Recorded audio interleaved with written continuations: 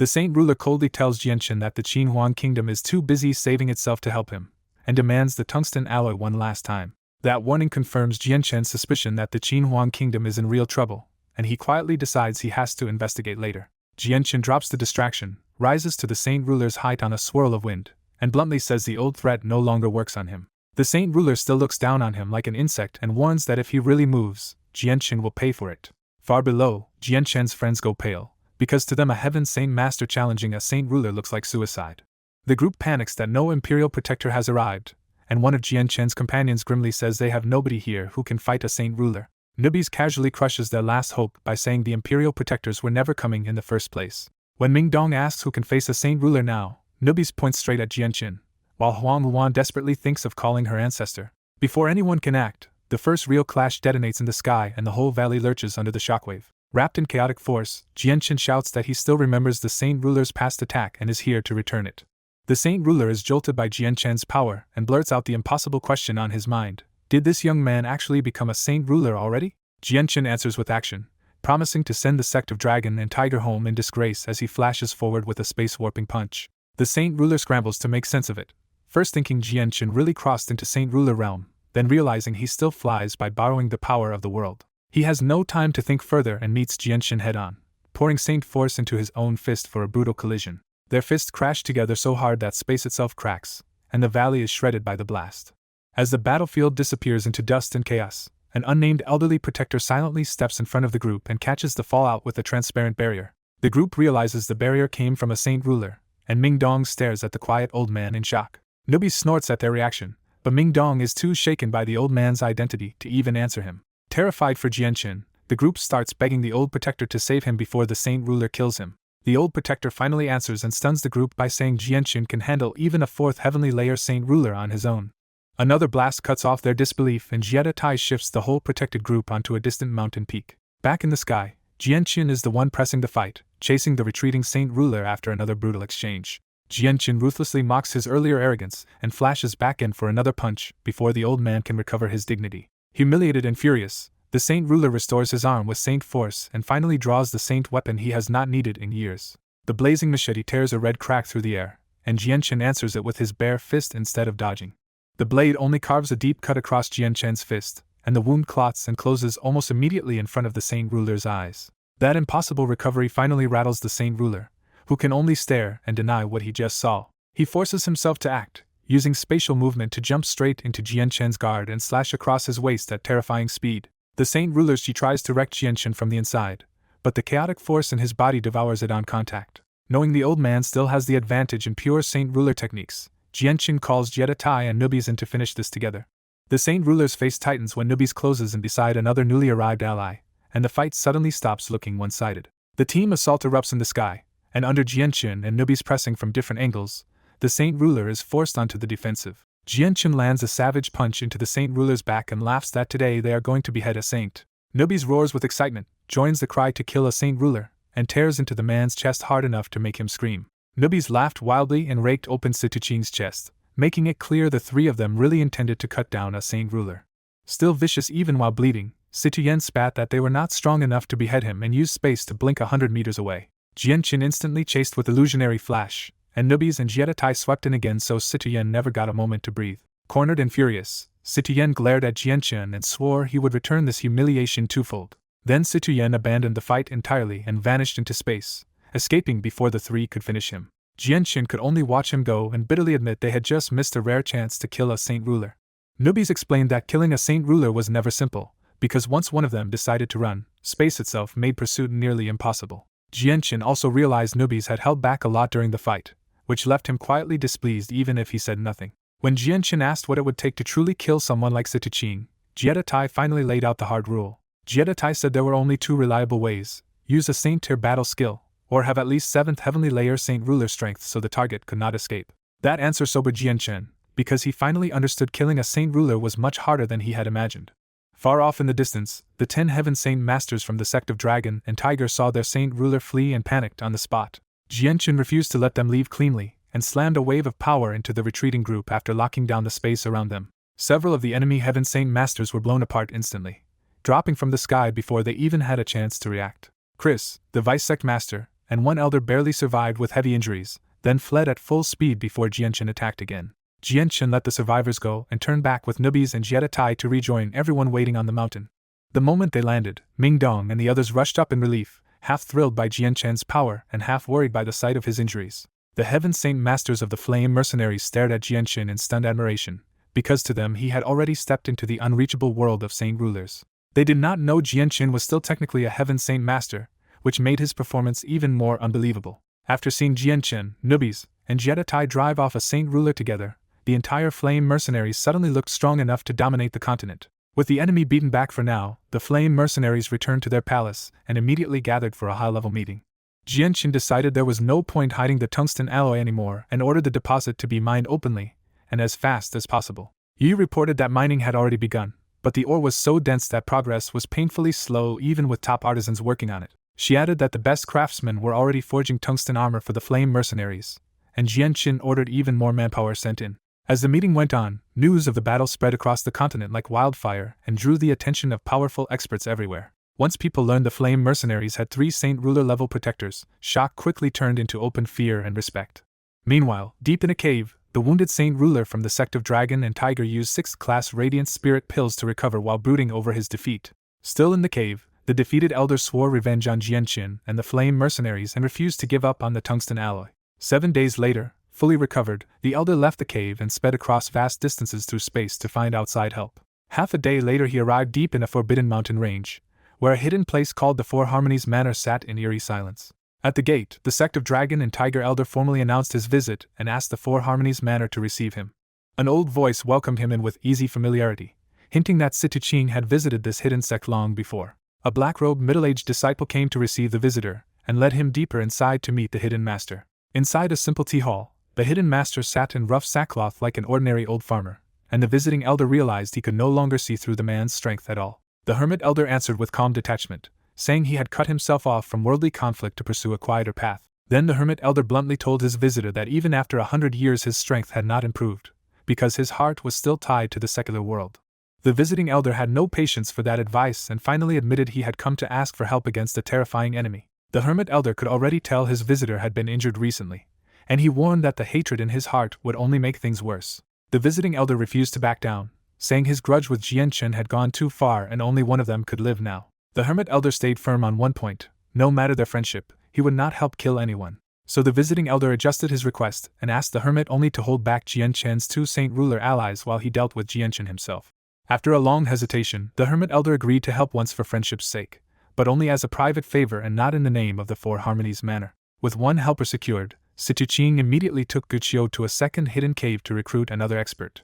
In the torchlit cave, a blue-robed elder named Baihai sat atop a giant boulder in deep meditation and did not even seem surprised by their arrival. Situching greeted him and learned Baihai had fully recovered long ago, which meant this hidden expert was ready to move immediately. When Situching called in the life debt from 30 years ago, Baihai accepted without argument and asked only for the target's strength and the timing. Even Situching hesitated for a second before spending that precious favor on Jianchen, but his fear of Jianchen's talent finally won out. He told Baihai the enemy was just a junior who should die easily, and he wanted to move at once before Jianchen grew any stronger. Baihai agreed immediately, but when Situching invited him to join the sect of Dragon and Tiger afterward, Baihai shut that idea down at once. His reason was chillingly simple. Baihai had enemies so frightening that even Situching blanched at the thought of bringing that danger back to his sect. Back on Jianchen's side, the 3 defenders spent the next few days guarding the Flame Mercenaries and waiting for the sect of Dragon and Tiger to strike back.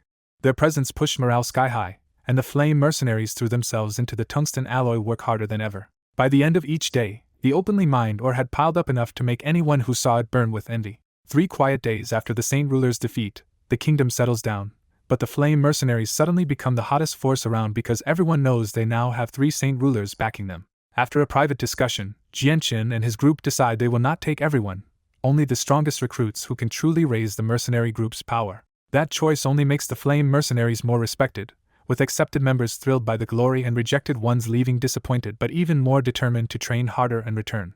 The boom keeps growing fast, drawing in wave after wave of Earth Saint Masters and even 3 Heaven Saint Masters, all because Saint Rulers are still overwhelming symbols of power on the continent. By noon, Jianchen is in the former king's luxurious bedroom, calmly teaching Bai Lian about cultivation so her future path stays as smooth and steady as possible. Their lesson is interrupted when a guard announces that alchemist Hyun has come to see Jianchen. Hyun steps in looking worn to the bone, and his condition alone shows how brutally hard he worked to finish Jianchen's assignment. With visible relief, Hyun reports that he successfully refined the 10,000-year geofruit into 2 pills and presents them to Jianchen in a wooden box.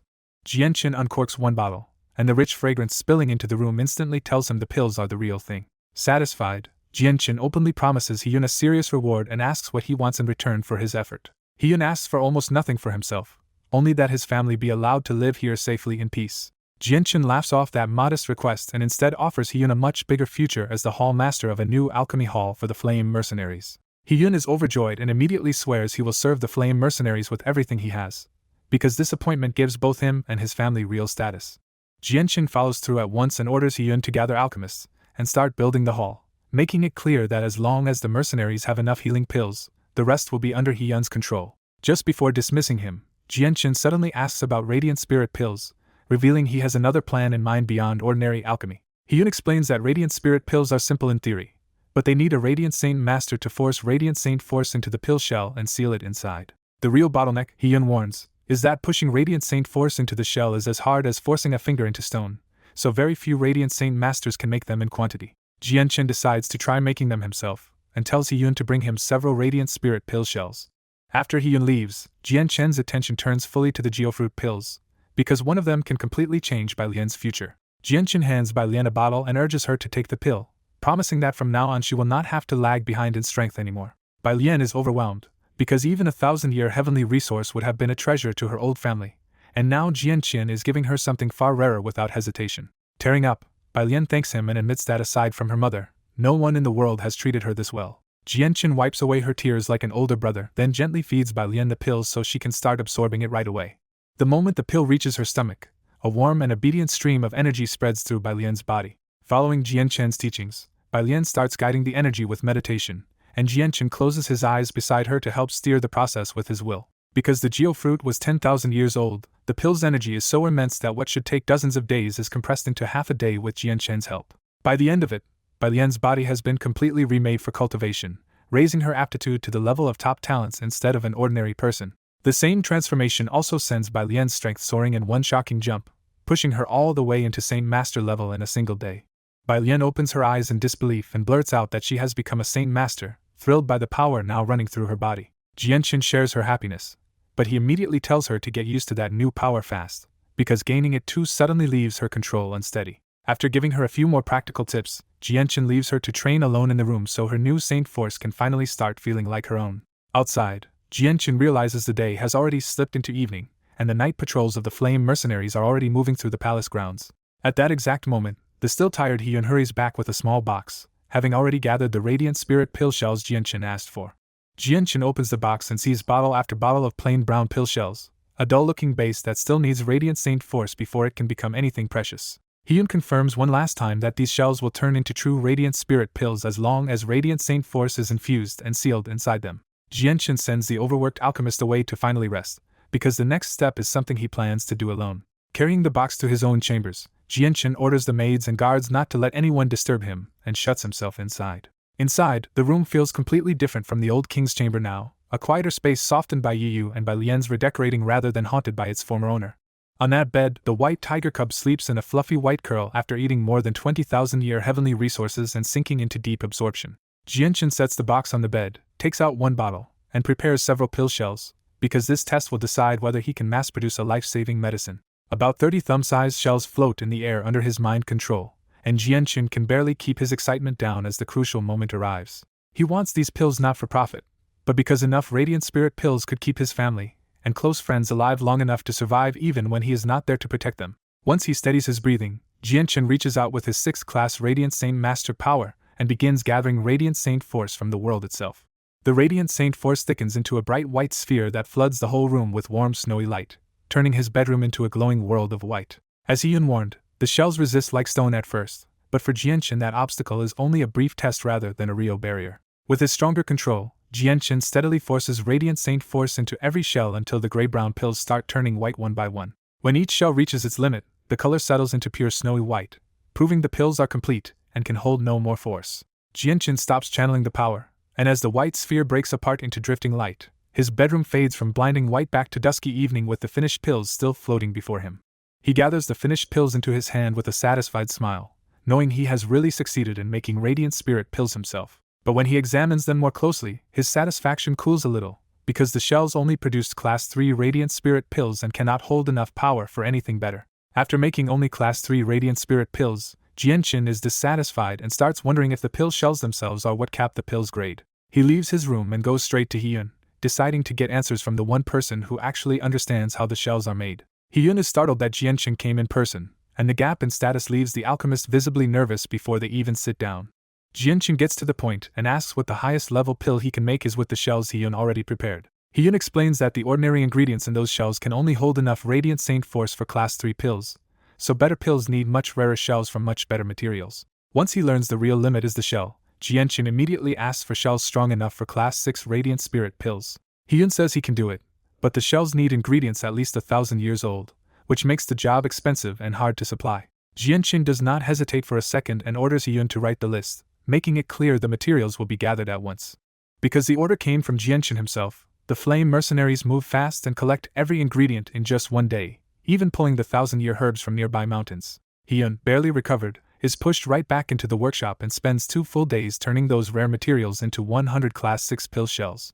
The moment the new shells are delivered, Jianqin seals himself in his room again and starts infusing them with radiant saint force. Class 6 pills prove far tougher than Class 3 ones, and after the same amount of work that once made 30 lower pills, Jianqin can only finish 3. Half a day later, Jianqin finally holds 3 thumb-sized Class 6 radiant spirit pills and feels a rare bit of satisfaction.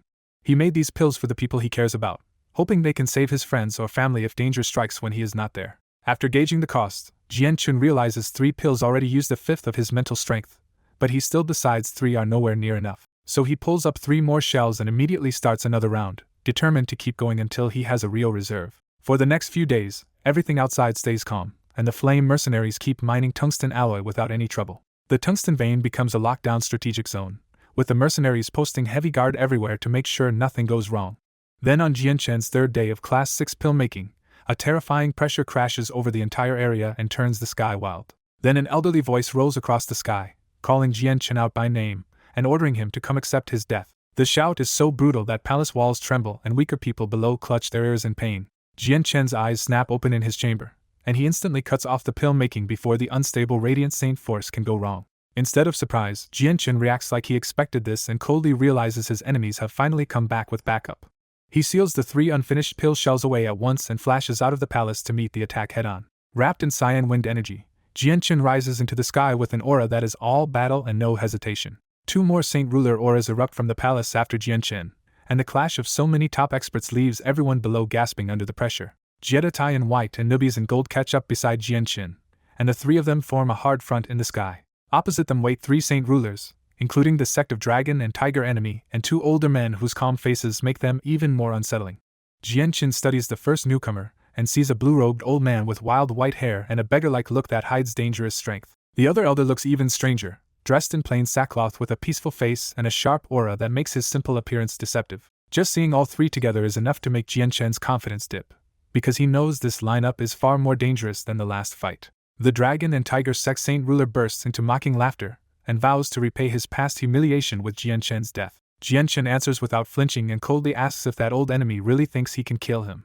Jiedatai leans in with a grim warning that he cannot read the other 2 elders at all, which means they are stronger than the old enemy. Nubis reads the enemy lineup more clearly and warns that the blue-robed elder is 5th heavenly layer while the sackcloth elder is an even worse 6th heavenly layer Saint Ruler. That reveal hits hard, because Jianqin immediately understands the gap is too big to brute force his way through. Without drawing attention, Jianqin crushes a jade stone behind his back, silently sending out a hidden call for help. Jiedatai says what both of them know now and asks Jianqin what they can possibly do against opponents this far above them.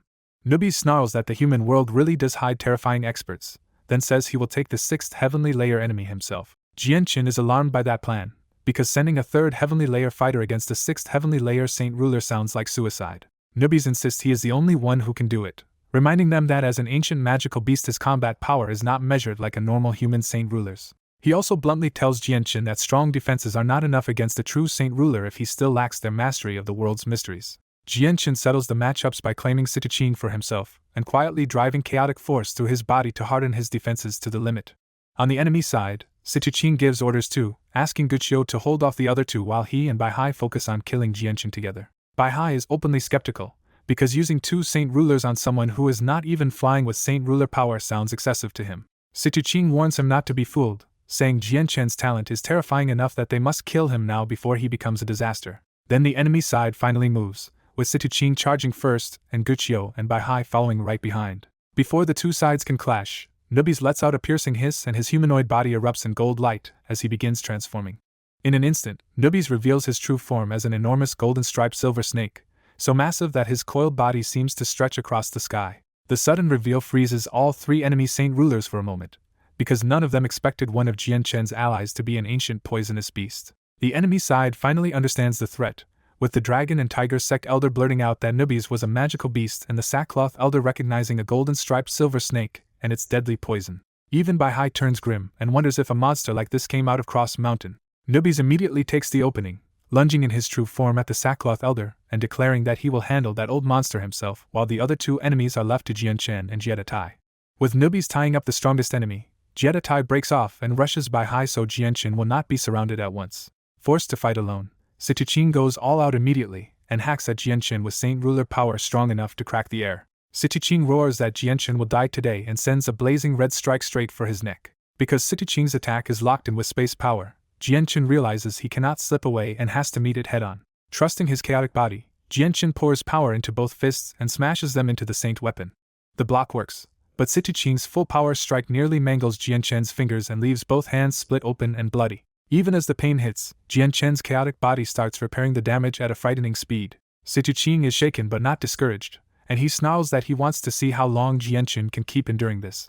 At the same time, Nubis wraps his huge golden snake body around Guqiu and seals him from sight inside a living prison of coils. A violent burst finally blasts Nubis' coils apart, and great poison spills out across the sky in every direction. The poison is so fierce that even the Saint Rulers feel dizzy after one breath, and they instantly stop breathing around it. Down in the city, ordinary people drop where they stand, and the noisy streets turn into a frighteningly silent ghost town. Inside the palace, Bai Lian and Yu collapse at once, while the Earth Saint Masters desperately clamp their noses shut. Tai Ta is the only one down there who looks completely unaffected, still staring blankly at the battle overhead. Ming Dong snaps at him to cover his face, but Tai Ta can only ask in confusion whether there is really poison at all. Back in the sky, Nubis inhales the entire poison cloud himself, and clears the battlefield in one pull. Once the haze is gone, Guqiu is finally exposed looking badly poisoned, his face ashen and black smoke still leaking from his body. Guqiu opens his eyes, now unnaturally white, and admits Nubis' poison is every bit as terrifying as the legends claim. Nubis hisses that Guqiu may suppress the poison, but he still will not be getting past the great Nubis today. The 2 monstrous fighters crash back into each other, their poison-shrouded battle dragging farther and farther away from everyone else.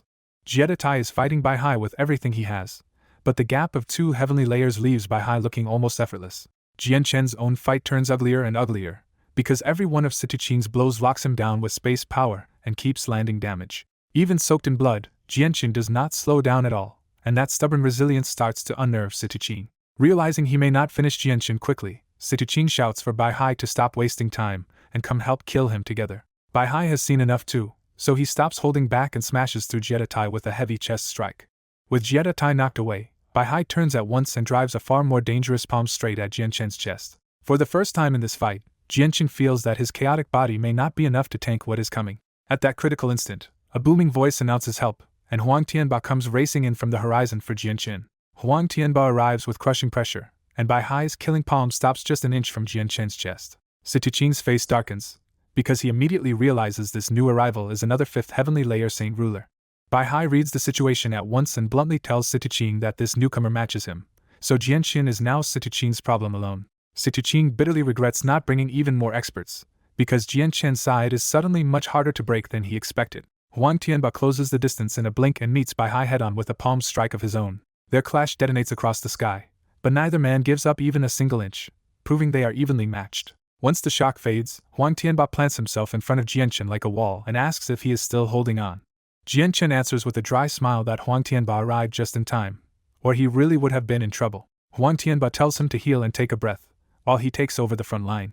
Even Huang Tianba is startled when he looks over and realizes Jianchen's other helper can truly hold Guqiu in a fierce deadlock. Huang Tianba's arrival forces a tense pause in the sky, and Jiedatai uses that brief opening to come back badly hurt, pale from the chest blow Bai Hai just gave him. Situchin coldly greets Huang Tianba as an old acquaintance, and notes that he has already climbed to the 5th heavenly layer.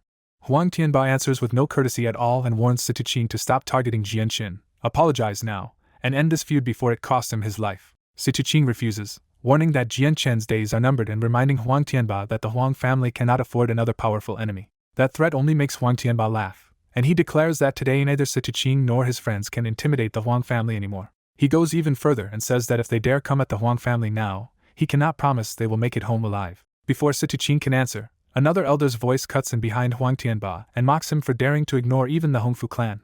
2 black-robed elders suddenly appear only 10 kilometers away, proving Huang Tianba just picked up even more trouble. Huang Tianba's expression sinks at once, because he recognizes the newcomers and knows this standoff has just gotten worse. One of the Hongfu elders says they arrived 2 days ago to watch from the sidelines, but Huang Tianba's arrogance made them decide to step in and test him themselves. To seal the challenge, the elder crushes a jade stone and lets the pieces fly off in the wind, sending a clear signal that the conflict is about to widen. When the black-robed elder crushes a jade signal stone, Huang Tianba instantly realizes the Hongfu clan came prepared with reinforcements. Jin Tian openly declares that the Hongfu clan has joined the Yan family by marriage, so they invited Yan Nan to claim the tungsten alloy together. The Hongfu brothers do not hide their greed at all, admitting they came because a mountain of purple gold would still be worth less than this tungsten alloy deposit. Huang Tianba warns them that grabbing the deposit is madness because Jianqin is also an imperial protector of the Qin Huang kingdom. Jin Tian dismisses that threat on the spot, saying the Holy Empire's turmoil has already dragged Qin Huang into a crisis of its own. Before the argument can settle, a massive new pressure crashes into the sky as Yan Nan himself arrives beside the Hongfu brothers. Huang Tianba tells Yan Nan to stay out of this, warning that the tungsten alloy will burn anyone who tries to hold it without enough strength. Situchin immediately jumps on the chance to form a larger alliance, offering to split the deposit with Yan Nan and the Hongfu clan if they kill Jianqin together. The Hongfu side agrees at once, and Yan Nan treats Jianqin like an afterthought as he pushes to start the fight before even more rivals arrive. Just as they move to lock him down, Jianqin suddenly interrupts and mocks Situchin for thinking this flimsy alliance is enough to decide his fate. Jianqin stops playing along and calls out to the hidden watchers directly, inviting every expert lurking nearby to show themselves. An elder's laughter answers from far away, praising Jianqin as the king of mercenaries for noticing even hidden saint rulers. 2 white-clothed figures materialize 10 kilometers away, and 3 more elders appear right after them, instantly wrecking Situchin's confidence. One of the new elders calmly calls for the rest to stop hiding too, and soon more than a dozen saint rulers are hanging across the sky around everyone. The battlefield changes completely as Situchin realizes many of the newcomers are at least 6th heavenly layer saint rulers. Even Nubis and Gucho stop fighting at once, because this is no longer a private feud but a gathering of terrifying top experts. Back in human form, Nubis returns to Jianqin and quietly warns him that one of the hidden powers is even at the 7th heavenly layer. Jianqin stays calm anyway, admitting the tungsten alloy has become a blazing target but insisting he and Huang Tianba are not easy prey. That confidence catches Nubis off guard, but on the other side Gucho returns to Situchin looking ashen from the golden-striped silver snake poison still eating at him. Situchin tells Gucho to purge the poison immediately, because in that weakened state even a much weaker saint ruler could beat him. Once the crowd settles, a white-robed elder introduces himself as Mo Ziming of the Divine Sword sect, with Jian Su beside him, and Jianqin respectfully returns the greeting. Huang Tianba is shaken to hear that even the ancient Divine Sword sect has come, because their history reaches back farther than most ancient clans. Then an elegant man from Baihua City steps forward, and one after another the gathered experts reveal their names and the terrifying powers backing them. Even with their lofty status, the newcomers stay polite because they already know Jianqin is a monstrous talent who can now fight at Saint Ruler level. Jianqin cuts to the point and asks if they all came for the tungsten alloy, forcing the hidden contest into the open. Bai Yan answers first, asking for 20% through trade, and the Divine Sword sect quickly makes the same request. More factions pile on with demands for 10 or 20% each, proving nobody can seize everything cleanly anymore, so everyone is trying to bargain instead. Jianqin's face turns grim, because if he agreed to every polite request, there would be nothing left of the deposit for him at all. At that exact moment, a teasing female voice calls him little brother Jianqin, and the familiar tone makes him whip around in alarm. 3 more figures fly in, led by Tianmu Ling in a striking red robe, with an elderly man and woman quietly flanking her. Jianqin recognizes Tianmu Ling from the gathering of mercenaries, and she happily admits she never expected him to become strong enough to battle saint rulers. Jianqin wryly gestures at his own battered condition and says fighting saint rulers has mostly meant getting beaten bloody. Tianmu Ling jokes that he should stick with her instead, promising that no saint ruler would dare bully him under her protection. Her casual confidence makes Jianqin study the elders beside her, and he realizes her backing must be monstrously strong. Nubis confirms the danger in a low curse, revealing that the old man is at the peak of saint ruler, and the old woman is at the 8th heavenly layer. The power gap hits Jianchen hard, because he now knows Tian Muling brought an 8th and a 9th heavenly layer expert to this fight. Tian Muling immediately clings to her great-grandparents, and sweetly demands that they help Jianchen. Jun Moheo agrees on the spot, saying they will help as long as Jianchen is willing to compromise with the Tianmu clan. Wan Yanhong takes the teasing even further, approving Jianchen as a handsome and talented match for Tian Muling until the embarrassed girl protests. Once the teasing dies down, Tian Muling cheerfully waves Jianchen over and promises her grandparents will protect him. Jianchen does not move blindly, and instead asks the real question, did the Tianmu clan also come for the tungsten alloy? Wan Yanhong answers bluntly that Jianchen cannot hold the deposit alone, so the Tianmu clan wants half and will handle the rest of the trouble for him. The moment the Tianmu clan is named, the whole sky shifts, because even the hidden experts know this is one of the truly ancient families. Huang Tianba quietly explains that the Tianmu clan is powerful enough to have a saint king overseeing it, and that word alone shocks Jianchen. Even Nubis is impressed now, comparing the Tianmu clan to the kind of ancient family that can challenge the continent's most feared powers. Huang Tianba still warns Jianchen not to hand over a single scrap, but Tianmu Ling counters with a sweet voice and a hard truth: treasure without power only paints a target on his back. No one else dares interrupt, because every faction here is still weaker in status than an ancient family even if nobody wants to give up the alloy. Then another elder's voice cuts through the sky, and 2 old men walk in through the air to meet the Tianmu clan head-on. Grandma Wang names them as the Aoyun clan, and Huang Tianba is thunderstruck that a second ancient family has appeared over the same treasure. Nubis grimly adds that the Aoyun side brought a 7th and a 9th heavenly layer expert, which means this dispute has fully become a clash between ancient families. The Aoyun elders admit they also came for the tungsten alloy, but Wan Yanhong coldly declares the Tianmu clan already took half and left only Jianchen's half untouched. That only makes the Aoyun side more overbearing, and one elder turns to Jianchen and orders him to hand over his remaining half to them on matching terms. Tianmu Ling snaps back at them for trying to strip Jianchen clean, saying it is shameless for an ancient family to leave him with nothing. One Aoyun elder explodes at being challenged by an Earth Saint master and spits out naked killing intent at Tianmu Ling. Jun Moheo steps in at once and unleashes the pressure of a peak saint ruler, warning the Aoyun clan that if they touch even a hair on Tianmu Ling, they can forget about going home. The Aoyun clan refuses to back down, and as one elder declares they do not fear the Tianmu clan, he quietly pulls out a jade stone to call for more support. Jun Moheo coldly warns the Aoyun clan that if they dare bully Tianmu Ling, he and Wan Yanhong will leave their bodies here. The 2 Aoyun saint rulers swallow the humiliation because they know provoking both elders for Tianmu Ling's sake could drag their whole clan into trouble. One Aoyun elder turns on Jianchen instead and demands half the deposit, trying to pressure him with the ancient clan's name. Jianchen flatly refuses and says he will not hand any tungsten alloy to the Aoyun clan. Even after another elder warns him to think about the consequences, Jianchen does not bend. Tianmu Ling tries to reassure him that the Tianmu clan will back him up if the Aoyun clan pushes too far. Jianchen thanks Tianmu Ling but insists he can protect the ore himself, then offers the Tianmu clan a share only after everything is fully excavated. His answer stuns Jun Moheo and Wan Yanhong, and even the Aoyun elders laugh because the Tianmu clan never actually secured half the deposit. Tianmu Ling finally snaps and scolds Jianchen for throwing away the help that was keeping at least half the tungsten alloy in his hands. Seeing the ancient clans circling the ore, Situchin gives up on claiming it, and instead urges everyone to kill Jianchen so the deposit can be divided afterward. The Aoyun elders openly approve that ugly plan, showing they would rather see Jianchen dead than negotiate with him. Situchin immediately starts assigning targets. Guqiu goes after Nubis, Jin Tian and Jin Feng take Huang Tianba, and he joins Bai Hai to kill Jianchen himself. One Hongfu clan saint ruler steps out against Huang Tianba and declares that their 1,000-year feud ends today with the Huang family wiped out. Then Jin Tian draws a glowing longsword ruler armament, and the instant it appears the whole area brightens under its terrifying pressure. The sight hits Jianchen hard, because a ruler-class sword can withstand chaotic force and is exactly the weapon he has been desperate to find. Jianchen silently vows that no matter what happens, he has to take that ruler armament for himself. Jin Feng follows by producing a massive spear ruler armament, making it clear that both Hongfu's saint rulers came fully armed. With Nubis tied up by Guqiu, Situchin and Bai Hai finally rush Jianchen together to finish him off. The Aoyun elders stay on the sidelines on purpose, planning to let Situchin do the dirty work so the ore can be fought over after Jianchen dies. Tianmu Ling panics and begs Jun Moheo and Wan Yanhong to save Jianchen, because she knows he cannot survive 2 saint rulers at once. Jun Moheo refuses, saying Jianchen chose greed over their protection and now has to bear the consequences himself. Tianmu Ling can only watch and regret as Situchin and Bai Hai close in and shout for Jianchen to die. At the last instant, the space around Jianchen, Situchin, and Bai Hai freezes solid and locks all 3 in place. A space gate tears open beside Jianchen, and a white-robed middle-aged man steps out as calmly as if he owns the world around him. The newcomer is Tian Jian, Mingdong's uncle and mercenary city's grand elder, and Jianchen immediately bows in respect.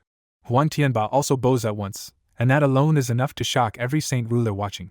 Everyone quickly realizes what that means, because opening a space gate like this is a power only a Saint King can wield. Jin Tian and Jin Feng turn grim when they see Huang Tianban knows the Saint King, because that is terrible news for the Hongfu clan. Jetta Tai is rattled too, because a Saint King behind Jianchen means even ancient families cannot push him around lightly. Freed from the frozen space at last, Situching and Baihai stop dead instead of attacking, and Situching looks especially terrified. Tianjian casually surveys the battlefield, notices the ground below, and realizes the whole conflict started because a tungsten alloy deposit lies under these mountains. Jianchen seizes the chance and asks Tianjian to judge fairly, explaining that he discovered the tungsten alloy first but lacks the strength to keep everyone off it himself. Tianjian answers with one simple order and tells all the gathered saint rulers to leave at once. The order clearly puts Tianjian on Jianchen's side, and none of the saint rulers dare answer him like an equal. Jun Moheo still speaks up for the Tianmu clan, arguing that they did not come all this way to walk away from the tungsten alloy empty-handed. The Aoyun clan also refuses to back off, and one elder even proposes splitting the deposit 3 ways between the Aoyun clan, the Tianmu clan, and Tianjian. Tianjian's expression cools, and he makes it clear he will not repeat himself a third time. Tianjian's hard line finally lets Jianchen breathe a little, because he now has someone strong enough to face both ancient families for him. The Aoyun elder decides this has gone beyond them, and crushes a jade stone to call someone even higher from his clan. Jun Moheo and Wan Yanhong exchange a look, admit the two of them are no longer enough, and summon their own clan's top support as well. Almost instantly, 2 new space gates open in the sky, proving that the people answering those summons can cross impossible distances at once. Before anyone even steps out, the terrifying auras pouring from those gates crush the battlefield so hard that saint rulers go pale and Jianchen's body locks up again. 2 space gates rip open above the battlefield, and 2 ancient clan saint kings arrive with a much heavier pressure than Tianjian ever showed. The 2 elders from the ancient clans land in front of their people like immortal figures, and their subordinates immediately bow and explain the fight over the tungsten alloy. The other hidden saint rulers instantly lose any greed for the tungsten alloy and back away, realizing this has become a clash far above their level.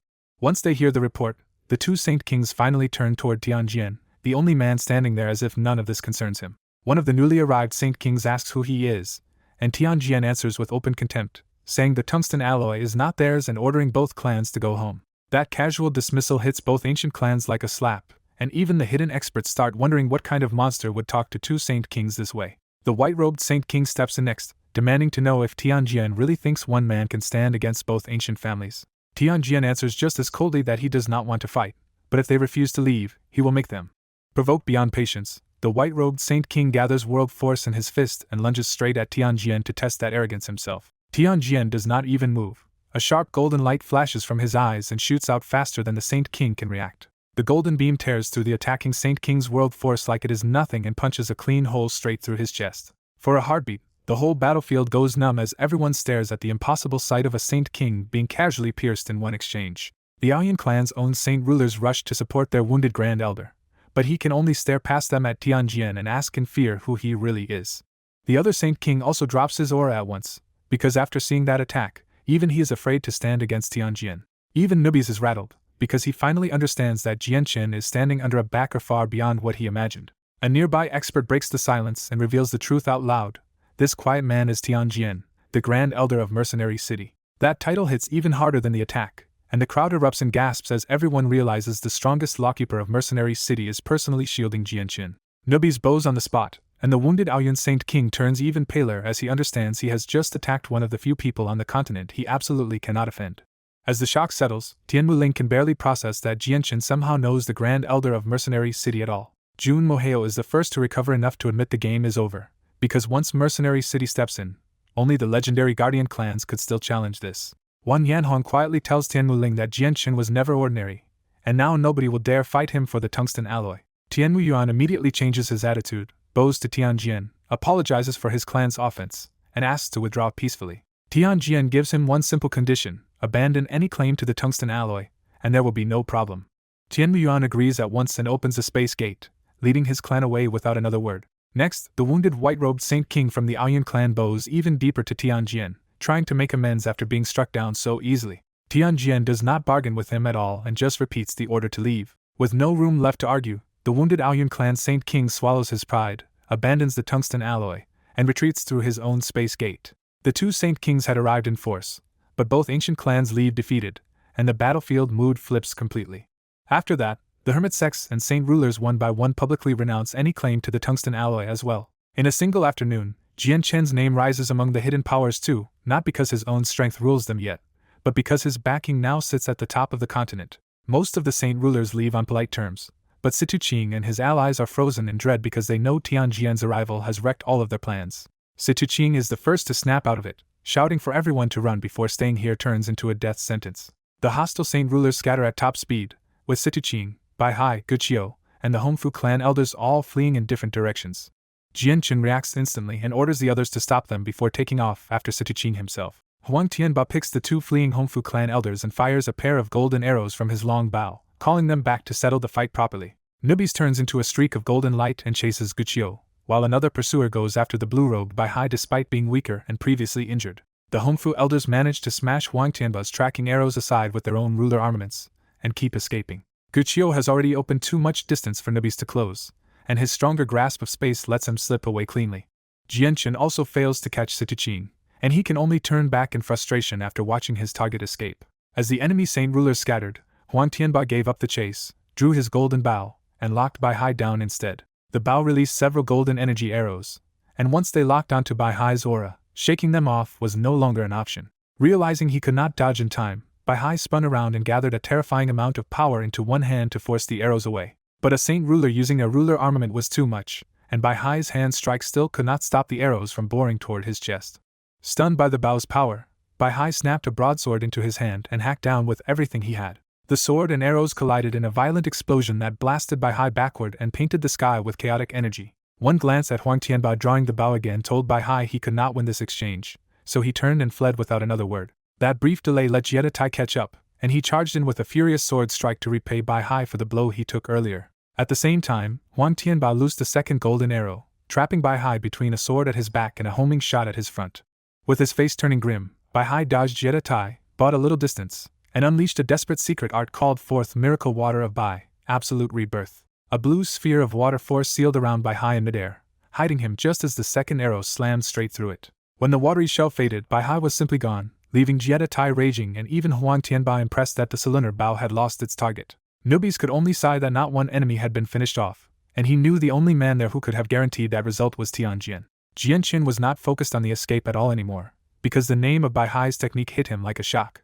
He remembered that the Bai family's Miracle Water of Bai was only supposed to have 3 layers, so hearing a fourth made his whole body shake with a terrifying possibility. Jian Qin abruptly turned to the others and demanded the blue-robed saint ruler's name. When Jietai said the man was called Bai Hai, Jian Qin went pale, convinced this could not be a coincidence anymore. Seeing Jian Qin so shaken, Huang Tianba offered to help him fight Bai Hai later, confident that a man without a ruler armament would lose against them together. Jian Qin could only shake his head, too excited and too nervous about Bai Hai's possible identity to explain himself yet. Tianjian's calm voice finally pulled Jian Qin back to the present. Jian Qin immediately thanked Tianjian, because without him the tungsten alloy deposit would have been lost today. Tianjian then revealed the real secret inside the vein. At the center of the tungsten alloy was an origin essence that could help a 9th heavenly layer Saint Ruler break through to Saint King. The idea of a treasure that could push a Saint Ruler towards Saint King hit the group hard, and even Jian Qin and newbies looked genuinely shaken for a moment. One ally immediately pointed out the real danger. Once word spread, greedy enemies might stop attacking in the open and start plotting in secret, and that warning made Jian Qin tense up again. Jian Qin had not thought that far ahead, and the warning immediately put him back on edge. Tianjian eased that fear by explaining that the tungsten alloy around the origin essence had been strengthened to such an extreme degree that even he could not break it open. That explanation finally loosened the pressure, because if even Tianjian could not break the tungsten alloy, the treasure below seemed safe for now. But Jian Qin immediately spotted the bitter catch. If nobody could break the tungsten alloy, then he could protect the treasure but not use it. Tianjian simply told him not to obsess over it, because with Jian Qin's talent, reaching Saint King should not be an impossible dream anyway. Jian Qin accepted the advice on the surface, already treating the origin essence as a treasure that would have to wait. Then Ziying suddenly cried out inside his mind that the so-called origin essence was actually the origin force of the metal spirit, one of the 5 elemental spirits. Qingsuo chimed in just as excitedly, amazed that this world really did hold the power of the elemental spirits after all. Jian Qin quickly confirmed what they meant, asking if the hidden core below was truly the metal spirit's origin energy. Ziying confirmed it and told him that if he could absorb that power, his chaotic body would grow stronger again. That promise tempted Jian Qin immediately, but the same problem remained in front of him. The metal spirit's power was buried behind impossible tungsten alloy. After a brief silence, Ziying admitted that the surrounding metallized stone was too tough for Jianquan's current strength to break through. Qingsu gave the only real answer left. Jianquan would have to wait until the azulet swords were finally forged. The mention of the azulet swords only made Jianquan's head throb more, because he still lacked both the materials and the strength to forge them. In the end, Jianquan forced himself to let it go for now, telling himself the metal spirit's origin energy was not going anywhere. With the immediate danger settled, Tianjian announced that he was leaving. Jianquan hurried to invite him in for tea, knowing that hosting Mercenary City's Grand Elder would elevate the flame mercenaries' standing enormously. Tianjian politely refused, reminding Jianquan that he had only come to keep his promise and that the rest of the conflict was now in Jianquan's own hands. Huang Tianba took the final measure of the situation and said Tianjian's appearance alone should make the Hongfu clan break with the Yan family, leaving the sect of Dragon and Tiger and Hongfu clan weak enough for their side to handle. Tianjian slips away through a crack in space almost immediately, leaving everyone else stunned by how casually Mercenary City's Grand Elder intervened for Jianquan's side. Huang Tianba points out the obvious upside. With Tianjian backing them and the tungsten alloy secured, their biggest danger should finally be over. Jianquan answers with a forced smile because his mind is still stuck on the metal spirit inside the tungsten alloy and on the blue robe Bai Hai. He pushes that worry aside, tells everyone to head back into the city, and says the end of this crisis deserves a celebration. Before they leave, Jianquan hands Jiedatai a bottle with 5 Class 6 Radiant Spirit pills so he can treat the heavy injuries Bai Hai left him with. Jiedatai immediately swallows 2 pills and carefully stores the other 3, showing just how badly he was hurt. Once they return inside the city, the people poisoned by newbies are already waking up, because he had diluted and withdrawn most of the toxin before it could turn lethal. The whole city is still in uproar, with crowds trading excited stories about the Saint Ruler battle and terrified draft beasts clogging the streets. When Jianquan walks back into the palace covered in blood, his friends and the flame mercenaries rush him all at once in alarm. Their panic makes it clear how much everything now rests on him, because everyone knows the flame mercenaries stand or fall with Jianquan. Jianquan raises a hand to quiet them and says his injuries are only superficial, then drops the news everyone wanted to hear. No one will dare fight them for the tungsten alloy now. That promise instantly flips the mood, and the courtyard breaks into relieved celebration. Jianquan does not let the excitement linger and orders people into the city to restore order while the streets are still in chaos. Back in his room, Jianquan washes off the blood and finds that the chaotic body has already erased every wound without leaving even a scar. He quietly marvels that injuries which once would have left him bedridden for days now heal almost instantly. After changing into fresh robes, Jianquan walks out to find Ming Dong and the others waiting, and they are stunned by how healthy he already looks. Ming Dong blurts out the question everyone is thinking, because Jianquan had been drenched in blood only moments ago, and there is no way Situ Qing should have suffered that much instead. Jianquan dodges the explanation and announces something more urgent. Now that the tungsten alloy crisis is settled, he has to return home to confirm an important family matter. Bai Lian immediately sours at the thought of him leaving again so soon after finally returning. Jianquan's solemn answer makes her realize this is not a casual trip, and she can only ask him to come back soon. With the fighting finally over, Jianquan sets out for the Jessen Kingdom with Nubis and the still sleeping white tiger cub in his arms. He brought Nubis along on purpose, because leaving that arrogant, bloodthirsty snake behind unsupervised felt like asking for trouble. As they cross the sky, Nubis admits even he is shocked that Jianquan has ties to Mercenary City's Grand Elder, and he bluntly says that protection changes everything. Then Nubis' attention shifts to the cub, and his tone turns grim when he realizes Tianjian already knows the white tiger is the winged tiger god. Nubis warns that any human powerhouse should covet a young winged tiger god, because once it matures it could become an unstoppable force on the continent. Jianquan reassures him that Mercenary City's top elders already know and still chose not to seize the cub, even feeding it valuable heavenly resources instead.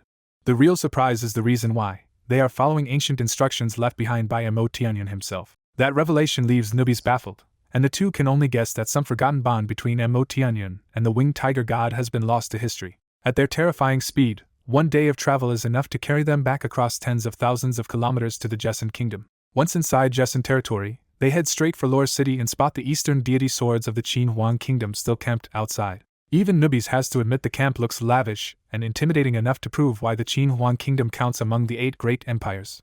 Jianquan flies directly into Changyang Manor without hiding his aura, and the experts inside react instantly. 4 Heaven's Saint Masters rush out and surround them before they fully realize Jianquan is the one who has returned. Their hostile surround instantly brings out Nubis' killing intent, and he looks at the Heaven Saint Masters with contempt like they are ants. Jianquan quickly grabs him and warns that this is his home, trying to stop a disaster before it starts. Nubis backs down just enough to sneer instead, demanding that these little ones stop offending the great Nubis in his own style of arrogant self-importance. The moment they recognize Jianquan, the encirclement breaks and the 4 men greet him with full respect as the imperial protector. Their attitude has changed because word of the flame mercenaries' battle spread ahead of him, and they already know Jianqin is now a saint ruler. Chang Wuji starts to inform the family, but Jianqin stops him and says he wants to see his mother first before meeting his father. Chang Wuji accepts that at once and moves off to prepare a banquet for Jianqin's return instead. Jianqin dismisses the Qinhuang experts to rest, and they obey without hesitation. Before dealing with his family, Jianqin settles newbies into a guest room with servants ready to attend him, making sure the dangerous guest is contained inside the manor. Only after arranging that does Jianqin leave to go see his mother. Jianqin heads straight for Bai Yuntian's room, dismissing the maids at the door so he can speak with his mother in private. Bai Yuntian rushes out in a white satin robe, overjoyed that her son finally came back. Seeing her softens Jianqin at once, and he quietly apologizes for not staying with her more often. Bai Yuntian says she has been living peacefully, but her worry immediately turns back to how hard her son keeps pushing himself. She asks about the shocking rumor that a saint ruler from the sect of Dragon and Tiger attacked, only to be beaten back. Jianqin confirms it and adds an even bigger reveal. The flame mercenaries now have 2 saint rulers backing them because of him. Bai Yuntian lights up with pride, then nervously presses him about the next rumor, that he himself became a saint ruler. He gives a careful answer. He is still a heaven saint master, but even weak saint rulers are no longer much of a threat to him. That answer leaves Bai Yuntian almost speechless, because to her, her son has already reached the level of legends. After that brief silence, Jianqin turns serious, and says he came back for one urgent reason connected to the Bai family. The moment he asks about the Bai family patriarch, Bai Yuntian's joy fades, and she admits the clan's old catastrophe happened when she was young, so she only knows the patriarch from a statue. Still, she tells him one crucial fact. The Bai clan's patriarch and only saint ruler was named Bai Hai. Hearing that name confirmed jolts Jianqin, because it matches the blue-robed man he has already seen in battle. Bai Yuntian catches the meaning in his reaction and asks if he has heard the patriarch's name somewhere else. Instead of answering directly, Jianqin pulls out brush and paper from his space ring and starts painting the old blue-robed man from memory. He shows her the finished portrait, but Bai Yuntian says the man in it is unfamiliar to her. When Jianqin presses her to compare it to the old statue, Bai Yuntian says the patriarch she remembers looked middle-aged, not like this elderly man. That mismatch leaves Jianqin deep in thought, and even the portrait slips from his hand. Bai Yuntian finally asks the question outright. Was the man Jianqin met possibly the Bai family's patriarch? Jianqin admits he really did meet a man named Bai Hai, but he still has to verify whether it is the same person. Bai Yuntian turns fiercely urgent and tells him to find out at all costs, because if that man is really their patriarch, the Bai family's hope is not dead yet. Jianqin decides on the spot and leaves immediately, while Bai Yuntian can only urge him to return safely and fast. Less than 2 hours after arriving at Changyang Manor, Jianqin and newbies are already gone again, too rushed even to let Changyang Ba see his son. Bai Yuntian stays outside her room watching the sky, torn between hope and dread over whether Bai Hai is truly the Bai patriarch. A moment later, Changyang Ba and several manor elders rush in excitedly, having heard Jianqin returned. Changyang Ba eagerly asks where Xiang is, only for Bai Yuntian to tell him he already left again on urgent business. He is plainly disappointed, but Bai Yuntian's seriousness makes it clear there was no joke and no time to spare. One elder quickly shifts to the question everyone came for and asks if Jianqin truly reached Saint Ruler level. Bai Yuntian proudly confirms that Jianqin can already fight Saint Rulers, and that answer sends the whole manor leadership into delighted disbelief. The elders erupt into celebration, already imagining Changyang Manor rising from a local clan into a name known across the continent. A day later, Jianqin and newbies return to the Heavenly Eagle Kingdom side, and Ming Dong's group immediately crowds around to ask what drove such a sudden trip. Ming Dong bluntly points out that Jianqin barely had time to stay anywhere before racing back. Bai Lian and Yu both press him too, worried something bad happened. Jianqin reassures them that this is actually a good matter, but he keeps the details to himself, and says he needs to speak with Huang Tianba and Jietai Tai first. He finds Huang Tianba and Jietai Tai in the garden playing chess, and Jianqin and newbies sit down with them to talk. While maids bring drinks and snacks, newbies happily devours the human delicacies like a man discovering a new treasure. Once the maids leave, Jianqin gets straight to it and asks the table if anyone knows how to find the blue-robed saint ruler Bai Hai. Jietai Tai says he has no way to track Bai Hai, because Bai Hai was as strong as he was and he never managed to leave any mark on him. Huang Tianba adds that his Lunar Bao locked onto Bai Hai's aura for a time, but some strange escape technique erased it completely. Jianqin looks to newbies for another option, and newbies immediately says he cannot track Bai Hai either because they never fought. But newbies does offer a lead. He can still sense the poison inside the ragged old saint ruler from the sect of Dragon and Tiger unless it has been fully neutralized. That gives Jianqin his answer. To find Bai Hai, they first have to force the sect of Dragon and Tiger's saint ruler to talk. Huang Tianba pushes the idea further and says Jianqin may as well finish that old grudge now, because the sect can no longer threaten them. Jianqin agrees without hesitation, because the sect's saint ruler already tried to kill him, and he has no intention of repaying that with mercy. He assigns Jietai Tai to stay behind, and sets out with only Huang Tianba and newbies for the strike on the sect. After a quick farewell to the others, Jianchen leads the two saint rulers straight toward the sect of Dragon and Tiger. Because the sect is not far from the Heavenly Eagle Kingdom, the three arrive quickly and see the sect grounds spread out below them. Hovering over the sect with a frosty stare, Jianchen openly calls for its saint ruler to come out and die. His challenge throws the entire sect into chaos as disciples pour out and stare up at the three intruders in alarm. Several experts fly up to confront them, and at their front, Sect Master Chris recognizes Jianchen instantly and turns deathly pale. At the sect of Dragon and Tiger, Jianchen coldly greets Chris like an old debt has come due, and the sect master instantly looks like he has seen death itself. The Heaven Saint Masters behind Chris go stiff when they hear Jianchen's name, because they already know he killed men like them with terrifying ease. Chris stammers out the real question, asking what Jianchen plans to do now that three powers far above them have shown up together.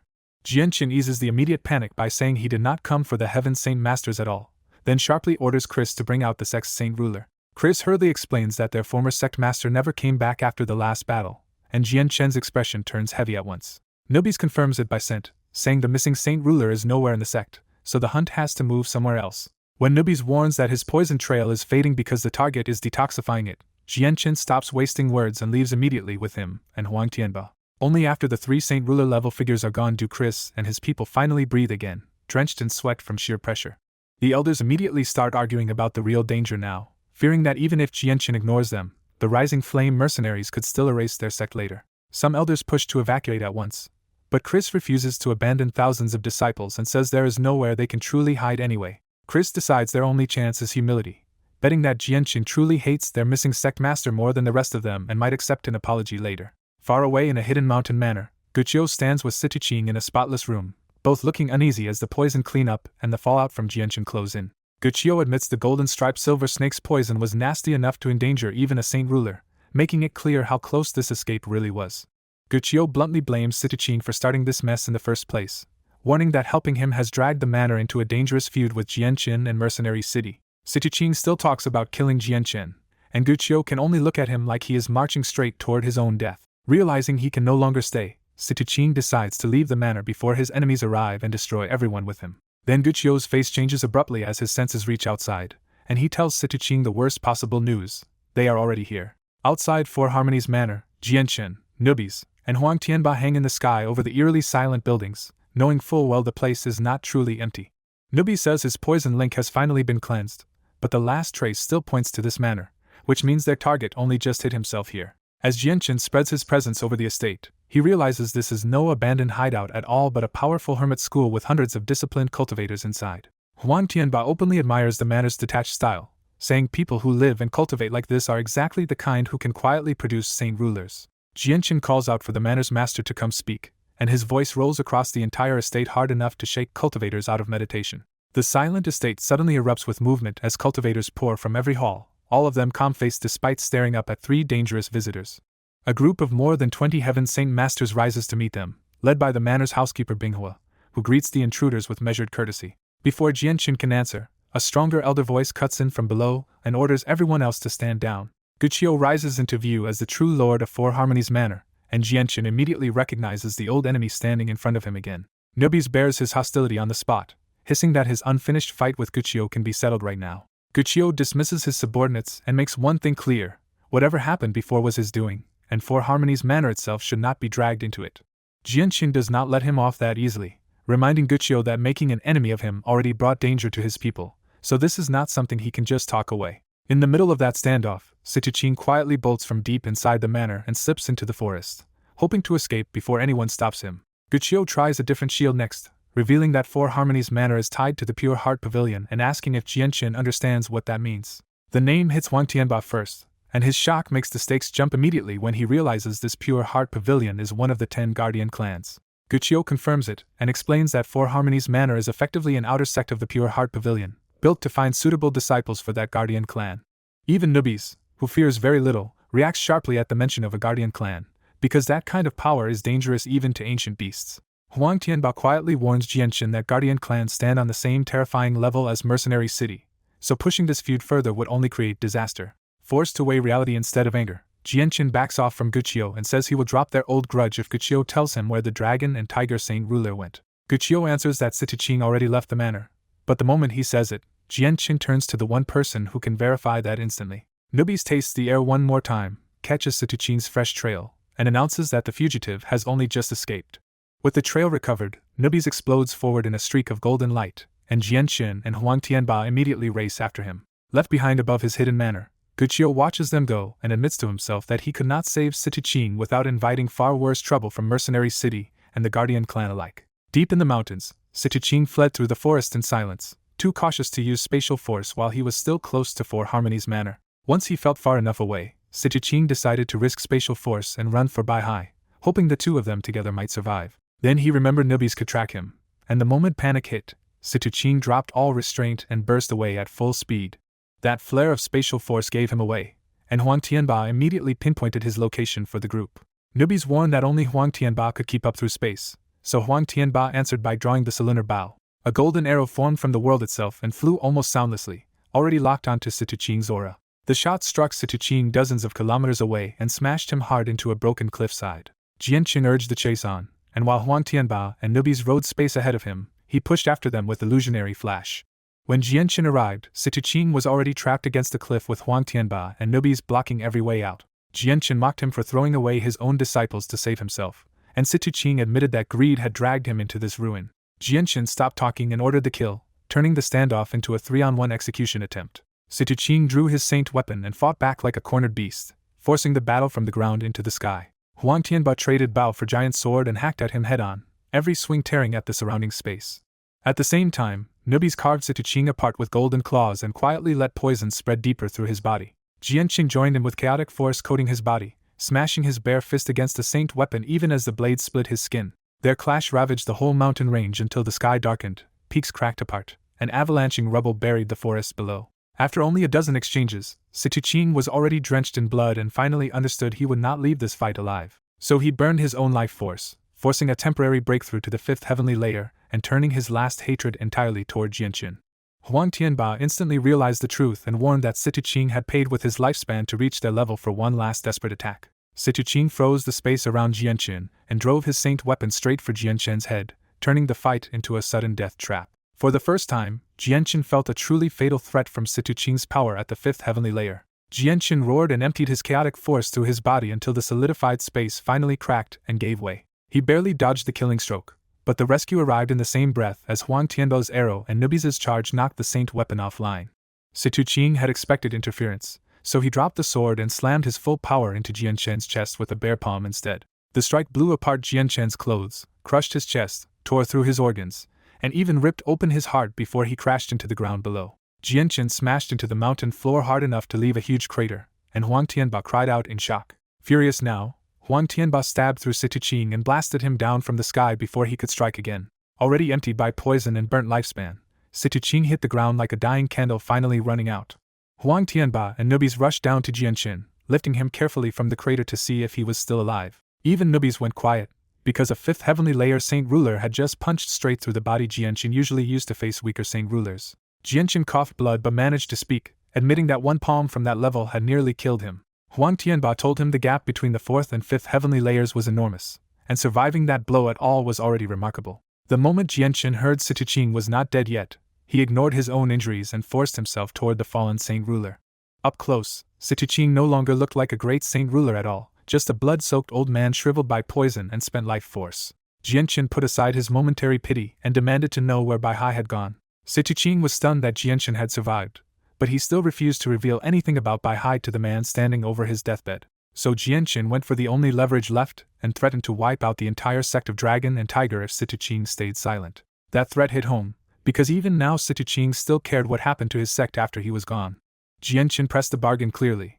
Tell him about Baihai, and the sect of Dragon and Tiger would be spared. After a long beat of hesitation, Situchin finally gave in for his sect's sake and agreed to talk. With his life almost gone, Situchin hands Jianqin a map and points him toward a hidden mountain cave where Baihai was supposed to be recovering. Jianqin studies the map and warns Situchin that if this is a trap, the remaining disciples of the Dragon and Tiger sect will pay for it. Situchin swears the map is real, admits he only used Baihai for protection, and says their alliance ended long ago, so Baihai's current presence there is no longer certain. Jianqin says he will believe him for now and promises to spare the Dragon and Tiger sect if the information proves true. At the very end, Situchin confesses his shame for abandoning his sect and asks Jianqin to leave his corpse in the wild as a final punishment. Situchin dies in front of them, and even Jian Chen's group falls quiet at the sight of a saint ruler ending like this. After a long pause, Jian Chen takes Situchin's space ring but ignores his last request and gives the dead saint ruler a proper burial instead. Once the burial is done, Huang Tianba asks what comes next, and Jian Chen answers without hesitation that they are still going after Bai Hai. They rest for half a day, and Jian Chen's wounds finish healing so completely that even his two saint ruler companions are left staring. Newbies bluntly says Jian Chen's body is absurd, because wounds that should take far longer are closing in only half a day. Huang Tianba agrees that Jian Chen's body is bizarre enough to make him look less human than a magical beast. Newbie says even magical beasts do not get a body this tough until far higher levels, and he admits he once suspected Jian Chen might be the ancient Bai war god Ergens. The name hits Huang Tianba hard, because he only knows Ergens from legend as the Bai clan's terrifying war god and a figure worshipped like a deity. Newbie scoffs that calling Ergens merely a saint emperor is already underselling him, because he stood on the same peak as 3 other world-shaking rulers. Newbies names the 4 beings who once stood above the world itself: Mo Tianyun of humanity, the winged tiger god of the beast clans, the sea god of the sea, and Ergens of the Bai clan. Newbie says those 4 had already gone beyond what a saint emperor could do, leaving Jian Chen and Huang Tianba openly shaken. Newbies goes further and recounts how the beast clans once fought the Bai clan, driving them from the Shoshin continent before Ergens led them toward the Tianyuan continent. Newbie says that when Ergens tried to seize the Tianyuan continent from humanity, Mo Tianyun appeared alone and forced even that war god back. After a century of human Bai war, Ergens gave up on Tianyuan and turned back toward the beast clans in one last push to reclaim old lands. That second war lasted 30 more years until the winged tiger god finally killed Ergens and broke the Bai clan for good. Newbie says the broken Bai clan fled to a vile continent and never returned to Tianyuan or Shoshin again, leaving Jian Chen and Huang Tianba reeling from how little humans know about their own world. Still rattled by the ancient history, Jian Chen fixates on one new mystery and asks about the sea abyss, because he has never even heard of a sea god before. Newbies explains that the world has 4 great races after all: humanity, magical beasts, the Bai, and the beings of the sea. When Jian Chen asks if the sea abyss really counts as a single race, Newbies confirms it, and says the beings under the sea are powerful enough to stand against humanity. Newbies says the sea race stayed hidden only because life underwater suits them, and they never joined the wars over land. He adds that in ancient times the sea race kept its golden age while humanity lost too many champions, so no one can say whether the balance is still the same now. Then Newbies reveals the worst part: the clash between Mo Tianyun, the winged tiger god, and Ergens damaged the world's laws themselves and made later breakthroughs far harder. Jian Chen and Huang Tianba are left slack-jawed, and Newbies cuts himself off there, saying this old truth is not helpful to dwell on right now. After another half-day of travel, the 3 finally reach the mountain range from Situchin's map, and Jian Chen's nerves tighten at the thought that Bai Hai might already be gone. He tells Huang Tianba and Newbies to stay in the sky while he checks the place alone, and Huang Tianba can tell this meeting means more to him than simple revenge. Jian Chen descends alone and quickly reaches a dark hidden cave, already feeling the weight of a possibility he can barely face. As he walks deeper inside, Jian Chen's calm outer face hides rising fear that Bai Hai may not be the man he hopes to find. Footsteps answer him from the dark, and Bai Hai finally emerges in blue robes with his hands behind his back. Bai Hai instantly guesses Situchin betrayed his location and coldly regrets not moving sooner. After sensing Huang Tianba and Newbies overhead, Bai Hai warns that even against 3 enemies he can still escape if forced. Jian Chen quickly says he did not come because of their last battle and begs Bai Hai not to misunderstand. Bai Hai asks why he came, and Jian Chen answers with a line that only makes the old man more confused. He came here for Bai Hai himself. To prove this is something deeper, Jian Chen takes out a thin manual and sends it floating over to Bai Hai.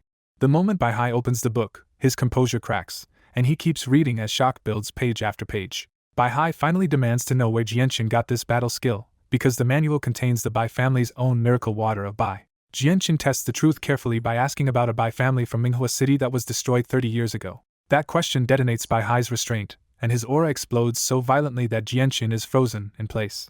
Bai Hai flashes in front of Jian Chen, grabs him, and demands to know who he really is and whether he had a hand in the Bai family's massacre. Outside, Huang Tianba reacts instantly and fires a golden arrow from the cylinder bow straight at Bai Hai. Bai Hai tries to use Jian Chen as a shield, but the ruler armament arrow bends around him and stays locked on its real target. Forced to abandon Jian Chen, Bai Hai knocks the arrow aside with his saint weapon, and the impact blasts the whole mountain apart. The cave mountain collapses under the backlash, and Jian Chen and Bai Hai are forced into the open sky above the wreckage. Huang Tianba and Newbies close into the dust with hostile auras, but Jian Chen immediately orders them to stop. Bai Hai sizes up both saint rulers at once and realizes that if they truly press him together, his only real option will be escape. Still furious, Bai Hai turns back to Jian Chen and demands the truth one last time.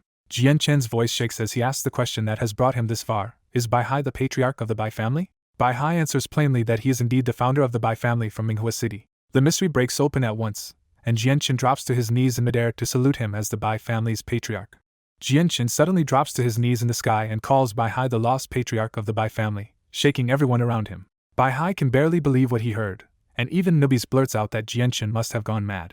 Jianchen explains that his mother came from the Bai family, so he carries Bai blood too. Bai Hai demands names and proof, because a saint ruler descendant from his family sounds impossible to him. Jianchen reveals his mother is Bai Yuntian, daughter of the acting Bai family head, and says he was not even born when the massacre happened 30 years ago. That age reveal hits even harder, because Bai Hai realizes Jianchen became a saint ruler before turning 30. Nubis is rattled too, privately comparing Jianchen to legendary monsters of talent, and deciding the white tiger's reappearance finally makes sense. Still desperate to believe it, Bai Hai asks one last time if Jianchen is truly his descendant. Jianchen invites him to Chanyang Manor to meet Bai Yuntian in person, and Bai Hai instantly agrees in overflowing excitement. Jianchen sends Nubis and Huang Tianba back to the Flame Mercenaries while he races for Jessun Kingdom with Bai Hai. Left behind in midair, Huang Tianba and Nubis trade stunned remarks about the absurd twist that Bai Hai turned out to be Jianchen's ancestor. They can only conclude the Bai family must have suffered a massacre too, then turned back toward Mercenary City. On the way home, Bai Hai grows too impatient to wait and tells Jianchen to simply point the direction while he handles the speed. Once Bai Hai uses spatial force, the whole world blurs into streaks, and Jianchen is stunned by how absurdly fast a true Saint King can travel. After only 4 hours, they cross several 100,000 kilometers and arrive at Chanyang Manor in Jessun Kingdom. Jianchen hides his aura so only the manor's strongest experts notice, and Chan Wuji comes out to greet him warmly at the entrance. Jianchen cuts the greeting short and heads straight for the flower garden, because his mother is there with his aunts. By the pond in the expanded flower garden, Ling Long and Yu Fengyan gently push Bai Yushuang to apologize for the way she treated Jianchen in the past. Bai Yutian promises to speak with Jianchen herself, and a frightened, remorseful Bai Yushuang begs for a chance to make things right. Right on cue, Jianchen calls out that he is back, and the whole group turns toward him at once. Bai Yutian, Ling Long, and Yu Fengyan brighten with pride at Jianchen's return, while Bai Yushuang forces a nervous smile instead. Before Jianchen can explain anything else, Bai Yuntian pulls him over and asks him to forgive his third aunt. Bai Yushuang swallows her pride and gives Jianchen a direct apology for her narrow-minded cruelty. Jianchen lets the grudge go, because keeping peace in the household matters more to him than punishing her now. The women are delighted that the family tension is over, and Bai Yushuang looks like a crushing weight has finally lifted. Then Yu Fengyan finally asks who the elder beside Jianchen is, and the question snaps him back to the urgent reason he came home.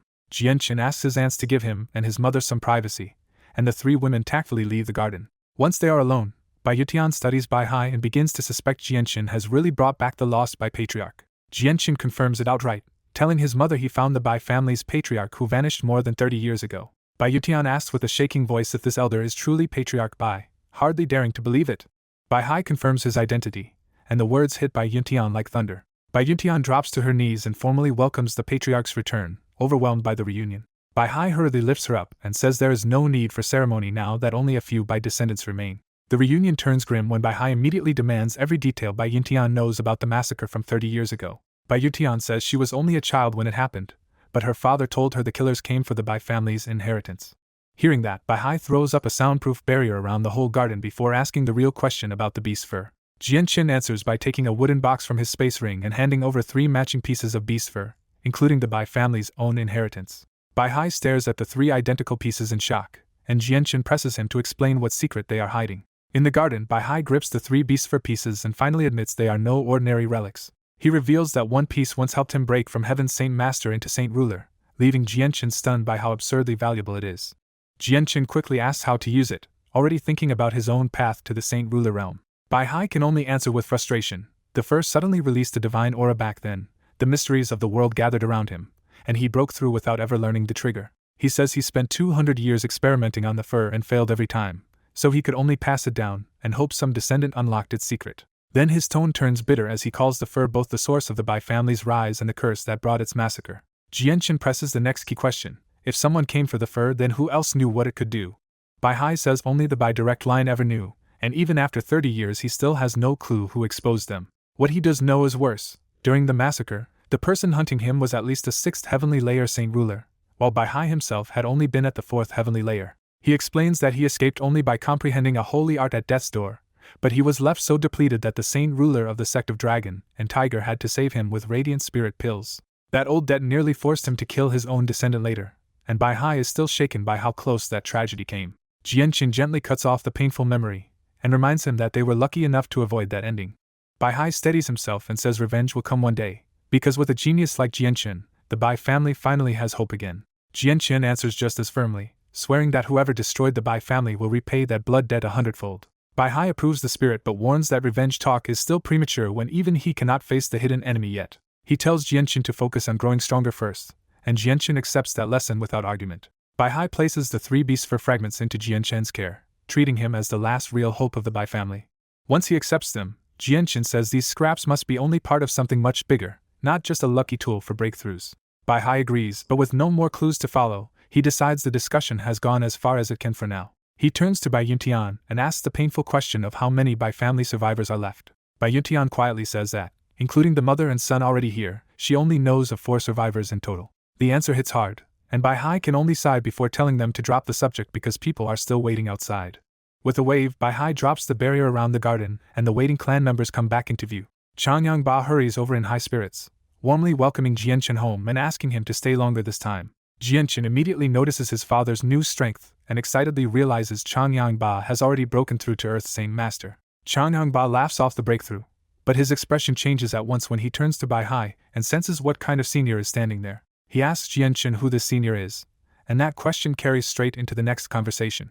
Before Jianqin can answer, Bai Yutian reveals that the imposing old man is the patriarch of her Bai family. The news catches Changyang Ba off guard, but he quickly gathers himself and bows, and the rest of the clan follows suit to greet a saint ruler properly. Jianqin formally introduces Changyang Ba as his father, linking the 2 family lines in front of everyone. Bai Hai bluntly calls Changyang Ba's talent mediocre, then immediately praises him for one thing that matters more to him now, producing a son like Jianqin. Embarrassment only lasts a moment, because the praise for Jianqin fills Changyang Ba with obvious fatherly pride.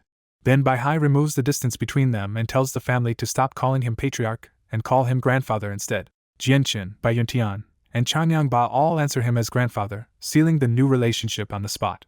After that, Changyang Ba escorts Bai Hai into the main hall, where the clan gives the saint ruler guest the warmest treatment it can offer. 2 hours later, the gathering finally ends and Bai Hai settles into the manor as a resident guest. Later in Changyang Ba's room, he sits down with Bai Yuntian and finally asks the question he has been holding back all day about her family's true identity. Bai Yuntian apologizes for hiding so much and admits the Bai family's past was too painful and dangerous to explain before now. Changyang Ba tells her she never had to force herself, but Bai Yuntian decides this is exactly the time to tell him everything. Bai Yuntian finally tells him the full story of the Bai family, and the scale of it leaves Changyang Ba stunned into a long, uneasy silence. He can barely process that his 4th wife came from a 1,000-year family protected by a saint ruler, far beyond what the Changyang clan could ever match. When he finally speaks, Changyang Ba says he understands why she carried the secret alone for so long. Bai Yuntian warns him that the Bai family's enemies are still too strong, so this secret must never leak to outsiders no matter what. Changyang Ba immediately promises to keep the secret safe, though he knows they will still need a believable story for the clan elders. Elsewhere in the manor, the story shifts to a remote little courtyard that looks forgotten, even though 8 elite Great Saint Master guards still watch it in silence. Jianqin walks into that quiet corner himself, and the guards snap to attention and salute him as the 4th master. He asks how his eldest brother has been doing, and the guards report that Changyang who barely leaves his room anymore. That answer leaves Jianqin quietly troubled, and he heads into the pavilion without trying to hide his steps. Inside, the place is spotless but painfully plain, more like a farmer's home than a noble residence, which makes his brother's isolation feel even starker. Jianqin climbs the wooden stairs loudly on purpose, announcing himself before he reaches the 2nd floor. As Jianqin reaches the top of the stairs and calls out, Changyang who answers from inside the room at once and excitedly asks someone to help him up. When Jianqin steps into the room, he finds his limbless eldest brother being lifted into a wheelchair by 2 maids, and the maids immediately bow to him. Jianqin dismisses the maids and turns his full attention to his injured eldest brother. Up close, Jianqin realizes Changyang who is no longer trapped in despair, and that small change immediately relieves him. When Jianqin asks how he has been, Changyang who laughs it off and says losing his limbs has strangely brought him peace. Changyang who admits he is tired of fighting and killing, and that a quiet life has started to suit him. Jianqin promises that once he reaches Class 7 as a Radiant Saint Master, he will restore his brother's limbs. Changyang who accepts the promise warmly, but only because having limbs again would make daily life easier, not because he wants his old ambitions back. That answer unsettles Jianqin a little, because his once proud brother now seems to have let go of nearly everything. Changyang who suddenly asks about the rumor that Jianqin already broke through and became a saint ruler. Jianqin clears it up by saying the rumor is only half true. He is still a Heaven Saint Master, but his combat strength can already match weaker saint rulers. Even with his new calm temperament, Changyang who cannot hide his pride that his little brother has reached that level so young. Jianchen offers to wheel him around the manor, but Changyang who asks for only the quiet courtyard because crowds and noise no longer appeal to him. Jianchen spends the whole day with him and comes away feeling that Changyang who has almost stepped outside worldly desires altogether. That night, Jianchen briefly visits Bai Hai, then returns alone to his own room to finally examine Situchin's space ring. As soon as he checks the ring, Jianchen is struck by how rich Situchin really was, with piles of wealth and many rare items he does not even recognize. He pulls out a thick book titled Secrets to the Dragon and Tiger, and quickly realizes it is a heaven-tier battle skill that Situchin had been hiding. Seeing how valuable it is, Jianchen decides the Changyang clan is finally strong enough to keep heaven-tier battle skills at home for his father in the future. Then a plain circular scroll falls from the ring, and Jianchen instantly wonders if this is the shortcut to becoming a saint ruler that Situchin mentioned. But when he eagerly opens it, both sides are completely blank, leaving him staring in disbelief. Jianchen refuses to believe that is all, so he digs through the ring again and drags out 3 more ordinary scrolls. He opens every scroll and spreads them out together, only to find nothing useful beyond a few minor personal notes from Situchin. After searching the ring over and over and finding no 5th scroll, Jianchen starts to wonder if the real breakthrough secret is hidden in the blank one after all. As he stares at the blank scrolls, the fragments of the mysteries of the world inside his mind suddenly react violently to them. The white scroll wakes up, slips from his hands, and rises into the air as faint golden light and runes pour out around it. With his eyes closed, Jianchen feels his spirit linked directly to the scroll, and the evolved mysteries of the world start becoming far clearer to him. He sinks into sudden enlightenment, losing awareness of his body as his spirit seems to blend with the world itself. In another room, Bai Hai snaps out of cultivation at once and senses with excitement that Jianchen is finally comprehending the mysteries of the world. But Bai Hai's joy quickly turns cautious when he realizes Jianchen still lacks the deeper control over world energy needed for the final step into Saint Ruler. Back in the bedroom, the scroll keeps feeding Jianchen a deeper understanding, and he feels himself edging closer and closer to the Saint Ruler realm. Then he reaches what feels like the threshold itself, only for the last tiny gap to harden into an impossible barrier he cannot cross. The truth becomes clear. The scroll can evolve part of the mysteries of the world and help 6th cycle experts take a shortcut, but it cannot replace the user's own foundation. Because Jianchen only recently became a Heaven Saint Master, his control over the world's energy is still too shallow to finish the breakthrough. The scroll's golden light starts to fade, the runes disperse, and Jianchen feels himself being dragged out of enlightenment before he can cross over. Jianchen burns with frustration as the chance slips away, furious that he is stopping just one final step short of becoming a true Saint Ruler. Inside Jianchen's room, the evolved mysteries on the blank scroll begin to fade, and the chance to break into the Saint Ruler realm looks like it's slipping away. Outside, nearly the entire core of the Changyang clan gathers in front of his door, too anxious to leave while they wait for any sign of success. Even Changyang who usually avoids commotion, is brought over in his wheelchair because no one in the family can stay away from this moment. After hearing that both Bai Hai and Jianchen had returned, Bai Dao rushed back from the capital and even brought the Jessen king with him. The king keeps glancing at the room and openly asks if his future son-in-law has managed to become a saint ruler yet. Changyang Ba admits they do not dare interrupt Jianchen, so all they can do is trust Bai Hai's judgment and wait through the nerves. Yu Fengyan tries to steady herself by insisting Jianchen's talent is too great to fail, even as her voice shakes. Beside her, Bai Yuntian has gone without sleep, clasping her hands in prayer as she quietly shakes with fear for her son. Bai Dao can only marvel that in just a few years, Jianchen has already climbed beyond the older generation into a realm they can only admire. In his own room, Bai Hai does not join the vigil because his power lets him watch Jianchen's situation from afar. Then Bai Hai suddenly opens his eyes in regret and realizes Jianchen has missed the chance, held back by weak foundations despite a rare opportunity. Jianchen also wakes from enlightenment disappointed, knowing he still could not cross the final threshold into Saint Ruler. Just as the chance seems over, a white glow bursts from Jianchen's space ring and 3 mysterious beast furs fly out on their own.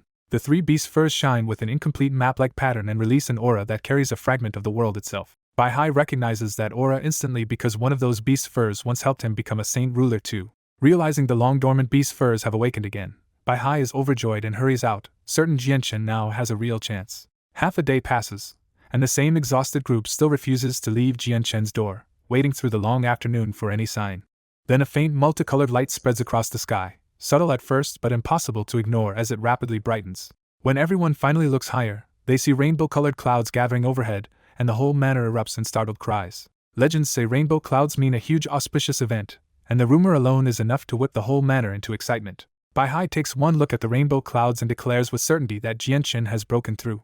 Chang Wuji suddenly remembers the old rule that rainbow clouds mark the birth of a saint ruler, and he blurts out that the 4th master has finally succeeded. With the meaning of the clouds confirmed, the whole group outside Jianchen's room finally breaks into open joy over the birth of a saint ruler in their clan. The rainbow clouds keep spreading until they cover tens of thousands of kilometers, turning the world into a dreamlike sea of sacred color. Across the Jessan kingdom, ordinary people can only stare upward and argue over what this impossible sky is trying to warn or announce. Some call the clouds a sign of peace, others a treasure, a new powerhouse, or even a coming disaster, but everyone agrees something enormous has happened. At Mount Hushan, the three heaven saint masters of the Huayan sect watch the rainbow clouds in grim silence. Saya finally asks the two grand elders what the clouds mean, clearly rattled by a phenomenon he cannot explain. After a long look, the grand elders admit with jealousy that someone nearby has just become a saint ruler. That answer hits Saya hard, because saint ruler is a realm he knows he will likely never reach. The elders judge that the source is inside the Jessan kingdom, and with no known sixth cycle heaven saint masters nearby, they begin to suspect Changyang Xiangtian. When Jianchen's name comes up, Saya freezes and instinctively grabs the empty sleeve where he lost his right arm to him years ago. Unable to be sure, the elders order Saya to send disciples to Lore City immediately and confirm it. Saya immediately flies down Mount Hushan to carry out the order and send disciples to Lore City. Far away in the heavenly eagle kingdom, Nubis, Jiedatai, and Huang Tianba sense the breakthrough even though the rainbow clouds cannot be seen from there. On the palace roof, Nubis points toward Jianchen's homeland and calmly guesses that the one who broke through is probably Jianchen himself. The unnamed Huang Tianba is stunned for a beat, then laughs in relief and admits that only Jianchen's absurd talent makes that guess believable. The rainbow clouds remain for 6 full hours, hanging over the world until sunset finally pushes their light away. Back at the Changyang Manor, the same people are still waiting outside, but now their worry has turned into pure pride because their clan truly has a saint ruler. Then the long closed doors finally creak open, and everyone snaps their attention back to Jianchen's room. Jianchen steps out in white robes with a calm smile, looking almost unchanged even after becoming a saint ruler. But his presence has changed completely, because the sharp aura he once gave off is now hidden so deeply that he feels almost like an ordinary man. To anyone truly strong enough to sense it, Jianchen now feels half merged with the world itself, as if even a simple movement could stir its mysteries. When Jianchen steps out of seclusion, the world feels completely different to him, as if space itself has opened up under his control. As a new saint ruler, Jianchen can sense spatial force, feel his body merging with space, and even detect the far stronger world force drifting through the world. The people waiting outside do not see the fourth young master anymore, they see one of the rare saint rulers of the continent. Bai Hai strides in laughing with pride and loudly claims Jianchen as the Bai family's astonishing grandson. Jianchen is genuinely happy too, because even he did not expect a shortcut scroll and 3 strange beast furs to push him all the way into true enlightenment. His mother Bai Yuntian asks the question she already knows the answer to, just to hear her son say it himself. Jianchen answers with a smile that he did not fail her, and that simple confirmation finally lets the family's joy break loose. Changyang Ba bursts into proud laughter, shouting that his son has become a saint ruler and letting the whole manor hear it. The king is thrilled for the kingdom, and even more thrilled that this impossible new saint ruler is still engaged to his daughter. Even Bai Dao is left muttering in disbelief, because the young saint he once knew has jumped all the way into the saint ruler realm in just a few short years.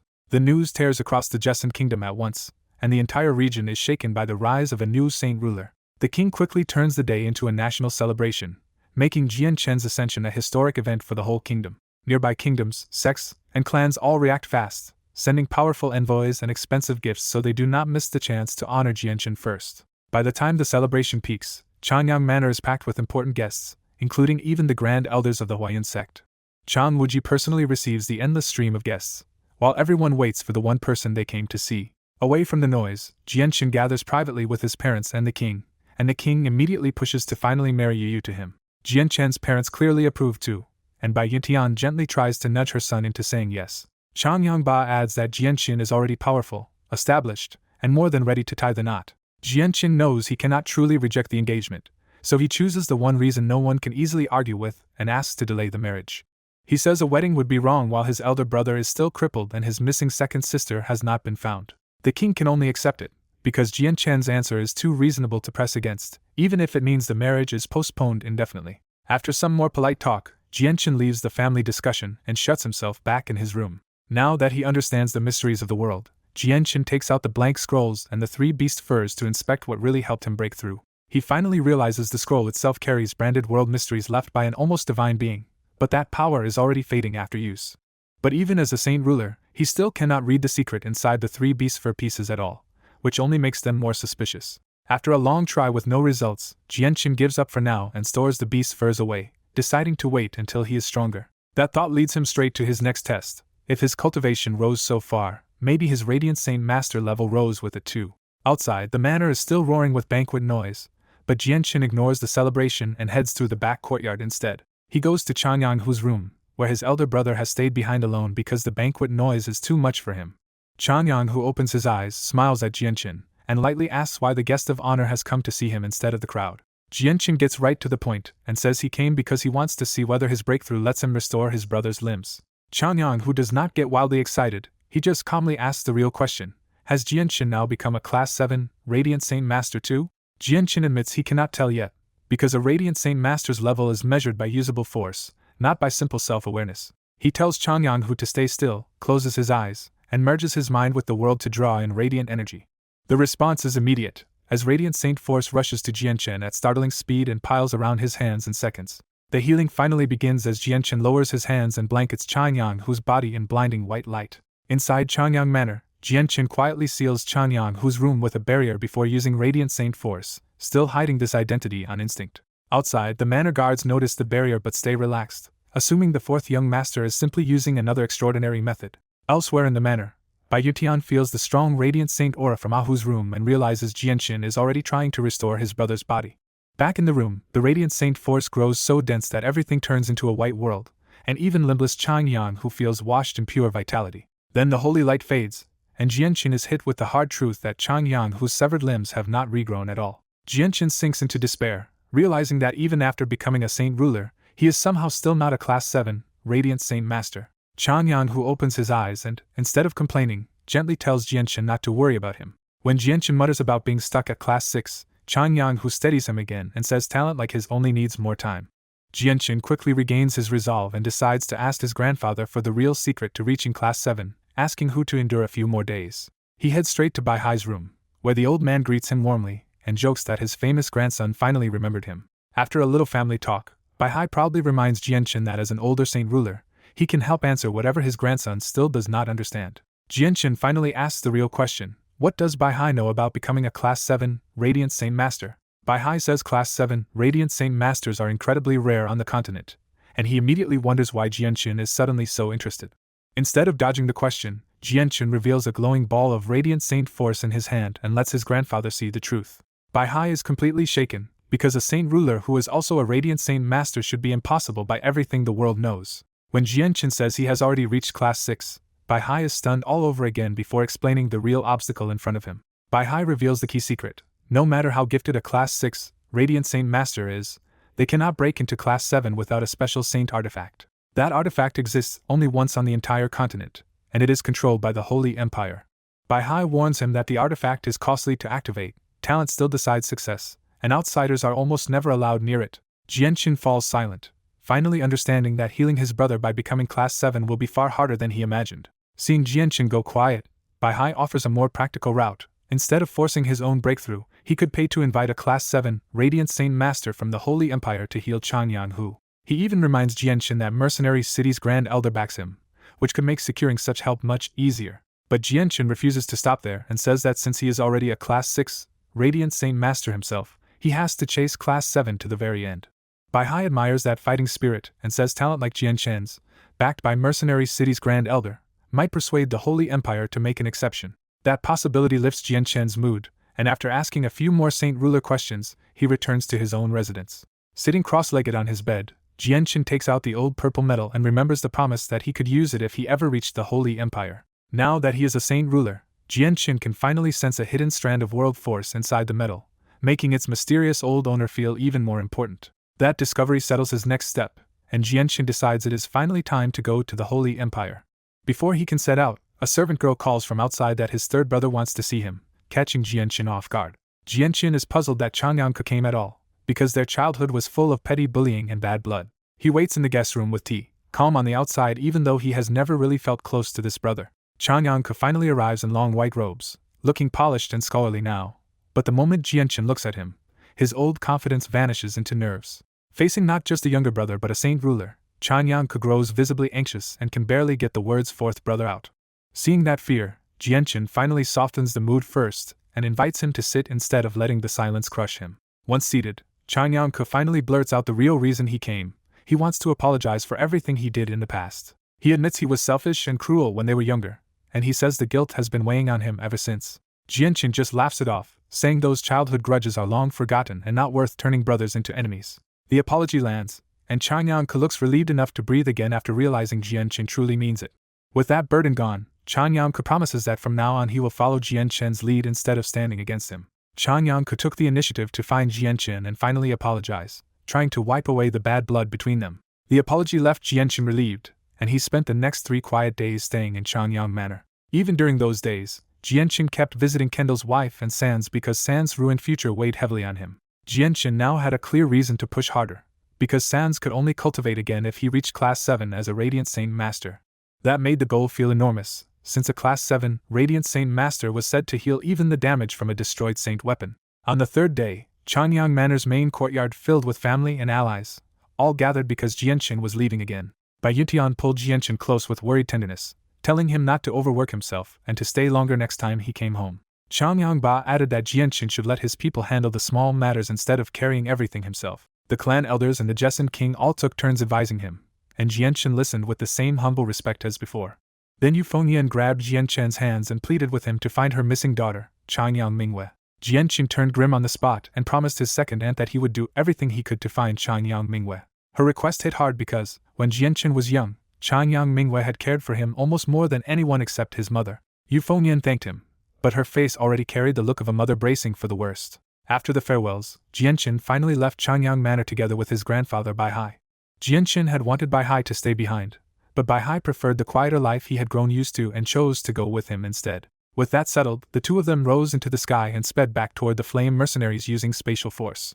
At the same time in Qin Kingdom, Qin Wujian returned to the palace in silver armor and reported directly to the king. Qin Wujian revealed the stunning news that Jianqin had already broken through from Heaven's Saint Master to Saint Ruler. The king shot to his feet in disbelief, shaken by how absurdly fast Jianqin's rise had been. Qin Wujian backed it up with more proof, saying rainbow clouds had blanketed 50,000 kilometers when Jianqin broke through. He also mentioned that Jianqin's grandfather had appeared as another Saint Ruler, but the king was too stunned by Jianqin's breakthrough to care much about that part. Realizing how important this was, the king hurried off at once to tell the 4 imperial protectors. Right after that, Audro, the burly head of the palace guards in golden armor, arrived to make his own report. When Qin Wujian asked what was wrong, Audro's easy manner vanished, and he admitted something deeply strange was happening inside the palace. Audro said palace maids, eunuchs, guards, and even a captain at Earth's Saint Master level had been disappearing without a trace. That shocked even Qin Wujian, because vanishings like this should have been impossible in the heavily guarded Qin Huang Palace. Audro admitted he had investigated for days and still found nothing, so he had no choice but to take it to the king. Qin Wujian told him he had just missed the king, who had already gone to Qin Heaven Palace. In Qin Heaven Palace, the 4 imperial protectors gathered around a square table, while the king stood respectfully before them. They pressed the king for confirmation, and he repeated that Jianqin's Saint Ruler breakthrough had been witnessed together with the vast rainbow clouds. Once they heard the rainbow cloud sign, the imperial protectors accepted that Jianqin truly had become a Saint Ruler. They were still stunned by one detail above all else: Jianqin was not even 50 yet. The discussion quickly turned practical, because if Jianqin joined them fully, Qin Huang Kingdom's strength would surge at once. They also remembered that Jianqin had been accompanied before by another Saint Ruler and a Class 7 magical beast, making him even more valuable than a single breakthrough suggested. The king carefully proposed another idea. If Jianqin really had ties to Mercenary City, maybe Qin Huang Kingdom could borrow that support too. The imperial protectors rejected that immediately and explained that Mercenary City would never interfere in ordinary power struggles on the continent. They made it clear that Mercenary City only stepped in for continent-wide crises, so counting on it here was a dead end no matter what Jianqin's connections were. In the end, they ordered the king to send word and invite Jianqin back to Qin Huang Kingdom so they could speak with him in person. After the king withdrew, the 4 old powerhouses kept talking, and their amazement only grew as they measured Jianqin's future. One of them said Jianqin might need only a few centuries to reach Saint King, and another even wondered if he could be a reincarnation of Motianyan. Their vision rose even higher after that, with the belief that Jianqin might someday become the Saint Emperor the continent had lacked for ages. So they agreed on one thing for certain: they had to build a real relationship with Jianqin before it was too late. Elsewhere in the imperial city, a fierce, bare-chested middle-aged man suddenly woke up in an inn with a sinister smile. The moment he opened his eyes, visible rays of light shot out and punched 2 finger-sized holes straight through the wooden ceiling. He had finally tracked Jianqin's whereabouts, and realized his target had been hiding in Jessen Kingdom all along. A blink later, he vanished from the locked room, moving with a speed that made the whole scene feel wrong. He reappeared in a large shop and dropped a heavy bag of purple coins on the counter for the most detailed map of the continent. The shopkeeper hurried to fetch the biggest map he had, eager to please a buyer spending that much at once. The man opened the massive map, scanned it quickly, found what he needed, and left with a cold smile. Several hours later, Jianqin and Bai Hai reached the flame mercenaries at last. Before they could even land, newbies, Jietai, and Huang Tianba were already floating above the stronghold to welcome Jianqin and Bai Hai back.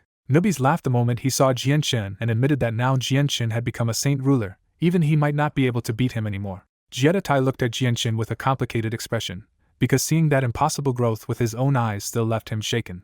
Huang Tianba broke into loud congratulations, delighted that Jianqin had really stepped into the saint ruler realm. Jianqin openly introduces Bai Hai to Huang Tianba, newbies, and Jietai as his grandfather, no longer hiding their blood tie. Huang Tianba laughs that this strange twist turns former enemies into family, and it only makes Jianqin side harder for any hermit clan to threaten. With the introductions done, Jianqin calls everyone down to talk properly on the ground. Inside a grand hall, Jianqin gathers his trusted circle after Huang Tianba spreads the news that he has truly broken through to Saint Ruler. Ming Dong cannot hold back and asks Jianqin directly if the rumor is true.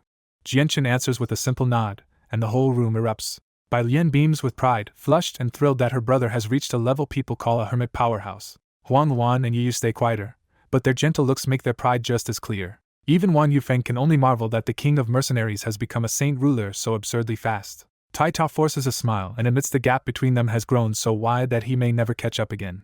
Once the room settles, Jianqin drops another huge reveal and tells everyone that Bai Hai is also a saint ruler and his grandfather. Most of the room only hears that their side has gained another saint ruler, but Yu suddenly starts connecting Bai Hai to Jianqin's hidden family past. Yu voices the suspicion outright and asks if Bai Hai is the lost ancestor of the Changyang clan. Jianqin avoids explaining in front of everyone and instead calls Bai Lian aside for a private family talk with Bai Hai. In the closed side room, Jianqin tells Bai Lian that she is one of the Bai family's few remaining descendants and urges her to greet Bai Hai as grandfather. Bai Lian obediently calls him grandfather, though her eyes stay full of complicated feelings as old family history suddenly becomes real. Bai Hai is openly delighted to discover another gifted descendant and sees Bai Lian's talent as proof the Bai family can rise again. He immediately offers to guide Bai Lian personally, wanting her to leave daily affairs behind and focus on cultivation under a saint ruler's hand. Bai Lian surprises him by refusing, because she wants to stay and help Jianqin shoulder the pressure of running the flame mercenaries. Jianqin tries to persuade her not to waste talent on burdensome work, insisting strength matters most on this continent. But Bai Lian softly begs to stay, saying she truly likes this work and can manage the mercenaries together with Yu without neglecting cultivation. Seeing how much this matters to her, Jianqin falls silent, caught between protecting his sister and respecting her choice. In the end, Bai Hai yields as well and agrees to stay nearby, guiding Bai Lian whenever she has time instead of forcing her away. After the private talk, Jianqin, Bai Hai, and Bai Lian return to the decorated hall where their allies are waiting, and the mood shifts from family reunion back to group business. Huang Tianba pulls Jianqin aside and finally brings up the old blood feud with the Hongfu clan. Jianqin immediately understands that Huang Tianba wants to strike first and wipe the Hongfu clan out for good. Huang Tianba explains that the Huang family and Hongfu clan have balanced each other for years, but that stalemate only keeps the danger alive. He asks Jianqin to join him now, before delay gives the Hongfu clan any chance to change the situation. Jianqin agrees at once, because the Hongfu clan is already his enemy too after the tungsten alloy mine conflict. He only asks for one thing in return: the Hongfu clan's sword-type ruler armament after the clan falls.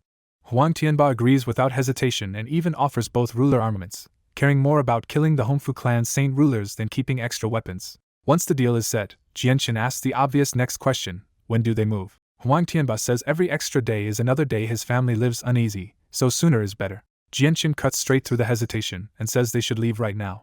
Huang Tianba is delighted, because the chance to erase the Hongfu threat has finally arrived. Jianqin turns back to the hall and calls Nubis and Jietai over, setting up the last pieces of the raid while the others watch. Nubis arrives grumbling as usual, insisting again that everyone should call him the Great Nubis. Jianqin dangles exactly what Nubis wants to hear and tells him there is another fight waiting. That flips Nubis instantly from annoyed to thrilled, and he boasts that following Jianqin into the human world was the best decision he ever made. Even so, Nubis lays down a hard limit, and warns he will not stay if Jianqin drags him into a fight against someone above the 6th heavenly layer. Huang Tianba lays out the threat. The Hongfu clan's 2 elders are only 3rd heavenly layer saint rulers, but their twin ruler armaments still make them dangerous. When Nubis realizes the targets are the same 2 old men who escaped before, his caution flips into a smug grin. Nubis boldly claims one saint ruler for himself, leaving Jianqin and Huang Tianba to finish the other together. With Nubis taking one target, the plan suddenly looks simple, and Jianqin's calm confidence makes the coming kill feel inevitable. Jianqin gives the final order, taking Nubis with him and telling Jietai to stay behind and guard their base. After a quick farewell, Jianchen heads out with Huang Tianba and newbies to strike the Hongfu clan, while the people staying behind watch them leave. Far away from the flame mercenaries, the story shifts to a huge magical beast forest feared for its many Class 5 beasts and rumored Class 6 monsters in the depths. Plenty of mercenaries dare the outer forest, but even Earth Saint Masters return bloody from the deeper regions, and the strongest humans refuse to speak about what waits at the center. The reason is a hidden clan powerful enough to terrify Heaven's Saint Masters and destroy surrounding kingdoms despite its small numbers. At the very heart of that forest stands a white marble manor, and inside a sealed secret room, the Hongfu clan is already scrambling for help. In a sealed secret room hidden in the marble manor, a desperate Hongfu elder begs his Yen family-in-law for help and offers the dragon-slaying sword to save the clan. Inside the Hongfu clan's secret room, Yen Jingnan bluntly admits the Yen family will not move against Jianchen, because a man backed by mercenary city's grand elder is far beyond what his family can afford to offend. Jin Tian quickly shifts tactics and says Jianchen can probably be appeased with an apology. But Huang Tianba is the real problem, because the Hongfu clan's blood feud with the Huang family can no longer be settled peacefully. To lure Yen Jingnan in, Jin Tian produces his dragon-slaying sword and offers it as the price for helping wipe out the Huang family. Yen Jingnan is tempted, but he still refuses, because his investigation suggests Jianchen's ties to the Huang family run deeper than a simple favor and may even connect to the ancient Tianmu clan. When the Hongfu elders try to push harder, Yen Jingnan cuts them off and says he came for one reason only: the engagement between their families is cancelled, and from today on the Yen family will sever all ties. The two Hongfu saint rulers are left with ugly expressions, realizing they failed to gain an ally and instead lost one at the worst possible time. Before that tension can settle, Huang Tianba's voice booms into the room from outside, openly calling out Jin Tian and Jin Feng and declaring that today's feud will finally be settled. The Hongfu elders instantly recognize Huang Tianba's voice and know he would never come alone unless he was certain he could finish them. Yen Jingnan quietly calls his visit untimely and leaves the secret room at once, clearly unwilling to be trapped on the Hongfu's side when the real battle begins. Outside the Hongfu manor, Huang Tianba's challenge throws the entire estate into panic as more than 1,000 clan members rush out and stare up at the intruders in the sky. As the clan erupts in shouted orders and wild guesses about invasion, the Hongfu household scrambles to mobilize before even understanding how badly outmatched they are. A moment later, Jin Tian, Jin Feng, and Yen Jingnan rise from the back of the manor and appear in the air opposite Huang Tianba's group. The instant the Hongfu elders see Jianchen and Nubi standing beside Huang Tianba, their last hope of reading this as a bluff disappears. Watching them together confirms Yen Jingnan's suspicion that Jianchen and the Huang family now treat the Hongfu clan as a shared enemy. Huang Tianba coldly reminds the Hongfu elders that they themselves said this feud had dragged on too long, and now he is here to end it for good. He immediately turns to Yen Jingnan and asks the one question that matters: is the Yen family joining the Hongfu clan in this fight or not? Yen Jingnan does not hesitate. He immediately drifts away from the Hongfu elders and publicly declares that the engagement is dissolved and the Hongfu clan's fate has nothing to do with the Yen family anymore. Then Yen Jingnan lowers himself even further and sincerely apologizes to Jianchen for the tungsten alloy mine incident, clearly trying to erase any grudge before the dust settles. Jianchen answers just as plainly: if the Yen family stays out of today's battle and does not act hostile in the future, the old trouble will be wiped clean. Relief washes over Yen Jingnan at once, and he eagerly offers friendship, promising that the Yen family on Mount Shushi will help Jianchen in the future if it can. Jianchen accepts the goodwill instead of brushing it off, because a hermit family with a saint ruler is the kind of ally worth keeping close. Having secured that opening, Yen Jingnan cheerfully takes his leave at once, refusing to linger one heartbeat longer near the Hongfu clan's disaster. The Hongfu elders can only watch him leave with gloomy faces, furious that he cut ties at the exact moment they needed support most. With the bystander gone, Huang Tianba finally draws his golden cylinder bow and tells the Hongfu elders their feud ends here. But instead of answering Huang Tianba, the Hongfu elders make one last desperate offer to Jianchen: stay out of this fight, and they will give him a ruler armament. Jianchen answers with nothing but a cold, mocking smile, and that silence makes the Hongfu elders panic and raise the price to 2 ruler armaments plus 3 future favors. Huang Tianba laughs the offer off and says there is no point bargaining, because once the 2 of them die, their ruler armaments will be taken anyway. Jianchen backs Huang Tianba without hesitation and tells the Hongfu elders to stop trying, making it clear there is no room left for negotiation. That is the end of words. Huang Tianba draws the cylinder bow and fires a golden energy arrow straight at one of the Hongfu elders. Knowing the cylinder bow cannot simply be dodged, Jin Tian and Jin Feng both draw their ruler armaments and strike together to block the incoming shot. The clash explodes in midair, ripping space open for an instant and sending destructive shockwaves down into the Hongfu manor below. The estate pays the price immediately, with the ground cracking apart and several buildings collapsing under the pressure of Saint Ruler combat. Huang Tianba quickly assigns roles, telling newbies to tie one elder down while he and Jianchen work together to kill the other first. Newbies instantly claims the elder on the right and flashes forward in a streak of gold toward Jin Feng, who wields the spear.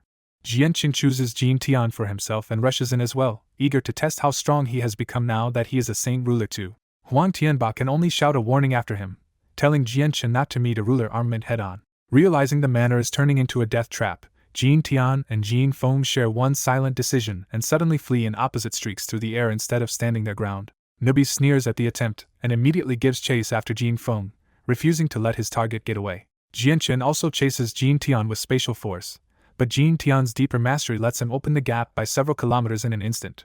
Back at the original position, Huang Tianba stays calm, slowly draws the cylinder bow again, and fires an invisible arrow made from world energy. That unseen arrow locks onto Jin Tian's presence and shoots across dozens of kilometers like it is skipping through space itself, suddenly appearing right behind the fleeing elder. As Huang Tianba's invisible arrow closed in, Jin Tian abruptly stopped fleeing and poured saint force into his sword-shaped ruler armament for a desperate block. With a shout, he slashed hard enough to tear a black crack through space and meet the unseen world force arrow head-on. The clash still threw Jin Tian back for kilometers, and the shock in his face said he finally understood just how far below Huang Tianba he was. Once he steadied himself, Jin Tian gave up on saving face and decided survival mattered more than the Hongfu clan, because he could always rebuild later if he lived. But the instant he chose to run, space rippled in front of him, and Jianqin appeared at point-blank range with a plain-looking punch aimed at his head. The punch looked ordinary, but Jin Tian could feel the space around it being squeezed by a terrifying hidden power, so he answered with his full strength. Their fists collided like thunder, and Jin Tian's entire left arm cracked apart under the impact. Staring at his ruined arm, Jin Tian could hardly believe Jianqin's mystery power had blown his saint force apart so easily. Jianqin coldly told him the name of that power, chaotic force, almost like a final courtesy before killing him. Jin Tian had never even heard of it, and before he could process that shock, Jianqin surged forward for another punch. Jin Tian snapped back to his senses, retreated sharply, and raised the blazing ruler armament to cut Jianqin down before the punch could land. Huang Tianba's warning flashed through Jianqin's mind, but he still chose the reckless move and punched straight into the ruler armament with his own body. Jin Tian actually sneered, convinced no human body could survive a head-on hit from a ruler armament. Instead of losing his arm, Jianqin's fist crashed into the blade with a metal-on-stone impact and forced both of them backward. Jianqin's right hand was ripped open to the bone, but the fact it was still attached left Jin Tian staring in stunned disbelief. Then Jianqin calmly sent chaotic force into the wound, and the same destructive power turned into absurdly fast regeneration right in front of Jin Tian's eyes. Within a few breaths, Jianqin's hand was fully restored, and Jin Tian could only mutter that what he was seeing had to be impossible. That stunned pause cost Jin Tian badly, because Huang Tianba's invisible world force arrow suddenly tore straight through his chest. Now heavily wounded and reeling in the sky, Jin Tian lost most of his strength in a single hit. Jianqin instantly recognized the kill window, crossed the gap with spatial force, and drove a chaotic force punch into Jin Tian's head. Even with his skull broken, Jianqin knew a saint ruler would not die that easily, so he chased him again without hesitation. His second punch completely blew Jin Tian's head apart, and finally sent the body dropping from the sky. Only after that did Jianqin let himself breathe, realizing Huang Tianba's arrow had made this saint ruler kill possible. Then his eyes went to the prize, and he pulled Jin Tian's sword-shaped ruler armament out of the corpse's grip. The moment Jianqin held that sword, he was openly pleased, because he had finally found a weapon that felt right in his hand again. But the fight was not truly over yet, because a faint white ball of light suddenly floated out of Jin Tian's shattered skull and fled at top speed. Huang Tianba immediately sent a silver arrow after it and destroyed the escaping origin soul before it could get away. As he arrived, Huang Tianba explained the final rule clearly: saint rulers only truly die when their origin soul is wiped out. After hearing about saint rulers, Jianqin admits he thought smashing the head was enough to kill them, and the idea clearly catches him off guard. Jianqin quietly wonders why he never sensed an origin soul in himself, and suspects the fused sword spirits may have changed his soul entirely. Huang Tianba explains that a saint ruler's origin soul is far tougher than a heaven saint master's, so letting it escape means the enemy can return later. When Jianqin asks if that means a saint ruler can regrow a body, Huang Tianba corrects him and reveals the real danger: the origin soul can possess someone else. That warning gives Jianqin a much clearer sense of what saint rulers really are, and he takes the threat far more seriously. Huang Tianba turns to Jianqin's new weapon and names it at last: the dragon-slaying sword, one of the Hongfu clan's 2 ruler armaments. He adds the legend behind it, saying its first owner killed a peak class 7 black dragon, and the sword was named after that bloody feat. Jianqin studies the weapon closely and sees the dragon image hidden beneath its dimmer, mist-like light. The moment he grips the dragon's slaying sword properly, Jianqin's whole bearing sharpens, as if he himself has become a drawn divine blade. Even Huang Tianba feels a flash of fear from the sword chi pouring off Jianqin, because this calm young man now feels dangerously different. Jianqin gives the weapon a test swing, and the dragon's slaying sword answers with a low hum like a grieving black dragon. Then he unleashes a burst of swordplay so fast that the space in front of him fills with layered afterimages. Huang Tianba can only stare and praise him, stunned that Jian Chen's swordsmanship is this refined on top of everything else. When Jian Chen finally lowers the sword, the relief is obvious. After fighting awkwardly unarmed, he feels like himself again with a blade that can handle chaotic force. That calm breaks when violent explosions erupt several kilometers away and multiple mountain peaks collapse at once. The shockwave reaches Jian Chen and Huang Tianba hard enough to whip their clothes, making it clear newbies and Jin Feng are still fighting fiercely. Huang Tianba immediately decides to join the fight and flies off with his longbow to help newbies kill Jin Feng. At the main battlefield, newbies still has the upper hand over Jin Feng, because his ancient magical beast body makes him stronger than a normal saint ruler at the same level. Jin Feng is already in worse shape than he looks, because newbies' venom is spreading through him and turning his face a sick bluish black. Newbies taunts him without mercy, openly mocking the old saint ruler even while closing in for the kill. As chapter 690 opens, Huang Tianba rushes in, but Newbies flatly says he does not need help to finish this himself. Newbies erupts with dazzling golden light, and countless golden threads explode out from his body toward Jin Feng. The threads wrap around both Jin Feng and his ruler armament, pinning him inside a golden cocoon before he can break free. Jin Feng pours out saint force in a furious struggle, but the threads are too tough and too flexible for him to snap. Newbies coldly tells him that without fourth heavenly layer strength, escaping those bindings is impossible. Then Newbies uses spatial force to appear right in front of Jin Feng and drives his clawed hand straight through the old man's chest. He rips out Jin Feng's bloody heart and crushes it in his hand, his bloodline's savage instinct starting to surface at the smell. Newbies gathers killing power in his hand to crush Jin Feng's head next, intent on destroying the origin soul for good. Before Newbies can finish him, a terrifying sword she tears in from the distance, and Jian Chen's voice cuts across the battlefield, asking for the final blow. The sound of Jian Chen's arrival snaps Newbies back under control, and the bloodthirst in his eyes fades almost instantly. Newbies is shaken by how different Jian Chen feels now, but he still agrees to step aside and see what this new sword-bearing Jian Chen can do. Once the golden threads pull back, Jin Feng does not hesitate for even a moment, and immediately turns to run for his life. Huang Tianba reaches for the cylinder bow, fully expecting to shoot down the fleeing saint ruler before he can escape. But Jian Chen moves first, swinging the dragon's slaying sword from kilometers away and launching a meter-long chaotic sword chi straight at Jin Feng. That chaotic sword chi is so violent it cracks space as it passes, making Huang Tianba drop his shot and simply watch. Jin Feng cannot outrun it, and the strike cuts clean through him after only a few more desperate kilometers. The real damage comes after the hit, as leftover chaotic force starts shredding Jin Feng's organs from the inside and leaves him horrified by a power he cannot understand. Huang Tianba is stunned that Jian Chen, a saint ruler who just broke through, can already strike with power on the level of a 5th heavenly layer expert. After thinking it through, Huang Tianba can only conclude that Jian Chen is too abnormal to judge normally, and may become the continent's next acknowledged #1 expert. Newbies is just as shaken, because his instincts tell him even his ancient beast body might not survive that chaotic sword chi. The force Jian Chen uses is so alien that Newbies cannot even find it in his inherited memories, which makes Jian Chen feel even more impossible. For a moment, Newbies even wonders if Jian Chen could be a reincarnation of Mo Tianyan, because talent this monstrous feels unreal. Jian Chen does not pause to admire the hit, and instead rushes forward himself, moving like a sword taking human shape. As he closes in, he floods the dragon's slaying sword with chaotic force until its usual ruler armament radiance is smothered under a dark glow. Then Jian Chen explodes into flawless swordwork, and the space around Jin Feng vanishes under a storm of densely packed strikes.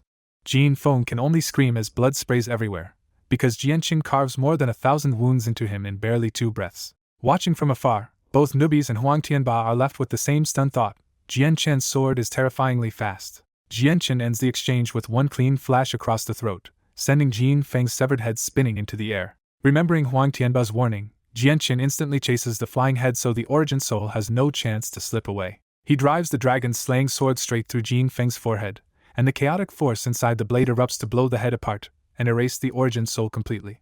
Jin Feng drops from the sky like a broken puppet, and another saint ruler dies on the mountain below. As the killing blow ends, Jian Chen quietly withdraws his chaotic force, and the dragon's slaying sword's strange dark glow fades back to its usual hazy light. Looking down at Jin Feng's corpse, Jian Chen feels the weight of what he has done, because this time he truly killed a saint ruler with his own hands.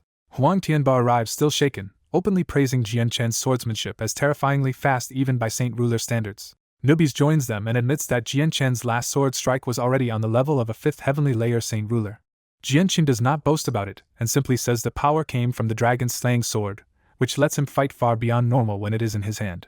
Huang Tianba flicks Jin Feng's fallen spear up from below, and reveals it as the Hongfu clan's other inherited treasure, the all-devastating divine spear. Jianqun tries to refuse the spear and urges Huang Tianba to keep it for the Huang family instead.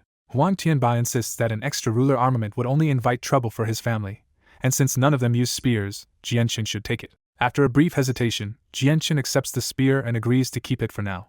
With the Hongfu clan's 2 saint rulers dead, Huang Tianba hurries off to wipe out their remaining hidden forces before they can become future trouble. Once Huang Tianba is gone, Jianqun immediately offers the all-devastating divine spear to Nubis as a reward for today's fight. Nubis is moved but refuses, saying his own ancient bloodline makes him strong enough already, and the weapon would be better saved for Jianqun's people. Jianqun gives up on gifting it away, stores the spear, and leaves with Nubis after collecting Jin Feng and Jin Tian's space rings. In the days that follow, the flame mercenaries' reputation surges, and with 3 saint rulers behind them, no nearby force dares to provoke them. Jianqun's growing name even reaches the hidden clans, because they all heard that Mercenary City's Grand Elder once crippled a Saint King with a single glance for his sake. That pressure buys the flame mercenaries real peace, so they openly expand the tungsten alloy mine and recruit huge numbers of workers from the surrounding lands. 2 days later, the senior members gather in the conference hall, where Jianqun sits like a leader with the small white tiger sleeping comfortably in his arms. Bai Lian presents the new plan she worked out with Yu and the officers, use their endless tungsten alloy to build a city wall made entirely of the metal. Ming Dong excitedly backs the idea, saying that if they pull it off, their city will become the strongest and most expensive on the whole continent. Jianqun approves the plan without fuss, trusting Bai Lian and Yu to handle it, and Bai Lian lights up with pride at the thought of designing such a city. The meeting shatters in an instant when the conference hall's ironwood doors explode inward, blasting the room with flying splinters. Even Jianqun, Nubis, and Jietai did not sense the intruder coming, and that alone makes the room go cold. A huge middle-aged man in plain clothes strides through the wrecked doorway, towering over the entire hall with brutal confidence. The whole hall is baffled, because this is the center of Flame Mercenaries' territory, and no one can understand how he broke through such tight security alone. Then Nubis recognizes him, and his face changes so badly he can barely get the words out. The giant man mocks Nubis for serving a human, stabbing right at the pride of a silver-striped golden snake. Nubis snaps back in anger, but when the man mentions the great king, even his pride runs into a hard limit. Ignoring Nubis after that, the intruder fixes his eyes on the sleeping white tiger and coldly tells Jianqun to hand the cub over if he wants everyone left unharmed. Jianqun's heart sinks at once, and he quietly asks who this man really is even though he already suspects the answer. Nubis confirms the worst. The man is Anderkin, one of the 2 great kings of the Gilligan clan. Jietai blurts out in shock, because a Gilligan clan king means a saint king from the forbidden depths of the Cross Mountains. Jianqun realizes the danger has arrived far sooner than expected, because the Gilligan clan has somehow tracked the cub to him already. Trying to push back with words first, Jianqun reminds Anderkin that magical beasts of the Cross Mountains are forbidden from crossing into human lands under an old agreement. That warning makes Anderkin's face twitch for a moment, but he quickly turns it into a threat and says he can kill everyone here with a flick of a finger. Nubis adds another warning and reveals that Jianqun has the Grand Elder of Mercenary City behind him. Ming Dong immediately supports the bluff and boldly declares that the Grand Elder is his uncle and can arrive in an instant if Anderkin harms Jianqun. Anderkin wavers for a heartbeat but then decides they are bluffing, and he demands the cub one last time. Jianqun refuses flatly, clamps the winged tiger god under his arm, and draws the dragon's slaying sword to fight. The moment the sword appears, Jianqun's whole presence sharpens into something fierce and divine, and the hall feels the pressure of his battle intent. Anderkin smiles cruelly and starts forward, making it clear he is done talking. Jianqun instantly blasts upward through the roof, choosing the open sky so the coming fight will not slaughter everyone inside. As Jianqun escapes outside, Nubis yells after him to summon the Grand Elder of Mercenary City, because only that level of power can stop a Gilligan clan king. But Jianqun already knows that lifeline is gone, because the contact jade for Tianjian was used up during the tungsten alloy mine crisis. The Gilligan clan king follows Jianqun into the sky without any hurry, mocking him for thinking his strength can challenge a saint king. Back in the ruined hall, the others are left staring upward in panic after the 2 disappear into the sky. A young woman in the hall breaks down first and begs Nubis to go help Jianqun, but the room already feels hopeless. Nubis can only answer bitterly that helping is impossible, because against the Gilligan clan king they would just be rushing out to die. At that tense moment, Bai Hai arrives in a flash after sensing Jianqun's sudden burst of power. Someone in the hall immediately begs Bai Hai to save Jianqun from the powerful enemy outside, turning his arrival into their last real hope. When Bai Hai demands answers, Nubis grimly explains that the intruder is a Class 8 magical beast from the Gilligan clan, a true saint king none of them can stop. That hope collapses too when Ming Dong turns pale and admits every item Tianjian left behind for contacting him has already been used up. Back at the base, Ming Dong panics when he admits he can no longer contact Tianjian, the one powerhouse who saved Jianqun last time. Bai Hai realizes Jianqun has somehow provoked a saint king from the Gilligan clan, and the old man immediately decides to risk his life to save his great-grandson. Nubis sharply stops him, warning that a fifth heavenly layer saint ruler would only die instantly against the Saint King. Little Fatty jumps in with his own idea and bites his finger to activate his space ring, determined to call his grandfather for help. That only makes Nubis more agitated, because in his eyes almost nobody except monsters like Mercenary City's Grand Elder could stand against the Gilligan Saint King.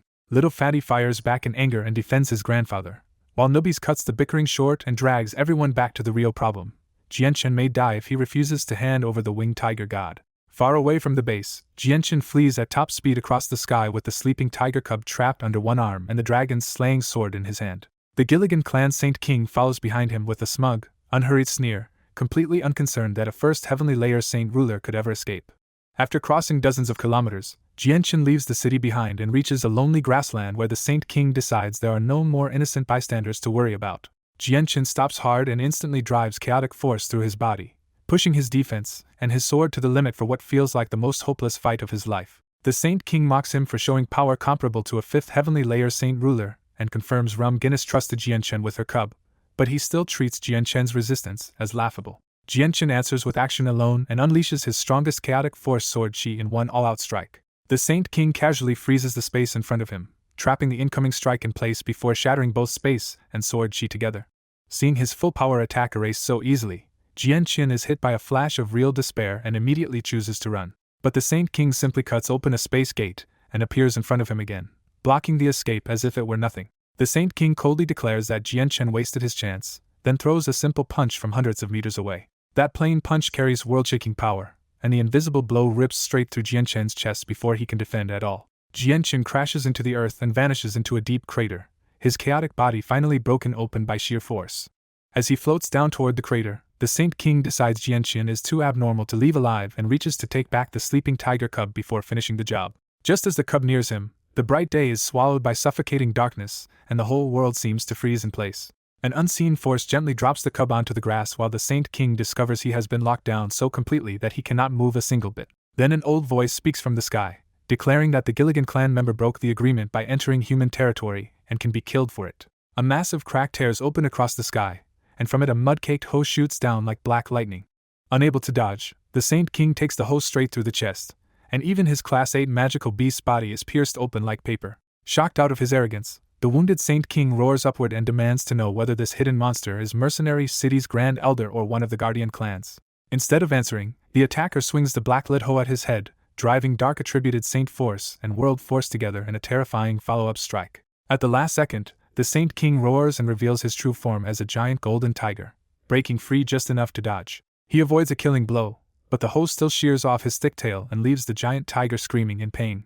When the frozen space closes on him again, the giant tiger burns a blood-red escape technique and vanishes rather than die there. The old voice snorts that the tiger escaped with a self-destructive beast clan technique and paid for it by dropping from the second heavenly layer to the first. With the danger gone, the darkness withdraws, the hoe flies back into the sky crack, and the world returns to daylight. Jianchen slowly rises out of the crater unconscious, and the hidden old man calmly notes that his strange power and body are already repairing the massive wound. Then the unseen savior calls out another hidden observer by name, forcing Tianjian to stop hiding and step out. Tianjian recognizes the savior as Houston and admits he never expected to find him secretly protecting Jianchen. Houston finally appears from the crack looking exactly like an old barefoot farmer, carrying the same muddy hoe that nearly killed the Saint King. Houston says Jianchen matters to him because the young man is his grandson's friend, so he had no intention of letting him die. But Houston also probes Tianjian's motives, asking if Mercenary City is protecting Jianchen only because it wants to seize the still young winged tiger god. Tianjian answers with a deeper secret. Mercenary City was ordered by its city lord to never oppose a winged tiger god and to help one grow if it ever appeared. He adds that Jianchen's talent is beyond anything Tianyuan has seen, and protecting him now could give humanity a future pillar against the beast god continent. Tianjian then pieces together Houston's own movements, realizing Bloodsword sect members have been active along the sea because they were watching the beast god continent. Houston confirms it, and ends the moment with a grim warning that the peace of the Tianyuan continent will not last much longer. Houston agrees the peace of Tianyuan continent will not last, and Tianjian bluntly asks the Bloodsword sect to stand with humanity when beast god continent invades. Houston sets aside an old vow to never interfere again, making it clear that if the human race is in danger, he will fight. Tianjian reveals the real danger. Beast god continent is not just hunting the cub, because its king wants to seize the young winged tiger god's body. Tianjian explains that an ancient winged tiger god left a shrine and legacy behind, so if that king possesses the cub, he may inherit terrifying power humanity cannot stop. That warning finally hits Houston hard, and he admits they must protect the winged tiger god at all costs because no human expert now rivals that future threat. When Houston mentions the Path Lord of Carnal Desires as the only possible counterweight, Tianjian immediately warns that the renegade might steal the cub for himself instead. The two end their grim strategy talk with one shared decision: keep the winged tiger god's secret buried and focus everything on helping it grow stronger fast. Houston leaves the aftermath to Tianjian and steps through a space gate, trusting Mercenary City to handle the cub's growth and the mess left behind. Left alone, Tianjian looks down at the unconscious Jianqin with mixed feelings, then lifts both Jianqin and the sleeping tiger and sends them away through a space gate. Back at the Flame Mercenaries Hall, Mingdong and the others can do nothing but wait in grim frustration, because even several saint rulers together would be helpless against the Saint King. Without warning, space warps inside the hall and Tianjian steps out of a fresh space gate with the unconscious Jianqin lowered gently beside him. Mingdong rushes over in relief, clings to Tianjian's arm, and blurts out the question he has been dreading most: is Jianqin going to be okay? Tianjian drops his cold mask just a little for Mingdong, and reassures him warmly that Jianqin is safe. Jieta Wukong, Nubis, and Bai Hai all bow respectfully to Tianjian, and Bai Hai openly thanks him for saving Jianqin, his great-grandson. Tianjian is visibly surprised to learn Bai Hai is Jianqin's grandfather, but he skips the topic and orders everyone to hide what happened here from the outside world. Mingdong personally carries Jianqin to his room, while Tianjian and the people closest to Jianqin follow in tight, worried silence. Once Jianqin is laid on the bed, Huangluan, Yiyu, and Bai Lian finally break down, shaken by how badly hurt he looks. Huangluan hurriedly pulls out Class 6 Radiant Spirit pills to save him, but Tianjian stops her and says Jianqin's strange body is already healing itself fast enough. Still shaken, Mingdong thanks Tianjian from the heart, knowing Jianqin would have been finished if help had arrived any later. Tianjian answers that Jianqin is too important to lose, hinting plainly that he would never just watch a talent like this die young. Mingdong excitedly realizes Tianjian has been protecting Jianqin in secret, and the others are just as relieved to hear he has that kind of backing. In the middle of all that relief, Jianqin's finger twitches and he finally wakes, leaving everyone crowding his bedside in happy shock. The moment Jianqin sees Tianjian, he understands who saved him and quietly offers his thanks despite how weak he still is. Everyone fires worried questions at once, but Jianqin only reassures them that he can manage. Jianqin suddenly remembers Xiao Bai, searches an alarm, and only relaxes when he finds the white tiger sleeping safely beside him. Holding the cub close, Jianqin admits it would have been a disaster if the Gilligan clan's king had managed to take Xiao Bai away. That only makes Mingdong more curious, and he asks what Xiao Bai really is if even a king from the Gilligan clan came personally for it. Jianqin freezes with Xiao Bai in his arms, and Tianjian steps in before he has to answer, warning everyone to forget what happened and ordering them out so he can speak with Jianqin alone. Mingdong obeys, and the whole group files out with one new certainty hanging over them: the white tiger's identity is a dangerous secret. As soon as they are alone, Tianjian seals the entire room inside a barrier so complete that even Saint Kings could not overhear what comes next. Seeing Tianjian take such care, Jianqin turns serious too and asks what could be so important. Tianjian looks at the tiger with a complicated expression and drops the real warning: Jianqin does not have much time left, because the winged tiger god must grow stronger quickly. Jianqin immediately connects that warning to the Gilligan clan, but Tianjian tells him the danger is wider and far beyond what he can personally handle. Tianjian finally pulls the curtain back and tells him the Gilligan clan is only a chess piece planted on Tianyuan continent by Beast God Continent's ruler. He warns that although the Gilligan clan failed today, real experts from Beast God Continent will soon cross over and come for the winged tiger god themselves. And Tianjian ends with the harshest truth of all: even if the Guardian clans stop that invasion, Jianqin will still be carved up by stronger forces if the winged tiger god's secret spreads before he gains enough power. In the quiet room, Tianjian warns Jianqin that once the Beast God Continent threat is exposed, the Guardian clans may turn their eyes on Xiao Bai too, and then even Mercenary City will not be able to shield him. That warning hits Jianqin hard, and the relief from surviving the Gilligan clan vanishes as he realizes how small a saint ruler still is before the Guardian clans. As Jianqin strokes Xiao Bai's soft fur, he sees just how cruel the cub's fate already is: born into danger, separated from its mother, and hunted by powers far beyond him. When Jianqin asks what it would take to stand against the Guardian clans and the Beast God Continent, Tianjian answers with brutal clarity that only Saint Kings even have the right to speak. Tianjian goes further and says true resistance would demand a peak Saint King, or even a Saint Emperor, leaving Jianqin staring into a future that suddenly feels almost impossible. Tianjian starts pacing and decides Mercenary City can at least buy some time by guarding the coast and blocking the Gilligan clan from sending news back to the Beast God Continent. But even that comfort is temporary, because Tianjian warns the Gilligan clan has secret methods to contact their homeland, so Jianqin must use this short window to force Xiao Bai's growth. Clinging to that one hope, Jianchen asks if there is any faster way to raise Xiao Bai, but Tianjian can only tell him the same answer: heavenly resources. Seeing Jianchen's disappointment, Tianjian hands over a space ring filled with mercenary cities' gathered treasures and says the city is putting its own stockpile behind Xiao Bai's future. Jianchen accepts the ring with real gratitude, while Tianjian coolly reminds him this is not generosity but an old order left behind by mercenary city's city lord. After a few last instructions, Tianjian tears open space itself and leaves, abandoning Jianchen to the silence of the room and the weight of what comes next. Left alone for hours, Jianchen sits in a numb daze until Xiao Bai finally wakes up in his arms. The little cub notices the blood on Jianchen's clothes and gives worried cries, as if it can already sense he has been hurt. Jianchen gently comforts Xiao Bai, but under his soft voice he is really mourning how little peace the cub has left. Then Jianchen stops hesitating and dumps out a large pile of 1,000-year heavenly resources, determined to force every possible bit of growth out of the cub. Xiao Bai needs no encouragement after that and dives into the treasure pile with pure delight, gulping down one heavenly resource after another. After devouring more than 20 of them, the stuffed cub lets out a satisfied little burp and instantly falls asleep again to digest the energy. Once the cub settles, Jianchen carefully picks it up and heads out to face the people who have been waiting for him. In a guest room, Ming Dong and the others rush Jianchen the moment he appears, surrounding him with anxious relief after the Gilligan clan attack scared everyone badly. Jianchen reassures them that his chaotic body has already healed him, and that warmth from his friends briefly pushes back the pressure crushing him. They press him for the truth, especially about the attack and Xiao Bai's identity, but Jianchen deliberately says little because the fewer people who know, the safer the cub stays. The talk is cut short when a guard calls from outside to report that Qin Wujian has arrived with urgent business. Jianchen is surprised by the name, then immediately orders Qin Wujian to be treated as an important guest and brought to the central hall. Before meeting the visitor, Jianchen finally takes time to wash off the blood and change into clean clothes. When Jianchen reaches the hall, he finds Ming Dong, Yu, and Bai Lian already speaking with Qin Wujian, who rises at once and salutes him as an imperial protector. Jianchen waves off the formality and asks why Qin Wujian has come all the way from Jessan Kingdom. Qin Wujian gets straight to it and delivers the summons.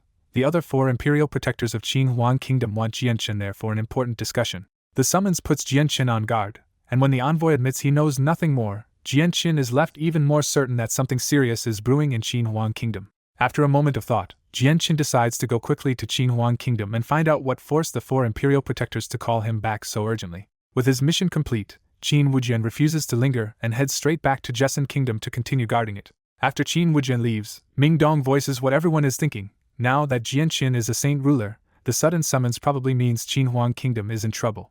Jianchen agrees that something has felt off about Qin Huang Kingdom for a while, and since the flame mercenaries are stable for the moment, he chooses to go see for himself. Bai Lian cannot let it go and begs Jianchen to take stronger escorts with him, still shaken by how close the Gilligan clan already came. Jianchen gently refuses, saying his own strength is enough against ordinary threats, and that if a truly stronger enemy appears, extra companions would not change the outcome anyway. He adds that Tianjian is now alert, so the Gilligan clan should not dare step onto Tianyuan continent again, though Bai Lian still keeps warning him to be careful. The incident with the Gilligan clan is locked down inside the flame mercenaries, because if word spread, it would be almost impossible to control the panic and rumors that followed. Jianchen stays one more night, and by the next morning he steps out with Xiao Bai in his arms to say goodbye before leaving for Qin Huang Kingdom. At the farewell, Ming Dong reminds Jianchen that their 3-year promise is almost up and vows to shut himself away in seclusion until he finally breaks into Heaven's Saint Master. A few minutes later, Jianchen blasts into the sky with spatial force like a streak of lightning and vanishes from everyone's sight in an instant. High above the land, Jianchen races through the open sky, and for the first time since Tianjian's warning, the sheer freedom of flight eases some of the pressure on his mind. After nearly a full day of travel, he finally reaches Walrant City at sunset and chooses to enter on foot instead of dropping straight in from the sky. He has a reason for this stop. Passing through Walrant means he can no longer put off visiting Qin Xiao, whom he truly treats like a brother after failing to bring him along last time. The lively streets hit Jianchen with a wave of nostalgia, because the weary merchants and hard-used mercenaries around him look like the life he once fought through himself. By the time he reaches the Tianqin clan estate, Jianchen can already sense something is wrong inside. Qin Xiao is in a conference hall with many people, and the whole place feels tense. Noticing the extra guards, Jianchen slips into harmony with the world and walks straight through the estate without a single guard realizing he is there. He glides all the way to the hall unseen, but the moment his fusion fades and he returns to normal, everyone inside instantly notices the unexpected visitor. The tension breaks as Qin Xiao recognizes him at once, jumps to his feet in delight, and hurries over asking how Jianchen managed to appear without any guard reporting it. Jianchen arrives at the Tianqin clan hall smiling and apologizes for dropping in unannounced, but Qin Zhao's father warmly welcomes him as an honored guest. As Jianchen takes his seat, the tense room eases a little, and the elders start studying him with quiet interest. Jianchen quickly notices the mood and asks the patriarch what trouble has pushed the whole hall into such a heavy silence. When the patriarch admits the clan is in trouble, Jianchen openly says he will help for Qin Zhao's sake, and that public support quietly raises Qin Zhao's standing in the room. The patriarch immediately seizes on that promise and says Qin's safety may end up depending on Jianchen. Jianchen realizes the problem is about Qin, and the patriarch grimly confirms that she was kidnapped half a month ago by the Flood Dragon bandits. The real blow lands next. In just 2 days, the bandits plan to force Qin into marriage with their boss's only son. Jianchen turns serious at once and asks how strong the Flood Dragon bandits really are. The patriarch explains that the Flood Dragon bandits are no ordinary gang but a massive force on Coiled Dragon Mountain that can even contend with the Jia Kingdom.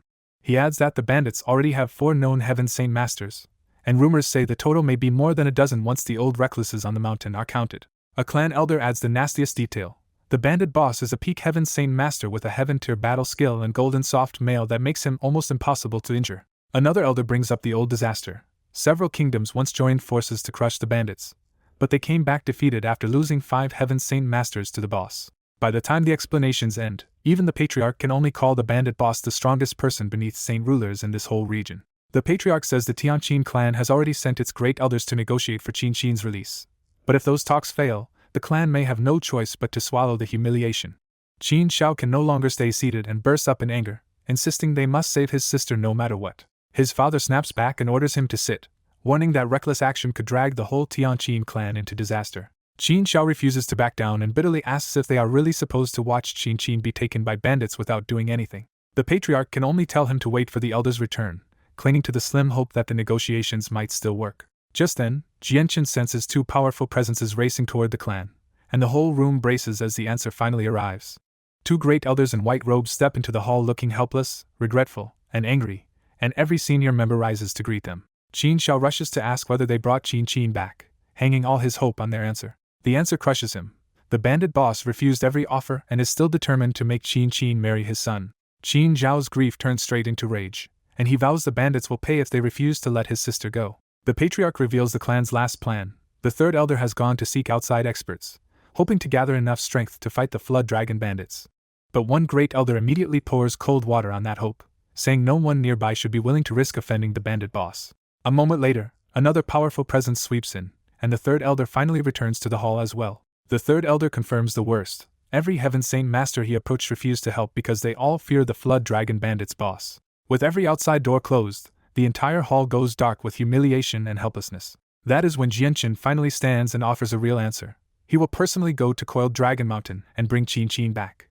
The hall whips around to stare at him, and the 2 elders who have never met him try to read his strength, only to find an ordinary-looking young man they somehow cannot see through at all. Then the 3rd elder breaks the silence in open surprise, recognizing him at once and realizing the Tianqin clan's guest is none other than Jianchen. Once the Tianqin elders remember Jianchen's ties to major powers, their mood flips from worry to hope, because they start believing he can break the Flood Dragon bandits' grip and save Qin. The other 2 great elders finally realize who he is and stare at Jianchen in shock when they connect him to the mercenary king and the man who killed 4 Heaven Saint Masters alone. Qin Xiao still can't shake his fear of the bandits, so he asks Jianchen directly if he truly has the power to save his sister. Jianchen answers without hesitation and promises that he will definitely bring Qin back. The 3rd great elder suggests borrowing the Duga clan's strength, but Jianchen calmly shuts that down and says he alone is enough for this rescue. That confidence pushes the Tianqin side over the edge, and the elders decide to risk everything and go with him. The patriarch raises the stakes even higher, declaring that this is about the Tianqin clan's dignity, so they will march out in full force instead of sneaking around. The clan moves fast, assembling a 1,000-man rescue force under the 3 great elders, with Jianchen joining the march toward Coiled Dragon Mountain. The Tianqin clan's grand march through Walorant City turns into instant public spectacle, and as word spreads that they are heading for Coiled Dragon Mountain, most people can only stare and assume this rescue will end in disaster. When the Tianqin clan openly reveals that they are heading to fight the Flood Dragon bandits, the city is stunned instead of impressed. To everyone else, the outcome looks obvious, because the Tianqin clan seems far too weak to challenge a force that even nearby kingdoms fear. The rescue force rides hard across the plains, and Qin Xiao keeps pressing the pace because they have to reach the mountain before Qin is married off. By night they reach the border of Jia Kingdom, and after pushing on for 2 more days, the entire force finally stops before the looming mass of Coiled Dragon Mountain. At the foot of the mountain, the patriarch explains the problem clearly. The cliffs are too steep to climb, and the Flood Dragon bandits hold the peak above the only path up. Jianchen studies Coiled Dragon Mountain and immediately notices why so many people covet it. The world's energy here is unusually dense, and the peak is a perfect spirit mountain. The elders confirm that every nearby force has wanted this mountain, but none of them could pry it away from the Flood Dragon bandits. Jianchen catches the patriarch's hidden desire and asks if the Tianqin clan has ever wanted to take Coiled Dragon Mountain for itself. The patriarch admits it openly, and Jianchen casually drops a stunning promise. Once the bandits are cleared out, he will gift the entire mountain to the Tianqin clan. Even after Jianchen rides ahead, the elders are still dazed, because his promise only makes sense if he is truly confident he can handle the bandit boss. The third great elder steadies the others by insisting Jianchen is not the type to brag blindly, so the only answer now is to follow and see what he can really do. With Jianchen leading, the whole rescue force starts climbing the narrow mountain road while hidden signals echo through the forest around them. Jianchen quickly realizes the beast roars coming from the woods are not beasts at all, but human warning calls spreading news of their approach up the mountain. At the peak, the Flood Dragon Bandits' marble manor is already dressed for celebration, with red lanterns, red paper, and firecrackers turning the stronghold into a fake wedding palace. A young bandit messenger rushes to the heavily guarded inner hall and reports that roughly 1,000 people are climbing the mountain. Inside the hall, the bandit boss instantly guesses the Tianqin clan has come and sneers at the idea that 3 Heaven Saint Masters could threaten Coiled Dragon Mountain. The boss's first response is ruthless. He orders a squad and the 4 protectors of heaven and earth to crush the intruders and drive them off the mountain. Then he changes his mind, deciding the Tianqin clan should not be slaughtered because Qin Qin is about to marry his son, so the intruders will be brought up as wedding guests instead. Elsewhere in the manor, Qin Qin sits in a red wedding dress before a mirror while servants paint her face for a marriage she never chose. As she stares into the mirror, Qin Qin remembers the truth of how she got here. The bandits slaughtered her guards, kidnapped her, and dragged her to Coiled Dragon Mountain for the boss's son's obsession. She has learned the kidnapping was planned from the start.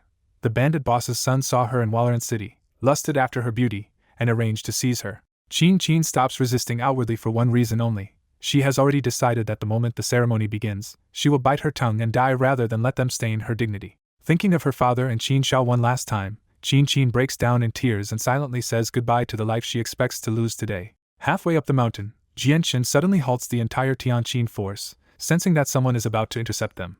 A moment later, 4 grey-robed Heaven Saint Masters descend from the peak and hover above the path, glaring down at the Tianqin clan with open disdain. One of the 4 speaks down with icy sarcasm, saying the Tianqin clan has been invited up as guests for the young master's wedding at noon. A Tianqin great elder leans in to warn Jianchen that these 4 are the Flood Dragon Bandits' famous demonic generals, and that their appearance means the enemy is taking them seriously. Jianchen barely reacts to the threat at all and simply orders everyone to keep going to the top.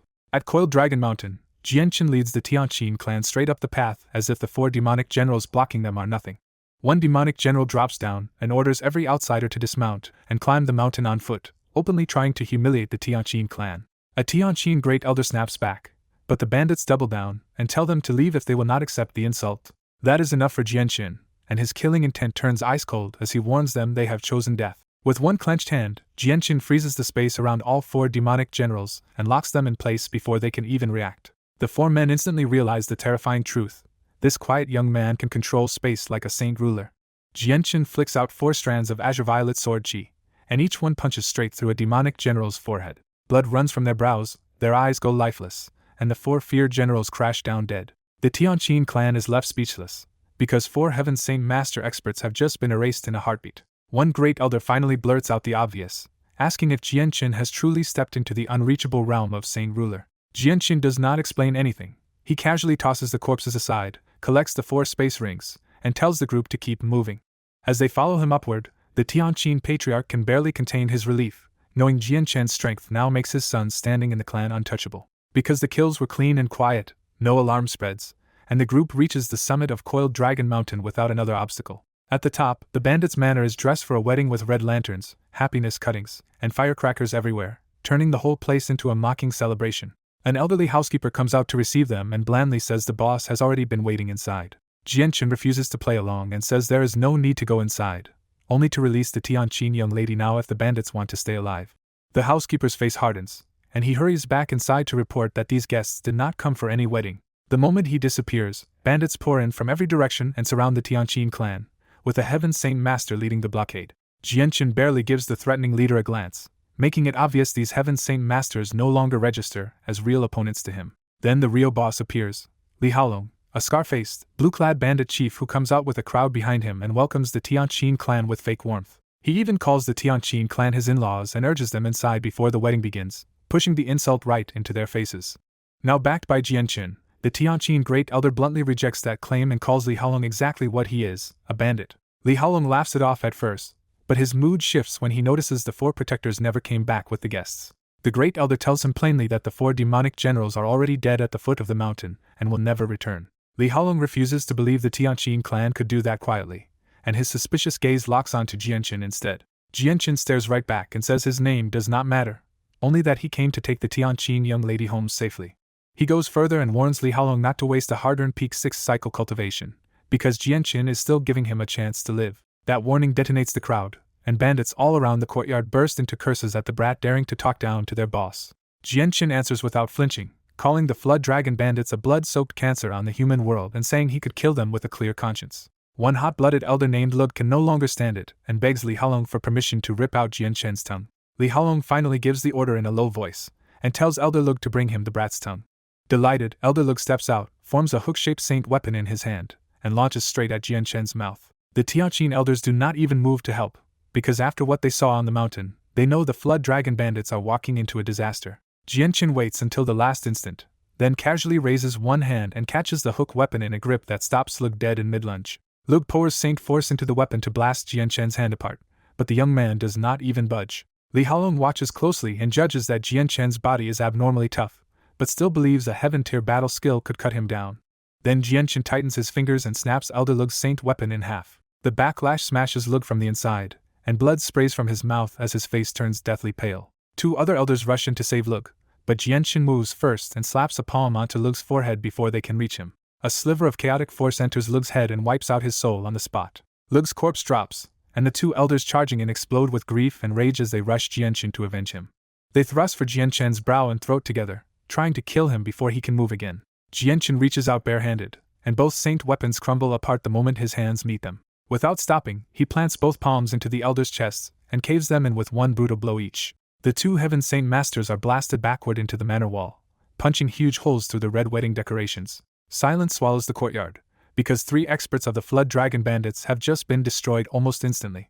The bandits who were acting tough a moment ago start backing away with shaking legs, suddenly afraid that even standing near Jianqin might get them killed. Li Haolong's confidence finally tightens into caution, and he asks again who this terrifying outsider really is. Jianqin ignores the question and gives one last cold demand: release the girl now. Li Haolong still refuses to bend, listing his dead and injured elders and declaring that no ordinary expert can act wildly on Coiled Dragon Mountain. Then he pulls out a jade piece and crushes it on the spot, calling for the hidden power of the Flood Dragon bandits. A moment later, more than a dozen powerful presences rise from the rear mountain, and 14 Heaven Saint Masters fly in as the Flood Dragon bandits' true reserve force. Jianqin's earlier display finally rattles the Flood Dragon bandit boss, and he stops holding back. To crush that threat, Li Haolong summons the Flood Dragon bandits' real trump card, 14 long-secluded Heaven Saint Masters from the rear mountain. The 14 experts gather before their boss and salute, and the panicked bandits instantly regain their nerve. An ancient-looking elder steps forward to ask what threat forced the Flood Dragon bandits to call all 14 of them out at once.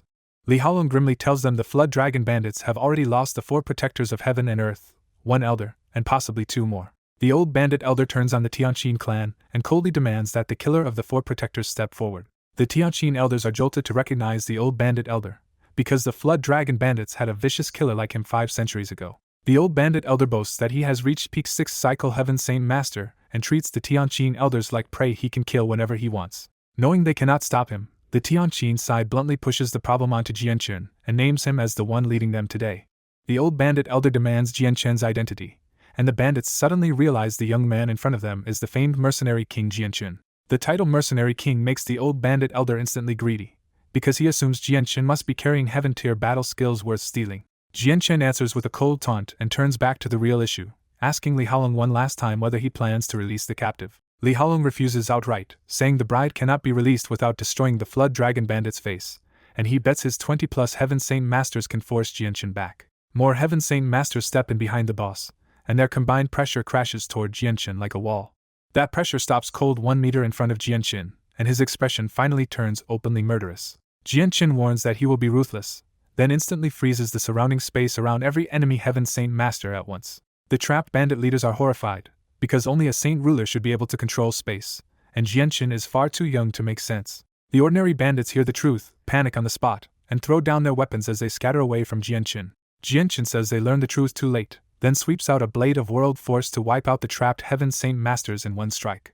Everyone except Li Haolong dies on the spot, and his hidden golden soft mail suddenly flares bright enough to block the world force itself. The Tianqin elders stare in disbelief as Li Haolong's golden treasure even breaks the frozen space around him. Inside Jianqin's head, Ziying bursts out in excitement and identifies the treasure as primordial god silk, something he must seize immediately. Qingsu urgently backs that up, and Jianqin instantly decides this treasure is too valuable to leave behind. He attacks Li Haolong head-on with a full world force strike, but the golden barrier blocks him again without even wavering. That impossible defense shocks everyone, and Li Haolong's fear flips into wild confidence. Calling himself untouchable now, Li Haolong laughs in Jianqin's face and dares to fight a saint ruler with the body of a Heaven Saint Master. Jianqin is genuinely angered now, because a mere Heaven Saint Master is daring to challenge his dignity as a saint ruler. Li Haolong roars and unleashes a Heaven-tier battle skill, drawing in enough power to make the whole mountain tremble. The Tianqin elders panic and order everyone to retreat before the Heaven-tier battle skill catches them in the blast. The battle skill locks onto Jianqin, trying to pin him in place, but he treats it like a bad joke. With a thought, Jianqin breaks the pressure around himself and drops a transparent barrier cage around Li Haolong instead. Li Haolong's fully charged Heaven-tier battle skill crashes into that barrier and is swallowed away without reaching Jianqin at all. His last bit of confidence collapses, because the primordial god silk can protect him but still cannot let him threaten a real saint ruler. Ziying finally gives Jianqin the answer. Only chaotic force can pierce primordial god silk. Jianqin immediately draws chaotic force from his chaotic Naiden, and a dark destructive sword forms in his hand. He thrusts straight through his own barrier, breaks the golden defense with ease, and kills Li Haolong with one strike through the forehead. As soon as Li Haolong dies, the golden light collapses and the primordial god silk loses its power with him. Jianqin strips away the corpse's outer clothes and finally reveals the treasure itself, a thin, sleeveless golden silk garment. Ziying erupts in delight again, and Jianqin crouches to pick up the surprisingly soft, feather-light primordial god silk. The Tianqin clan praises Jianqin and openly covets the treasure, but none of them dare entertain the idea of taking it from him. While the others admire the defense, Ziying and Qingsu explain that primordial god silk is an absurdly rare primeval treasure once owned only by heavenly emperors. Jianqin guesses it might help forge the Azulet swords, but Qingsu corrects him. This silk is for creating spiritual treasures of the world instead. Ziying reveals the darker truth behind it all. A primordial god silkworm is born from the world's laws during calamity, weaves its silk with its life, and dies. That means this world may be heading toward an apocalyptic disaster so severe that even the laws of the world prepared this god silk in advance.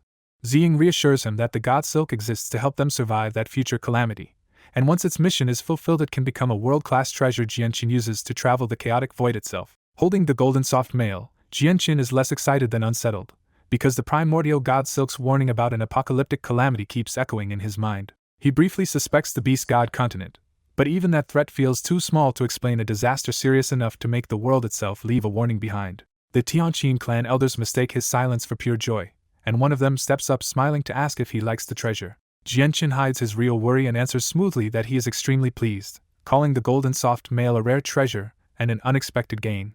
Then the second great elder asks the real follow-up question. Now that the bandit boss and the Heaven Saint Masters are dead, what should they do with the rest of the Flood Dragon bandits? Jianqin looks over the mountain and sees the surviving bandits trapped on the peak, terrified to flee because the steep terrain and the Tianqin clan have cut off their only way down. One bandit, Gan Hor, drops to his knees and begs desperately to be spared, promising to serve Jianqin like a slave forever. That breaks the last of their nerve, and in moments the summit is packed with kneeling bandits crying for mercy, even including a few Earth Saint Masters. A small number still refuse to kneel, but Jianqin cuts through the chaos with one cold command and the entire mountain instantly falls silent. Jianqin gives them one condition for living: bring out the Tianqin clan's young lady immediately, and unharmed. The bandits scatter like madmen into the manor, all trying to be the first one back with the hostage because they know this is their only path to survival. Not long after, they carry out Qin in her red wedding dress, still dazed and trying to understand why the whole mountain has suddenly turned upside down. The men who brought her out immediately plead for their lives, staring at Jianqin with raw hope. Then Qin sees the pile of dead Heaven Saint Masters and the corpse of the bandit boss, and the truth hits her all at once: she has really been saved. Qin Xiao rushes over first, grabbing his sister's shoulders and telling her through obvious emotion that she is safe and will never have to marry the bandit boss's son. Their father joins them a moment later, his concern finally breaking through as he gently asks Qin how much she has suffered. Still fired up, Qin Xiao pulls Qin over to Jianqin and tells her that the rescue only succeeded because Jianqin helped them. He goes further and blurts out the part that stuns her most. Jianqin is already a saint ruler, and he wiped out more than 20 heaven saint masters with effortless force. The words saint ruler leave Qin frozen, because she can hardly believe someone even younger than her brother has reached that realm. In that quiet moment, Jianqin's place in her heart rises sharply from savior to someone she will never forget. Qin quickly bows and formally thanks Jianqin for saving her. Jianqin immediately helps her back up and downplays the whole thing, saying she does not need to be so polite. Qin keeps looking at him with teary gratitude and something quieter beneath it, which leaves Jianqin noticeably uncomfortable. Before the moment can linger, a fresh commotion breaks out as several men drag in the bandit boss's son with his hands tied behind his back. The men explain that this is the one who came up with abducting Qin in the first place, and Jianqin's expression instantly turns cold. Qin Xiao explodes in anger and charges in, beating Li Yunji for daring to target his sister. Li Yunji still does not understand the situation, so even while getting hit he arrogantly threatens everyone with his father's name and accuses the bandits of rebellion. One of the men finally snaps at him to look properly, telling him his father is already lying dead nearby. Li Yunji turns and sees the corpses for himself, and his arrogant face finally goes blank with disbelief. Qin Xiao asks to deal with this bastard personally, and Jianqin agrees without the slightest objection. With the leaders dead and Jianqin standing behind the result, the Flood Dragon bandits finally break apart and are driven off Coiled Dragon Mountain for good. Jianqin even gives the Spirit Mountain to the Tianqin clan, turning their desperate rescue into a complete victory. News of the Flood Dragon bandits' collapse spreads fast, and the whole region learns that the Tianqin clan now has the backing of a saint ruler. That single connection sends the Tianqin clan's status soaring, because no nearby force wants to provoke a clan tied to someone as strong as Jianqin. Once everything is settled, Jianqin refuses the Tianqin clan's repeated invitations to stay and leaves at once for Qinhuang Kingdom. He heads for the neighboring Dezhou Kingdom instead of flying all the way directly, planning to use its space gate to reach Qinhuang Kingdom much faster. Jianqin does not worry about the mountain he left behind, because once the region knows the Tianqin clan is linked to a saint ruler, almost nobody will dare challenge them for it. He also knows the Spirit Mountain will strengthen the Tianqin clan quickly, since cultivating there is far easier than in ordinary places. Using spatial force, Jianqin flies dozens of kilometers above the ground while the cat-sized white tiger cub sleeps curled against his shoulder, still digesting heavenly resources. Even alone in the sky, Jianqin pulls out the primordial god silk again and admits to himself that the treasure feels more like a burden than a blessing. The more he thinks about it, the clearer it feels that this coming calamity could be large enough to destroy the world if no one can stop it. So Jianqin continues toward Dezhou Kingdom with a heavy heart, carrying both a rare treasure and a grim warning he cannot yet understand. Elsewhere at the edge of the Cross Mountains, the Gilligan clan king stands pale and haggard, still angry and shaken after being secretly crushed by a human expert. He bitterly relives that defeat, cursing Jianqin's luck and swearing that the winged tiger god will still be taken no matter who has to die for it. The memory stings even more because his secret escape cost him dearly, knocking his strength from the second heavenly layer down to the first and wiping out years of hard work. Then 5 human figures arrive at high speed and stop right at the border, careful not to cross over to the magical beast's side. The 5 old men address him with open respect, making it clear they already know exactly how dangerous this king is. The king tells them he called them here for an important task, setting the tone like a master hiring disposable tools. When they ask for details, the king uses the energy of the world to project Jianqin's image out of thin air from his own memory. He identifies the target as Jianqin from Jesson Kingdom and orders them to seize the snow-white winged tiger cub he carries. The 5 men memorize Jianqin's face first, but their real interest shows when they immediately ask what they will be paid. The Gilligan clan king answers by revealing 5 fist-sized Class 7 monster cores, and the violent energy rolling off them instantly changes the atmosphere. He offers 1 core each as a deposit and promises 2 more apiece after the job, turning their greed into open delight. With the deal set, the king vanishes and leaves the monster cores hanging in the air, as if trusting greed to do the rest. The 5 human saint rulers each snatch a core and hurry away, already moving to hunt Jianqin for the white tiger cub. Far away in Longevity Valley, Elder Shio is calmly weeding barefoot in the fields when his eyes suddenly sharpen and he calls Shiomi over. Shiomi comes at once, confused, and asks what happened. Elder Shio takes out a blood-red arrow banner and reveals the crisis in one breath. 5 human saint rulers are secretly helping the Gilligan clan king against their own race. He orders Shiomi to take the banner to the Bloodsword sect and have its 4 protectors personally move out to kill those 5 traitors. Shiomi is startled because his father once swore he would never interfere in Tianyuan continent's affairs again, so he cannot understand why he is stepping in now. Elder Shio admits this matter runs deep, and though he cannot act personally without drawing too much attention, he also cannot ignore it because Jianqin's life is on the line. He makes the danger plain by saying Jianqin may be much stronger now, but he still cannot handle all 5 saint rulers by himself. The moment Jianqin's safety is mentioned, Shiomi drops all hesitation and agrees to go summon the Bloodsword sect's 4 protectors. When Shiomi asks who the traitors are, Elder Shio gives one final instruction: send the 4 protectors to Jesson Kingdom, and once they arrive, they will know exactly who to kill. Jianchen stepped out of the space gate into a remote patch of wilderness in Qinhuang Kingdom, and this time the landing was finally accurate. He rose into the sky, checked the surrounding terrain, and studied a map until he locked onto the palace's direction. Once he had his bearings, Jianchen fused with space and shot toward the royal capital at full speed. 4 hours later, Jianchen closed in on the imperial palace, and the 4 imperial protectors inside sensed his approach at once. A voice directed Jianchen to the eastern Qin Heaven Palace, so he changed course without slowing down.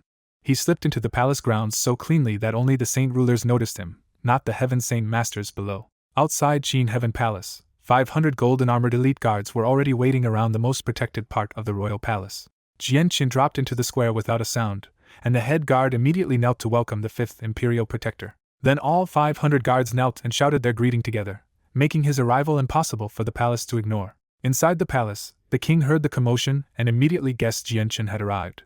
Qin Ji also stepped out to look east, excited at the thought that Jianchen might really have become a saint ruler. After telling the guards to rise, Jianchen walked into Qin Heaven Palace, and the sealed doors opened for him by saint ruler power. Inside a quiet guest room, Jianchen found the 4 imperial protectors already seated around a round table waiting for him. Even at the same level now, Jianchen still saluted the 4 imperial protectors with real respect because they had backed him when he was weaker. The 4 imperial protectors were plainly pleased by Jianchen's rise, already treating him like someone whose future would go far beyond this kingdom. They welcomed Jianchen to sit as one of their own, and he took the last empty seat without any stiffness. As the conversation settled in, Jianchen finally learned the 4 imperial protectors' names. He also got a clearer feel for the 4 elders' bond, different origins, but they treated each other like brothers. For hours, the 4 imperial protectors shared their saint ruler experience, and Jianchen listened closely because their hard-earned insight could still sharpen him. After 4 hours of discussion, the mood finally turned serious when one of the imperial protectors said they had summoned Jianchen back for an extremely important matter. To frame the crisis, the senior first explained the hidden order of the continent, 3 empires standing above the 8 great kingdoms. Then he dropped the real secret. Qinhuang Kingdom was not independent at all, but a subsidiary of the Holy Empire. Qin Yunlong added that Fire Dragon Kingdom and Booty's Kingdom were tied to the Holy Empire too, making this a secret even many ancient clans did not know. When Jianchen asked if the coming danger started in the Holy Empire, Qin Yunlong answered with a blunt yes. The Holy Empire was about to change. Qin Yunlong explained that the Holy Empire was really controlled by 3 great clans, with the emperor's seat only rotating between them.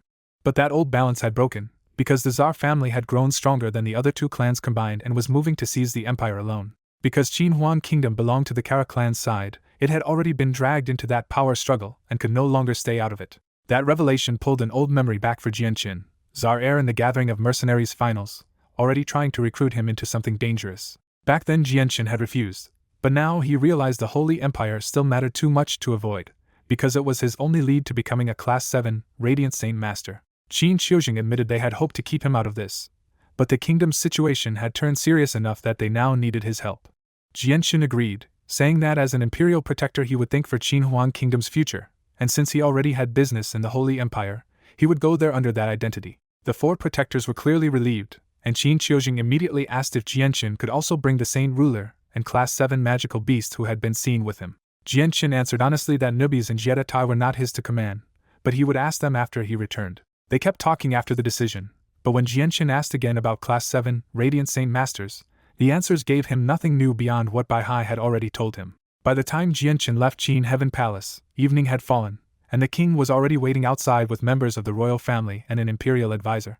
The greeting was warm, but now that Jianchen was a saint ruler, even the king's tone carried a new layer of respect. Soon Jianchen was invited into a banquet, where the royal side celebrated his return with food, drink, and careful good cheer. While that feast was going on, 5 elderly men met in a small inn in another kingdom, and quietly revealed they had been investigating Jianchen. Their report confirmed that Jianchen was a saint ruler, that he led the flame mercenaries, and that 2 other saint rulers were with that group.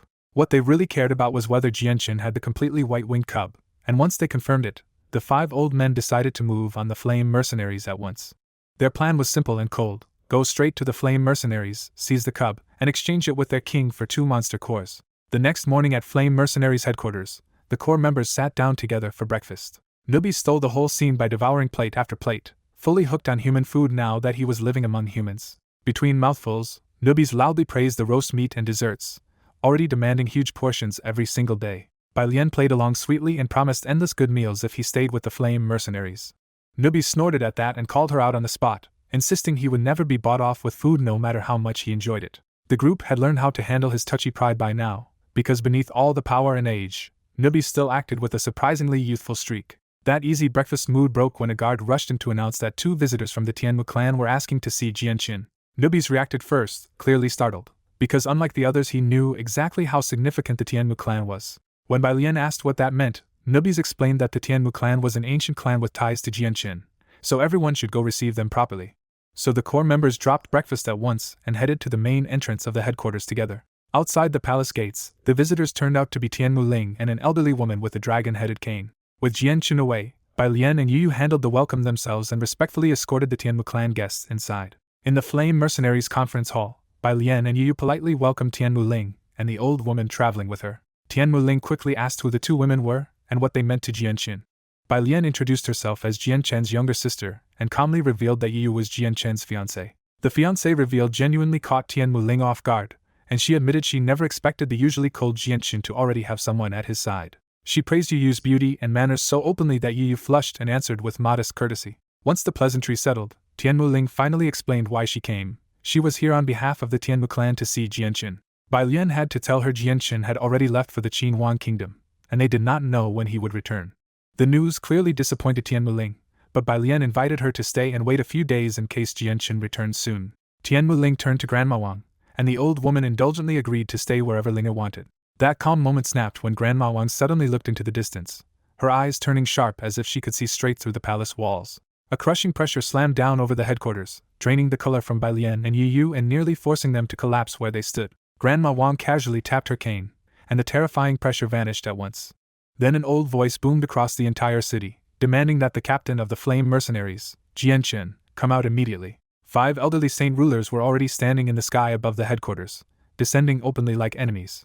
Bai Hai and Nubi shot out to meet the 5 intruders, joined by another elder, and pushed back the invaders' pressure before it could crush the headquarters. One intruder mocked the Flame Mercenaries for only having 3 saint rulers, and Bai Hai immediately realized the lineup against them was overwhelming. Bai Hai demanded to know who the intruders were and why they wanted his great-grandson, but the strangers only barked for Jianqin to come out. When Bai Hai said Jianqin was away, the 5 intruders turned grim and pressed him for Jianqin's whereabouts. That imperious demand set Nubi's off, and he coldly warned the old men to watch how they spoke to him. One enraged 5th Heavenly Layer elder snapped at the insult and lunged straight at Nubis with a killing claw. Nubis answered with poisonous gas and a direct clash, meeting the stronger elder head-on instead of retreating. The elder recoiled in shock when Nubis' poison could even injure him, and he suddenly realized he was not facing an ordinary human at all. A 6th Heavenly Layer expert sniffed the air, identified the venom, and exposed Nubis as a silver-striped golden snake, a beast of antiquity. Instead of hesitating, the 2 strongest old men got excited and openly decided they wanted Nubis' Class 7 monster core. One 6th Heavenly Layer elder urged Situ to attack together, warning that a silver-striped golden snake was dangerous enough that they should not risk letting it escape. Situ agreed at once, staring at Nubis like walking treasure and declaring that every part of a beast of antiquity was worth taking. As the trap tightened, one of the leading elders shaped a long sickle of Saint Force and ordered the other 3 to capture Bai Hai and Jiedatai alive so they could be used against Jianqin. Hearing the hostage plan, Bai Hai, Jiedatai, and Nubis all went grim because they knew the 5 elders had them badly outmatched. Nubis especially knew the problem.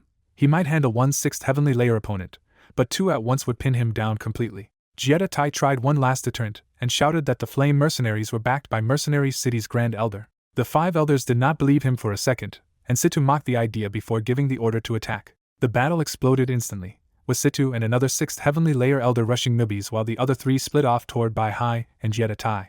As 8 saint rulers clashed above the headquarters, the shockwaves ripped through the city below and turned the streets into chaos. Jiedatai was the first to break under the mismatch and was blasted from the sky after only a few exchanges. Bai Hai was not faring any better, trapped in a losing fight against 2 5th Heavenly Layer opponents and forced onto pure defense. Nubis was also getting overwhelmed, and the 2 6th Heavenly Layer saint rulers kept pressing until he had almost no room to fight back. Backed into a corner, Nubis let out a soul-piercing hiss and finally revealed his true body.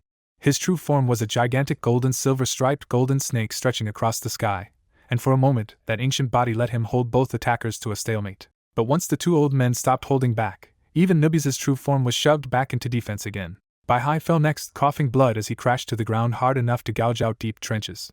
Nubis was battered so badly that even his enormous snake body spat blood and was hurled far into the distance. Seeing all 3 defenders down, Situ coldly ordered Bai Hai and Jiedatai captured alive while he and Mating went to dig out Nubis' monster core. Just as the enemy moved to finish the job, an old woman's voice cut across the battlefield and stopped them cold. Grandma Wang appeared soundlessly in the air with her dragon-headed cane, stepping right into the path of the two strongest saint rulers. The two elders immediately felt the difference and demanded to know who she was. Grandma Wang did not bother answering, and with a contemptuous flick of her cane she sent invisible world force straight at them. Situ and Mating hurried to meet her attack with their own world force, but the collision only exposed how completely outclassed they were.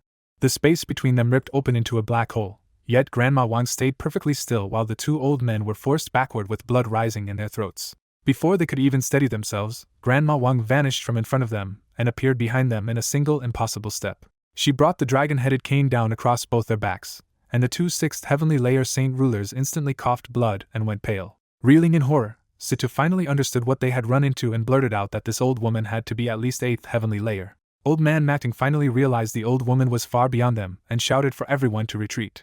The other attackers broke off their charge at once and gathered midair, suddenly treating the old woman as the real threat. Two of the stronger elders even fused with space to fall back faster, while the remaining three stared at her like they were facing a disaster. Old man Situ tried to probe her identity and her connection to the flame mercenaries, hoping to understand what they had just run into. The old woman shut him down cold, saying the 5 of them were not even qualified to know her name, and should leave while they still could.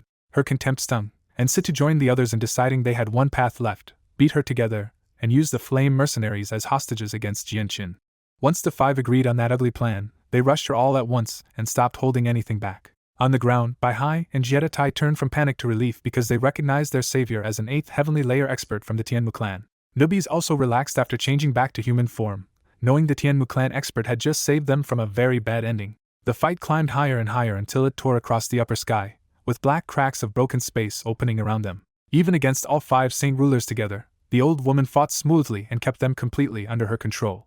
After only 10 minutes, all 5 attackers were coughing blood and dropping from the sky, badly wounded and stunned by how badly they had lost. One of the battered attackers cursed in shock, realizing she might be at the peak of the 8th heavenly layer or even the 9th. Situ took one last hateful look at her, then gave the order to run. The 5 wounded saint rulers fled the battlefield in a blink, leaving the flame mercenaries behind in ruins but still standing. Once the danger passed, the old woman descended to the ground and Tianmu Ling hurried to her side in worry. Grandma Wang instantly softened for Linger, brushing off the battle like it had been nothing. Bai Hai and Jietai came over at once to thank her, knowing she had prevented a complete disaster for everyone close to Jianqin. She told them to stop worrying and go heal, adding that anyone who knew Jianqin's tie to the flame mercenaries' grand elder should never have dared attack this place. After the 2 elders left to heal, Bai Lian and Yu hurried out to thank her too. The old woman waved off their thanks and openly said she had come to discuss something with Jianqin, so this rescue would count as a favor he owed her. The attack could not be hidden, and news that 5 saint rulers had struck the flame mercenaries spread in every direction. Soon the whole region was buzzing, and even hidden clans were stunned that anyone had dared challenge the flame mercenaries at all. Back at headquarters, victory did not feel clean because the city and palace were wrecked, many were injured, and some weaker members had died. With so much to handle, Yu and Bai Lian stepped up together and started directing the entire cleanup. Meanwhile, several kilometers away, the 5 defeated saint rulers hid in a dark mountain cave around a small bonfire. After half a day of healing with radiant spirit pills, all 5 finally opened their eyes and steadied themselves. Their frustration boiled over fast, because they had been one step from taking hostages for the Gilligan clan king before the old woman ruined everything. Situ accepted that their hostage plan was dead and said they had to start over by learning who Jianqin really was. Mating agreed and pushed for an immediate investigation, arguing that understanding Jianqin would tell them how to deal with him next. The 5 split up on the spot, each taking a direction and agreeing to regroup in the cave after one day. A day later they returned together, ready to compare what they had learned about Jianqin. Their investigation uncovered 2 key identities at once. Jianqin was Changyang Xiangtian of the Changyang clan and also a new imperial protector of the Qin kingdom. They also learned that Jianqin had reached Saint Ruler in less than 50 years, and that impossible talent instantly turned their talk toward whatever treasure or legacy he might be hiding. Situ cut that greed short, and reminded them that once they found Jianqin, both the mission and his secrets could be taken together. Once they realized Jianqin's home was the Changyang Manor, Mating urged them to move immediately before he could hear the news and slip away. So the 5 saint rulers left the cave again and raced for the Jessan kingdom at full speed through space. They covered several thousand kilometers in only 6 hours and arrived in Lore City, where the Changyang clan now stood above even the royal family. That rise all traced back to one dazzling name, because everyone already knew the Changyang clan's 4th young master Changyang Shengtian was Jianqin himself. Since Jianqin no longer hid that identity, his fame had turned the Changyang clan into an untouchable power whose status blazed across the whole region. Inside Changyang Manor, Bai Yuntian happily chats with Jian Chen's 3 aunts, soaking in their open admiration for the son who raised her standing in the whole clan. Elsewhere in the manor, Changyang Ba entertains Patriarch Cuddy, who humbly asks to marry his beautiful second daughter Cuddy Chili to Jian Chen as a concubine despite Jian Chen's engagement to Princess Gulan. Changyang Ba answers politely but keeps the choice with Jian Chen, and Patriarch Cuddy eagerly asks him to put in a good word for Chili's famed beauty. That easy mood shatters when a terrifying pressure crashes down over the entire manor, leaving everyone feeling like they can barely breathe. Then an old voice booms over the estate, demanding that Jian Chen come out at once. 5 elderly men appear high above Changyang Manor, floating like executioners and making it obvious they came with hostile intent. The clan gathers below in fear, and Changyang Ba steps forward to ask who these seniors are, and why they want his son. The answer comes brutally fast as Changyang Ba is snatched off the ground by invisible force and hauled helplessly into the air. The manor erupts in alarm as everyone realizes their patriarch is now a hostage in the hands of monsters they cannot touch. Uncle Chan launches into the sky to save his master, but a distant saint ruler casually blasts him out of the air with one invisible strike. When Uncle Chan crashes to the ground coughing blood, the whole clan finally understands just how hopeless the gap in power is. Changyang Ba pieces it together in horror and chokes out the truth: these 5 are saint rulers. Situ Jian smugly confirms it and demands Jian Chen's location, while Old Man Mating coldly promises they will spare Changyang Ba only if he cooperates. Changyang Ba refuses without hesitation, insisting he will never betray his son even if he dies for it. Furious, Situ Jian clamps a hand around Changyang Ba's throat and threatens to kill him unless someone below speaks up. But the entire Changyang clan stays silent, terrified and furious yet still refusing to hand Jian Chen over.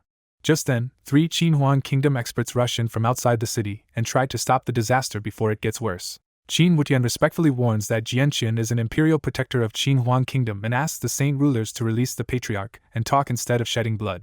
Old Man Mating treats the warning like a joke and blows the 3 men away with a wave of world energy. With no one left able to interfere, Situ Jian crushes Changyang Ba's neck and drops his body from the sky. The manor breaks into grief as clan experts catch Changyang Ba, only to find their patriarch already dead.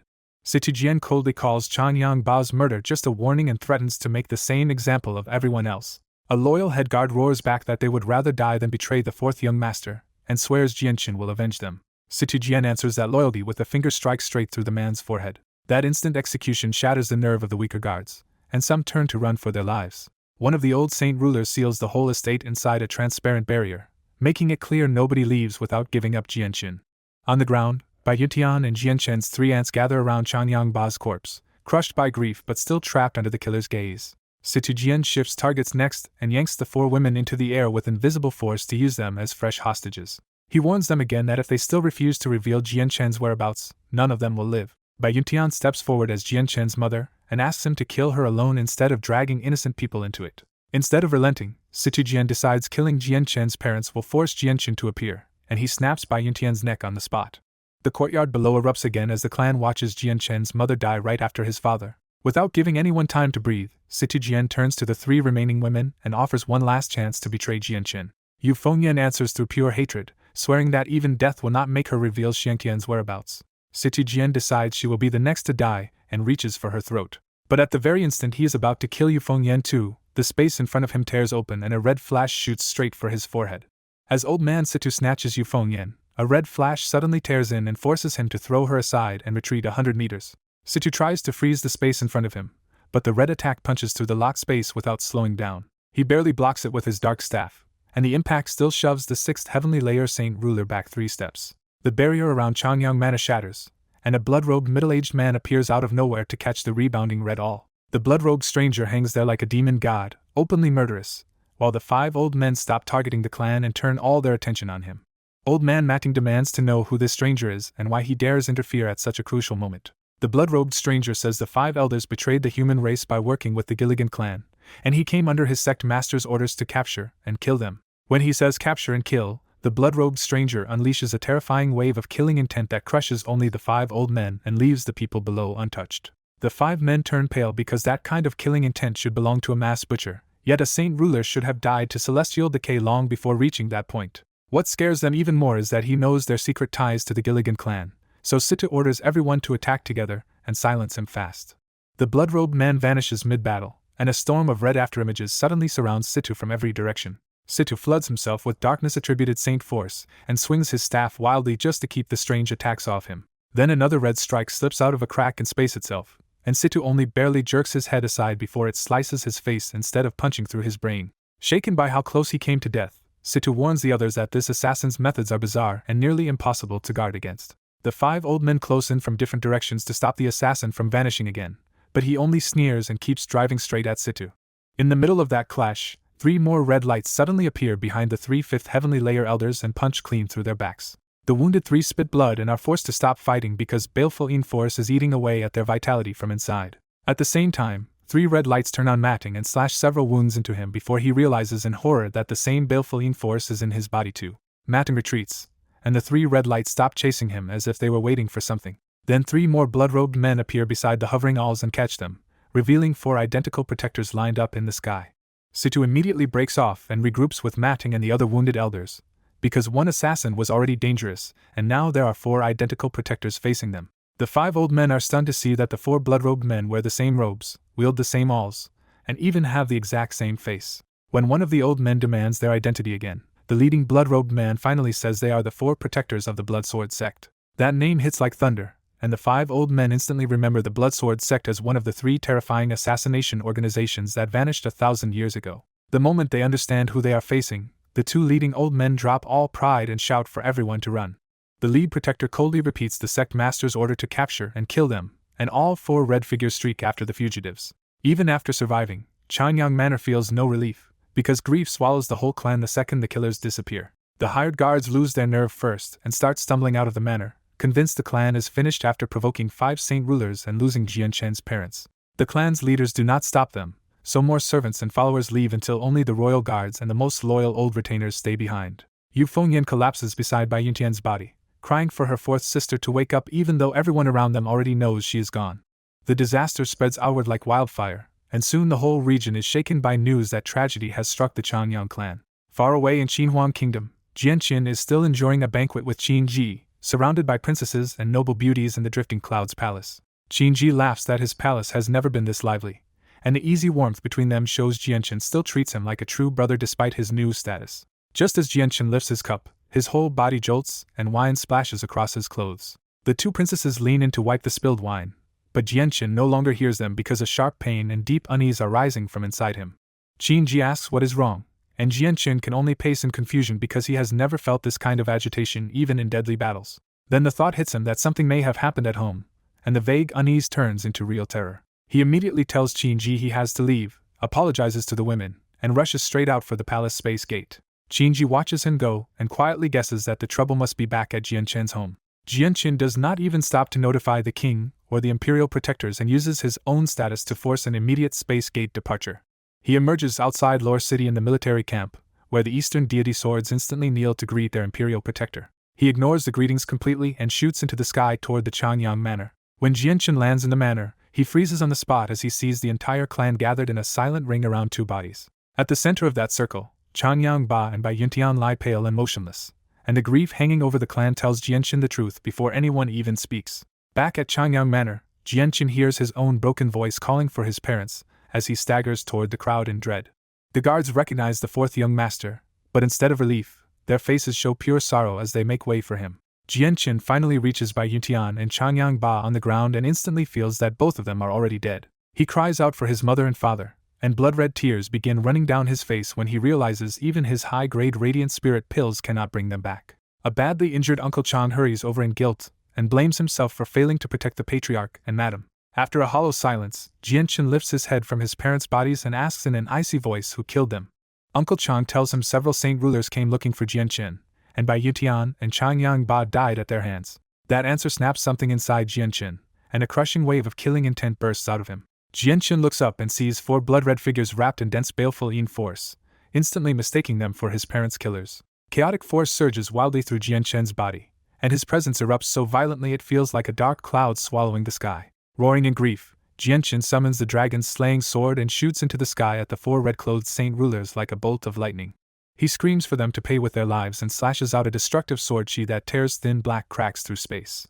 The 4 red-clothed men stop together and counter Jianchen's sword chi with blood-colored awls wrapped in baleful force. The collision explodes across the sky, and Jianqin realizes these 4 are terrifyingly strong, but he still refuses to back down. Then Uncle Chang desperately calls out from below and tries to fly up, even though his earlier Saint Ruler injury is far too heavy. His strength gives out midair, and Jianqin instantly drops the fight to catch the old servant before he crashes.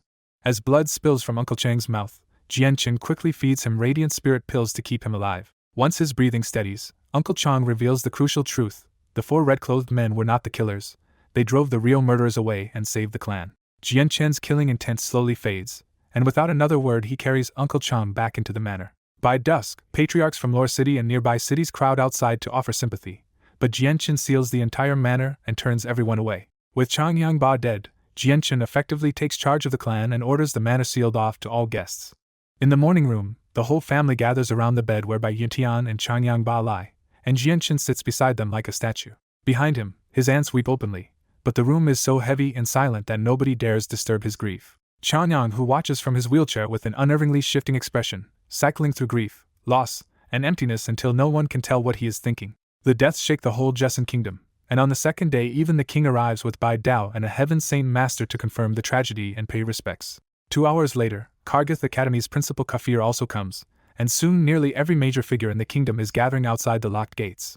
Everyone else is denied entry, and no one dares complain because the Changyang clan's grief is too raw and Jianqin's name is too intimidating. Inside, Bai Dao looks at his dead sister Bai Yuntian and quietly vows that no matter the cost, he will grow stronger and avenge her. Another day later, Jianqin's close allies rush in from far away, including Yu, Bai Lian, Jieta Tai, Nubis, Bai Hai, Huang Luan, and Tian Muling with her powerful grandmother. As Tian Muling's grandmother surveys the manor, she realizes Jianqin has enemies strong enough to send several saint rulers after his parents, and she also quietly notes that helping him now may benefit the Tianmu clan later. The old woman reflects that Tian Muling even pulled in her grandfather Jun to help guard the flame mercenaries, which tells her Jianqin matters far more to the girl than usual.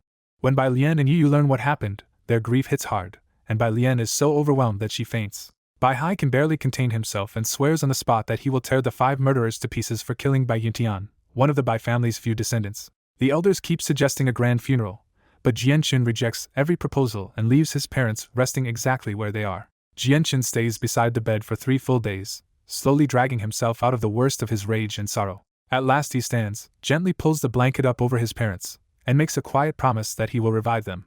That vow hardens into real determination because Jianqin knows a powerful enough Radiant Saint Master can even bring back the dead. Hearing that promise, Changyang, whose chaotic emotions suddenly go still, and he places the hope for Bai Yuntian and Changyang Ba entirely in Jianqin's hands.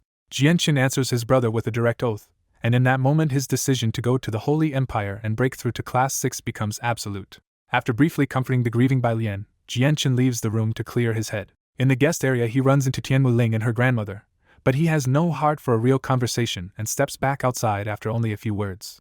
Outside, Jianqin finally studies the 4 red-clothed men properly and realizes their identical faces make them look like rare quadruplets. The manor guards and elders all know these 4 are far too powerful to offend, so despite the lockdown they have been left alone and treated with wary respect. Just as Jianqin approaches to thank them, all 4 open their eyes at once and turn their cold gaze on him. Through voice transmission, they explain they only waited this long to pass on a message from their sect master. Their warning is blunt.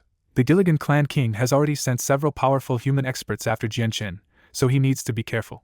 The instant the message ends, the 4 men shoot into the sky as red streaks and vanish together over the horizon. Left alone with that warning, Jianqin starts turning over the deeper mystery of who these men serve and how they know the Gilligan clan king is targeting him. His thoughts immediately jump to the winged tiger god and whether these strangers already know about that dangerous secret. From there, Jianqin starts weighing 2 possible hidden protectors behind the scene: mercenary city grand elder Tianjin, or the even harder to read Uncle Xiao. After the 4 red-clothed men leave, Jianqin stands frozen in the manor, still shaken and trying to make sense of what just happened. An elder gently urges him to prepare a funeral, but Jianqin flatly refuses and says his parents are not truly gone because he will revive them. Jianqin immediately asks the elder who those 4 men were, and only gets one clue back: they seem to belong to the Bloodsword sect. The unfamiliar name sticks in Jianqin's mind, so he heads into the manor gardens to find someone older who might know more. In the garden pavilion, Jianqin finds Bai Hai drinking alone, trying to drown his grief after Bai Yuntian's death. Bai Hai tells Jianqin to preserve his parents' bodies, because once Jianqin reaches Class 7 as a Radiant Saint Master, he should be able to revive them. Jianqin turns the talk back to the Bloodsword sect, and Bai Hai reacts at once because he recognizes the name. Once Jianqin explains the 4 men came from that sect, Bai Hai realizes the murderous aura around them was baleful force from countless killings. Bai Hai explains that the Bloodsword sect was once one of the continent's 3 great assassination organizations, powerful enough to stand with ancient clans before vanishing 1,000 years ago. But Bai Hai cannot tell him who the sect master was, because even in that era he was not important enough to know that name. A new voice cuts in from outside the pavilion. Wan Yanhong says very few people know that name, and she happens to be one of them.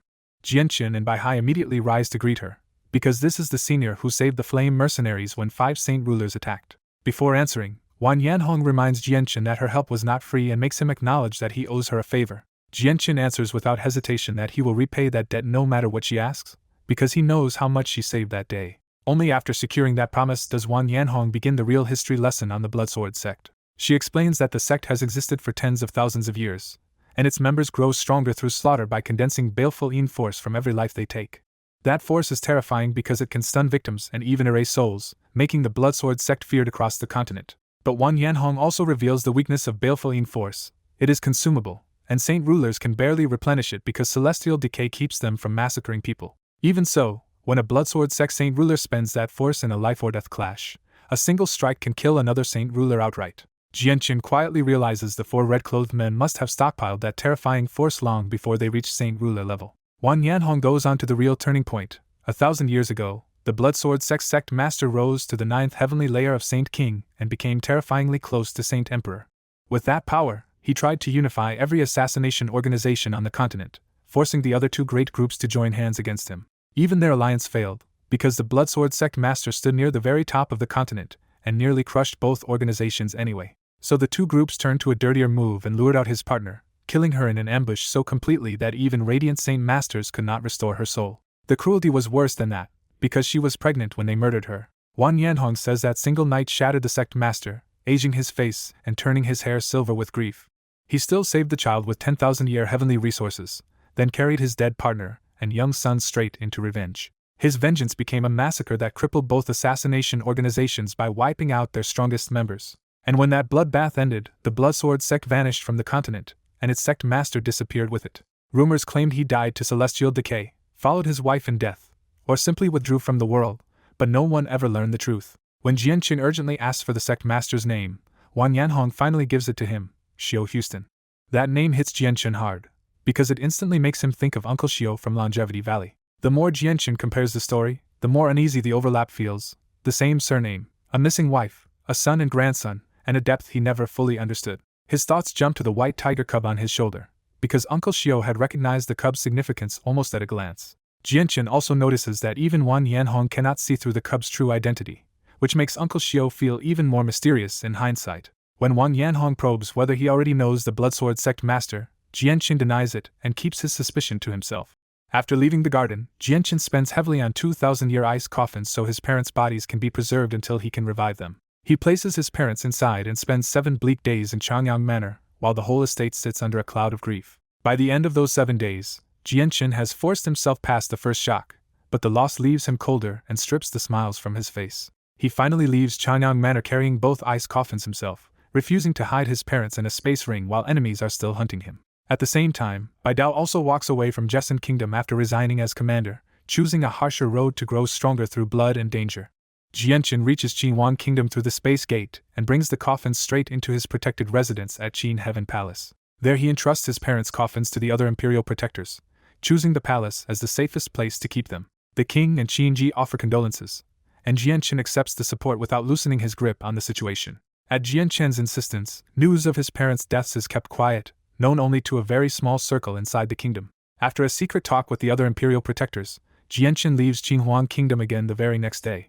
He stops at the Tianqin clan to visit Qin Shao, still thinking about how to train the boy properly. Jianqin gives up on bringing Qin Shao into the Flame Mercenaries, because the mercenaries are no longer safe and the Winged Tiger secret could drag everyone near him into disaster. He leaves the Tianqin clan convinced that once the Winged Tiger god becomes public, he may end up hunted by the whole continent. Back in Jesson Kingdom, Jianqin gathers newbies and Jiedatai and tells them about the Holy Empire and the request from Qinhuan Kingdom's imperial protectors. Newbies rejects the idea immediately, calling the Holy Empire a mess tied to ancient clan-level powers that he wants no part of.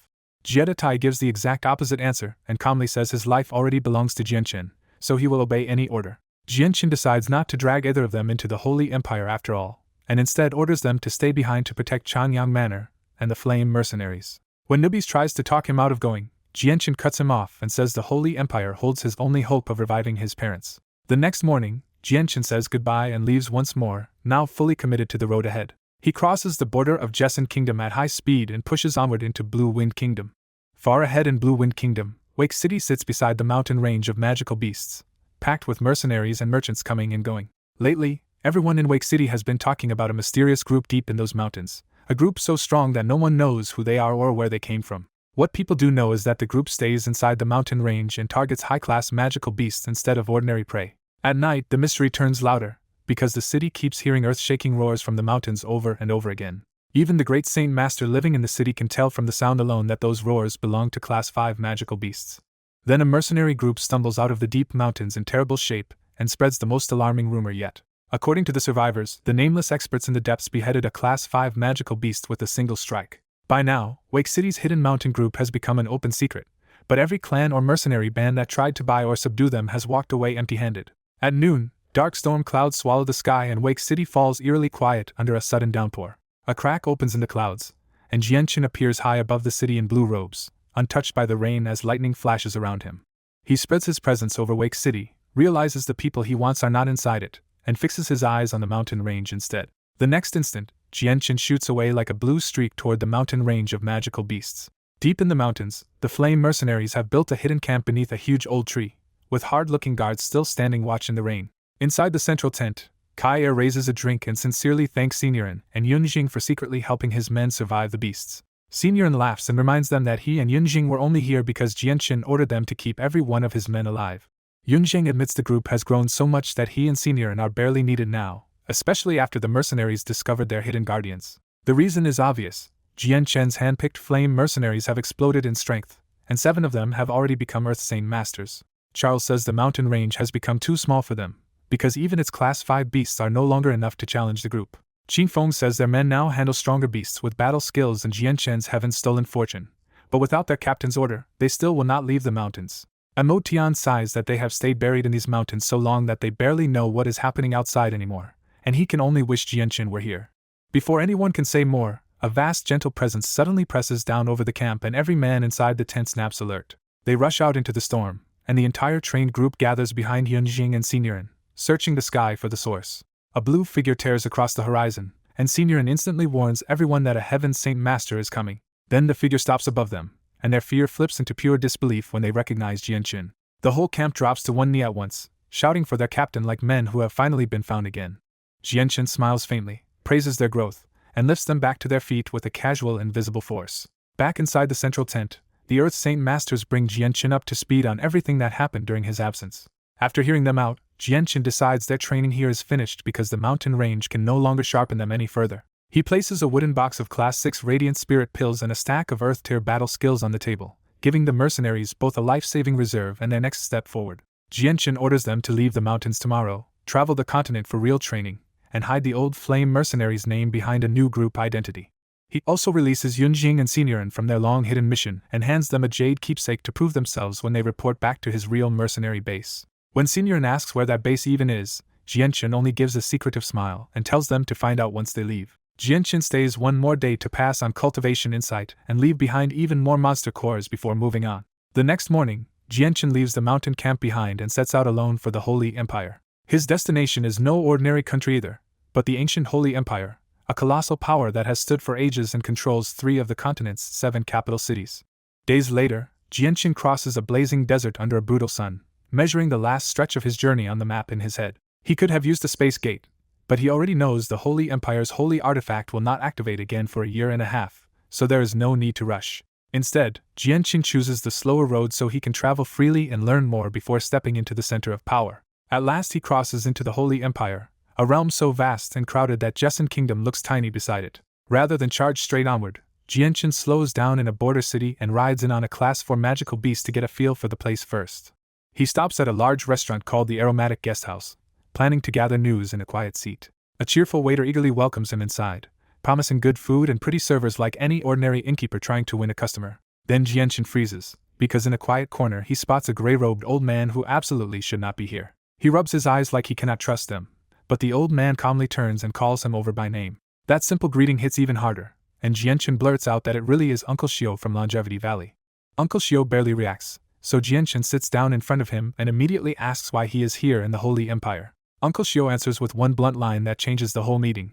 He came here specifically for Jianqin. Then Uncle Shio goes even further and states plainly that Jianqin came to the Holy Empire to break through to Class 7 as a Radiant Saint Master. Jianqin is rocked on the spot, because his Radiant Saint Master identity has always been one of his deepest secrets. To make sure no one else hears, Uncle Shio quietly seals their table inside a transparent barrier before explaining himself. He says he cultivates darkness-attributed Saint Force, is unusually sensitive to Radiant Saint Force, and has secretly watched Jianqin long enough to figure him out. Uncle Shio also warns that he is probably not the only one who knows, because even Mercenary City's Grand Elder may have already seen through Jianqin's secret. That answer makes Jianqin connect the dots, and he directly asks if Uncle Shio is really Shio Houston, the sect master of the Blood Sword sect. He even follows it up by asking whether the 4 saint rulers who secretly helped the Changyang clan were sent by Uncle Shio as well. Uncle Shio simply nods, confirming both suspicions without making a show of it.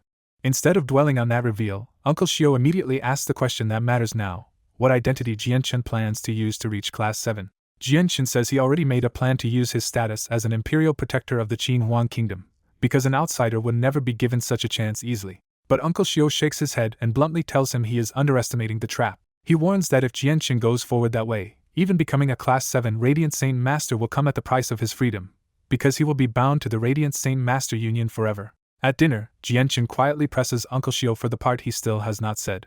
Uncle Shio tells him the first ugly rule: only core union members or the Holy Empire's 3 great clans get a real chance to reach Class 7, Radiant Saint Master. He warns that the union and the clans do not let strong Radiant Saint Masters stay independent, and only powers on the level of ancient clans can shield them. Then Uncle Shio cuts straight at Jianqin's weak spot and says his Imperial Protector title will not save him, because Qin Huang is only a subsidiary under one of those clans. He adds an even bigger danger: a fighter who is also a Radiant Saint Master is something the continent has never seen, so if that secret gets out, nobody knows what the Union will do to Jianqin. That warning hits hard, and Jianqin realizes his old plan has just been wrecked by a much bigger threat than he expected. Before Jianqin can settle, Uncle Shio reveals there is an even darker secret tied to every Class 7 Radiant Saint Master, and that is why he came. Jianqin stares him down and waits, fully focused now that he knows the real warning is still coming. Uncle Shio finally says it plainly: once a Radiant Saint Master reaches Class 7, the Union restrains every move they make and forces them into a secret research program. He does not soften it either, warning that the program takes away freedom and may even cost people their lives. Shaken, Jianqin asks what kind of research could push Class 7 Masters that far. Uncle Shio answers with the real prize at the center of it all: the secret of breaking from Class 7 to Class 8. Jianqin blurts out the obvious question, because as far as he knows, Class 8 Radiant Saint Masters practically do not exist. Uncle Shio says that is exactly the point. In all known history, only one Class 8 Radiant Saint Master is recorded from the ancient era. When Jianqin asks what makes Class 8 so heaven-defying, Uncle Shio reveals the legend that they can awaken a residue soul inside a ruler armament, and revive the dead saint ruler who left it behind. That claim hits Jianqin like a blow, and he can barely get the question out as he asks if such a revival could really be true. Uncle Shio admits he only knows it from ancient records and old rumors, but says the major ancient clans all know the same story. For Jianqin, hearing the same legend confirmed again turns disbelief into dangerous hope, and he suddenly starts longing for Class 8 himself. Uncle Shio drags him back to reality and says the Union has chased that breakthrough for ages, but instead of success it has ruined countless Class 7 Radiant Saint Masters. He tells Jianqin flatly that if he ever reaches Class 7, he must leave the Union and never join that research. Jianqin asks why the other Class 7 Masters do not refuse, and Uncle Shio says the answer is obsession. Many of them are willing to die chasing Class 8. And for the few who did not want it, Uncle Shio says the Union simply took their freedom and had the 3 clans drag them back if they tried to run. By now, everything Jianqin thought he knew about the Radiant Saint Master Union has been turned upside down. He suddenly remembers the White Tiger and asks the one question he still cannot afford to get wrong: can anyone in the Holy Empire recognize it? Uncle Shio tells him less than 10 people on the continent could identify the winged tiger god, and none of them are in the 3 great empires. But he still warns Jianqin never to expose the cub before any Class 7 magical beast, because that bloodline suppression would give it away. That answer finally lets Jianqin breathe easier, because one of his biggest hidden dangers just became manageable. With his warning delivered, Uncle Shio leaves as abruptly as he came and vanishes without a sound. The barrier drops, and the full noise of the restaurant rushes back in as if nobody had ever noticed the old man sitting there. Jianqin stands up with no appetite left, already knowing he has to rebuild his whole plan from scratch. He leaves the restaurant and rides away on his Class 4 magical beast, carrying all of Uncle Shio's warnings with him. Only after Jianqin is gone does a restaurant worker realize the old man slipped out without paying, and his outrage turns into miserable resignation. Jianqin holds up an inn to rethink everything, because his original path to Class 7 is no longer safe. 3 days later, he makes his choice and heads for the City of God, where the Radiant Saint Master Union is based. 2 days into that journey, a luxurious carriage races toward the City of God under the guard of roughly 50 mercenaries, and the driver calls back that they are only 30 kilometers away. Jianqin opens the carriage and looks out at the distant walls for the first time, while the white tiger cub lifts its head with the same curiosity. By now Jianqin has settled on his new approach: hide his identity as a fighter and enter the Union under a different Radiant Saint Master identity instead. He studies the huge walls ahead and feels their ancient pressure even from a distance, awed by one of the continent's 7 capitals. The local mercenary captain Huyun proudly explains that the 7 capitals were supposedly raised from the earth by saint emperors and are still protected by unimaginable power. Huyun even says that when the city barrier is active, not even a 9th heavenly layer saint king can force entry. That story leaves Jianqin staring at the approaching capital in genuine disbelief at the scale of ancient saint emperor power. As they draw near, the city walls become overwhelming up close, over 100 meters tall, perfectly smooth, and so white they seem sacred. The gates are just as grand, with endless traffic flowing through 16 entrances and silver-armored soldiers collecting gold coin entry fees. The moment Jianqin passes through, he feels the terrifying power hidden in the walls and knows the ancient legends were not exaggerated at all. 50 kilometers inside the city, Jianqin finally leaves the carriage and tosses Huyun a bag of purple coins. Huyun is stunned by how much Jianqin gave him and tries to call him back, but Jianqin tells him to share the extra with the exhausted men. Now on foot in the City of God, Jianqin starts taking in the place and quickly notices just how wide, rich, and crowded with experts it is. He can feel at once that the world's energy and the surrounding radiant saint force are far denser here than outside, especially closer to the city center. He also realizes this capital is packed with strength, because Earth's saint masters are everywhere, Heaven's saint masters are common, and even radiant saint masters no longer seem rare. One detail stands out immediately to him: every radiant saint master in sight wears a colored badge, and the green ones are clearly much rarer than the brown, orange, or yellow badges. The white tiger cub wakes fully now and watches the city with bright, curious eyes, just as fascinated as Jianqin. That quiet sightseeing ends when a mounted group rides toward Jianqin, led by a sturdy young man in azure robes and a proud young woman in white. The white-robed girl spots the cub and immediately lights up, calling it cute. Her brother immediately rides over to stop Jianqin, assuming he can just buy the cub for her. His smile only makes it worse, because he talks to Jianqin like obedience should be automatic. Jianqin does not even entertain it, and refuses in one cold line before stepping around him.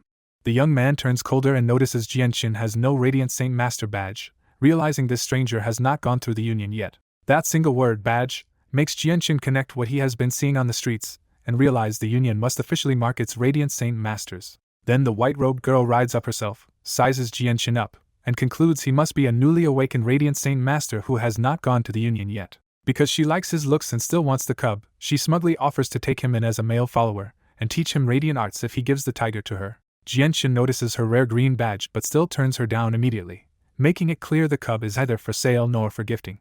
His blunt refusal wipes the softness from her face, and the spoiled young woman turns openly sour on the spot. The arrogant young master lunged straight off his mount and reached for Jianqin's white tiger cub, determined to snatch it by force. Jianqin's eyes turned cold, but he held himself back because he could not expose his fighter strength while posing as a Radiant Saint Master. Before Lei Mingao could grab it, the tiny cub snapped forward and bit down on his finger with shocking speed. Lei Mingao screamed and flew backward, clutching his bleeding right hand after the cub broke his finger in one bite. The crowd stared in disbelief, because a harmless-looking cub had just crippled a great Saint Master's finger before anyone could even react. Instead of backing off, the green-badged girl became even more interested, while Lei Mingao demanded the cub as compensation and tried to hide his greed behind talk of justice. Jianqin simply picked up the cub, glared once, and walked away, refusing to argue because his cover mattered more than punishing Lei Mingao. Humiliated at being ignored, Lei Mingao ordered his mounted men to surround Jianqin and drag him back to the Lei family for judgment. A furious voice suddenly cut through the street and accused the Lei family of trampling the dignity of the Radiant Saint Master Union. The moment Lei Mingao saw Lin Bai's azure badge, his arrogance collapsed into fear, because even his family could not afford to offend the Union. Lin Bai barked at the Lei family's men to back away, and they obeyed immediately. Once the pressure was gone, Lin Bai turned warm and asked why Jianqin had never gone to the Union for an official test. Jianqin thanked him, and Lin Bai introduced himself with easy goodwill, promising that the Union protected every Radiant Saint Master from clan bullies. Lin Bai offered to escort Jianqin to the Union himself, and Jianqin left with him while Lei Mingao could only watch in frustration. As soon as Jianqin was gone, Lei Mingao sent men to spy on him and hurried off to get his broken finger treated before it became harder to heal. On the way to the Union, Lin Bai talked non-stop, teaching Jianqin the rules of the City of God and how Radiant Saint Masters lived there. After nearly an hour, They finally reached a huge Radiant Saint Master Union branch guarded at the gate by Earth Saint Masters. Outside the gate, Jianchen learned the Union was more than an office. It was a safe and where every Radiant Saint Master could live and eat for free under its protection. As they entered, Lin Bai proudly revealed that the Union even assigned expert escorts to high-class Radiant Saint Masters like him. That surprise deepened when Jianchen realized those two Earth Saint Masters were not clan retainers at all, but permanent Union protection for a Class 5 healer. Lin Bai led Jianchen to the front counter, where the branch's vice manager was sound asleep and snoring behind his desk. Lin Bai banged on the counter, and Jamie woke up roaring about who dared disturb the great Class 5 Radiant Saint Master Jamie. The instant Jamie recognized Lin Bai, his fury collapsed into an awkward laugh and sleepy embarrassment. Lin Bai pushed Jianchen forward for testing, and Jamie casually started paperwork while joking that Lin Bai loved dragging new Radiant Saint Masters back to the Union. Using the alias Yang Yutian, Jianchen calmly gave a fake background, saying he was 24 and came from a rural village. With the paperwork done, Jamie took Jianchen into a dark testing room where a single glowing white rock waited on a round table, and Lin Bai followed with his two guards. Jamie told Jianchen to pour all his Radiant Saint Force into the stone, expecting an ordinary test. Jianchen gathered Radiant Saint Force around his fingertips so quickly that Jamie's lazy expression vanished on the spot. The test stone turned red, then orange, then yellow, proving Jianchen had already reached Class 3 and leaving Jamie impressed. Then the yellow deepened into dark green, and Jamie finally lost his composure because Yang Yutian was somehow a 24-year-old Class 4 Radiant Saint Master. Lin Bai realized Jianchen's talent was on par with the Lei family's treasured daughter and might already rank among the Holy Empire's top young Radiant Saint Masters. Jamie was still laughing over this incredible find when a crack suddenly ran across the testing stone. A heartbeat later the entire stone shattered, and the room froze as everyone understood Jianchen had pushed past even Class 4. Lin Bai was the first to say it out loud. Jianchen was not Class 4 at all, but a Class 5 Radiant Saint Master at just 24 years old. Jamie could barely believe such a monster talent existed, but Lin Bai immediately pushed him to take Jianchen to the main office for a true Class 5 certification. Snapping back to himself, Jamie grabbed Jianchen by the arm and rushed him out with an old man's body moving like a fighter. Not long after, a luxurious Union carriage tore through the city of God under heavy escort, because this test result was important enough to clear the streets. Inside the speeding carriage, Jianchen sat quietly with the white tiger cub in his arms while Lin Bai and Jamie stared at him in breathless excitement, still shaken by the genius they had just discovered. As Jianchen heads for the Union headquarters, the story cuts to the Lei family, where an elderly healer with a blue Class 6 badge finishes repairing Lei Mingo's broken finger.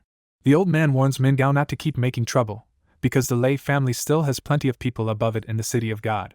Mingao answers politely in front of his powerful third grandfather, but he clearly only dares to behave because the old man is the family's only Class 6 Radiant Saint Master and a core Union member. The second the elder leaves, Mingo's fake respect vanishes and he sees that he has to get revenge on the low-class Radiant Saint Master who humiliated him. His younger cousin Leiyin walks in with a green badge and bluntly says she wants Jianchen's tiger cub for herself. Mingao instantly softens around Leiyin and promises to take the cub back as a gift, because her talent gives her far more status in the family than he has.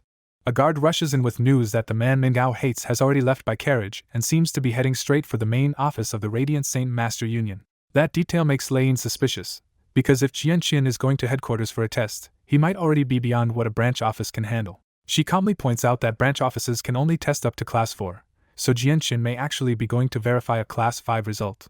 Mingao flatly refuses to believe someone younger than him could already be a Class 5 Radiant Saint Master. Leiyin decides not to argue further and orders a carriage at once so she can go to the Union headquarters herself.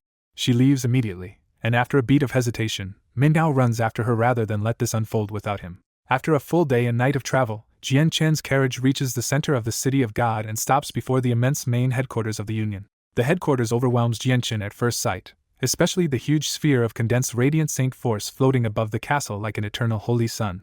Jamie explains that the sphere contains the saint artifact tied to Class 7 advancement, a chance that only opens once every 50 years for just 10 people. Jianchen studies the sphere with his senses and realizes the Union has wrapped that priceless artifact in such dense power, and such a strong seal that stealing it is basically impossible.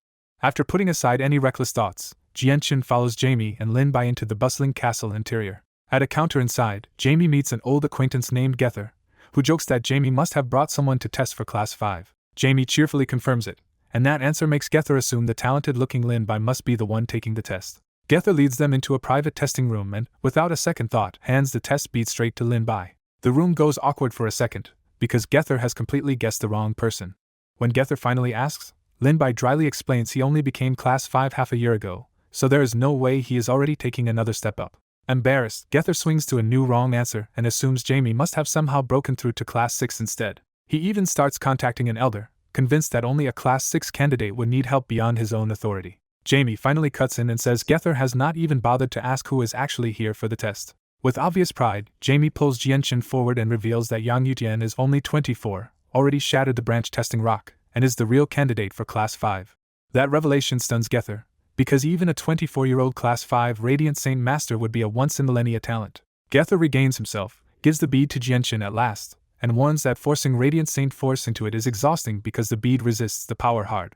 Jianchen begins the test, gathering Radiant Saint Force around himself and pushing it toward the bead. The bead pushes back at first, but Jianchen just sneers, increases his control sharply, and forces the power through the resistance. The bead starts changing colors from red to orange to yellow to green, and everyone in the room tenses because this is the point where many hopefuls still fail. Then the green finally breaks into azure light, confirming that Jianchen is not just strong enough for Class 5 in theory but truly a real Class 5 Radiant Saint Master. Jamie erupts with joy, thrilled that the genius he brought in has really passed. Linbai immediately offers sincere congratulations, recognizing that Jianchen has just stepped into a rank honored across the continent. Gether starts praising Jianchen as a once-in-thousands-of-years talent, but he cuts himself off when he notices the bead is still changing. To everyone's horror, the azure keeps darkening until the bead turns deep blue, the color that marks a Class 6 Radiant Saint Master. Gether can barely speak, because what he is seeing should be impossible. Linbai is just as shaken, realizing Jianchen has jumped far past the level any of them expected. Jamie rubs his eyes in disbelief, but the result does not change, and the miracle only hits harder. Gether finally blurts out the truth. Jianchen is not a Class 5 prodigy at all, but a 24-year-old Class 6 Radiant Saint Master no one has ever heard of before. Still reeling, Gether bolts from the room at full speed to summon the Union Elders, because a result like this is far beyond anything he can handle alone. Gether hurries back with 2 purple-badged elders, and even he treats them with obvious respect. Gether introduces Yang Yutian as a 24-year-old who already reached Class 6, and the elders immediately want proof. At the elders' command, Jianchen pours Radiant Saint Force into the Saint Bead without holding anything back for the first time. The bead blazes through red to blue in just moments, leaving Linbai and Gether stunned by control that even Class 7 masters rarely show. The elders are thrilled, and Jianchen confirms he is really only 24. The 9th elder reveals their identities and says Class 6 testers must face a second trial to measure talent for Radiant Arts. Linbai and Jamie try to follow, but the 14th elder stops them cold because the second rounds are only for Class 6 Radiant Saint Masters. As they cross the Union's corridors and upper floor, other Radiant Saint Masters keep bowing to the elders and wonder who this young man is. The elders probe Jianchen about his background on the way, and he smoothly feeds them the false story he prepared in advance. They bring him into a vast empty test chamber where pure Radiant Saint Force hangs as white fog sealed behind a special barrier in the ceiling. The elders explain the rule. He must pull Radiant Saint Force out of that barrier, because this test decides his talent for practicing Radiant Arts. Jianchen closes his eyes and begins, while both elders turn their full attention to the ceiling. The barrier suddenly ripples across the whole ceiling as Jianchen seizes the entire mass of sealed energy at once, making the elders think he is being rash. Jianchen forces a strand of Radiant Saint Force out, only to discover the barrier itself drags it back with powerful suction. Realizing this is the true test, Jianchen pushes harder and starts tearing more and more Radiant Saint Force free against the barrier's pull. The gathered light swells around Jianchen until he looks like a human sun, and the 2 elders can only stare in disbelief. The 14th elder calls him a born prodigy, while the 9th elder secretly sends an emergency message for someone even higher to come. High in the Union's tallest tower, the president receives the emergency message and is shocked by news of a 24-year-old Class 6 with near Class 7 talent for Radiant Arts. He rises at once and vanishes in a flash, heading straight for the testing room. The president reaches the second test room and stops at the doorway, immediately drawn to the blinding holy figure Jianchen has become inside. Still straining at his limit, Jianchen thinks clearly about why he cannot afford a low profile if he wants a real shot at becoming Class 7. He also knows that without a powerful backer, his brilliance could attract enemies inside the Union as easily as it wins attention.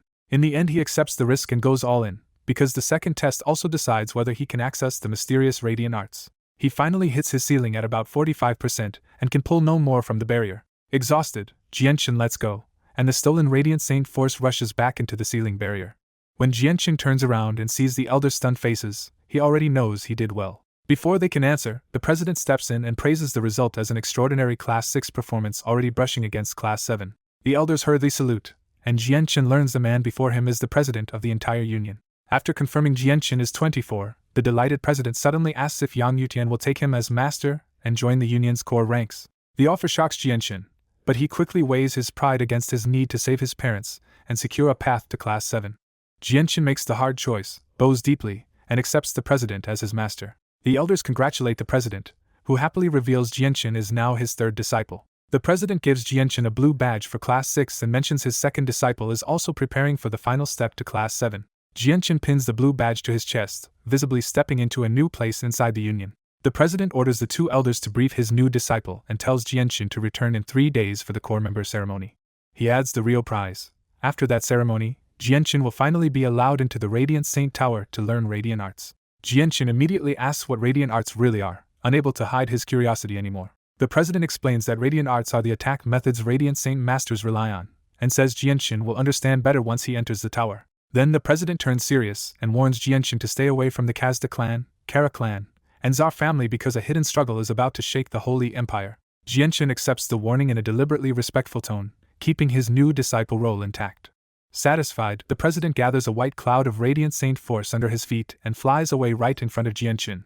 The ninth elder explains that what Jianchen just saw was a Radiant Arte, and Jianchen's interest in these powers only grows sharper. With the test over and the stakes suddenly much higher, the 14th elder invites Jianchen to sit while the union's core rules and services are explained. After leaving the elders, Jianchen heads for the union exit, and his new blue badge instantly turns him into the center of attention. The crowd can barely believe someone this young is wearing a Class 6 badge, and a few even suspect the badge must be fake.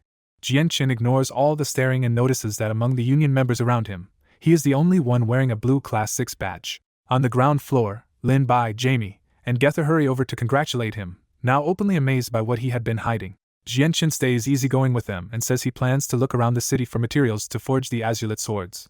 Lin Bai volunteers to guide him through the city of God, and Jianchen gladly accepts the offer. Jamie leaves in high spirits because helping Yang Yutian has already earned him a promotion from headquarters. Just as Jianchen and Lin Bai head out, Lei Mingao and Lei Yin walk in and freeze when they see the blue badge on his chest. Lei Mingao is so rattled he can hardly speak, and even the arrogant Lei Yin is left muttering that this should be impossible. Lin Bai coldly reminds them that they once wanted Jianchen's tiger cub, making it painfully clear they cannot afford to offend him now. Jianchen does not even bother arguing with them and simply walks past, too far above that quarrel now. Watching him leave, Lei Yin quickly realizes this news is too important to sit on and decides to report it to her third grandfather at once. As they roam the city together, Lin Bai tells Jianchen he came from a poor mountain village and rose purely through rare talent. Lin Bai explains that a Union Heaven Saint Master discovered him, brought him to the city of God, and changed his life completely. Now a respected Class 5 master in his 40s, Lin Bai says even great clans tried to recruit him, but he turned them down. They spend the whole day searching store after store, and by nightfall Jianchen still has not found a single material useful for the Azulet swords. That night in the lanternlit Lei family, Lei Yin goes straight to a sealed tower room to report what she saw. Inside, her third grandfather is cultivating in dense Radiant Saint force, and her report about a 20-something Class 6 master shocks him out of meditation. Still doubtful, the old man verifies the news through a jade pendant and learns it is all true. Yan Yutian is really 24 and really passed the Class 6 test. He immediately starts thinking ahead, certain that a genius like this will join the coming fight for Class 7, and quietly sends another message after dismissing Lei Yin. Elsewhere in the city of God, Chang Duantian trains with a floating radiant dagger, and worries that his own radiant arte progress has been too slow. When he receives the same report about Yang Yutian, Chang Duantian instantly sees the value of befriending a prodigy this rare. He calls in his retainer Feng Jianming and orders him to find Yang Yutian at once, even if the whole clan has to help search. Chang Duantian has Feng Jianming carry an invitation too, promising a private meeting at the famous floating restaurant on Fragrance River 2 days later. The news spreads fast, and before long almost every powerful clan in the city of God knows a 24-year-old Class 6 master has appeared. At the tightly guarded Ho Manor, another old master orders Xia Ho to find Yang Yutian and bring him in as an honored guest without causing offense. South of the city, a simple-looking middle-aged man trains alone in a basement so overheated by radiant arte power that the whole room glows like a white furnace. His message says Yang Yutian is not just young but talented enough in radiant arts to threaten the top Class 6 masters, and that warning immediately chills him. After deciding Yang Yutian could become a threat, the middle-aged master leaves his basement on a cloud of radiant saint force and orders the hidden shadow to find him and bring him over. Meanwhile, Jianchen settles into a luxurious inn room, frustrated that a full day of searching still brought him no useful sword materials. His mood lifts when he starts thinking about the Radiant Saint Tower, because in 3 days he will finally get to study Radiant Arts, the one real attack method of Radiant Saint Masters. That quiet breaks when Jianchen suddenly senses someone at the door and snaps his attention toward it. A figure wrapped in black mist slips inside like a ghost, and Jianchen immediately demands to know who he is. The intruder confirms Yang Yutian's identity and bluntly orders Jianchen to come with him to meet his first young master. Jianchen refuses to move unless the man names this young master, but Shadow only answers with more cold secrecy. When Jianchen dismisses him outright and tells him to leave, Shadow's patience snaps and his killing intent starts to spill out. The white tiger cub reacts before anyone else, springing up on the bed and baring its teeth at a Heaven Saint Master without a trace of fear. Before Shadow can push farther, Feng Jianming arrives outside the room and loudly calls him out for threatening an esteemed Class 6, Radiant Saint Master. The two men immediately recognize each other, and Feng Jianming openly mocks Shadow's Black Mist act as cheap intimidation. Shadow bristles at the insult, but Feng Jianming shuts him down again and makes it clear he only came to finish his master's business. With the room under control, Feng Jianming turns polite and formally delivers Chang Duantian's invitation to meet on Fragrance River in 2 days. That mention of Mr. Cheng catches Jianchen's attention, and he asks whether this invitation really comes from the Cheng family, one of the 8 great clans beneath the Tsar family.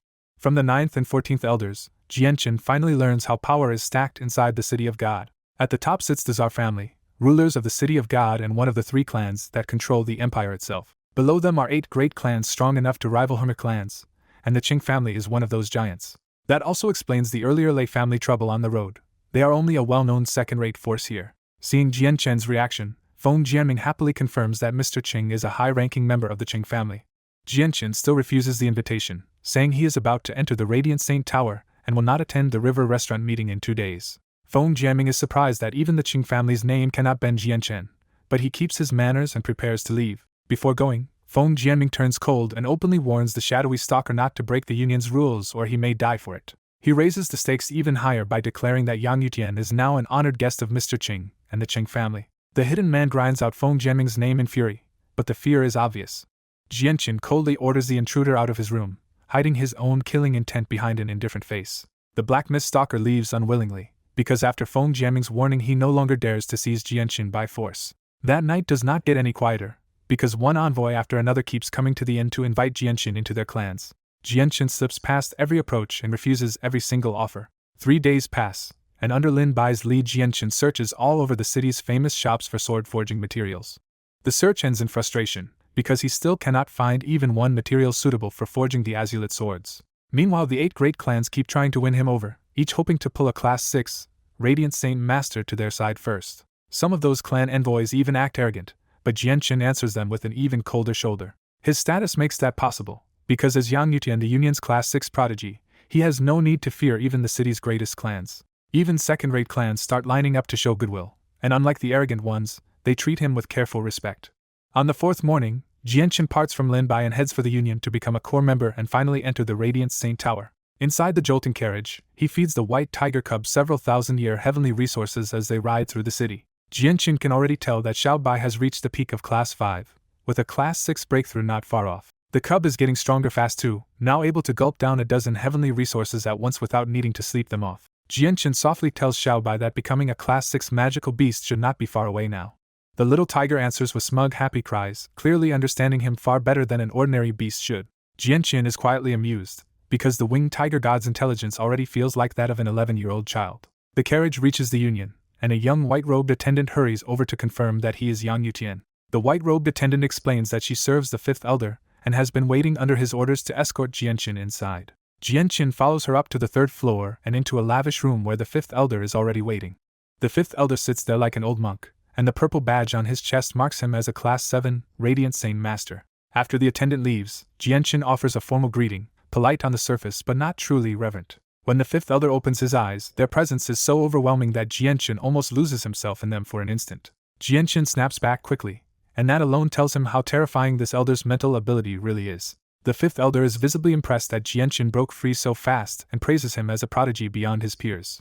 Jianchen accepts the praise without a ripple, which only makes the elder more satisfied with him. The elder tells him that today he will officially become a core member and gain access to ancient radiant arts that only the Union possesses.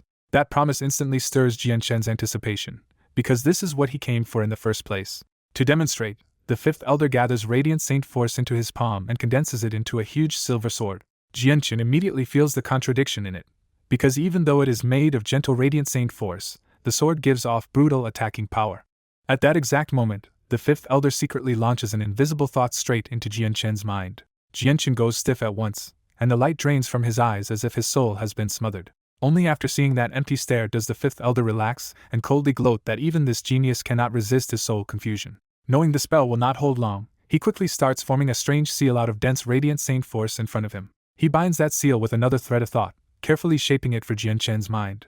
Then he lies smoothly, calling it the symbol of a core member, and telling Jianshen not to resist as he sends it into his forehead. With the hidden seal planted, the elder is pleased, because he believes Jianshen can no longer escape the Union's control unless he reaches the impossible Class 8. The seal is not just a leash on life and death either, because over time it is meant to twist a person's thoughts until loyalty to the Union feels natural. Once he is finished, the elder sends another thought into Jianshen and jolts him back to normal. Jianshen's gaze looks calm again, as if nothing happened at all.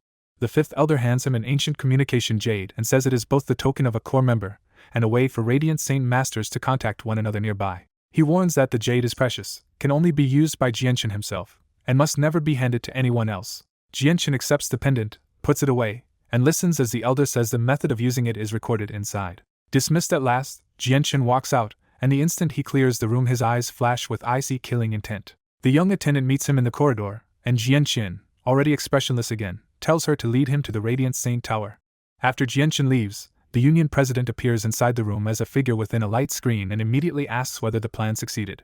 The fifth elder reports that Jianshen resisted his first eye technique and forced him to use soul confusion, but the hidden seal was planted successfully. The president is pleased and says Yang Yutian's talent with radiant arts is so high that if he reaches Class 7, he may rival even the president himself. Then the president goes further and quietly says he has a strange feeling that Yang Yutian might one day become the continent's first Class 8, Radiant Saint Master since ancient times. That prediction shocks the fifth elder on the spot. Because the Holy Empire is already unstable and the three great clans likely know about Yang Yutian, the president orders the fifth elder to personally protect his safety. With that order given, the president's light screen figure fades away and vanishes.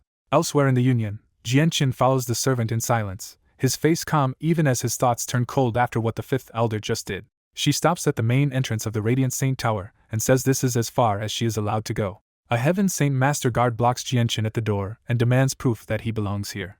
Jianshen silently shows the communication jade, and the guard confirms it before opening the way. He climbs the narrow winding stairs alone until he reaches a small door watched by a green-robed old man. Jianshen is startled to realize that this silent gatekeeper is actually a saint ruler. The old man checks the jade and warns him that anything taken from inside the tower will trigger a Saint King barrier and get him killed on the spot. Jianshen thanks him and pushes through the small wooden door at last.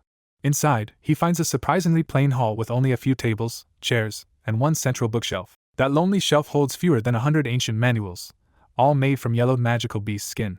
Realizing these must be the long-awaited Radiant Arts, he picks one at random and pulls it free. The book is titled Radiant Saint Shield, a defensive Radiant Arte made specifically for Radiant Saint Masters alone.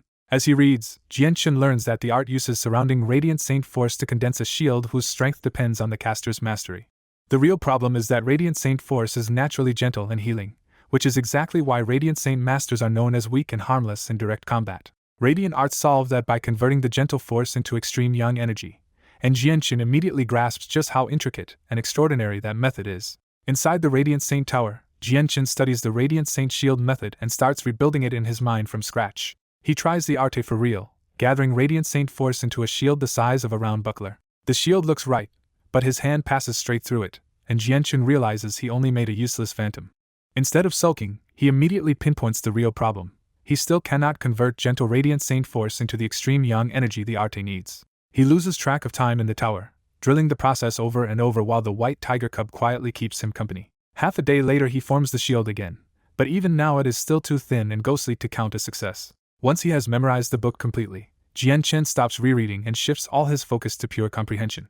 A weak-old voice suddenly breaks the silence, and Jianshen snaps around to find an old man cleaning nearby without making a sound. Jianshen greets the stranger respectfully, because he can tell this harmless-looking old man is hiding terrifying strength. The old man says Jianshen is unusually gifted for reaching Class 6 so young, but warns that converting Radiant Saint Force usually takes years or even decades. He tells Jianshen to take the book upstairs into a seclusion room before his practice wrecks the floor below. Jianshen follows the advice, returns the book, and heads up to the tower's sealed cultivation rooms. Upstairs, he finds a row of small barrier-protected rooms, many already claimed with communication jades hanging on their doors. He picks an empty room, hangs his own jade on the door, and shuts himself away to keep grinding the conversion method. Half a month passes with Jianshen never leaving the room, and even the white tiger grows stronger, as Jianshen keeps feeding it heavenly resources during the isolation. At last the breakthrough comes, and a fully solid Radiant Saint shield hangs before him like a slab of white stone. He taps the shield, hears the heavy sound, and knows he has finally mastered the conversion step for real. Jianqin judges that this shield can stop Great Saint Masters already, and if he pours in more power, it should even handle Heaven Saint Masters. Even if he barely needs that defense for his chaotic body, he reminds himself he cannot expose his real combat identity inside the City of God. With the shield learned, Jianqin leaves seclusion and returns to the Radiant Arte shelves looking for stronger techniques. The mysterious old cleaner is gone, so Jianqin starts turning through the remaining books one by one on his own. He finds Radiant Saint Sword first and realizes Radiant Saint Masters really do have direct offensive techniques. As he keeps reading, one arte after another expands his view. Ranged attacks, armor, clones, and even flight all exist in the Radiant Path. By the time he finishes the shelf, Jianqin has completely abandoned the old idea that Radiant Saint Masters are harmless. This time he does not rush into practice and instead memorizes every Radiant Arte until he can recite them backward. After a full day of memorizing, his eyes rise to the very top of the shelf where 3 sealed books have been waiting out of reach. He reaches for them by hand, but the seal repels him before he can even touch the covers. Even wrapping his hand in Radiant Saint Force changes nothing, and the barrier still refuses him. A middle-aged Radiant Saint Master comes down from the seclusion floor and explains that the 3 books hold Class 7 arts, which can only be read by sending thought into them. The man adds that a past Union president set the seal himself, and no Class 6 Radiant Saint Master has ever forced a way through it. Jianqin ignores the warning and drives his presence forward like a needle, forcing it straight into the first seal. Against the other man's expectations, the first seal finally gives way, and the book's hidden information slams straight into Jianqin's mind. Seeing the seal open, the middle-aged man immediately fires his own thought at the book, hoping to steal a look while Jianqin is still receiving the arte. But the seal snaps shut again before he can enter, leaving him frustrated and empty-handed. When Jianqin opens his eyes, he finds the first Class 7 arte is Judgment's Sword, a radiant attack strong enough for Class 7 users to slaughter ordinary saint rulers. Since that kind of power does not really matter to him, Jianqin immediately turns to the second sealed book. He breaks the second seal as well, and the waiting man instantly throws in his own thought again the moment the barrier opens. He misses the chance again, and can only stand there in envy while Jianqin alone absorbs the second arte. The second book reveals God's protection, a powerful defensive arte that hardens a Radiant Saint Master's body like steel for a short time. That discovery finally stirs him, because he immediately wonders how this body-hardening arte might stack with his chaotic body. Then Jianqin forces open the third and final seal, and an even larger torrent of information pours into his mind. He stands there for half an hour digesting it all, and when he finally opens his eyes, he cannot hide his excitement. The last book holds God's Descent, an ancient supreme forbidden arte so monstrous that a Class 7 Radiant Saint Master could even threaten Saint Kings with it. Its price is brutal though, because every use burns away at least a century of the caster's lifespan. Even with that price, Jianqin is still thrilled, because once he reaches Class 7 this forbidden arte could let him threaten even Saint Kings. The middle-aged man finally asks to hear what Jianqin found, hoping they can study the mystery together and maybe use it early. Jianqin sees through the request at once and refuses flatly, saying union rules forbid him from teaching restricted arts to anyone else. With that, Jianqin walks straight back to the second floor, determined to enter seclusion again and master the arts he just claimed, especially God's Descent. Back inside the Radiant Saint Tower, Jianqin shut himself away and spent 3 straight months studying the radiant arts.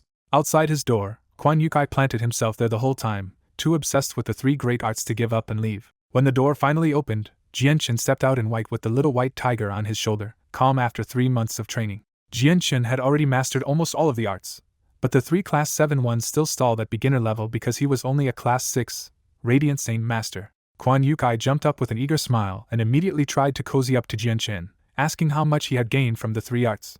Jianqin cut straight through the act and asked what Quan Yukai really wanted. Quan Yukai introduced himself, praised Jianqin shamelessly, and begged for a chance to talk like an admirer clinging to a miracle. The more Quan Yukai talked, the more Jianqin wondered how a Class 6 Radiant Saint Master could have so little dignity. Jianqin politely refused and tried to leave, but Quan Yukai chased after him whining that he had waited outside for all 3 months. Quan Yukai kept prying anyway, guessing Jianqin was a newer Class 6 and babbling about his own 300 years of studying radiant arts.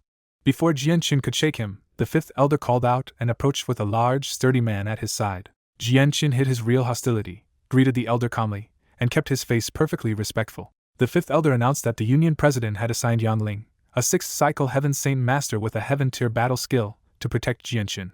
Jianqin thanked them, and the 5th elder casually reminded him to call the president Master instead of president. On his way out, the elder also reminded Jianqin that the Class 6 competition was only a month away, and he needed a top 10 finish for a chance to break into Class 7. As soon as the elder left, Quan Yukai stared at Jianqin in disbelief and blurted out that the Union president was really his master. Jianqin ignored the question and walked out of the Union headquarters, with Yang Ling following close behind. The moment he stepped outside, more than a dozen people closed in from every direction to stop him. They turned out to be envoys from the 8 great clans and several lesser clans, all trying to invite Yang Yutian to their estates. Even Quan Yukai was thrown off, grumbling that he was also a Class 6, Radiant Saint Master, and had never been treated like this. Jianqin answered with his own pressure, asking why their masters had not come in person if they wanted to see him so badly. That arrogance hit the great clan envoys hard, but Jianqin did not back down for a second. Instead, Jianqin set the terms himself and told them to have their masters meet him in 3 days at the most famous floating restaurant on Fragrance River. When one envoy protested that a patriarch like Master Ho was above meeting him that way, Jianqin coldly replied that then Master Ho did not need to come. After that, the envoys stopped arguing and left to report Jianqin's exact words back to their clans. Once they were gone, Quan Yukai looked at Jianqin with fresh respect and admitted he had never seen a Class 6 act this boldly toward the 8 great clans. Yang Ling stayed silent, but to him Jianqin's attitude made perfect sense because the president's disciple had every reason to stand above those clans. Jianqin hired a carriage to leave, and Yang Ling climbed in after him without a word. Quan Yukai shamelessly squeezed into the same carriage, determined not to lose his chance. Once the carriage was moving, Jianqin finally asked why Quan Yukai was still following him, and Quan Yukai immediately started circling toward his real motive. Quan Yukai finally said it outright: if the two of them shared those 3 Class 7 arts before the competition, their odds of reaching the top 10 would rise fast. Jianqin bluntly called out the plan, reminded Quan Yukai those arts were not his to pass around, then ended the whole discussion by closing his eyes and ignoring him. Back in the clans, Jianqin's words spread fast, and Master Ho rose with a cold smile, deciding to attend this bold little meeting himself. In the Chen family, a refined middle-aged man found the reversal amusing because he had planned to invite Jianqin there first. Elsewhere, a ruddy old man from another great clan also accepted, judging Jianqin arrogant but fully entitled to act that way. And in a flower garden, a white-robed man quietly wondered how far Jianqin had pushed his radiant arts in just 3 months. Jianqin's carriage eventually stopped at a Radiant Saint Master Union branch, where Lin Bai had been staying. The moment 2 blue badge Class 6, Radiant Saint Masters walked in, the whole branch stirred and a vice manager rushed over to greet them. Jianqin simply asked for Lin Bai, and the vice manager hurried off to fetch him. Lin Bai came out quickly and greeted Jianqin warmly, genuinely happy to see one of the only other Class 6, Radiant Saint Masters he knew. Jianqin answered with real warmth too, because Lin Bai's earlier help had left a good impression on him. Then Lin Bai noticed Quan Yotsai's blue badge, and Quan Yukai instantly puffed himself up and introduced himself like some legendary expert. Quan Yukai boasted that if Lin Bai stayed close to them, he could practically guarantee Lin Bai's future and solve any Radiant Arte problem for free. He only lost steam for a second when he remembered the one thing he could not give anyone, the 3 Class 7 arts. Jianqin finally cut in, warned Lin Bai not to believe the nonsense, and dragged the meeting back under control by leading him outside. Even after they left, the vice manager stood there stunned because he finally realized that ridiculous chatterbox might be the famous Quan Yukai from a century-old draw with a top expert. For the next 3 days, Jianqin let Lin Bai guide him through the biggest stores in the City of God to search for materials for the azulet swords. But after all that running around, Jianqin still found nothing he could use, and the search ended in disappointment. 3 days later, Jianqin parted from Lin Bai and headed for Fragrance River with Yang Ling and the still unshakable Quan Yukai. After paying the fee, Jianqin left the City of God with Yang Ling and Quan Yukai through one of the ancient permanent space gates. Once outside the city, they hired another carriage and rode straight toward Fragrance River, 10 kilometers away. Fragrance River was more than a scenic meeting place, because the beautiful waterway had begun as an ancient chasm split open by a saint emperor around the City of God. At night outside the City of God, Fragrance River is glowing with lanterns and music when one giant ferry steals everyone's attention. The crowd quickly realizes the huge ship is the Inky Stratus, the most expensive floating restaurant on the river, and tonight someone has reserved the whole thing. A luxurious carriage arrives, and Jianqin steps out with Quan Yukai and the Union bodyguard Yang Ling. As soon as the 2 Class 6 Radiant Saint Masters appear, the bystanders turn from the ferry to stare at them with open admiration. A refined middle-aged hostess welcomes them aboard, and Jianqin quietly orders the extra staff to stay behind and receive the 8 great clans. The hostess is visibly startled by the mention of all 8 great clans, and Jianqin gets an entrance grand enough to make even him uncomfortable. After Jianqin boards, another carriage rolls in, and the crowd recognizes the first guest from one of the City of God's 8 great clans. Then the Shou family arrives in force, proving this night is becoming far bigger than a private dinner. A wave of fire-attributed heat sweeps over the riverbank as the Fire God clan shows up next, making the dock feel like it is burning. One after another, the Sar, Madison, Qilong, Ho, and Decken clans appear until the crowd realizes all 8 great clans have gathered on the same ferry. With every major guest aboard, the inky stratus finally pushes away from the dock and glides toward the center of the river under the watching eyes of the whole waterfront. On the upper deck, banquet tables are already covered with delicacies as Jianchen exchanges a few opening words with the clan guests before everyone sits down. A Qilong clan elder praises Yang Yutian as a once-in-a-generation genius and guesses his 3 months inside the Radiant Saint Tower changed his understanding completely. Jianchen answers modestly, but Quan Yukai mutters that those gains were anything but slight, and everyone nearby hears him. The talk shifts when a cold-toned Class 6, Radiant Saint Master points out that Quan Yukai once fought the 7th-ranked expert among the 10 great Class 6, Radiant Saint Masters to a draw. Quan Yukai immediately boasts that after another 100 years of effort, even Li Machine is beneath him now. Then he turns and openly challenges Saarlunka next. Saarlunka accepts the challenge without changing his face, and the coldness in his eyes makes the banquet suddenly feel much less friendly. For the first time, Jianchen has to admit Quan Yukai may actually be as capable as he keeps claiming. Quan Yukai catches that change at once and pushes his favorite agenda again, insisting Jianchen should seriously consider discussing the 3 great radiant arts with him. Master Ho brings the banquet back to the real issue by asking how confident Yang Yutian is about the elimination battle for a top 10 place among the Class 6, Radiant Saint Masters. The question shocks Quan Yukai too, because he only now realizes Jianchen is just 24 and already almost has the Radiant Arte talent of a Class 7 Master. Jianchen stays humble again, saying he is not sure he can make the top 10, but he will definitely give the coming battle everything he has. The Qing family representative immediately toasts Jianchen in advance and suggests they work together in the elimination battle to improve both of their odds.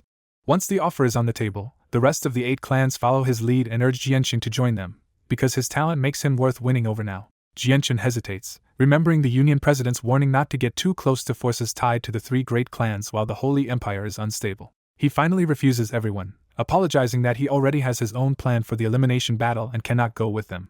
That refusal hits the deck like cold water, and the banquet falls into an unnatural silence as smiles vanish around Jianchen. An elder from the Fire God clan makes one last warning that going alone will be extremely dangerous, but Jianchen rejects the offer again without wavering. The refusal leaves some faces openly stern and others quietly cold, and the banquet turns from courteous politics into something much more dangerous. Then the dozing white tiger cub on Jianchen's shoulder suddenly wakes up and locks its gaze on the dark river below. In the next instant, the calm water explodes and more than 30 dark-clothed Heaven Saint Masters leap from the river to attack everyone on the ferry. The 8 clans' guards rush in shouting to protect their masters, and the elegant banquet instantly becomes a battlefield. Quan Yukai takes one look, yells that there are around 30 Heaven Saint Masters, and immediately escapes faster than anyone else. Most of the assassins pressure the 8 clans below deck, but more than a dozen break off and charge straight at Jianchen. Even as the ferry fills with blood and retreating guards, Jianchen stays seated at the table, perfectly calm while his own attackers close in. 3 assassins strike from behind first, and Jianchen does not even bother to turn around before casting Radiant Saint Shield. The clan Radiant Saint Masters are stunned by how absurdly fast Jianchen gathers Radiant Saint force, because even they cannot match that speed at full effort. The 3 assassins slam into the shield together, cracking it badly, and Jianchen is already ready to turn that damage into a trap.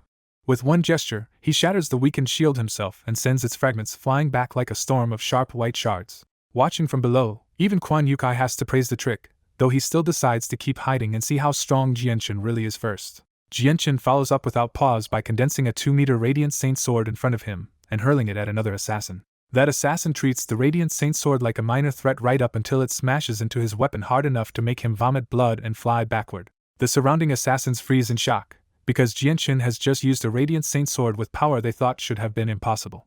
On the stormy ferry, the assassins warn each other that Yang Yutian's radiant arts are abnormally strong and unleash a coordinated volley of Earth-tier sword chi at him. Jianchen barely bothers to hide his contempt, calling their Earth-tier battle skills worthless before he calmly raises Radiant Saint sword and Radiant Saint shield. In an instant, 4 Radiant Saint swords bloom around one hand and a giant shield forms at the other, a speed and control that leaves every Class 6, Radiant Saint Master staring. Master Ho and Quan Yukai are stunned that Jianchen can cast 5 Radiant Arts at once, while Saarlunka quietly realizes this ally is far stronger and more dangerous than expected. Jianchen sends the 4 swords out like white bolts, and they smash head-on into the incoming sword chi, blowing both sides apart in a violent flash that rocks the whole ferry. He slides the giant shield in front of himself to block the exploding shockwave, but more assassins rush him from behind through the chaos. Without even turning around, Jianchen unleashes Radiance Burst, ripping every trace of Radiant Saint force from 5 kilometers around the river into a cloud of razor-bright light around him. The other Class 6, Radiant Saint Masters are hit with another shock when their own Radiant Saint force vanishes completely, leaving them unable to cast at all. Quan Yukai blurts out full-on admiration and declares Jianchen his idol, while Jianchen ignores the praise and sends the Radiance Burst crashing into the assassins behind him. The assassins desperately raise Saint Force barriers and hack at the tiny lights, only to find each harmless-looking speck hits like a blade. One assassin is pierced through and screams for help, and the others realize too late that even their barriers are about to fail. Forced completely onto the back foot, the assassins curse Yang Yutian as a monster and retreat instead of pressing this around. Jianqin sneers that escape is not that easy and calls more Radiant Saint swords from far outside the battlefield. The clan masters are left speechless again when they realize Jianqin condensed those swords more than 5 kilometers away and is guiding them in from the distance. An assassin notices the incoming blades too late and shouts a warning as the group whips around in disbelief. The first sword slams into one Heaven Saint master hard enough to knock him back and leave him already coughing blood. The second sword crashes into the same man before he can recover, numbing his arm and wrecking his defense. The third sword punches into his chest and detonates inside him, tearing apart both body and soul in front of everyone on the ferry. After killing a Heaven Saint master under siege, Jianqin stays ice cold and raises a finger to the sky to invoke Judgment's sword. The 8 clans erupt in disbelief because Judgment's sword is one of the 3 great Class 7 Radiant arts, something a Class 6 should not be able to learn at all. Even Quan Yukai starts wondering if Jianqin has already stepped into Class 7, because nothing else explains this. Then the horizon itself turns white as Radiant Saint Force floods in from afar and gathers over Jianqin's raised finger. A 10-meter silvery holy sword condenses above him, so bright and heavy with pressure that the nearby Radiant Saint masters can barely breathe. Master Ho confirms it really is Judgment's sword, just an incomplete version, which somehow makes Jianqin's feat even more terrifying to the people watching. The assassins know exactly what that sword means and break formation in panic, trying to flee before it locks onto them. Jianqin swings his hand, and the incomplete Judgment's sword fires off like lightning toward the slowest men at the rear. It cuts through several assassins without even needing clean fatal wounds, because the arte's power kills them the moment it passes. Jianqin somehow keeps control of the sword after release, and it curves through the night to hunt down more targets like a living execution blade. With no way to outrun it, the remaining assassins gather in desperation and decide to smash the incomplete sword with a combined Heaven-tier battle skill. Their combined battle skills finally blow the incomplete Judgment sword apart, but the explosion hammers the ferry, splits the deck with huge cracks, and wrecks the bow. Even behind his shield, Jianqin is shoved backward by the blast, and both sides finally see just how much damage one Class 6 Radiant Saint Master has already done. The other fighting around the ferry stops cold as everyone turns to stare at Jianqin, because nearly 10 Heaven Saint Masters have already fallen under his hand. Then the surviving assassins and even the people of the 8 clans make the same choice, turning their killing intent fully toward Jianqin himself. A dozen assassins rush in to crush him at close range while the rest fly high above the ferry and begin charging Heaven-tier battle skills for a finishing blow. From hiding below, Quan Yukai realizes in horror that they are trying to silence Jianqin before anyone can report what he can do. He hates being useless here, but with so many Heaven Saint Masters outside, all he can do is hope Jianqin survives and swear to report this to the Union President if he dies. As the murder intent closes in, Jianqin's expression turns completely frozen and his own killing intent surges to match it. At that moment Yanling steps in front of him and tells Jianqin to run, choosing to hold the attackers back with his own life. Jianqin is genuinely shaken, because Yanling is ready to die for a man he has only known for a few days. Yanling roars and charges alone into the pack, swinging his giant sword with the reckless resolve of a man who has already accepted death. He is overwhelmed almost immediately, taking heavy strikes from multiple Heaven Saint Masters as blood bursts from his mouth. Then 3 Saint weapons drive through his chest, heart, and dantian, turning his last stand into a brutal sacrifice. Even with death already in him, Yanling screams for Jianqin to escape and uses his ruined body to hold the assassins in place for one more moment. That sight pushes Jianqin past his limit, and he answers with a cold vow that none of them will leave alive. Jianqin closes his eyes and forms a bizarre hand seal, seeming to merge with the world itself as the battle pauses in confusion. A sunbright white radiance suddenly blooms high in the black sky, turning the river and ferry almost into daylight and stunning everyone below. The assassins freeze and the Class 6 Radiant Saint Masters can only stare upward, because none of them expected anything on this scale. Far away in the City of God, powerful figures appear above the 8 great manors and recognize the phenomenon as the Forbidden Arte God's descent. But after looking closer, they realize this version is strange. It has the terrifying form of God's descent, yet its actual power seems much weaker than the true Forbidden Arte. At the Radiant Saint Master Union, the president senses it instantly, understands that someone has found a way to imitate God's descent without sacrificing longevity, and rushes out at once to see this prodigy for himself. On the battered Inky Stratus, the assassins feel a sudden wave of dread and realize Jianqin's Radiant Arte cannot be allowed to finish. One assassin shouts for everyone to kill him at once, and the whole group charges in to break the Arte before it goes off. At the same time, the assassins in the sky finish charging Heaven-tier battle skills, and a crushing pressure locks onto Jianqin from above. Jianqin completes the Forbidden Arte and releases God's descent. The spreading ripple freezes space itself, stopping every assassin mid-attack in a dead silent instant. The stillness spreads beyond the attackers, trapping the 8 clans, the ferry, the river, and even the wind inside the Arte's domain. Then a huge pillar of white light drops from the sky and engulfs everyone caught in the judgment. Inside that light, Jianqin feels a terrifying truth.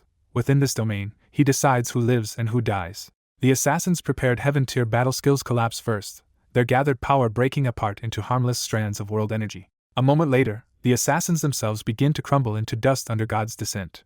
In the blink of an eye, more than 30 Heaven Saint Master assassins are erased completely, with not even their clothes or spatial rings left behind. When the pillar vanishes, time starts moving again and the river finally breathes back to life. But the forbidden Arte almost empties Jianqin dry, leaving him barely able to stand or even keep his eyes open. The people of the 8 clans can finally move again, and every one of them is left stunned by what a 24-year-old Class 6 Radiant Saint Master just did. Then streaks of white light cut across the night sky as the Radiant Saint Master Union finally arrives. At their head is the Union President, descending like an immortal on a cloud of pure Radiant Saint force with several elders behind him. The President looks straight at Jianqin and asks in disbelief if he was the one who cast God's descent. Jianqin weakly addresses him as Master and admits it was his incomplete version of the Arte. When the President asks if Jianqin has broken the seals on the 3 great radiant arts, Jianqin can only manage a faint nod. That answer makes the President openly ecstatic, and for the first time he shows clear personal pride in this disciple. The President gently lifts Jianqin onto a cloud of radiant saint force and prepares to take him back to recover. Before leaving, the President glares at the 8 clans and warns that even the Tsar family will not save them if they push the Union too far. The threat lands hard, and the clans that were just scheming a moment ago fall completely silent. The President takes Jianqin straight back to the Union, while an elder from the Union quietly lifts the badly injured Yangling and follows behind. After they leave, the ferry is left with only the shaken 8 clans and the cowardly Quan Yukai still hiding nearby. Then a dozen or so ancestors suddenly appear in the sky above the ferry, and the 8 clans immediately drop to their knees. One ancestor sighs that the clans went too far and orders them to go home before they drag their entire families into disaster with the Union. The ancestors take their people away one clan at a time, leaving the wrecked ferry finally empty. Only then does Quan Yukai crawl out and start grumbling about ferry repair fees and Jianqin being absurdly strong. He even decides he wants to learn the forbidden arte from Jianqin, then makes his own quick escape on a white cloud. Just as Quan Yukai takes off, the ferry manager runs out in tears and begs him not to leave without paying for the damage. Quan Yukai shamelessly yells back that it is none of his business, and tells her to go collect compensation from the 8 clans instead. Back in the City of God, the President settles Jianqin into a quiet room and tells him to rest first because they need to talk later. Jianqin respectfully agrees and immediately sits down to recover. Watching him, the President's opinion of his disciple rises sharply after what happened on the ferry. Meanwhile in the Ho clan, the young master shuts himself away and keeps replaying the sight of God's descent turning the assassins to dust. The more he thinks about it, the more the Ho clan's young master realizes Yang Yutian may be the strongest Class 6 Radiant Saint Master alive. Instead of backing off, the Ho clan's young master decides the clans have already made an enemy of Jianqin, so he has to kill him first. He immediately summons a golden armored guard to contact the other 7 great clans for an urgent discussion. At the Saar clan, Sarlunka reports the disaster to his father and explains that Yang Yutian is still only Class 6, but somehow used an incomplete God's descent. That makes his father realize Jianqin reached a terrifying level after only 3 months in the Radiant Saint Tower. Sarlunka presses harder and says Yang Yutian must die because he blocks their top 10 hopes and threatens the Tsar family's larger plans. Before the patriarch can decide, the Saar clan's saint ruler ancestor suddenly appears in the hall and backs the killing plan outright. The ancestor says Jianqin is such a prodigy that if he keeps growing, he could become the next Union president. He also reveals the real reason. The Tsar family wants to control the Union after the current president dies, and Yang Yutian would ruin that future. When the patriarch cautiously asks if this order came from the Tsar family, the ancestor confirms it. The ancestor warns them not to use their own people or leave evidence, because the Tsar family cannot afford to openly offend the neutral Union right now. Right after the ancestor vanishes, a guard arrives with Master Ho's invitation to discuss urgent matters at the Ho clan. Sarlunka immediately guesses the meeting is about Yang Yutian, and his father agrees to go through the secret tunnel. Deep under the Ho clan that same midnight, key figures of the 8 clans gather around a long table in a hidden basement. Master Ho opens the meeting by saying it is time to deal with Yang Yutian directly. A fiery-robed clan elder admits his own ancestor already gave the same order, because Yang Yutian is now damaging the Tsar family's plan. Since none of them wants blood on their own hands, the room starts discussing outside assassins instead. Someone proposes hiring assassination organizations, arguing that professionals can kill Yang Yutian with better odds and less risk of exposing the clans.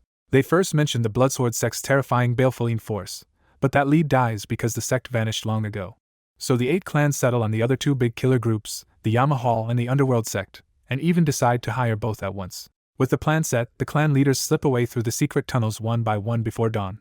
Elsewhere in the Qing family estate, Qing Jian stands under the night sky, already aware of the plot forming against Jianqin. He bitterly reflects that he once hoped to befriend Jianqin or at least avoid becoming his enemy, but events have spiraled far beyond that.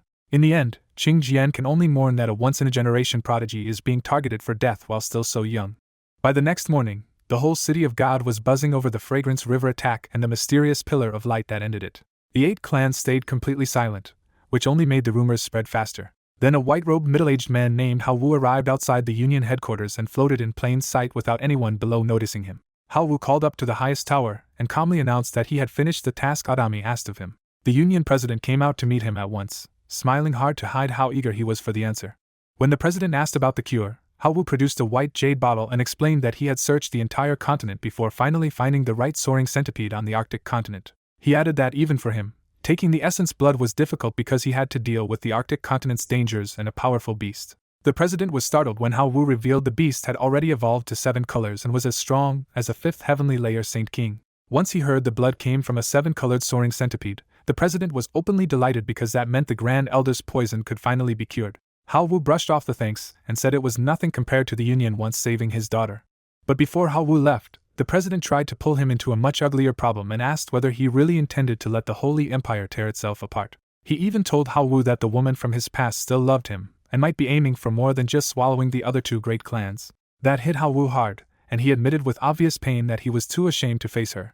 In the end he still refused to see her, but he promised one thing: if she ever moved against the Union, he would stop her. With that promise left behind, Hao Wu turned and flew away, leaving the president staring after him with helpless worry. Not far from the Union, an elegant middle-aged woman in a dark green dress had been silently watching everything from high above the city. Watching from the sky, she bitterly thought about the 3,000 years since Hao Wu last came to see her, and insisted she had never hated him, only the clan elders who tore them apart. Her grief then hardened into a cold decision, and she swore that if Hao Wu would not come willingly, she would force him to see her in 100 years. Back inside the Union, the president hurried the jade bottle into a hidden healing chamber where the poisoned Grand Elder still lay bedridden under constant care. As soon as he announced that the soaring centipede blood had arrived, the exhausted healers lit up with relief. Even the Grand Elder opened his eyes and weakly admitted that obtaining such a rare cure must have cost the Union dearly. The president answered that the Union would pay any price to save its pillar of support, and carefully fed the blood to the Grand Elder. The effect was immediate, and color finally started returning to the Grand Elder's face as the poison began to retreat. To finish the treatment, the president formed a seal and cast divine healing over the bed. A huge pillar of holy light dropped from above and engulfed the Grand Elder for a full hour while the poison was purged away.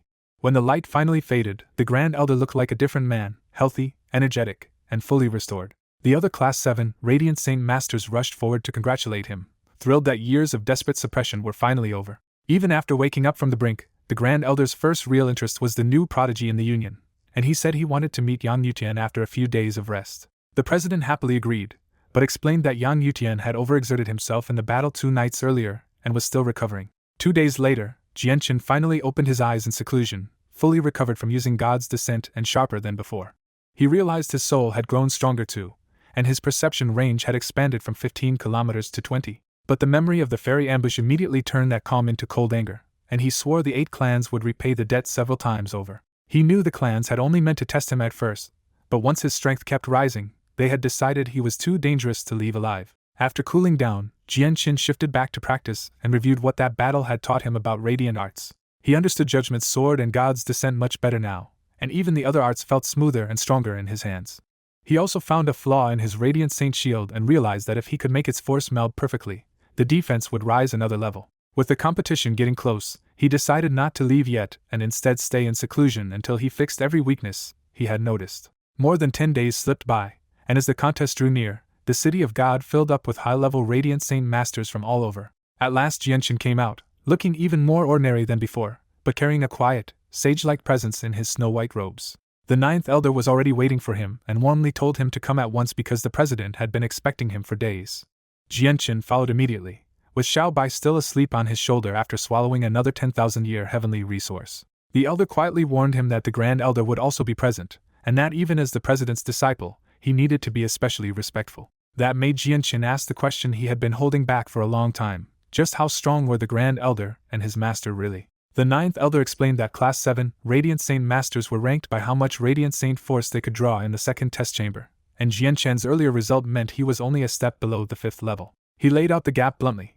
He and the 14th elder were 5th level, the 5th elder was 6th, and several top elders had already reached 7th.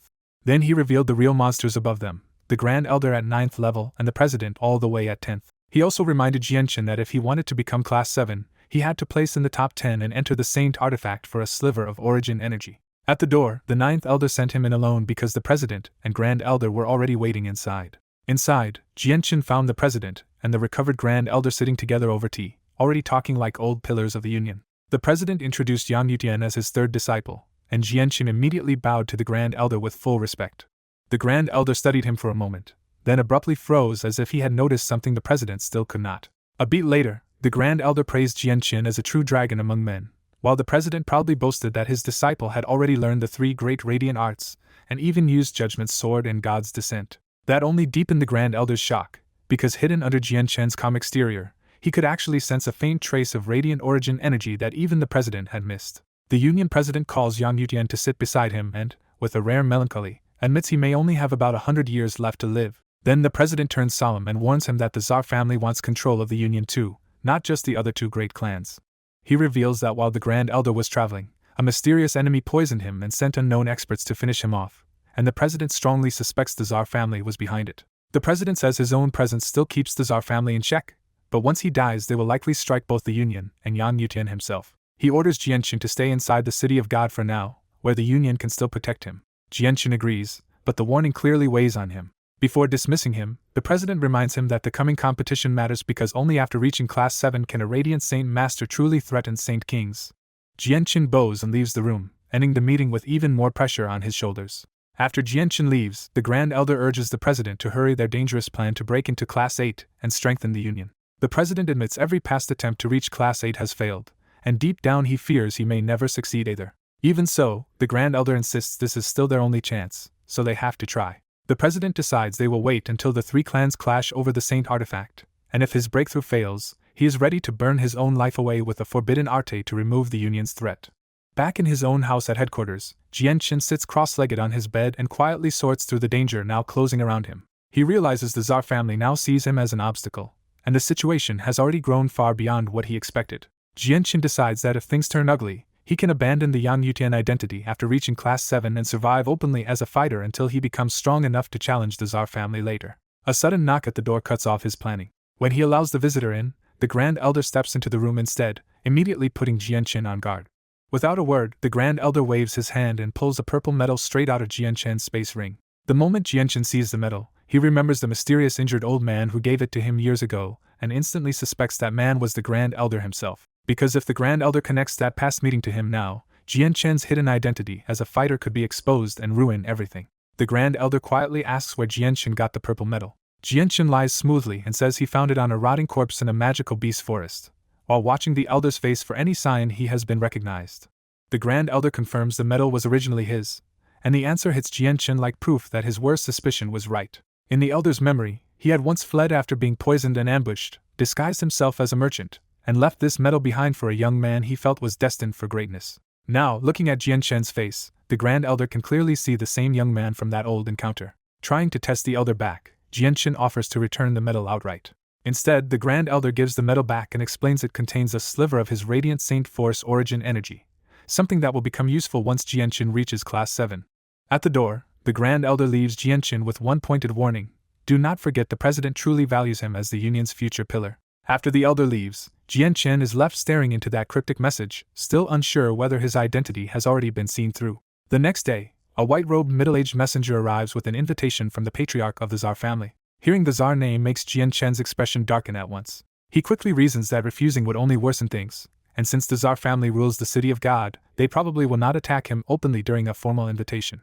In the end, he decides to go, but only after informing his master first as a precaution. Far away in a mountain cave, 5 battered old men hide together while cursing the Bloodsword sect's 4 protectors for chasing them without pause. They know the protectors' baleful force is lethal, so if they keep getting dragged into this pursuit, they will die before finishing the Tiger King's mission. So they decide to find Jianchen immediately, using his parents' blood as the lead for Old Man Situ's great soothsaying technique. Old Man Situ fuses the 2 droplets of blood and presses them into his forehead to begin the divination.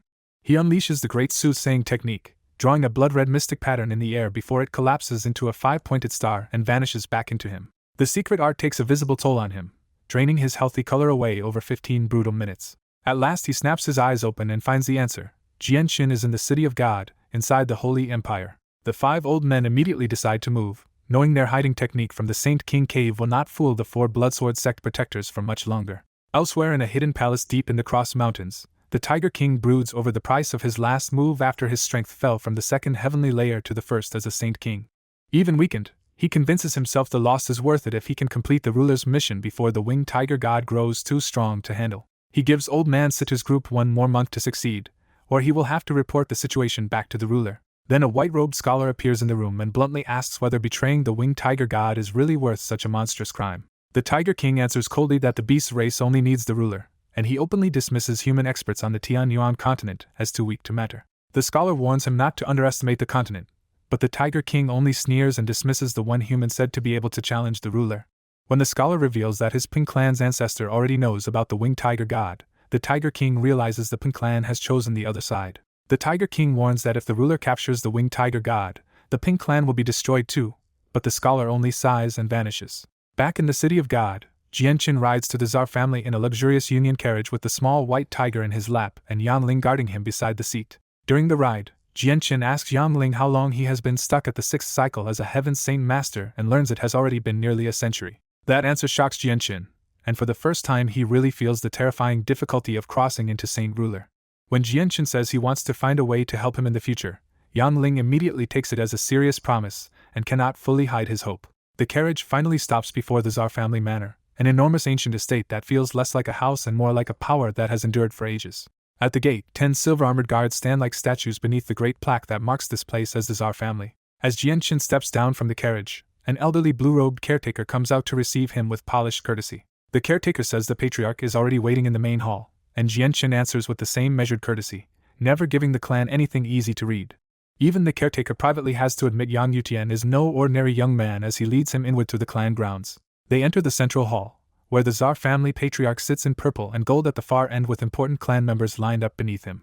Jianxin greets the patriarch without arrogance or fear, and the patriarch studies him closely before smiling and receiving him as an equal. Rather than act superior, the patriarch openly praises Yang Yutian as a dragon among men and invites him to sit, making it clear this meeting will be handled with full political respect. Inside the Tsar family, Jianxin already knows the patriarch is only the public face, while the real power sits with the inner elders above him.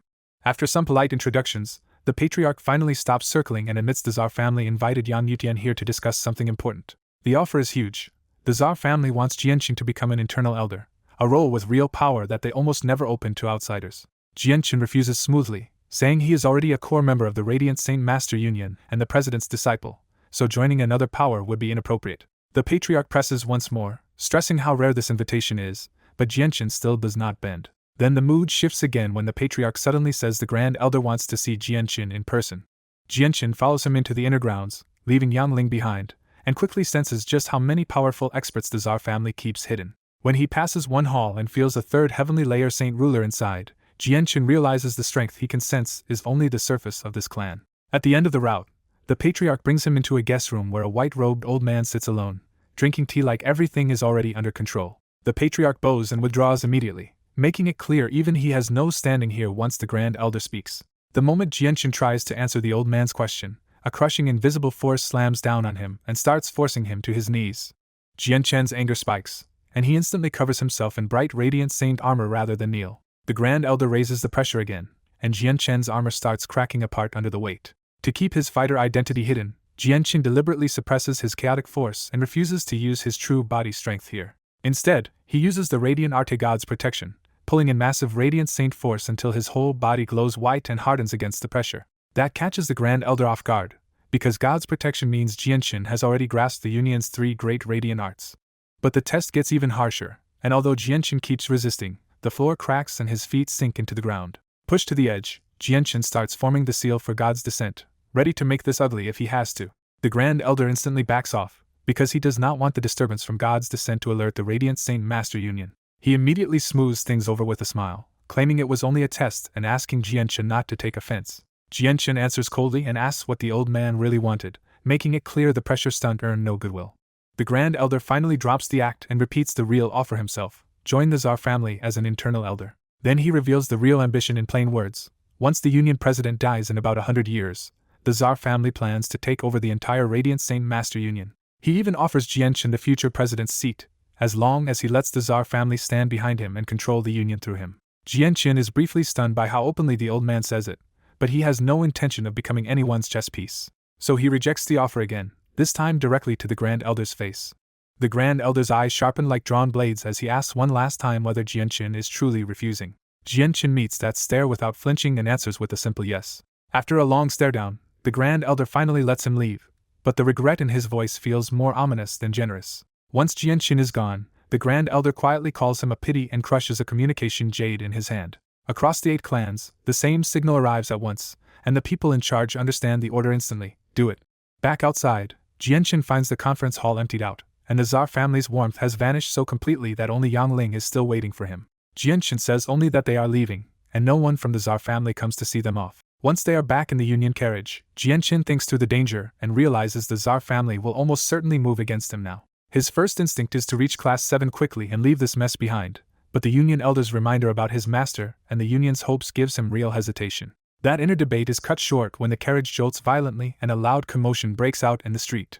Yang Ling jumps out first, then returns to report that the carriage has struck a child. When Jianchen steps out, he sees a skinny poor girl lying unconscious in the road with blood streaming from her forehead, while her mother cries beside her. The crowd quickly turns on the scene, urging Jianchen to save the girl, and the mother begs him like her whole life depends on it. Jianchen helps the woman up and agrees to heal the girl, but as he kneels by the wound, a strange look flashes through his eyes. The trap snaps shut in one instant when the crying mother slams cold chi into Jianchen's back and slices a dagger toward his neck.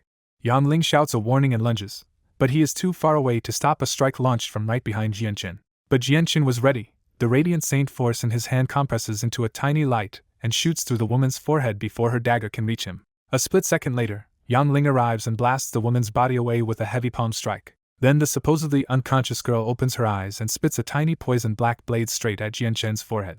The blade stops dead in midair just inches from him, and Jianchen calmly catches it with his mind instead of his hands.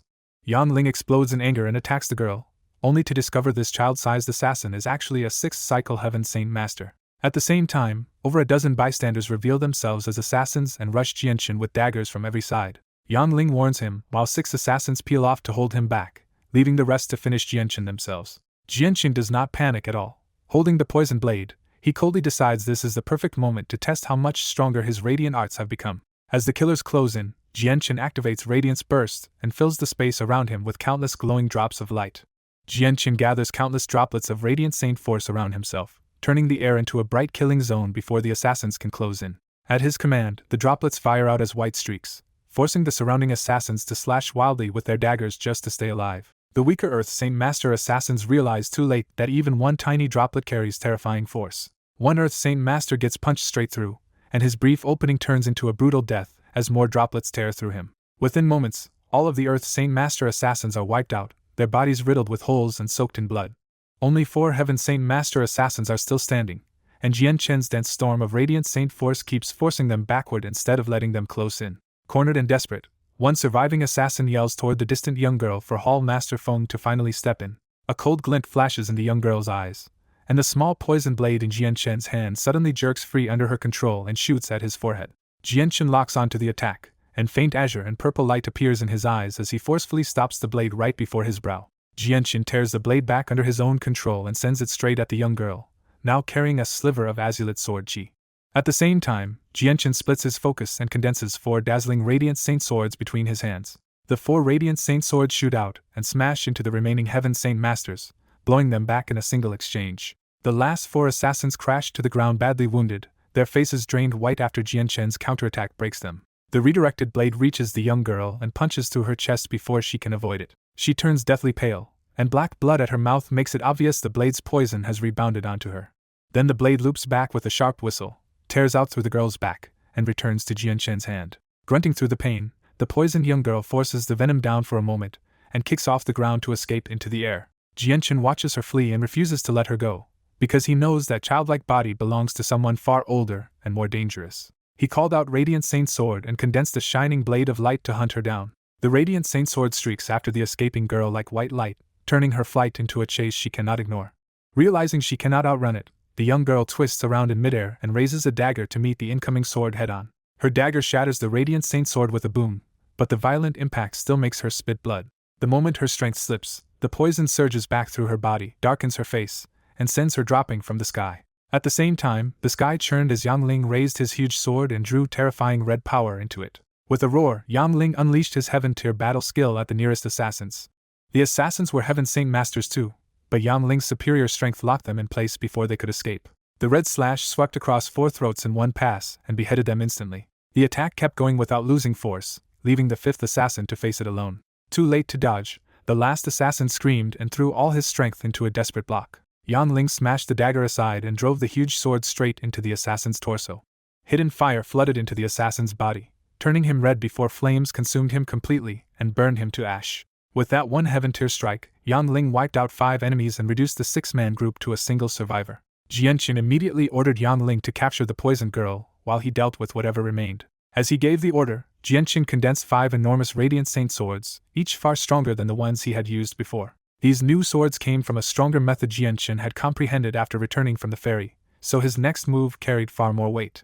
Yang Ling answered at once, calling him Master Yang Yutian, and shot off to chase the fallen girl. When the surviving assassins saw Jianqin's stronger Radiant Saint swords hovering beside him, their nerve finally broke. One assassin shouted for a retreat, and the 5 of them split up at once, each trying to escape in a different direction. Jianqin's 5 swords caught the fleeing assassins almost instantly, pierced their backs, and then exploded inside them. A heartbeat later, the swords exploded inside the assassins and turned their failed escape into a rain of blood.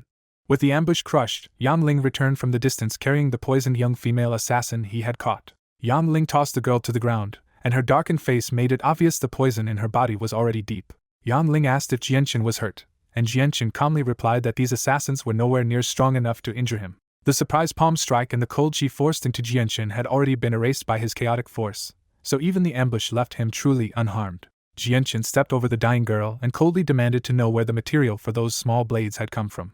Instead of answering, the girl mocked him in a rough old woman voice and said a man marked by Yamahal would not live much longer. She went further, warning that no one escapes Yamahal's pursuit, not even saint rulers, making the threat behind this ambush suddenly much bigger. That answer darkened Jianqin's expression, because the blade mattered to him far beyond the ambush itself. He offered her a deal anyway, saying he might let her go if she revealed the source of the blade's material. Jianqin pushed because the tiny blade was made from Heaven's Soulstone, a key material he still badly lacked for forging the azulite swords.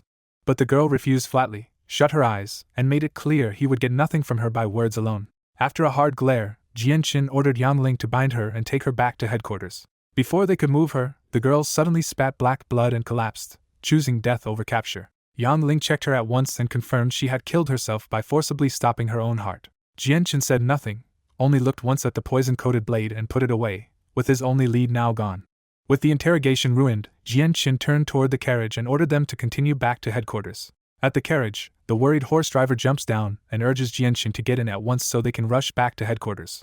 Jianqin quietly steps inside, barely caring about the failed attack because his mind is still fixed on the mystery of the small blade. The moment Jianqin lowers his guard, the horse driver silently whips out a dagger and drives it straight at his back. Jianqin's eyes flash with contempt because he already knows the killer's strike will not get through.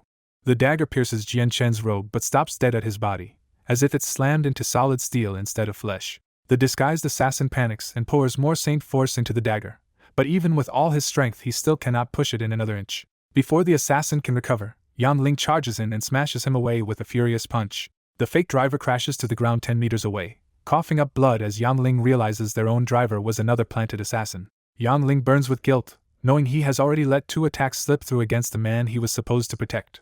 Jianqin leans out from the carriage and coldly admits the assassin's concealment was impressive, because not even he sensed the killing intent before the strike. Still staring at the fallen man, Jianqin presses for the truth and asks which organization trained him. The wounded assassin spits out the answer one word at a time. He belongs to the underworld sect, and only Jianqin's defensive treasure saved him. That reveal makes Jianqin sneer, because now 2 of the 3 great assassination organizations are already after him, the underworld sect and the Yamahal. He even wonders whether the third power, the Bloodsword sect, has joined the hunt too, which tells Yang Ling this ambush is far bigger than one roadside trap.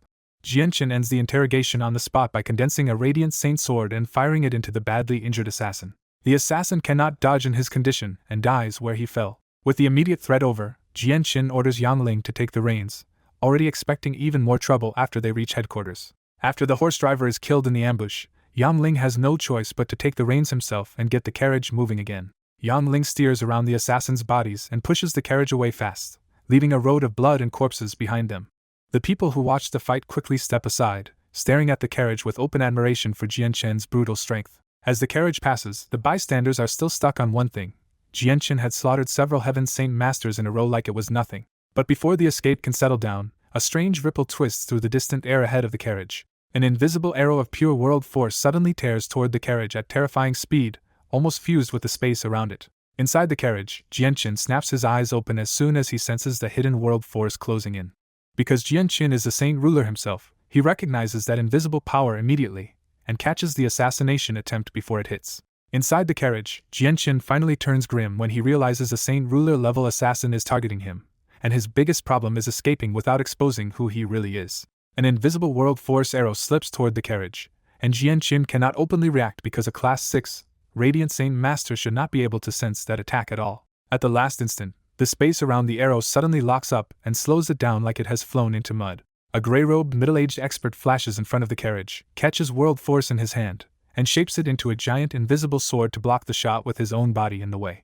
The invisible sword meets the arrow in midair, and instead of a loud blast, the air itself shudders as the arrow breaks apart. Far away, a black-robed old archer calmly fires another world force arrow to break the returning sword, then turns and vanishes without even checking the result. The grey-robed protector recognizes the insult to the Radiant Saint Master Union and launches after the fleeing assassin with killing intent. But the attack was a trap, and 3 more invisible world force arrows suddenly come in from 3 directions straight at Jian Chen's carriage. The middle-aged man aborts the chase and races back, instantly trying to intercept all 3 attacks before they reach Jian Chen.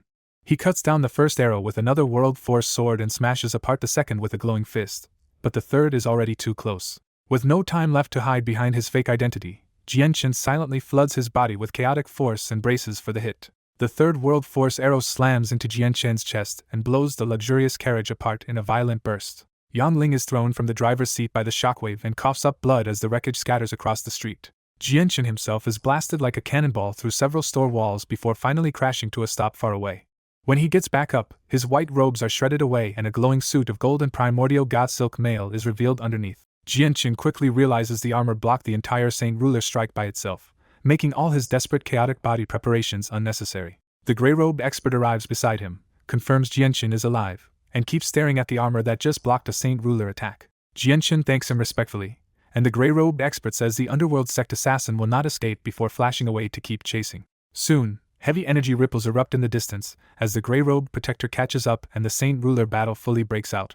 More reinforcements descend from the sky, led by the Union President and Grand Elder, with 3 Saint Ruler experts following behind them. Using his public identity, Jian Chen greets them as Yang Yutian while quietly noting that all 3 men behind them are also Saint Rulers. The president asks gently if he is hurt, and Jian Chen answers that he is fine while privately worrying that these experts might covet his treasure armor. The Grand Elder openly marvels that the male let Jian Chen survive a Saint Ruler strike unharmed and says even ordinary Saint Rulers would have trouble injuring him now. Then the Grand Elder's tone turns cold, and he makes it clear that none of the assassins are allowed to escape. Across the city, the 4 Saint Ruler assassins are now being intercepted from all directions, and the fight in the distance keeps escalating. Then 8 more experts rush in and land on the street, all immediately drawn to Jian Chen first and especially to the armor on his body. The newcomers respectfully greet the Union President, then recognize the Grand Elder and react with surprise because they had heard he spent years recovering from serious injuries. The Grand Elder brushes past that and identifies them as the ancestors of the 8 clans, the powers that keep order in the City of God. One clan ancestor politely speaks about the city's safety, praises Yang Yutian's talent, and says a Class 6, Radiant Saint Master surviving a Saint Ruler blow is astonishing. The old ancestor praises him politely, but his gaze keeps clinging to Jian Chen's golden mail, and the greed is hard to miss. Before Jian Chen can answer, the Union's Grand Elder cuts in and pointedly tells the 8 clans that if they guard the City of God, they should be the ones hunting these assassins. That pressure works immediately, and the 8 clan experts split into teams and fly off in 4 directions to hunt the Saint Ruler assassins as the battle flares even harder. On the street after the ambush, the President and Grand Elder turn from Jian Chen to the distant fight and identify the attackers as people from the Underworld sect and Yamahal. The President says whoever hired both ancient assassin groups paid a huge price, but he is more concerned that the Bloodsword sect might also be involved. The Grand Elder explains why the Bloodsword sect is feared most. Their baleful force can slip through obstacles and shake a prepared target's mind into confusion or slaughter. Hearing that name, Jian Chen quietly thinks of Uncle Shio in Longevity Valley, because he already knows that secluded old man is actually the missing Bloodsword sect master. As the distant fight subsides, the surviving experts converge from all directions and gather back on the same street. One gray-clothed protector steps forward, drops a corpse onto the street, and says he only managed to kill a single assassin. Even the hidden protector shows rare surprise when he stares at Jian Chen's golden mail and realizes it truly blocked a Saint Ruler strike without damage. Once everyone reports back, the result is grim. 4 Saint Ruler assassins attacked, but only one was killed and the other 3 escaped wounded. Then the 8 clan ancestors all turn to Jian Chen, and a fiery red-robed old man openly probes the secret of the golden mail that left him completely unharmed. Jian Chen gives them nothing, only saying he obtained the mail by luck and knows little about it himself. Before the questioning can go further, the president cuts in, reminds everyone that the treasure saved Jian Chen's life, and takes Jian Chen and the badly injured Yang Ling back to headquarters. Once the president is gone, the 8 clan ancestors stop pretending and their mood turns dark.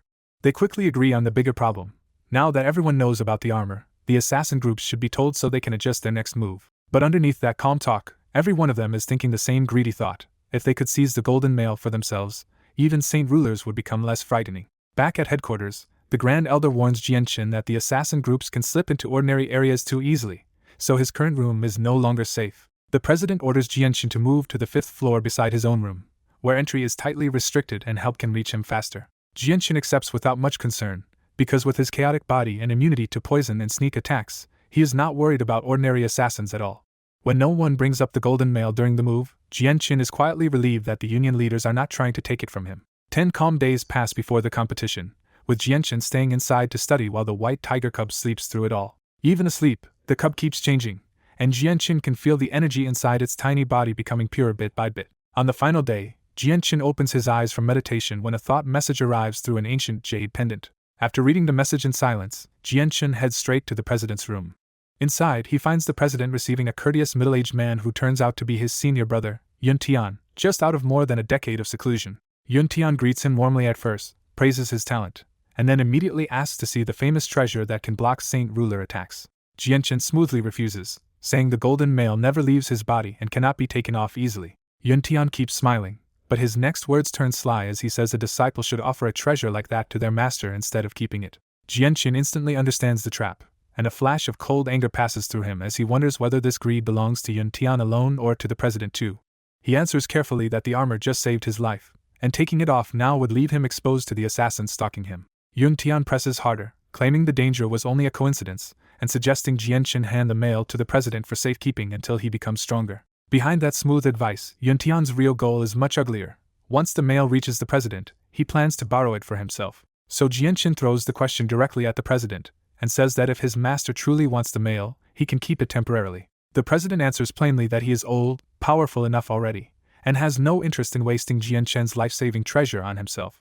He even cuts Yun Tian off and says Jian Chen's safety matters most, because this young prodigy may one day equal him, or even reach the legendary Class 8. That settles it for Jian Chen. The president is clean, and this ugly little scheme came from Yun Tian's greed alone. Yun Tian hides his frustration, but inside he only grows more determined to find another way to take the armor. Then the president changes topics and explains the coming competition will be held inside the Union's Origin Saint artifact, a separate world where all contestants must survive for half a month. Inside that world, their space rings will be sealed, so they will have to find their own food and water from scratch.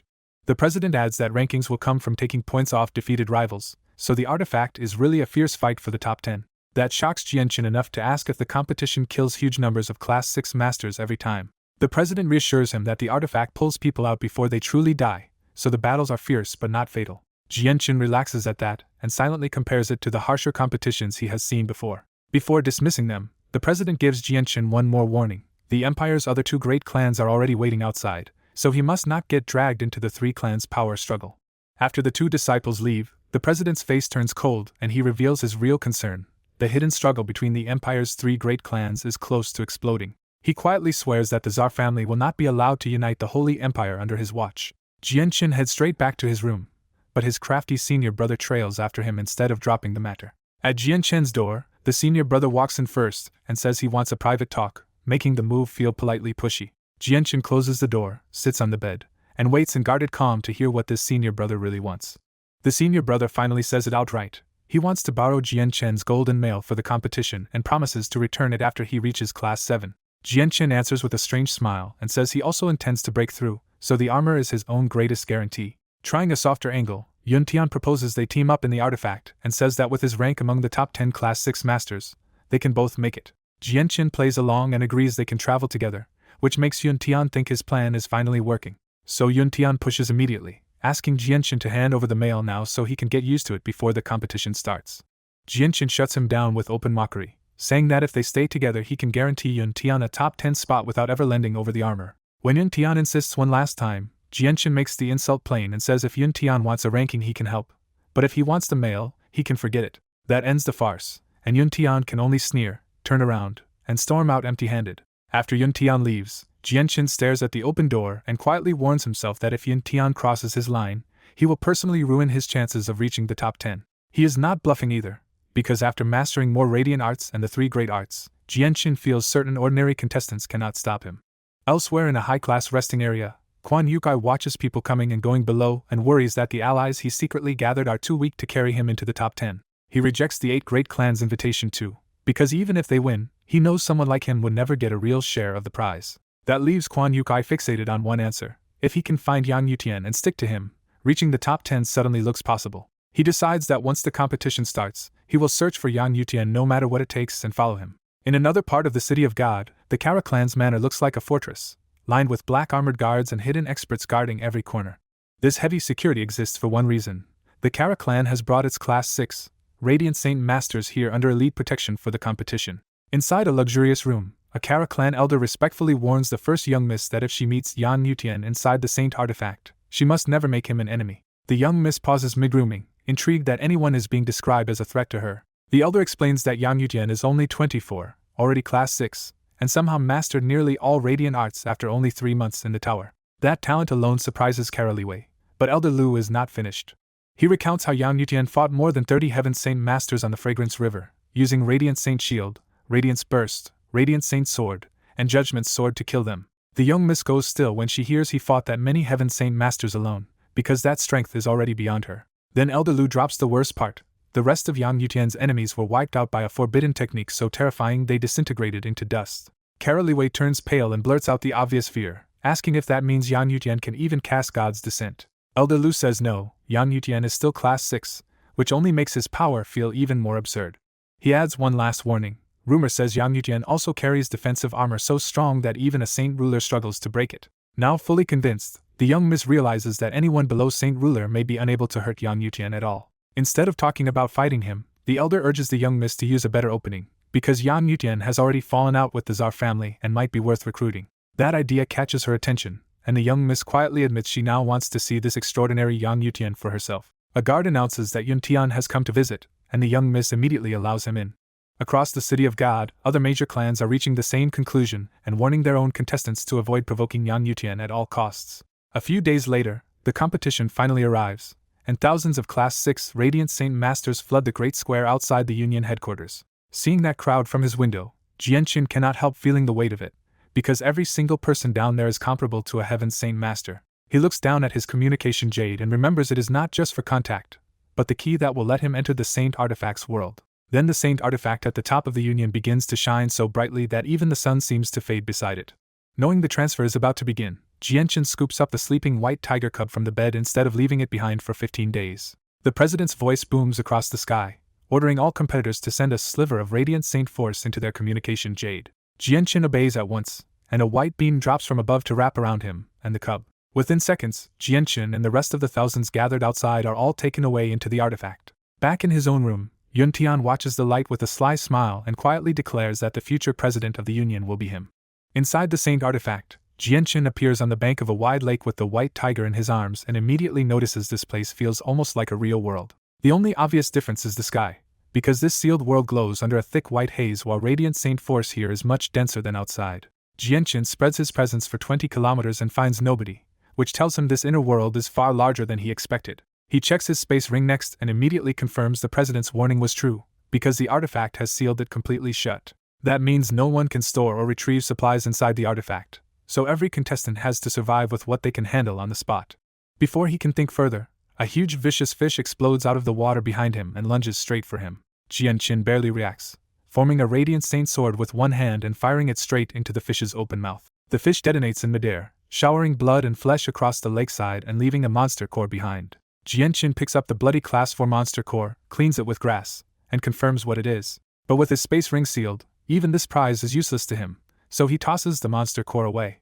He quickly judges that while normal Radiant Saint Masters would struggle with food and water here, his stronger fighter's body can endure the 15 days much more easily. With that settled, Jianqin condenses a white cloud beneath his feet and takes off to search the artifact's vast world. In another region, Kara Liwei waits on the highest peak of a barren mountain range with 2 Kara clan Radiant Saint Masters already behind her. More Kara clan Radiant Saint Masters arrive one after another on white clouds until a small team of 8 gathers behind Kara Liwei. Once everyone is present, Kara Liwei makes the command structure clear and warns them this year's competition contains someone dangerous enough that nobody is allowed to act on their own. Her clan members accept that without protest, because Kara Liwei's strength and status inside the Kara clan both outrank them completely. The group mounts their Radiant Saint Force clouds and starts moving out under Kara Liwei's lead. Then Yuntian catches up to them from the distance, calling after Kara Liwei with obvious familiarity. Kara Liwei immediately shuts that down, stopping in the air and coldly reminding Yuntian that he has no right to call her Liwei so casually. Yuntian hides his irritation behind a smile and pushes on, asking whether she has considered the proposal he brought her days earlier. Kara Liwei cuts straight to the point and asks what the Kara clan would gain by helping him deal with Yang Yutian. Yuntian admits Yang Yutian is the only real obstacle to his future as president, so he offers a huge bargain. If he becomes Class 7 and takes the Union's top seat, he will form an alliance with the Kara clan. That promise genuinely interests Kara Liwei, because an alliance with the neutral but powerful Radiant Saint Master Union could let the Kara clan overtake the Tsar family. Still, she does not agree blindly and points out the biggest problem. The current president is supposed to live another century, long enough for the Tsar family to reshape everything first. Yuntian answers with a chilling inside secret. His master will not actually live that long, because if the Tsar family moves too far, the president is prepared to spend his own life to strike their ancestor with a forbidden arte. He lays out the rest just as bluntly. The Grand Elder does not care about the presidency, the vice president lacks the talent, and if Yuntian reaches Class 7, only Yang Yutian can still block him. After weighing it carefully, Kara Liwei finally agrees to go with Yuntian and help search for Yang Yutian. But Yuntian immediately adds a restraint of his own, warning that Yang Yutian is too strong to rush carelessly, especially with that rumored armor protecting him. He decides they should wait a few more days and bring in more helpers first, rather than weaken themselves fighting Yang Yutian too early. After parting from Kara Liwei, Yuntian flies off alone and pulls out an ancient jade pendant to contact more people. A weak thought enters the pendant, a reply soon comes back, and Yuntian immediately changes direction to follow that lead and gather his next ally. Inside the Saint artifact, white-robed Radiant Saint Masters keep gathering under a giant forest tree until more than 20 of them are assembled. The Tsar family elder, Zartilos, finally opens his eyes and makes the real mission clear. Forget ranking for now, find Yang Yutian and stop him from reaching the top 10. He goes even further and orders them to ruin Yang Yutian's chance to become Class 7 and seize his treasured mail if they can. Master Ho answers on behalf of the whole clan and promises obedience, showing how seriously the other clans take the Tsar family's Grand Elder. Just as the meeting continues, Zartilos checks a jade pendant message and suddenly smiles at some good news. He announces that a special guest is coming, and says their odds against Yang Yutian just got even better. A wrinkled elder from the Fire God clan immediately guesses the guest is Yuntian, saying Yang Yutian's rise threatens both the Tsar family and Yuntian's future as the Union's heir. The group settles down to wait, and an hour later a white streak finally races in from the horizon. The Fire God clan elder confirms it with a dark little smile when Yuntian arrives exactly as expected. Off to one side, Qing Jian feels the situation is grim, because if Yang Yutian falls here, the Tsar family may swallow the entire Radiant Saint Master Union after the president dies. Yuntian greets everyone politely, then goes straight to Zartilos and asks for an alliance against Yang Yutian. Zartilos agrees without hesitation, because Yuntian is a useful future president for the Tsar family, while Yang Yutian is a dangerous wild card they cannot control. Yuntian calmly explains the point of the plan. Nobody can truly die in the artifact, but if Yang Yutian loses this chance, he may miss Class 7 forever while Yuntian takes the Union 50 years from now. He reveals he has already pulled in Kara Liwei too, and boasts that with 3 top experts together, Yang Yutian will have nowhere to run. With the trap taking shape, the group decides not to rush Yang Yutian yet and to clear out other competitors first so nothing unexpected ruins the final ambush. Elsewhere in the artifact, Jianqin flies alone on a cloud and is struck by how enormous this hidden world really is. After covering a long distance without seeing anyone, Jianqin finally spots 3 people ahead and speeds straight toward them. The 3 Class 6 Radiant Saint Masters are not hunting points at all yet, but sitting around a fire to roast magical beast meat before hunger becomes a problem. When Jianqin lands nearby, the 3 men jump up in caution and study the lone stranger who dared approach them by himself. The middle-aged man tries a friendly approach and invites Jianqin to travel with them, hoping safety in numbers will help them reach the top 10. Jianqin refuses the offer at once and bluntly tells them why he came. He wants their points, so they can surrender or force him to take them. That one sentence wipes away the polite mood, and all three Radiant Saint Masters instantly condense glowing Radiant Saint swords in front of themselves. They attack first, launching all three Radiant swords at Jianchen with no hesitation. Jianchen barely bothers to move, and with one casual gesture he pulls in surrounding Radiant Saint force fast enough to stun them. Three stronger Radiant Saint swords appear before Jianchen, and the men instantly realize they have run into someone whose radiant arts are at least level 4. The clash lasts a heartbeat, because Jianchen's swords smash theirs apart, and keep going as if nothing happened. As death closes in, the artifact's power finally steps in, dropping 3 huge pillars of light to save the men and eject them from the competition. The men disappear completely, leaving only 3 thumb-sized light orbs floating where they stood. Jianchen coolly sums up their mistake. Radiant Saint Masters with fragile bodies should protect themselves first, or even weaker fighters can kill them. He taps the 3 light orbs with his jade pendant, and quietly adds their points to his total. After that easy start, Jianchen calculates that he may need around 500 kills to lock in a top 10 spot, and decides to keep massacring competitors. He forms another cloud to leave, but suddenly freezes when Ziying and Qing Suo stir inside him. The sword spirits tell him they sense another existence like themselves nearby, and Qing Suo is shocked that a place like this could house such a powerful artifact spirit. Jianchen realizes the saint artifact itself may have birthed a spirit, and Ziying confirms it is a powerful support artifact rather than a weapon. Then Ziying and Qing Suo fully manifest above Jianchen as a handsome violet-robed young man and a beautiful azure-robed young woman, far more solid than before. Ziying raises his hand, condenses a mysterious purple divine sword covered in profound patterns, and sends it flashing away faster than lightning. Even Jianchen is shaken by that speed, because the sword strike looks completely impossible to dodge. At the sealed center of the artifact space, a handsome white-robed middle-aged man meditates inside a great palace until Ziying's contact jolts him awake. The artifact spirit is stunned to sense something like himself has appeared, and the whole palace around him starts trembling with his alarm. Back in the forest, Ziying says the spirit is too weak to sense them properly, but he has already called it over. A heavy voice cuts in almost immediately, and the white-robed artifact spirit appears above them looking down as if he rules this entire world. That arrogance lasts one sentence, because Ziying answers with open contempt and unleashes a sword pressure meant only for spirits. The artifact spirit's face changes on the spot, and he retreats in naked fear when Ziying's presence crushes his confidence. Because the spirit controls the artifact world itself, his panic shakes the whole space, and mountains across the trial realm begin collapsing. Outside in the City of God, the giant white sphere holding the Origin Saint artifact suddenly trembles too, making the Union headquarters shudder and shower dust. White-robed Radiant Saint Masters rush out in confusion, staring up at the artifact that has never acted like this before. The Union president and a group of elders fly up to investigate, but even they can only watch in shock because none of them understands what is happening. Then the ancient old man from the Radiant Saint Tower appears beside them and demands an explanation, but the president can only grimly guess that something has gone wrong inside the artifact. After a few terrifying seconds, the artifact calms down again, but the shock it leaves behind does not fade. Inside the artifact, the spirit has already retreated hundreds of meters and now stares at Ziying like a subject facing a monarch he cannot resist. Stripped of all pride, the artifact spirit stammers out the only thing he can ask now: who exactly is Ziying, and why is he this overwhelmingly powerful? Ziying answers with even harsher pressure, and the spirit's terror deepens until it feels like his very existence is about to collapse. Then the pressure crashes into the artifact spirit's mind and forces him to witness a nightmare vision of a purple sword and an azure sword splitting heaven and earth, destroying stars, and slaughtering immortals. In that same mind vision, even the drifting corpses and drops of golden blood feel strong enough to wipe him out instantly, and the artifact spirit is left completely broken by the scale of what he has sensed. The artifact spirit drops to his knees and begs Ziying for mercy, finally realizing he just offended someone far beyond anything he can comprehend. Ziying pulls back his pressure and spares him once, but his warning is icy enough to leave the spirit shaking anyway. Even after being spared, the artifact spirit is still haunted by the vision of the 2 divine swords and dares not think about resisting them at all. Ziying loses interest, tells Qing Suo they are done here, and hands the rest over to Jianchen as their master. The sword spirits turn into light and return to Jianchen, and that single word, master, terrifies the artifact spirit all over again. Convinced Jianchen is just as untouchable, the artifact spirit walks over carefully and bows to him as if greeting another overlord. Jianchen lets the awkward title slide and simply asks the spirit what he should call him. The spirit admits he has no real name and says the Union presidents only ever called him Lord Artifact Spirit. That catches Jianchen's attention, so he presses him on who exactly they are. The answer links the Saint artifact directly to the Radiant Saint Master Union, because the spirit says those people were the Union presidents. Jianchen drops that topic and gets to the real point. He came here to obtain Origin Energy and break through to Class 7. The artifact spirit looks troubled and explains that all the Origin Energy is sealed behind an ancient barrier he cannot break, even with control over the whole artifact space.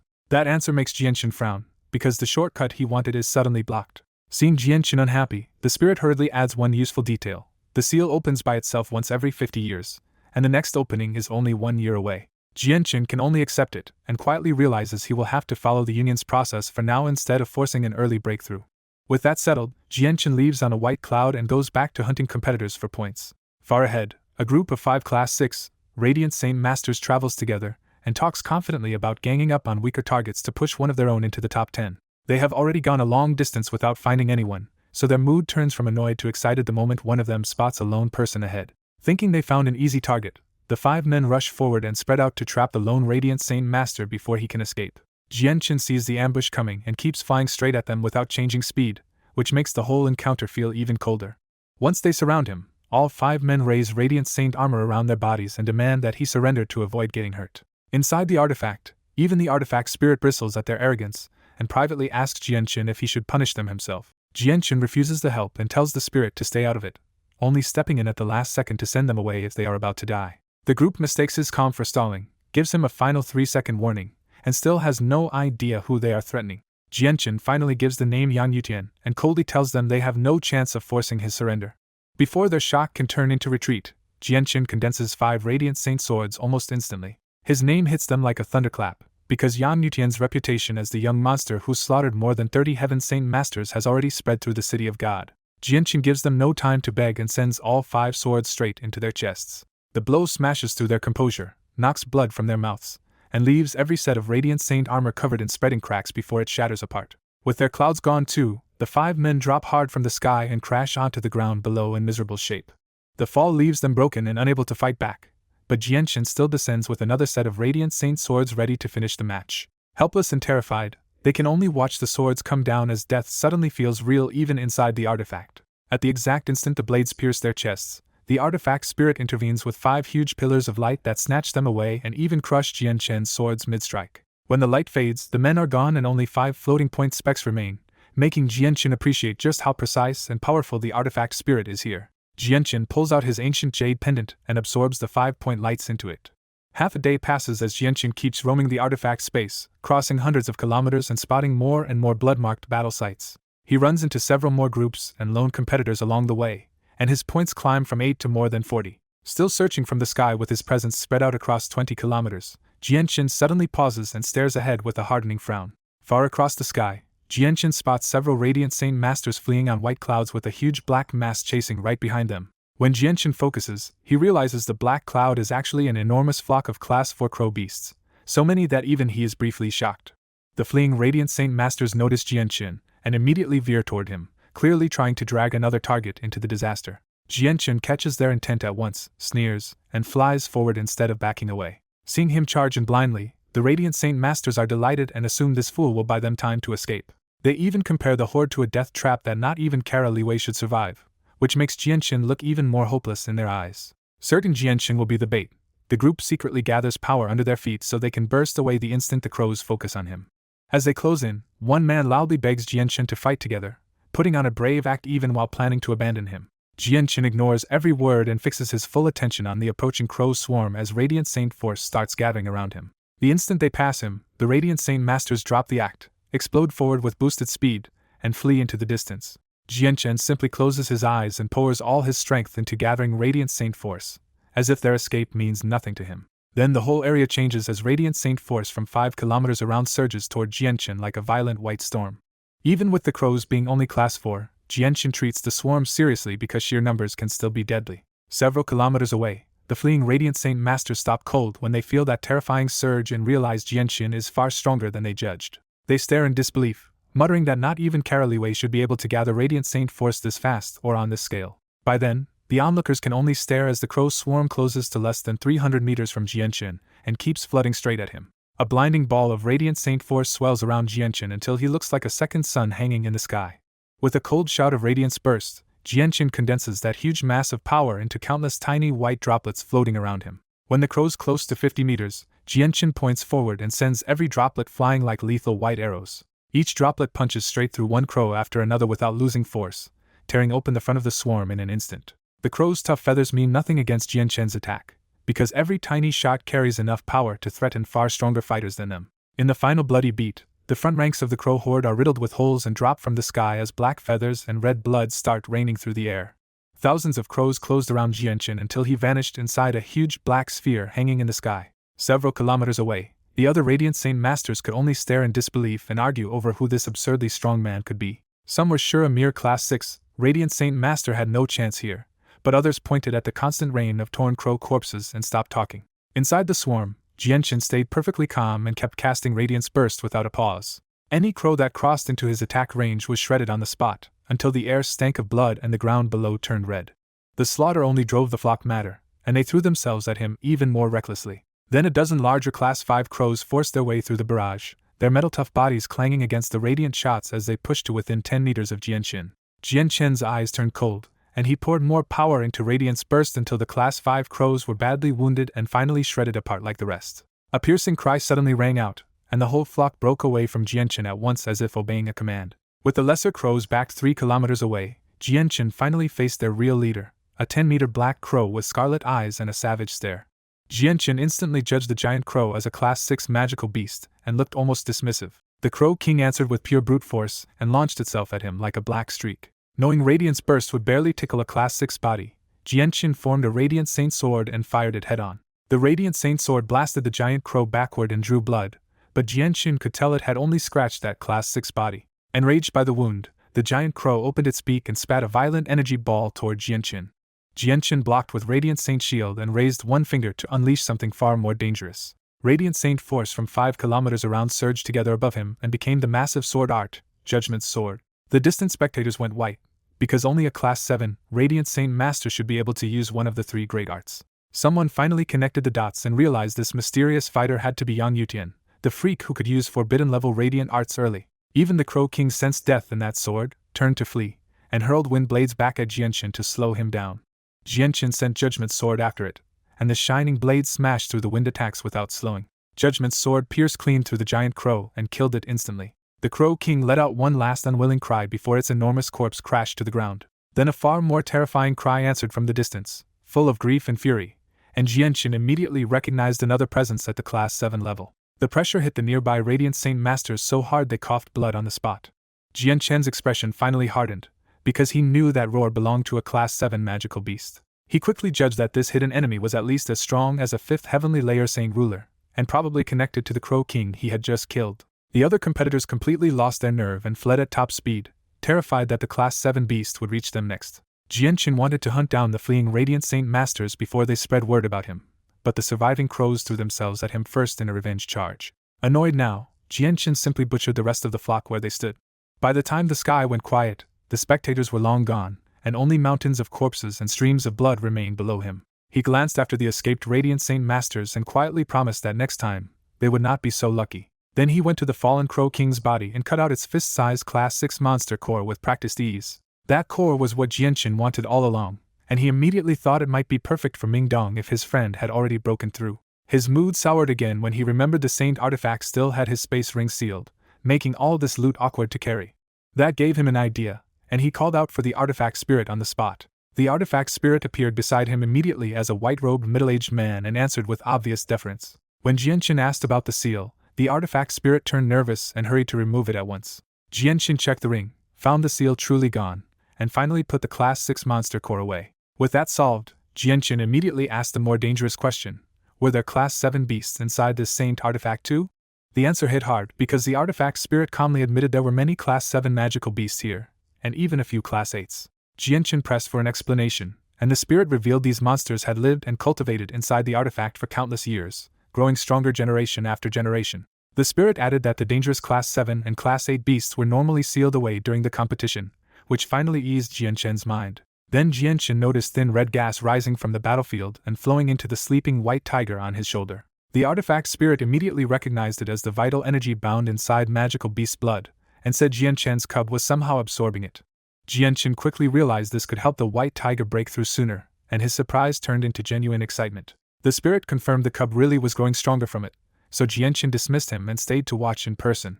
After the lesser blood was exhausted, the dead Crow King released a far denser surge of vital energy, and the white tiger cub absorbed it whole. That made the lesson obvious to Jianchen. If he wanted the cub to advance faster, he needed to hunt more Class 6 magical beasts. Once the absorption ended, Jianqin swept up all the crow monster cores and left, relying on the artifact spirit's cover so nobody would catch him using fighter strength. Over the next 5 days, Jianqin turned the artifact space into a hunting ground, stacking points while feeding the cub more and more blood-borne vital energy. By then he had already killed around a dozen Class 6 beasts, gathered a pile of precious cores, and pushed the white tiger to the edge of breakthrough. The more he killed, the more furious the hidden Class 7 beasts became, and their roars kept shaking the entire artifact space. Most competitors were terrified by those roars, while only a very small number who understood the Saint artifact well could stay calm. When other competitors crossed his path, Jianqin knocked them out of the artifact without hesitation, driving his score past 80. 5 days later, Jianqin swept low over a forest on a radiant Saint forest cloud, spreading his presence across 20 kilometers to hunt for Class 6 magical beasts and rival competitors. As he flew, Jianqin realized Xiao Bai's energy had started fluctuating wildly, which meant the little tiger was at the critical step before breaking through to Class 6. He immediately changed priorities and decided to stop chasing points for now, because helping Xiao Bai break through mattered more and there were still 10 days left to catch up later. Jianqin also knew that if Xiao Bai reached Class 6, the winged tiger god bloodline would make him far stronger than ordinary magical beasts, and finally able to protect himself against almost anyone below Saint Ruler level. Before he could act on that plan, a furious roar crashed through the forest ahead and instantly snapped his attention forward. The moment he heard it, Jianqin judged that the roar belonged to a peak Class 6 magical beast, and the anger and pain in its voice told him it was already locked in a hard fight. Certain that people were battling the beast up ahead, Jianqin wasted no time and accelerated straight toward the roar. 15 kilometers away, the source of the noise came into view. More than a dozen Radiant Saint Masters had surrounded a huge black panther in a dense forest, and were hammering it with Radiant Saint swords. Even as a peak Class 6 beast, the panther was being pressed down by the group assault, its body slashed open in many places until blood had soaked its black fur red. But the injuries only drove the panther into a fiercer rage, and its scarlet eyes burned even harder as it fought back like a cornered killer. The enraged beast lashed out with its front paws and hurled powerful force at the humans, while violent balls of energy blasted from its mouth into the encircling formation. Even so, the Radiant Saint Masters stayed disciplined, revealing a tight 3-man formation where 2 people blocked the panther's attacks and the third kept launching Radiant Saint swords without pause. The panther is already covered in cuts, and even its tough body is starting to fail under the non-stop barrage of Radiant Saint swords. With a furious roar, the panther ignores 3 more direct hits and suddenly throws itself at a nearby cluster of Radiant Saint Masters. One Radiant Saint Master cannot react in time, and the panther bites straight through his upper body in a brutal instant. At the last moment, a huge pillar of light drops from above and teleports that dying man out of the artifact space. The panther clearly knows this trick already, because it does not even pause before lunging at the next target. Its claws tear across the second man's chest so hard that his Radiant Saint armor shatters like paper. The wounded man screams and is sent flying, coughing blood as his face goes deathly pale. But the panther does not bother finishing him and immediately charges a third Radiant Saint Master instead. The third man reacts fast and fires a Radiant Saint sword straight into the panther's open mouth. The sword explodes inside the beast's mouth, making the panther howl as blood pours out and spiritual force bursts from its jaws. Even hurt, the panther still bites down and swallows the third Radiant Saint Master's upper body in the same desperate clash. At that critical moment, another giant pillar of light rises and pulls the second injured Radiant Saint Master out of the artifact space as well. Seeing the panther badly hurt at last, someone shouts for everyone to strike its wounds with everything they have. The group immediately changes tactics and starts condensing a dozen more Radiant Saint swords, all aimed at the beast's deepest injuries. Their swords fire almost at the same time and punch cleanly into the panther's damaged flesh. The panther's injuries split wider, and bright blood bursts out as it lets out a miserable cry. It glares back at the Radiant Saint Masters with raw hatred, then decides it can no longer stay and turns to flee. Just as the panther tries to escape, a massive 3-meter Radiant Saint sword drops from the sky and slams into its wound, driving even deeper damage into the fleeing beast. A heavy Radiant Saint sword slams into the giant panther and finally tears open a brutal wound across its back, sending the Class 6 beast crashing away in pain. Seeing the panther on its last legs, the nearby Radiant Saint Masters rush in together, afraid someone else will steal the kill and the monster core. Their volley of swords batters the panther even harder, but the Class 6 beast still refuses to die and can only writhe on the ground roaring. Just as the exhausted hunters are closing in, Jianqin arrives from the sky on a white cloud with 3 fully condensed Radiant Saint swords already in hand. Jianqin fires all 3 swords straight into the panther's neck wound with frightening precision. The impact cleanly blows off the panther's huge head, and the beast the others spent an hour wearing down is killed in an instant by Jianqin. The moment the panther dies, several Radiant Saint Masters break into a sprint for the corpse, desperate to dig out the monster core before anyone else can claim it. Jianqin immediately cuts them off from above, launching more Radiant Saint swords at the people charging for the corpse. The group reacts fast, with some intercepting Jianchen's swords while others turn their own attacks straight at him. Jianchen answers with a large Radiant Saint shield, swats aside the return fire, and keeps diving without losing momentum. He flies right over the crowd, lands in front of the corpse, and moves with practiced speed to claim the prize first. With one smooth stab of a freshly condensed Radiant Saint sword, Jianchen cuts into the body and extracts the monster core before anyone can stop him. Watching the core fall into Jianchen's hands, the dozen Radiant Saint Masters can only glare at him with ugly, hostile faces. An old dark-skinned Radiant Saint Master tries to keep the clash from exploding, arguing that his group wore down the Class 6 magical beast first, so the monster core should be theirs. Another Radiant Saint Master speaks more bluntly, telling Jianchen to hand it back and promising they will forget the earlier clash if he leaves now. Jianchen does not even bother to argue. He casually wipes the blood off the core with a fistful of grass, acting like the whole group is beneath his concern. Then Jianchen looks up and makes the provocation worse, saying he is not just taking the core, he also wants all of their points. That open contempt snaps the group's patience. They know Jianchen is strong, but with more than 10 of them together, they refuse to believe one man can bully them like this. One of them finally challenges him outright, demanding Jianchen prove he has the strength to act so arrogantly. The standoff breaks. The dozen Radiant Saint Masters all start condensing Radiant Saint swords at once, choosing to overwhelm Jianchen together. More than 10 Radiant Saint swords shoot toward Jianchen without mercy, the group trusting their numbers and teamwork to crush him. Jianchen answers instantly, raising a 2-meter Radiant Saint shield in his left hand, while 6 Radiant Saint swords condense in his right. Instead of trading blows head-on, Jianchen splits his 6 swords into 3 paired attacks and sends them straight at 3 different opponents. The first sword in each pair smashes through its target's Radiant Saint armor, stripping away the defense in one brutal hit. A heartbeat later, the second swords punch through their unprotected chests and burst out their backs, dropping the 3 men straight to the edge of death. Just before they die, 3 huge pillars of light descend from the sky and swallow them, pulling the defeated men out of the trial ground in an instant. 2 more Radiant Saint swords slammed into the shield in front of Jianchen, and the impact blew the barrier apart. But Jianchen had turned the broken shield into a trap, and its flying shards instantly whipped around the 2 attackers. The pair never saw it coming, and the shrapnel punched into their throats and hearts before they could react. The artifact space judged them defeated at once, and twin pillars of light dropped from above to pull their bodies away. That single exchange pushed Jianchen's kill count to 5 and cut the enemy group down to just 7 people. The survivors froze on the spot, staring at Jianchen with pale faces as real fear finally set in. After watching him erase 5 Class 6 experts so easily, they could only assume Jianchen had already reached Class 7. Jianchen gave them no time to recover, and 7 new Radiant Saint swords condensed in front of him with power on par with the Heaven Saint Master's full strike. That was enough to break their nerve, and the 7 men turned and ran in panic, regretting ever trying to rob him of the Class 6 monster core.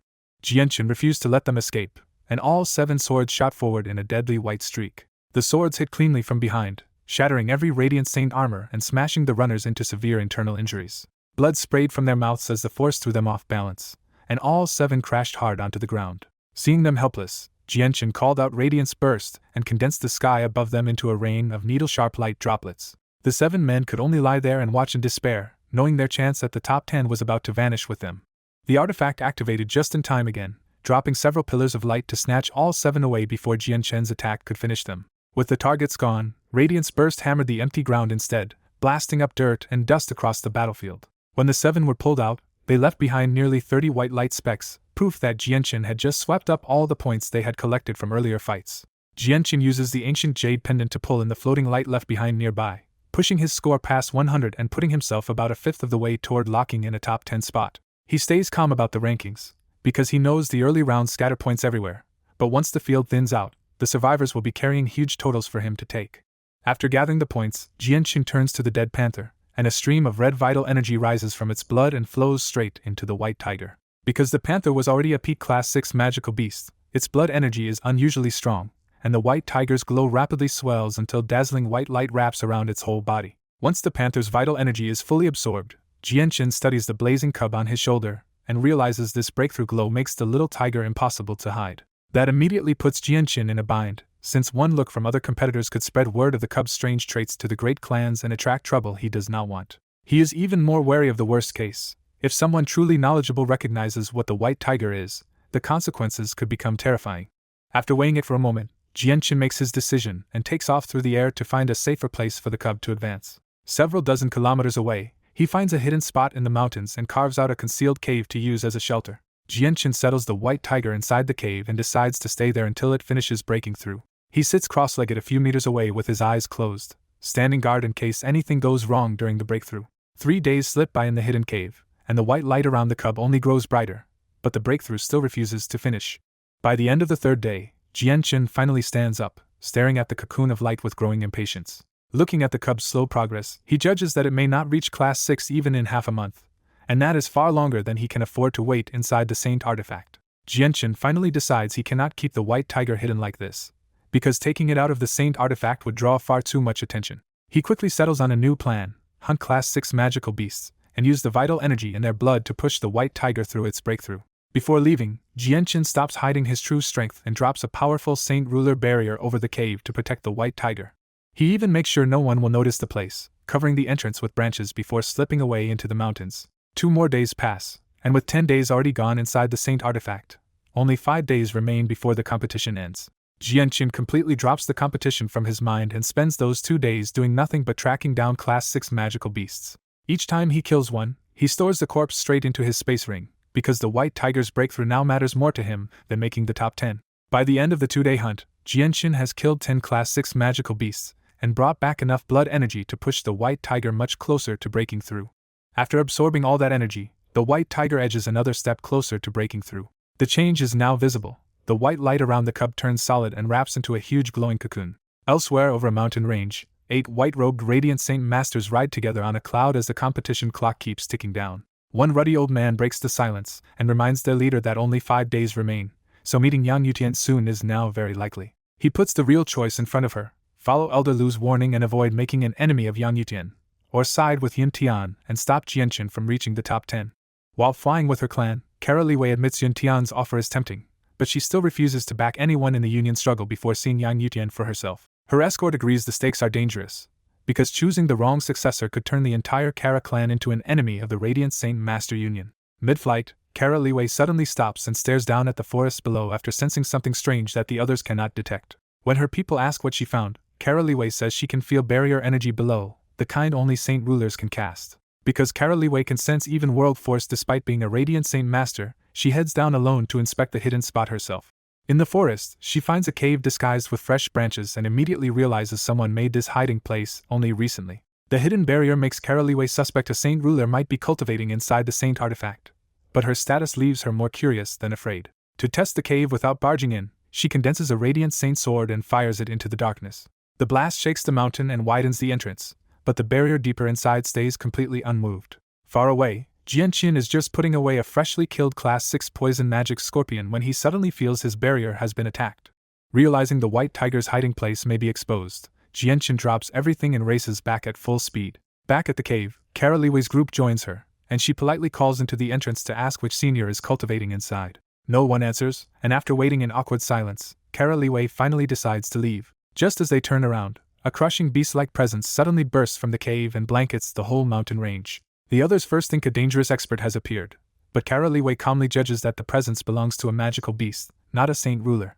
From the feel of the aura, they figure the beast is not Class 7 yet and is likely breaking through from Class 5 to Class 6 inside the barrier. Curiosity wins, so Kara Wei keeps everyone waiting outside to see what kind of beast is hidden there. An hour later, Jianchen arrives, and the Kara clan members instantly eye him as a lone target carrying easy points. As Jianchen stops in front of them, Kara Wei is struck by how his handsome face carries the hard, cold edge of someone who has fought through real life and death battles. What unsettles Kara Wei even more is that Jianchen barely spares her beauty a glance and stays completely indifferent. One Kara clan man breaks the standoff by ordering Jianchen to hand over his points and forfeit if he wants to avoid pain. Jianchen answers with action, instantly condensing a Radiant Saint sword so fast that even Kara Wei is startled. The Kara clan masters scramble to form Radiant Saint armor, but Jianchen's sword punches through first and knocks the rude speaker out of the competition in one hit. That instant defeat enrages the rest of the Kara clan, and 6 Radiant Saint swords shoot at Jianchen together. Jianchen calmly raises a huge radiant shield and blocks half the volley head-on. Before the other 3 swords can reach him, Jianchen has already condensed 3 more of his own and fires them back. His swords overpower theirs, break through, and smash into 3 more Kara clan masters hard enough to crack armor and make them spit blood. The Kara clan is left badly shaken, because this level of strength can only belong to the infamous Yang Yutian they have heard so much about. Knowing she cannot beat him easily, Kara Wei urgently calls him Yang Yutian and tries to stop the fight by revealing that they are from the Kara clan. The name hits everyone at once, and the clan members finally understand they just attacked the Union president's terrifying third disciple. Jianchen pauses just long enough to confirm their identity, still glaring at them with the same icy calm. Kara Liwei immediately softens her tone and calls the clash a misunderstanding, because after seeing him herself, she decides offending Yang Yutian would be a disaster. Jianqin dismisses his swords and orders them to leave at once, choosing not to provoke the Kara clan further unless he has to. Even after that warning, Kara Liwei cannot let it go and asks what is happening inside the cave now that the beast aura is growing stronger by the moment. Jianqin feels the energy inside turning unstable, so his patience snaps and he warns them one last time to get out, or he will offend the Kara clan for real. Kara Liwei's temper finally flares, and she argues that her group found the cave first, so they should at least be allowed to stay and look. With no time left to argue, Jianqin gathers a massive storm of radiant saint force and starts forming Judgment's sword above his head. Seeing one of the Union's 3 great forbidden arts aimed at them, Kara Liwei goes pale and realizes Yang Yutian is actually willing to clash with the Kara clan over this cave. In the end, Kara Liwei has to swallow her anger and order an immediate retreat before the forbidden arte fully falls. Once the Kara clan finally withdraws, Jianqin disperses the giant sword and rushes straight into the cave through his barrier. 25 kilometers away, the retreating Kara clan stops in the sky, all of them pale with anger and resentment over how Yang Yutian treated them. Their escorts fume that Yang Yutian was arrogant, harsh, and reckless enough to act like the Kara clan meant nothing at all. With tempers still high, one of the men turns to Kara Liwei and asks what the Kara clan should do about Yang Yutian now. After calming down, Kara Liwei replays the whole encounter and realizes Yang Yutian never came for them at all, he came straight for the cave. She points out the pattern clearly. Yang Yutian wanted them gone so badly that he was ready to drive off even the Kara clan, which means he was hiding something inside.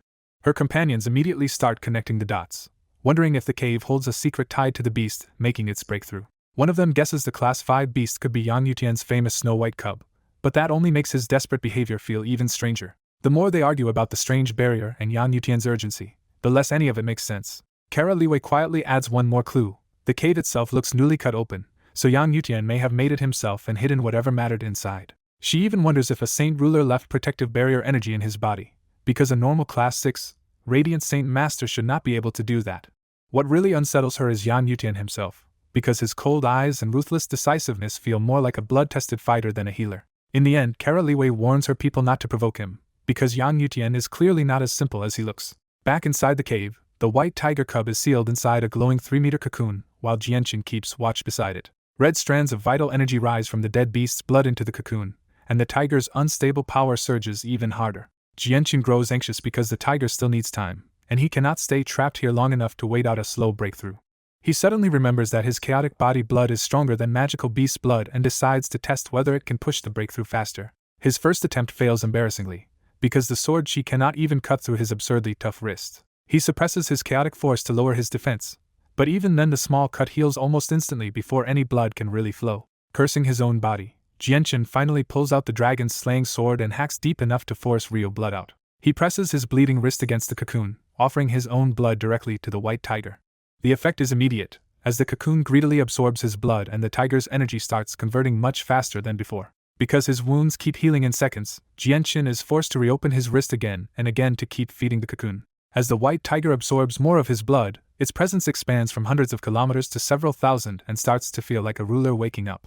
Across the surrounding wilderness, even Class 6 magical beasts collapse to the ground trembling under that terrifying bloodline pressure. 50 kilometers away, Kara Liwei's group stops in shock as the pressure washes over them and confirms this cub is no ordinary beast. An elder calls it a king beast from an extraordinary background, while Kara Liwei quietly suspects it may be a beast of antiquity. Far away, a team of Radiant Saint Masters is fighting 3 Class 6 beasts when the same presence hits and instantly breaks the battle apart. The 3 Class 6 beasts panic so badly that they give up the fight and flee at full speed. Zartilos judges the pressure to be from a special king beast, but Yuntian goes further and says only a beast of antiquity fits what they are feeling. The moment Yuntian names it a newly advanced beast of antiquity, greed flares in the Zar family camp.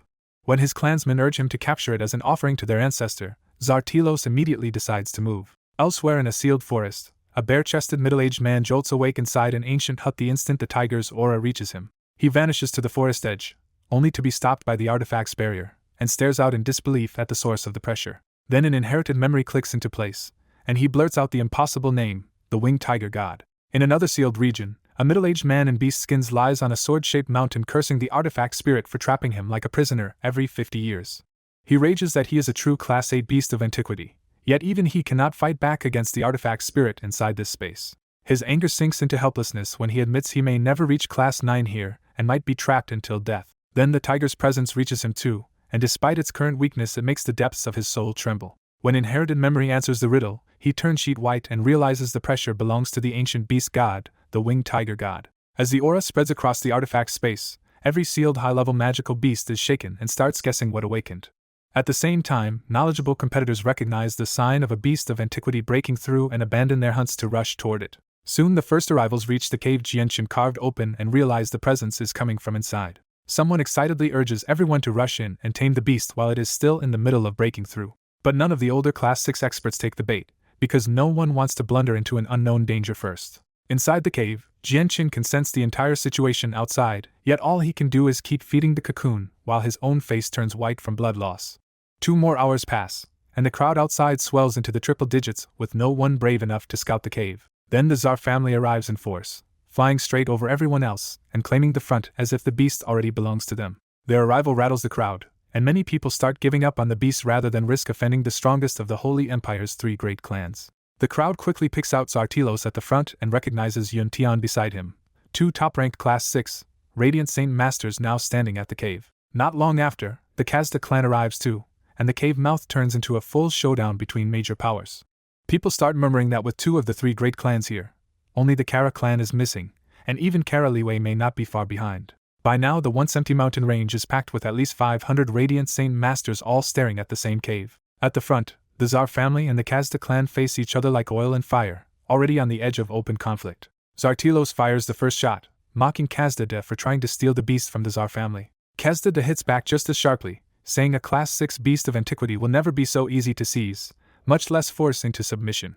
Zartilos refuses to back down, snapping that whether they can take it is nobody else's business. Still, for all his confidence, he does not charge in himself and instead orders 3 of his men to scout the cave first. Protected by Radiant Saint armor and trusting the artifact to save them from real death, the 3 scouts cautiously advance toward the dark entrance as everyone watches without blinking.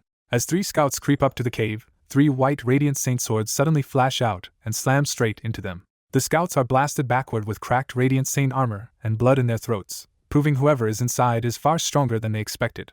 The crowd instantly realizes the attack came from Radiant Saint swords, so there has to be a powerful Radiant Saint master hiding in the cave. Zartilos studies the strike and grimly judges that the hidden attacker is a famous top-tier Class 6 expert, not some ordinary rival. Yuntian guesses the missing Kara clan may already be inside, because even Zartilos admits the swords were stronger than his own. Trying to test that guess, Yuntian calls politely into the cave and asks the hidden expert to show himself. When no answer comes back, Yuntian takes the silence as an insult and fires a Radiant Saint sword to blast the entrance wider. Deep inside, Jianshin blocks the attack with a large Radiant Saint shield, pulls back his bleeding hand, and quietly puts away the dragon's slaying sword. Jianshin removes the cave barrier himself, because too many people have gathered outside and he does not want them discovering that secret power. He can feel the white tiger is only hours away from reaching Class 6 after absorbing his blood, so all he has to do now is hold everyone outside back. Outside, Zartilos senses the beast's rising presence and decides they cannot wait any longer, ordering everyone to rush the cave. Before they can move, an icy voice cuts across the clearing and a white-robed young man steps out of the cave, warning that anyone who enters will die.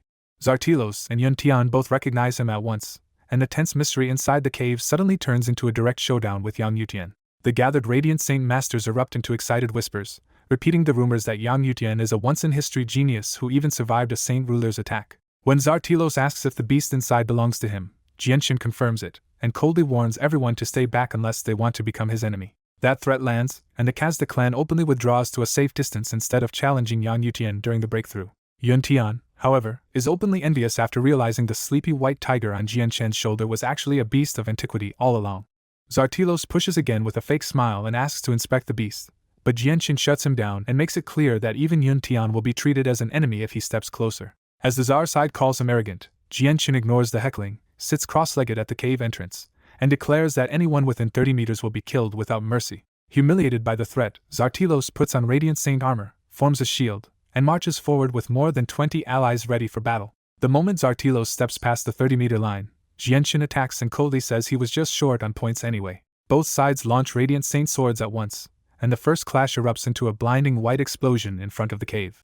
While the others hide behind armor and shields, Jianshin throws a giant shield over the cave entrance and takes the violent energy on his own body without even budging. Then he does something that shocks everyone, seizing the very energy ripples around him and condensing them into 9 new Radiant Saint swords. Jianshin sends the 9 swords in 3 tight waves, smashing shields, shattering armor, and finally piercing straight through 3 enemies' chests. The wounded men scream as sharp radiant saint force ravages them from the inside, and giant light pillars descend to remove them from the competition. Seeing 3 Class 6 masters erased that easily, the whole crowd is stunned by just how absurd Yan Yutian's real combat strength is.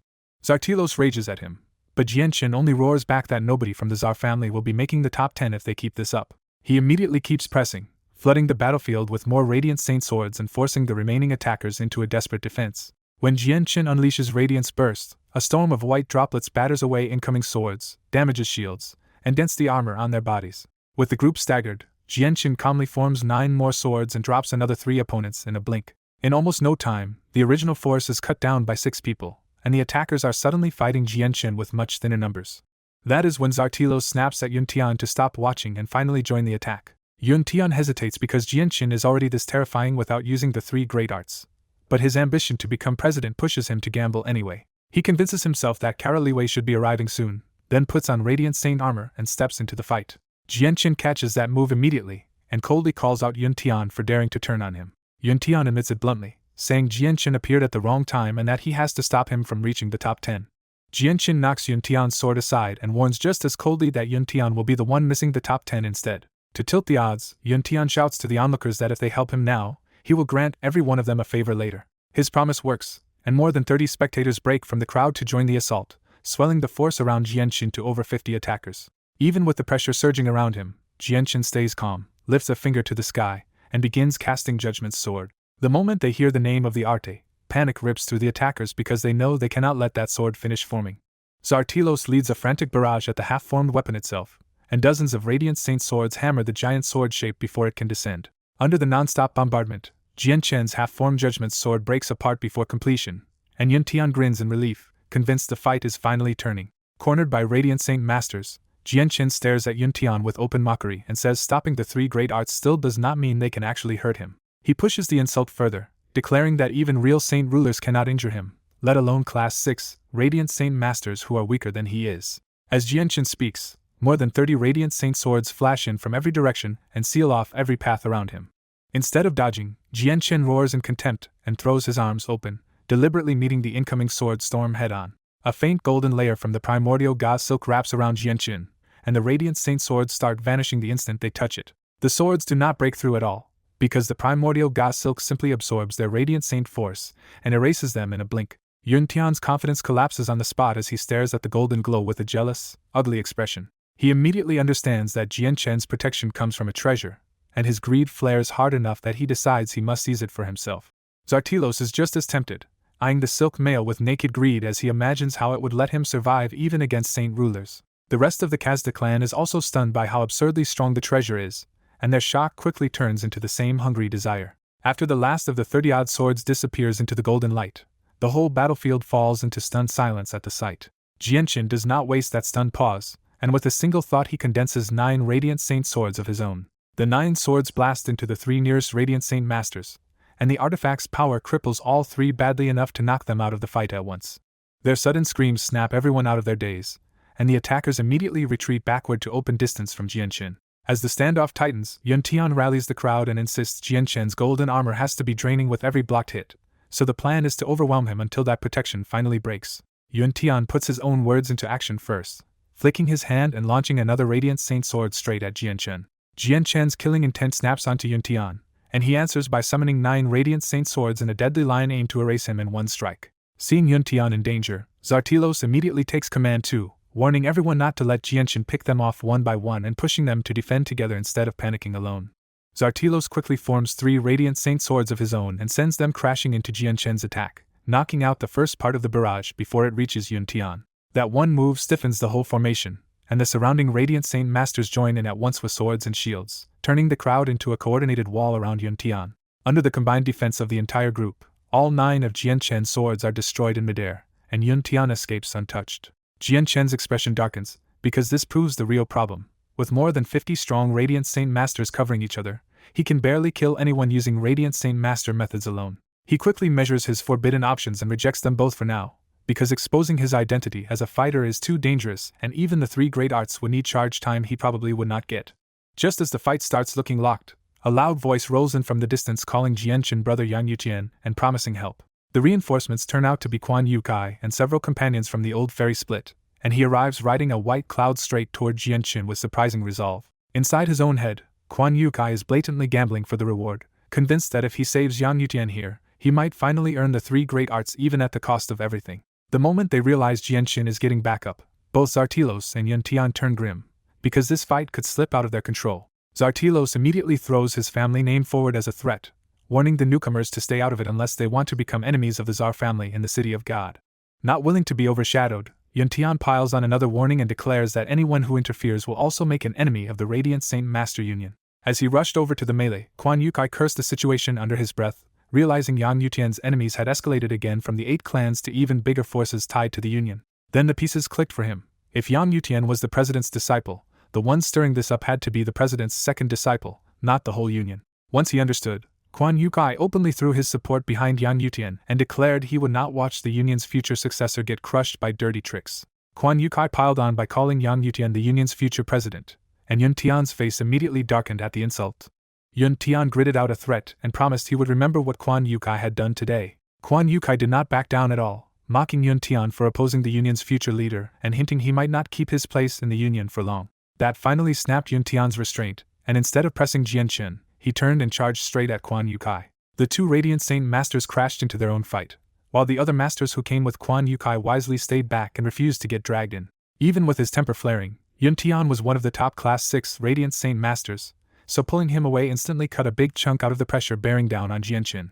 Jianqin seized that opening at once, using the primordial Ga Silk to block incoming attacks while he picked new targets. More Radiant Saint swords condensed around Jianqin in a blink, and he struck down another 4 opponents before the artifact's power carried them out of the competition. As Jianqin kept cutting people down, Zartilos finally lost his composure and shouted for Yun Tian to get back before their whole side was picked apart. Yun Tian instantly saw the danger, but with Quan Yukai pressing him hard and strong enough to threaten the top 10 himself, he could not just break away and rejoin the others. He raised a Radiant Saint shield to hold Quan Yukai off, clearly trying to buy a split second to read the battlefield. Then Yun Tian sensed something else and turned toward the distance just as another group rushed toward the area. At the front of the incoming group was a breathtaking young woman in her 20s, and even from a distance her arrival made it obvious the fight was about to shift again. As the Kara clan finally arrives, Yun Tian lights up and urgently calls for Karaliwei to help Zartilos finish off Yang Yutian, promising he will honor the deal they discussed. The Kara clan rushes straight into the fight, and the people struggling against Jianqin finally breathe a little easier because Karaliwei is feared as the strongest expert below Class 7. Karaliwei closes in with 6 Radiant Saint Masters from her clan, all protected by Radiant Saint armor, and carrying huge Radiant Saint shields as they dive into the melee. Jianqin looks up at Karaliwei with a cold stare, then suddenly notices something and answers with a strange smile instead of alarm. While everyone is focused on the incoming reinforcements, Jianqin keeps pressing the Saint artifact and wipes out 3 more enemies at full force. Feeling his side close to collapse, Zartilos desperately shouts for Karaliwei to attack Yang Yutian and wear down his energy before even more of his people die. Karaliwei gives no answer at all, and that silence becomes ominous as she flies straight towards Zartilos instead of Jianqin.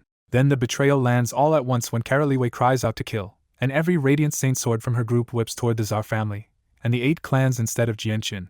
The Tsar family side is caught completely off guard, their shock lasting just long enough for the swords to slam into them before anyone can defend. 7 violent impacts blast through the formation, shattering Radiant Saint armor and hurling 7 experts backward in blood, with even Zartilos taking a heavy hit. Still tied up with Quan Yukai and Xiaomi, Yun Tian turns pale on the spot because he knows Karaliwei's choice could decide the entire battle. He shouts at Karaliwei in alarm, already realizing that if she stands with Yang Yutian, their whole plan is finished. Zartilos forces himself back up with blood at his lips, badly wounded by the stronger Karaliwei, and demands to know why she turned on him.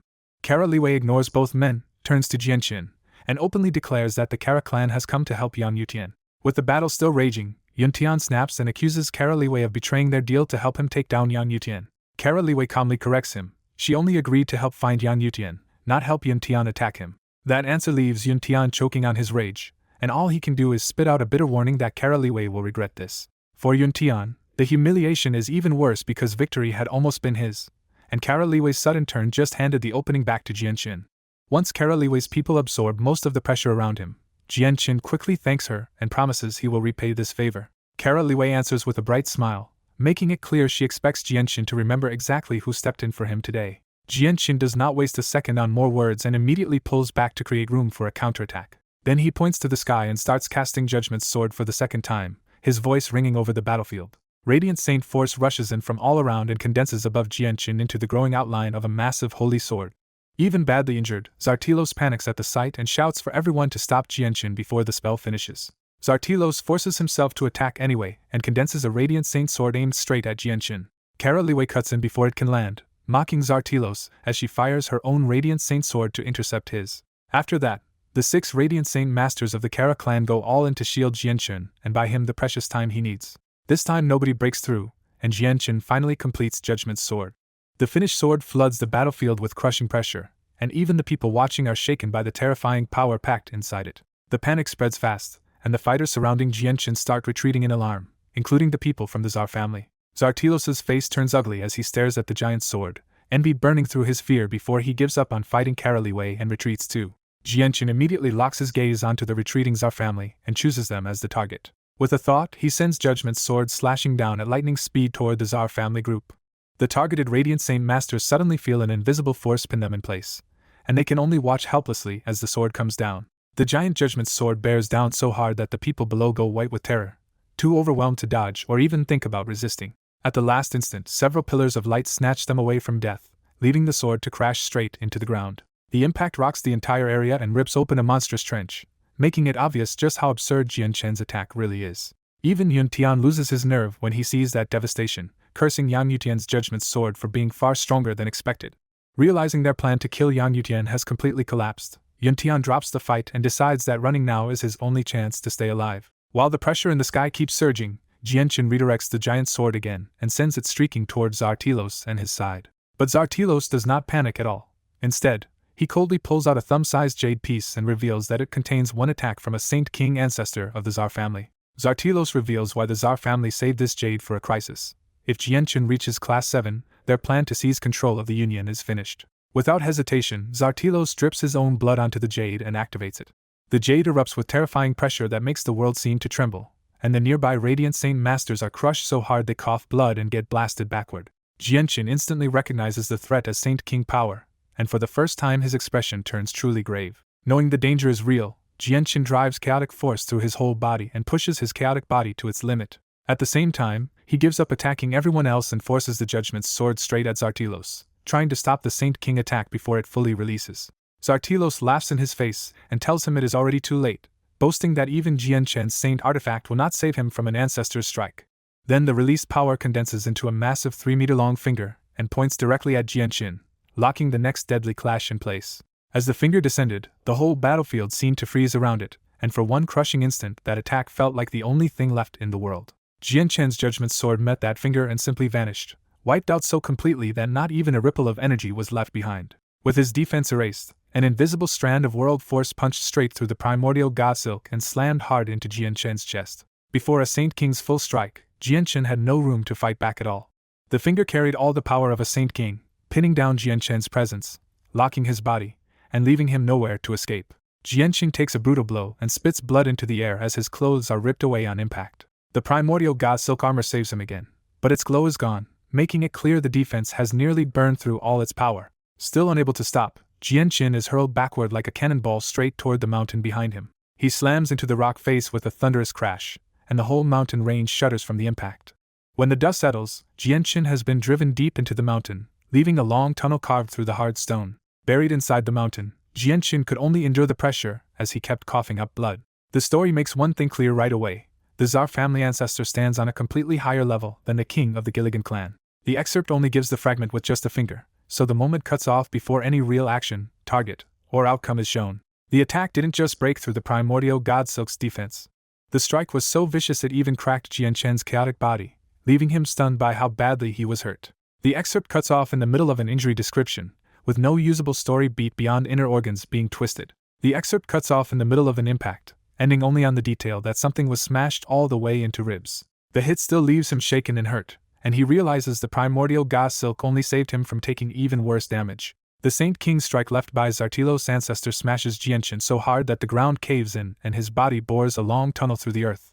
Even from far away, Yun Tian is shaken by the Saint King attack. Then greed wins out and he turns back because he is sure Yang Yutian is dead and that priceless defensive treasure can still be taken. Believing Jianshin is finished, Zartilos rushes into the blasted tunnel to claim the golden silk mail for himself. Just as Zartilos reaches for the silk mail on Jianchen's unconscious body, an earth-shaking roar suddenly rips through the mountain range. The roar hits like a full Saint Ruler attack, cracking mountains, tearing open the ground, and turning trees to dust as the whole region lurches toward ruin.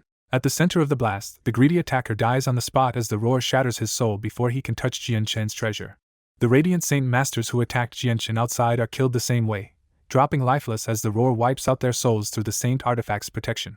Caroline, the bystanders, and everyone else still standing are left stunned and hollow-eyed, feeling pure fear in their souls from the roar's aftermath. Yun Tian is farther away, so the roar does not kill him, but it still tears through his mind hard enough to make him scream, crash to the ground, and break bones. Then the source of the roar steps out of Jianchen's cave, a huge white tiger with folded feathered wings, carrying the sacred pressure of an ancient beast king. The giant tiger locks onto Yun Tian from kilometers away, and Yun Tian instantly realizes in terror that this is an ancient beast. Too scared to risk another roar, Yun Tian yanks out his jade pendant and gives up the competition on the spot. A pillar of white light drops from the sky to extract Yun Tian, but the tiger explodes across the distance in an instant and nearly reaches him before the transfer completes. The tiger roars at the sky and leaps after Yun Tian anyway, furious and unwilling to let him escape. A helpless sigh answers from above, and a colossal palm of energy forms in the sky to block the tiger's pursuit. The tiger crashes into the giant palm with thunderous force and gets knocked back, while Yun Tian disappears from the artifact space behind that one brief obstruction. With Yun Tian gone, the palm disperses, and the tiger can only roar in raw frustration as its beast god aura terrifies the trapped magical beasts across the artifact space. After calming down, the tiger flashes back to Jianchen's tunnel, shrinks, and disappears inside to rescue him. It comes back out carrying unconscious Jianchen in its mouth, glares down the surviving Radiant Saint Masters, and takes him safely into the cave. The survivors finally realize the people on the ground are truly dead, and their fear of the white tiger only deepens. Inside the cave, the tiger has shrunk to about a meter long and paces anxiously beside Jianchen's unconscious body like an angry guardian that is suddenly worried sick. A white-robed middle-aged man appears silently in the cave, and the tiger instantly turns hostile because it recognizes him as the one who blocked the chase. The artifact spirit explains that he had to stop the winged tiger god because an ancient vow forces him to protect the competitors, and if he breaks that vow 3 times he will cease to exist. To make up for it, the artifact spirit sends the Saint Artifact's origin energy into Jianchen, and heals his crushed organs and shattered bones in seconds. Jianchen wakes up fully healed and immediately sees the meter-sized Xiaobai beside him and the kneeling artifact spirit asking forgiveness. Jianchen does not blame the spirit for saving the competitors, but he is startled that his Saint King level injuries are already gone. When Jianchen asks if the healing came from Radiant Saint Force origin energy, the spirit confirms it and admits that only he can use that refined power, though it would otherwise be enough to help Jianchen reach Class 7. The spirit leaves after Jianchen thanks him, ending the tense confrontation without any lingering resentment. Now alone together, Jianchen looks at the meter-sized Xiaobai with real warmth and marvels at how much stronger the little tiger has become. Xiaobai answers with a low affectionate growl and rubs its big head against Jianchen's face, acting nothing like the terrifying beast that just slaughtered dozens of people. Jianchen pets Xiaobai like family, clearly thinking of the tiger less as a pet and more like a son he watched grow up. Once the moment passes, Jianchen changes into a clean white robe and reminds Xiaobai that they still have business to finish before the competition ends. Xiaobai immediately drops back to its familiar tiny form, leaps onto Jianchen's shoulder, and settles there as if nothing happened. Only half an hour has passed, so plenty of people are still outside, and the sight of a fully recovered Jianchen walking back out makes the whole crowd recoil like they are seeing a monster. Nobody can understand how someone who took a Saint King strike is already standing there unharmed, and their shock only grows when they look at the harmless-looking tiger on his shoulder. Jianchen ignores the stares and goes straight for the floating point lights left behind by the Radiant Saint Master Xiaobai killed. He calmly takes only enough points to push himself past 700 and lock down a top 10 position, then leaves the rest untouched. Then Jianchen calls Quan Yukai over and repays the help he showed earlier by offering him the remaining points for a chance at the top 10. Quan Yukai is ecstatic, thanking Jianchen over and over before scrambling to gather the leftover points while everyone who stayed neutral can only regret missing that reward. Caroline still cannot believe Jianchen healed that fast, and Jianchen answers her politely, thanking her for standing up for him when the crowd turned hostile. After that, most of the competitors finally disperse, but Jianchen returns to the cave instead of chasing more points because his place in the top 10 is already secure. Quan Yukai shamelessly sticks around, and Jianchen immediately puts him to work burying the dozens of dead Radiant Saint Masters while keeping all of their space rings. Caroline does not stay with him and heads back out to hunt the remaining competitors for more points of her own. By now Yan Yutian's name and his connection to an ancient beast have spread through the whole artifact space, and Jianchen knows that news will explode across the Holy Empire once everyone gets out. Jianchen does not try to hide Xiaobai's ancient beast image, because very few people know the winged tiger god's true identity, and that misunderstanding may actually protect it. What really worries him is the trouble waiting outside, because after everything that happened here, the Tsar family will not let this end quietly. Outside the artifact space in the City of God, the competition is already spitting out failures one by one as white flashes keep dropping defeated competitors into the giant square before the Union headquarters. Outside the Radiant Saint Master Union, the square is already packed with clans and elders waiting for the Saint artifact to spit people back out. One after another, battered Class 6, Radiant Saint Masters reappear in white light, all pale and bloodstained from brutal fighting inside. At the edge of the square, Karafu fumes that Yang Yutian still has not come out, worried the Kara clan's first miss may have let him slip away. Elder Lu suddenly cuts in and asks one key question: did that young man have a snow-white beast cub with him? When Karafu says no, Elder Lu visibly relaxes and decides to stay put, because now he wants to see the young man who killed one of theirs for himself. A fresh burst of white light throws out 3 members of the Tsar family, and the whole square immediately notices. Tsar elders rush over, and the shaken survivors admit the one who killed them was Yang Yutian. That answer ripples through the square at once, because Yang Yutian openly going against the Tsar family is bold enough to leave everyone rattled. Manhwa demands to know whether even Tsar Telos and the others failed to hold Yang Yutian down, and the answer only makes him angrier. The survivors admit that Yang Yutian fought more than 20 people from the Tsar's side and allied clans by himself, and Manhwa explodes, calling them trash. Before the anger settles, 3 more Tsar family competitors are ejected, making it clear this is not a fluke. These new arrivals also admit Yang Yutian threw them out, including Qing Jian, one of the strongest Class 6, Radiant Saint Masters present. Qing Jian adds a bigger shock: inside the artifact, a beast of antiquity has appeared. When they explain that the Class 6 beast of antiquity is actually Jian Chen's, greed flashes through the crowd almost as fast as the shock. Then more people from the 8 clans are expelled too, and Elder Hong finally sees the pattern. Jian Chen is deliberately crushing the Tsar's side. Soon after, Yun Tian is thrown out in an even worse state, coughing blood and collapsing hard onto the square. Manhwa sneers at seeing even Yun Tian expelled, but Yun Tian is too terrified to care and bolts straight for the Union Castle. His panic starts another wave of whispers, because a top 10 disciple of the Union president should not look like a man who just saw death itself. A bolt of white light shoots out from the castle, and the Union president appears in front of Yun Tian to stop him. Pressed for an explanation, Yun Tian can barely get the words out, and only stammers that it was Yang Yutian and a beast of antiquity. The president quickly guesses Yun Tian means the little white tiger that sleeps on Jian Chen's shoulder, and sends him away without digging deeper in public. Left alone with his thoughts, the president admits Jian Chen keeps exceeding every expectation, but he also sees the Tsar family turning into a serious problem. Far from the square, 5 disguised old men race toward the City of God through the sky and warn each other not to provoke the ancient Tsar family there. They stop outside the city, drop the flashy approach, and choose to enter on foot to keep a low profile.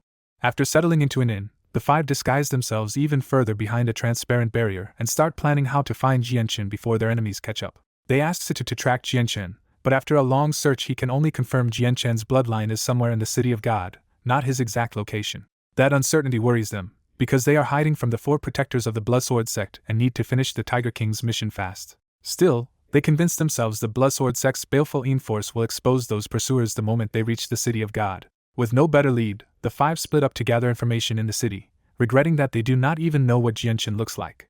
3 more days pass, and the stream of expelled competitors keeps feeding the city even more explosive news from inside the artifact. 3 days later, expelled competitors spread a wild story through the City of God. Yun Tian, the Tsar family, and more than 20 clans had teamed up with over 30 Class 6, Radiant Saint Masters to bring down Yang Yutian. Then another twist spreads through the square.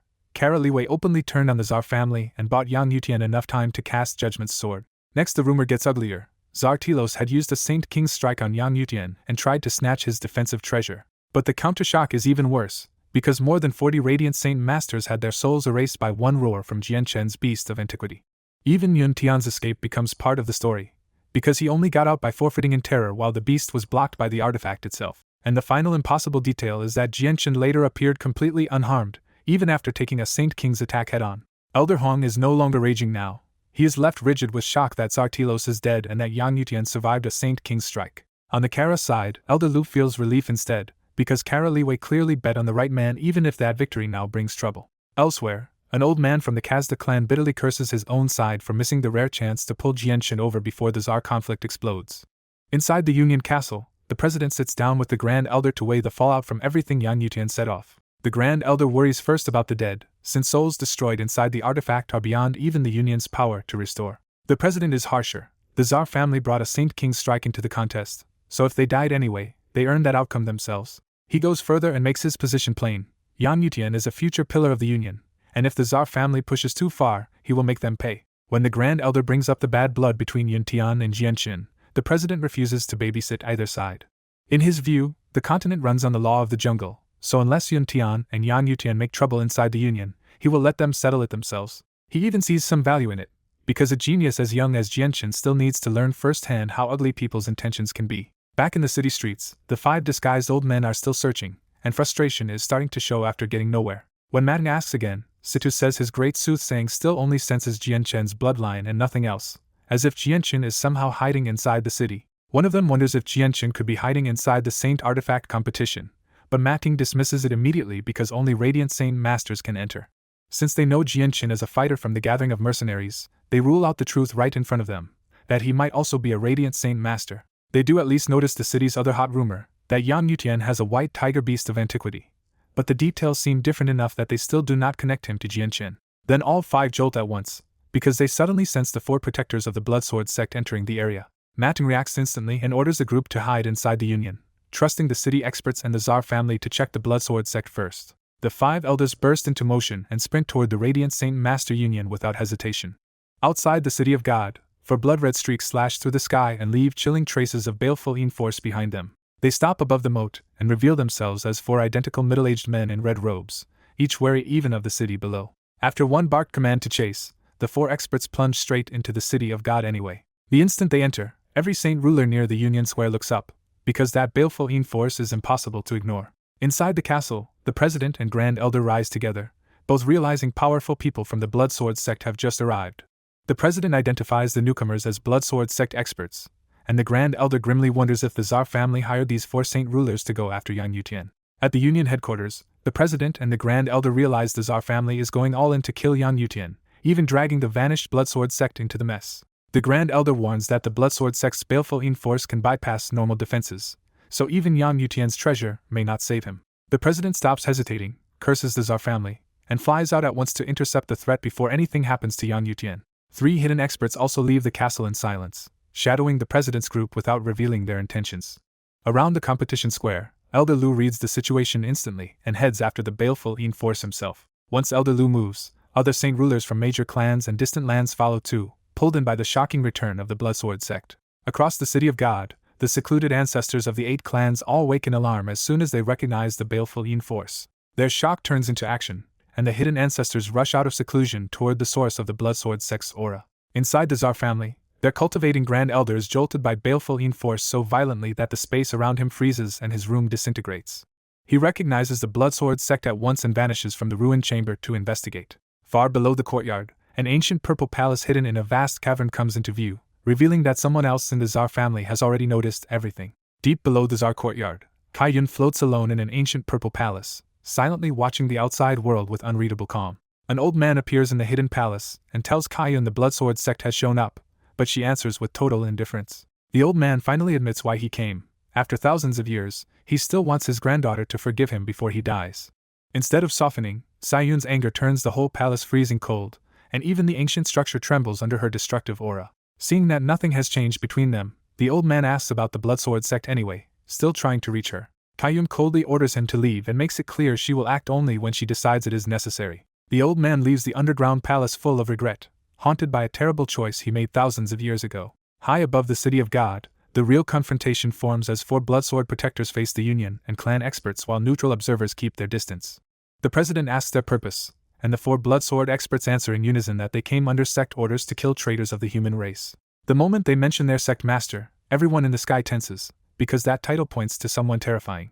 A clan saint ruler carefully confirms the terrifying name, and the Bloodsword side admits their sect master is Shio Houston. That answer lands hard, because Shio Houston is one of the continent's few truly terrifying top experts. The Tsar side presses for details, but the Bloodsword side refuses to explain more and says they are only here to carry out the sect master's kill order. Now the Tsar side is stuck, because blocking the Bloodsword sect risks disaster, but letting those 4 elite experts loose inside the city could be just as bad. Just when he is wavering, the Grand Elder receives a message and suddenly speaks with new courtesy, saying the Tsar ancestor invites the 4 protectors to visit the clan. The protectors agree after a short pause, choosing not to challenge the Tsar family head-on before their main mission is done. As the Bloodsword group departs with the Tsar family, the Union president finally eases up a little and decides they probably did not come for Yang Yutian after all. The Grand Elder still worries the situation could change after the Tsar family gets involved, but the president argues the Bloodsword sect is too proud to send overwhelming killers after a young junior like Yang Yutian. With that logic, both union leaders return to headquarters, still alert but no longer expecting an immediate strike on Yang Yutian. Inside a reception hall at the Tsar family, the 4 protectors are seated with full formal respect, and a barrier snaps into place to seal the room. An unseen old voice introduces itself as Tsar Milo, and opens politely by asking after Shio Houston's well-being. After that courtesy, Tsar Milo asks their real purpose in the City of God and hears the same answer about hunting human traitors under sect orders. Then Tsar Milo shows his hand and proposes a deal. While they are here, he wants them to kill Yang Yutian for the Tsar family. The protectors refuse instantly, making it clear they will not take side jobs while carrying out the sect master's mission. Tsar Milo pushes harder with the promise of rich payment, but the protectors say the sect has not formally returned and only Shio Houston can accept that kind of assassination request. When Tsar Milo even offers to help them find their real targets, the protectors still refuse and stand to leave. The moment they go, Tsar Milo drops the polite act and orders the city's concealing array activated to make sure the Bloodsword sect cannot finish its mission easily. The Grand Elder worries this could offend the Bloodsword sect, but Tsar Milo insists the array is just the city's own defense, and orders him to proceed. Back on the streets, the 4 protectors admit they can sense the 5 traitors somewhere in the city but still cannot pin down their exact location among so many presences. To force a breakthrough, they decide to stop in an empty place and use a secret tracking technique instead. The 4 sit in a circle with blood-red alls floating before them, setting up the Blood God's Guide. They spit blood together, and the technique condenses it into a crimson guide streak that shoots off through the city. The protectors chase after the guide immediately, moving as one red flash across the sky. Then the whole sky above the City of God suddenly churns as the concealing array activates, and the world's energy turns violent. At the Union Castle, the president sees the array go up and immediately suspects the Tsar family is using the chaos to hinder the Bloodsword sect and possibly pressure the other great clans too. The 4 protectors feel the array's effect at once and stop in midair, furious that the Tsar family is openly sabotaging their mission. One protector angrily says they will report the Tsar family's obstruction to Shio Houston, but the others drag the focus back to the mission because reporting means nothing if they return empty-handed. With the guide ruined and every presence hidden, the protectors are left with only one miserable plan: follow the direction as best they can and keep searching blind. 15 days later inside the Saint Artifact, the competition reaches its final day and the square outside the Union fills with spectators waiting for the return of the contestants. The top 10 matter most to the crowd, because every rising Class 6 genius is a possible future Class 7, and those are rare enough to shake the whole continent. Hidden among the crowd, the 5 fugitive old men are calmer now because the concealing array has made the Bloodsword protectors far less dangerous to them. Even with that crisis eased, Old Man Matting is now intensely curious about Yang Yutian, the 24-year-old prodigy who mastered the 3 great radiant arts and tamed a beast of antiquity. The old men are even more eager to see the beast on Yang Yutian's shoulder, because a real beast of antiquity is rare enough to stir their excitement. At noon, white beams start raining down into the empty square as contestants are sent back out of the Saint Artifact one by one. Soon the square is packed with exhausted competitors carrying beast skin bags stuffed with the monster cores they fought for over 15 brutal days. Then a rainbow appears, and the 10 highest scorers descend separately from the sky as the clear stars of this competition. The crowd immediately locks onto Yang Yutian, because the little beast on his shoulder is impossible to miss. When the 5 old men see the cub, they realize it looks extremely similar to the special tiger cub mentioned by the Tiger King, right down to the faint hidden wings on its back. That suspicion is enough for Matting to order Situ to use the great soothsaying technique again, even though the concealing array will interfere. Situ closes his eyes and casts the technique anyway, pushing through the array's interference to search for Jian Chen's bloodline. 3 seconds later, Situ opens his eyes in shock and joy and points straight at Yang Yutian, finally exposing the truth that Jian Chen has been right in front of them all along. Hidden in the crowd, Old Man Situ finally confirms the shocking truth: Yang Yutian is really Jian Chen. Situ explains that his great soothsaying technique matched Yang Yutian to Jian Chen through his parents' bloodline, leaving even him stunned by the result. The group can barely accept it, because on this continent a fighter and a Radiant Saint Master are supposed to be 2 completely separate paths. Old Man Mudding's attention shifts to the white tiger on Jian Chen's shoulder, and he realizes that must be the cub the Tiger King ordered them to seize. One elder gets excited and urges them to snatch the cub right now while they have the chance. Situ shuts that down at once, warning that attacking inside the City of God and the Union headquarters would get them killed before they could escape. Matting agrees and points out that the City of God is full of hidden experts, so they need to stalk Jian Chen and take the cub only after he leaves the Union's protection. The conspirators settle on a patient plan: hide nearby, wait for Jian Chen to come out, and lure him away if they have to. After the competition, the top 10 winners descend in rainbow light, while the surrounding Radiant Saint Masters look on with open envy and admiration. Quan Yukai is especially thrilled, because Jian Chen's help carried him into the top 10 almost for free. The Union president comes out with several elders and proudly praises the winners as the finest Class 6, radiant Saint Masters of this competition. Then the president singles out Jianqin, proudly calling him his disciple and admitting even he was fooled by the white tiger cub's true nature. Urged to rest after the brutal trials, Jianqin politely excuses himself and starts heading back into the castle. He barely gets a few steps before more than 10 ancestors from the 8 clans push through the crowd and stop him in public. The clan ancestors demand an explanation, blaming Jianqin for the near-total death of their people inside the artifact. Jianqin answers without fear, coldly saying their own people tried to kill him first and simply died for it. His attitude infuriates the ancestors, but with the president standing there, they cannot openly crush him. A red-robed ancestor suddenly changes the angle, claiming the real killer was the beast on Jianqin's shoulder, and that the clans only want that murderer punished. Without warning, the red-robed man flashes forward and reaches for the cub in a brazen snatch attempt disguised as justice. Before he can touch it, a transparent barrier snaps into place around Jianqin and stops the Saint Ruler's hand cold. The white tiger cub instantly turns vicious, spreads its wings, and launches out from Jianqin's shoulder like a streak of white light. The ancestor sneers and tries to freeze the cub in solidified space, still convinced a mere Class 6 beast is beneath him. To everyone's shock, the cub ignores the frozen space entirely and slashes 2 deep claw marks across the man's face. A heartbeat later, the cub is already back on Jianqin's shoulder, leaving the whole plaza in stunned silence. That single strike becomes a brutal public humiliation, because a Saint Ruler has just been disfigured in front of everyone by a Class 6 beast. The man snaps from rage and embarrassment, roaring that the cub will die today as he unleashes a full-power strike. An ancient voice booms across the sky, and the space around the red-robed ancestor freezes so completely that even he cannot move. A violent shock runs through that frozen space and blasts the attacker backward, blood spilling from his mouth before the other ancestors catch him. With the Union's hidden Saint King clearly having intervened, the 8 clans' aggression collapses on the spot. The president coldly asks whether the 8 clans still want his disciple to pay retribution now. Faced with that pressure, the ancestors of the 8 clans can only leave with ugly expressions and empty hands. The Tsar family causes no scene at all, because their own people broke the artifact's rules first, and they have no clean excuse to protest their losses. What everyone does take away from the clash is just how frightening the white tiger cub is, after it wounded a Saint Ruler, while only at Class 6. Watching from the crowd, Situ's group becomes even more certain that the Tiger King's target is worth the risk. Situ orders the group to keep Jianqin's identity as a fighter secret for now, because either possible reaction from the Union could ruin their own chance to seize the cub. So the group sticks to the same plan, wait until Jianqin finally comes out of the Union, and only then move against him. Back inside the castle, Jianqin sits on his bed and spreads his presence across the entire Union to quietly search for danger. He soon realizes the whole city feels subtly different, as if concealment is muddling his senses and hiding the presence of powerful experts. One detail stands out immediately. Yuntian is not in the castle at all, and Jianqin cannot tell where he has hidden himself. With 1 year left before the artifact opens again, Jianqin decides to stay inside the Union and focus on reaching Class 7 when the time comes.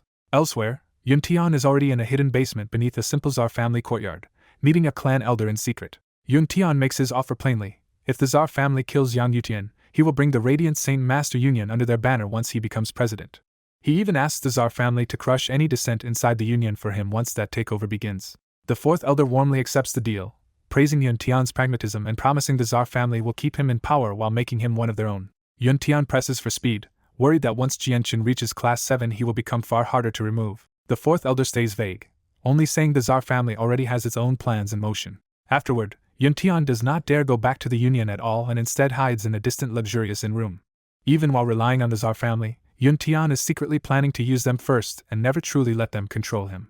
Inside the Saint artifact, the artifact spirit stands above the 6-colored star formation and stares at the ancient vow that has bound him for countless years. He remembers that this formation came from a long-ago vow with a powerful Radiant Saint Master, and that oath has forced him to protect the Union ever since. But after seeing the sword spirits, and the terrifying corpses they slew in the void, his thinking has changed completely. For the first time, he truly wants freedom, a wider world, and an end to the endless isolation of guarding this place alone.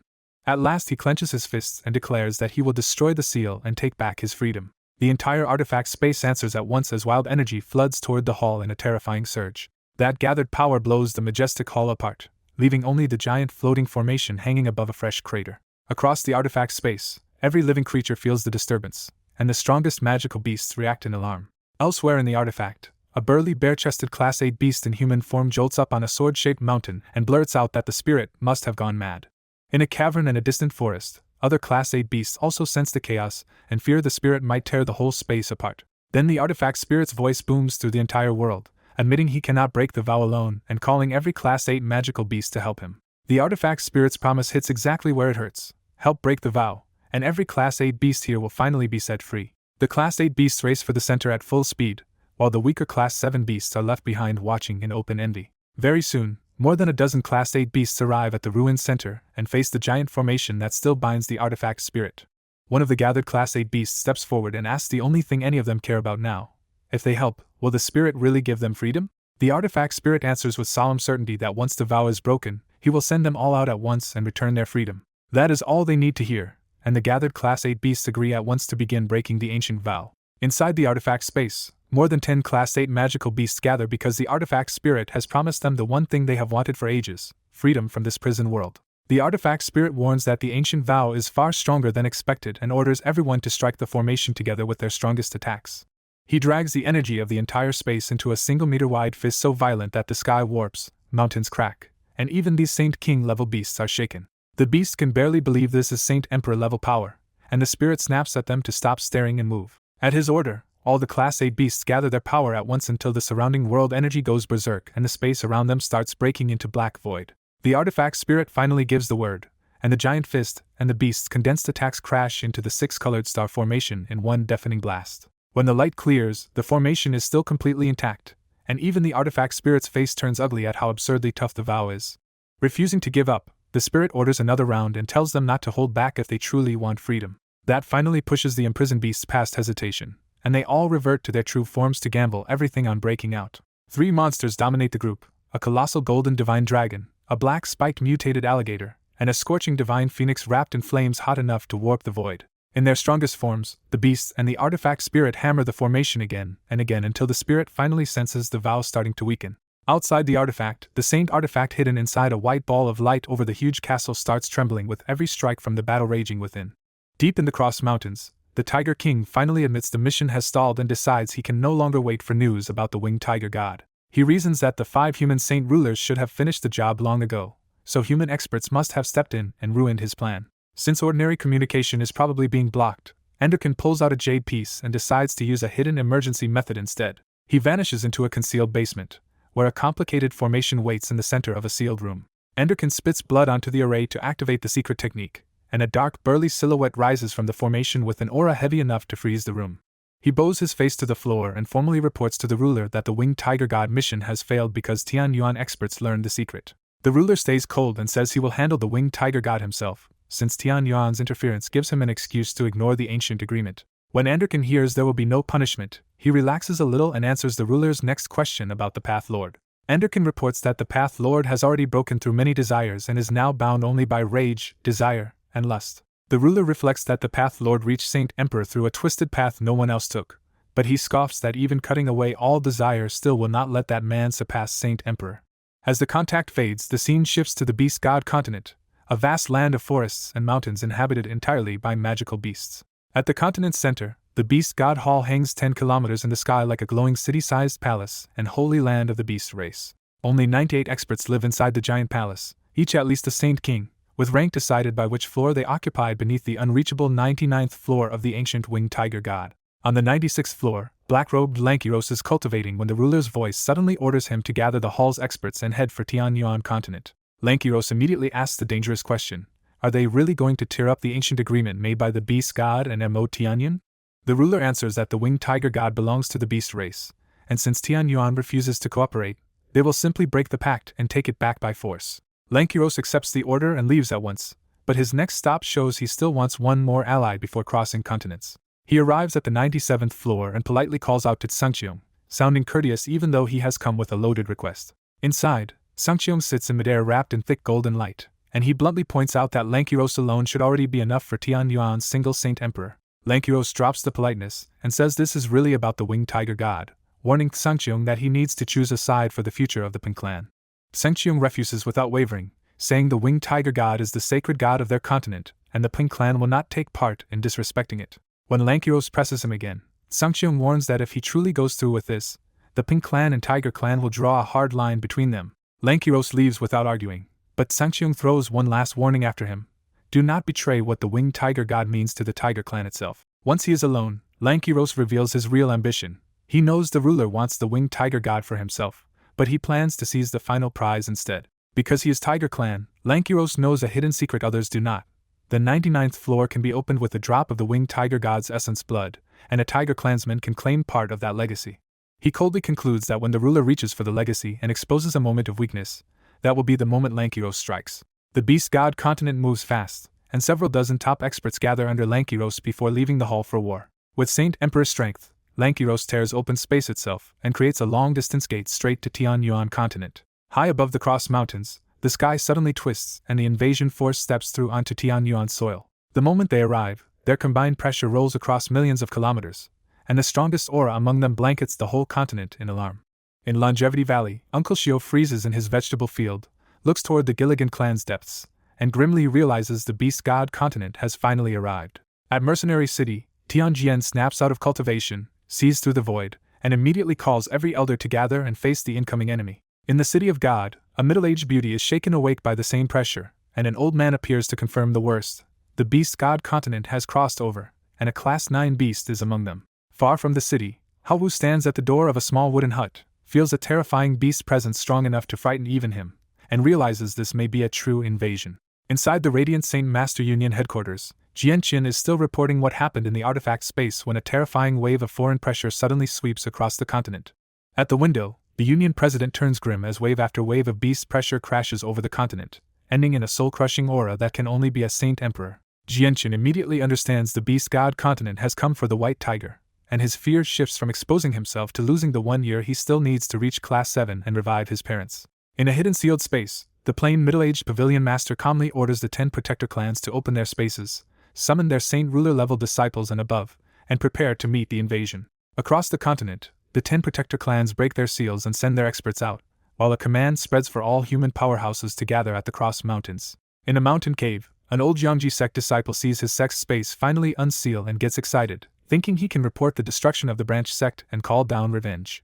Still burning with hatred, the old man bites his thumb, offers blood to the gate, and begs the elders to let him return with his report. At the Cross Mountains, the Beast God Continent's experts wait in the air with the Gilligan clan standing aside respectfully, already acting like the battlefield belongs to them. The response is immediate as one space gate after another tears open above the mountains and human experts pour out until the sky is packed with opposing forces. The human response swells fast as Mercenary City, the 10 protector clans, the 3 empires, hidden ancient clans, and lone reclusive experts all arrive, turning the sky into a full gathering of the continent's peak powers. One human faction shot highlights Uncle Shio in plain clothes beside a red-robed old man and several red-robed experts, all of them wrapped in sinister baleful yin force.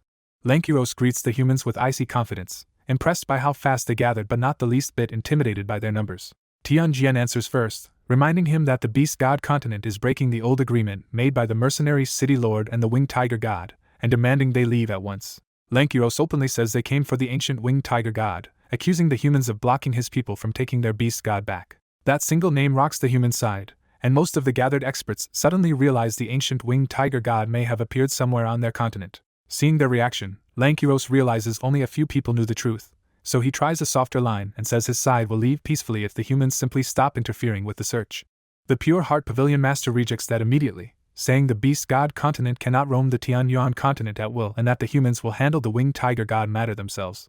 A Peak Saint King from the Protector clans backs her up and warns the invaders to leave, offering only a later answer once the humans confirm the truth for themselves. Lankiros drops the pretense and lashes out at that elder, condensing a giant tiger claw whose pressure alone nearly crushes the old man's will to resist. Before the tiger claw can land, a refined voice cuts through the sky and a giant fist crashes in to stop it, announcing that the hidden path Lord of Carnal Desires has finally entered the fight. Lankiros recognizes him at once and welcomes the challenge, turning his attack away from the elder and toward the only Saint Emperor the Tianyuan continent has.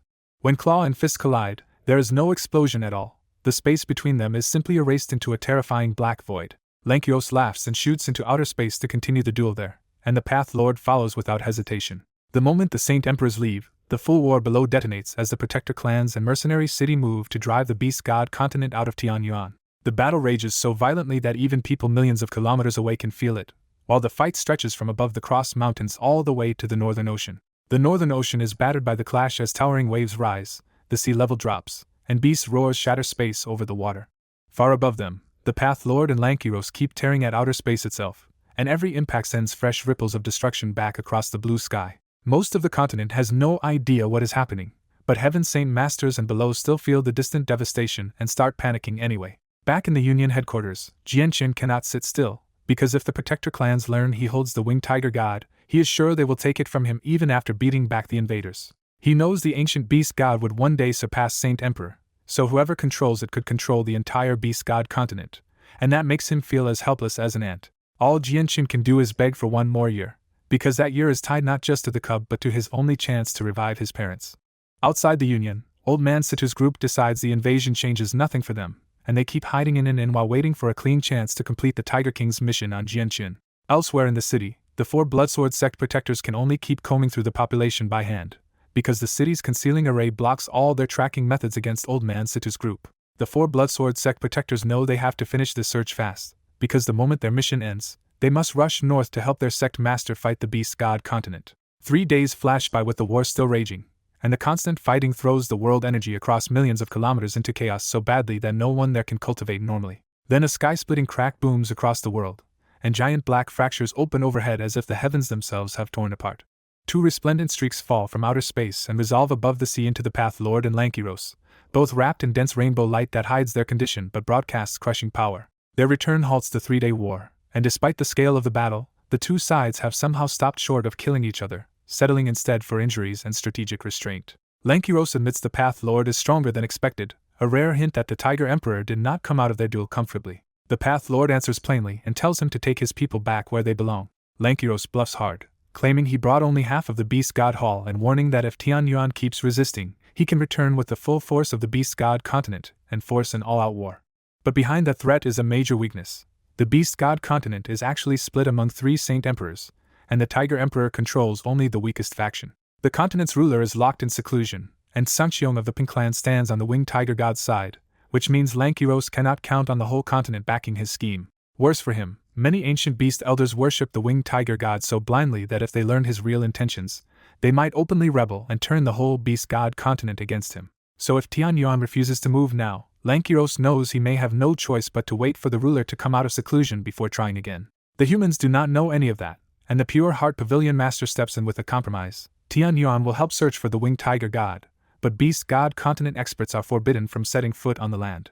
After a long pause, Lankiros accepts and gives Tianyuan 3 months to find the Winged Tiger God and hand it over. With that, the 3-day war finally ends in a tense agreement. The Beast God Continent will stop intruding for now, and Tianyuan must search its own lands for the ancient Beast God. After the battlefield breaks up, the 10 protector clans gather in Tianjian's floating palace inside Mercenary City to decide what to do about the Winged Tiger God. Tianjian opens the meeting by stating the blunt truth. The Winged Tiger God has reappeared on the Tianyuan continent, and everyone here now has to decide how they feel about that. A grim protector clan ancestor answers first and makes the core position clear. Because a mature Winged Tiger God would surpass Saint Emperor and Tianyuan no longer has Mo Tianyun, they cannot let the Beast God continent get it back. At the high-level meeting, almost everyone agrees the Winged Tiger God cannot be allowed to return to the Beast God continent. Their plan is blunt. If the tiger is still young, they will tame it or bind it with an ancient agreement, and if that fails, they will kill it before it matures. The elders weigh the Beast God continent's 3 Saint Emperors and decide their own top powers and Emperor armaments should still be enough to hold them off. Tianjian quietly reveals that he once saw the Winged Tiger God as a cub beside a gifted young man, and he believes the tiger would never harm the continent if it stayed with him. That suggestion is rejected immediately, because the clans refuse to let a child control something as dangerous as the Winged Tiger God. The ruddy old man presses Tianjian over his favoritism, and Tianjian identifies him as Changyang Qinyun of the Changyang clan. After a quiet sigh, Tianjian drops the argument and declares Mercenary City will not take part in how the others handle the tiger. Once the meeting ends, the 10 protector clans send orders down through ancient clans, hermit clans, kingdoms, and sects until the whole continent is hunting for the tiger. The search becomes so frantic that some kingdoms start sweeping up every tiger-like magical beast they can find, just in case one matches the description. Even the usually hidden disciples of the great clans and sects step out onto the continent to join the manhunt. Elsewhere, a refined middle-aged man in white and gold floats alone in a carved pocket of space and decides he will steal the Winged Tiger God for himself once the clans find it. Back in the City of God, the tiger news spreads through every street until the whole city is buzzing about it. Inside the Radiant Saint Master Union, Jianqin wakes up, senses the uproar around him, and realizes the situation has turned bad much faster than expected. Knowing Xiaobai can no longer stay hidden there, Jianqin immediately abandons his Class 7 plans and prepares to leave with the cub. The moment Jianqin leaves the 5th floor, the Union President and Grand Elder step out and silently watch him go with heavy, complicated expressions. The Grand Elder says the beast on Yan Yutian's shoulder is probably the Winged Tiger God the Protector clans want. The President wonders if they should persuade Jianqin to hand the tiger over, but the Grand Elder believes he never would. In the end, the president chooses not to report him and does not stop him either, even though the Union cannot possibly stand against the Protector clans. Jianqin walks through the Union lobby and out the doors, but all around him other Radiant Saint Masters are already staring at the white tiger on his shoulder. People whisper that Yang Yutian's tiger looks an awful lot like the rumored winged tiger god, especially the hidden wings on its back. Others talk themselves out of it, arguing an ancient beast god should never submit to a human and that Jianqin's tiger is probably just a similar mutation.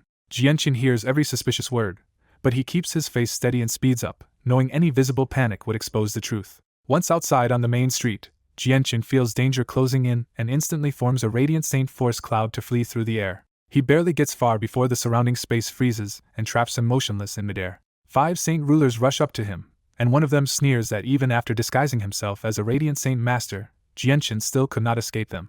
Before Jianqin can move, Xiaobai roars, slips free of the spatial restraint, and rakes deep bloody claw marks across the attacker's hands. Old Man Situ praises the cub's strength and orders the other 4 to take the winged tiger god and leave before more trouble arrives. Hearing his real name used on the spot, Jianqin instantly realizes these old men are tied to the killers who murdered his parents, and his killing intent erupts. Jianqin floods his body with chaotic force, shatters the frozen space around him, and drives a punch into the elder's protected hands. The elder had underestimated him badly, and Jianqin's single punch shatters both hands through the thin layer of world force. Even in his rage, Jianqin stays rational and instantly retreats hundreds of meters, because he knows he cannot beat all 5 of them head-on. Situqing drops all pretense, warns the others not to hold back, and the 5 move together to seize the tiger fast. A gray-clothed middle-aged expert suddenly flashes in front of Jianqin and intercepts the attackers with 4 powerful palms. Situqing and Mating realize he is a 7th heavenly layer Saint Ruler and answer with full-strength Saint weapon strikes. The 2 strongest old men block him, but the weaker pair are blasted backward and left pale from the collision. Farther away, the 4 protectors of the Bloodsword sect sense the battle and instantly realize they have finally found their targets. Xianglong glares at the intruders and warns that outsiders have no right to act so brazenly inside the City of God. Then 4 Bloodsword sect protectors arrive in a surge of baleful Yin force, surrounding Situqing's group, and even Xianglong turns wary when he recognizes them. The Bloodsword sect's appearance confirms Jianqin's guess about his parents' murderers, but he forces down his rage and flies off instead of seeking revenge now. He decides the only chance left is to escape the City of God first, and then get out of the Holy Empire with Xiao Bai. But before he can get away, more than 10 ancestors from the 8 clans rush in and surround him in the air. One clan ancestor tells Xianglong they are not opposing the Union, but Yang Yutian's beast is too likely to be the winged tiger god to let him leave with it. Xianglong falls silent, because once the protector clans are invoked, even he cannot openly stop this. Jianqin realizes no one can shield him now, so he places the tiger behind his neck and draws the dragon's slaying sword. The moment the sword appears, Jianqin's whole bearing changes from graceful healer to terrifying fighter, and everyone around him is stunned. Xianglong blurts out the impossible question everyone is thinking: is Yang Yutian a fighter or a Radiant Saint Master? The 8 clan ancestors are equally shaken, realizing they are looking at a freak talent who reached Saint Ruler as both a fighter and a Radiant Saint Master. The Union President, Grand Elder, and several elders arrive from the headquarters just in time to witness the reveal and are stunned too. The President can barely believe it, while the Grand Elder asks the more important question of whether Jianqin ever truly regarded himself as part of the Union. Jianqin answers with sincere gratitude, thanking the President and Grand Elder for their care and saying he will repay that kindness if the future gives him the chance. Then Yuntian rushes in gleefully and tells the Union not to trust him, delighted that Jianqin's cover and luck have both collapsed at once. Jianqin cuts him one icy look, and even Yuntian instinctively stumbles back before shame turns his fear into louder malice. Trying to crush him with public righteousness, Yuntian shouts that Jianqin helped raise the winged tiger god and urges the gathered seniors to execute him on the spot. Yuntian's words immediately stir up the ancestors of the 8 clans, because their hatred for Yang Yutian never faded after so many of their important juniors died in the artifact space. The clans still are not fully sure the beast cub is the protector clan's target, but they no longer care much about proof and are ready to use Yang Yutian's old feud as their excuse to move.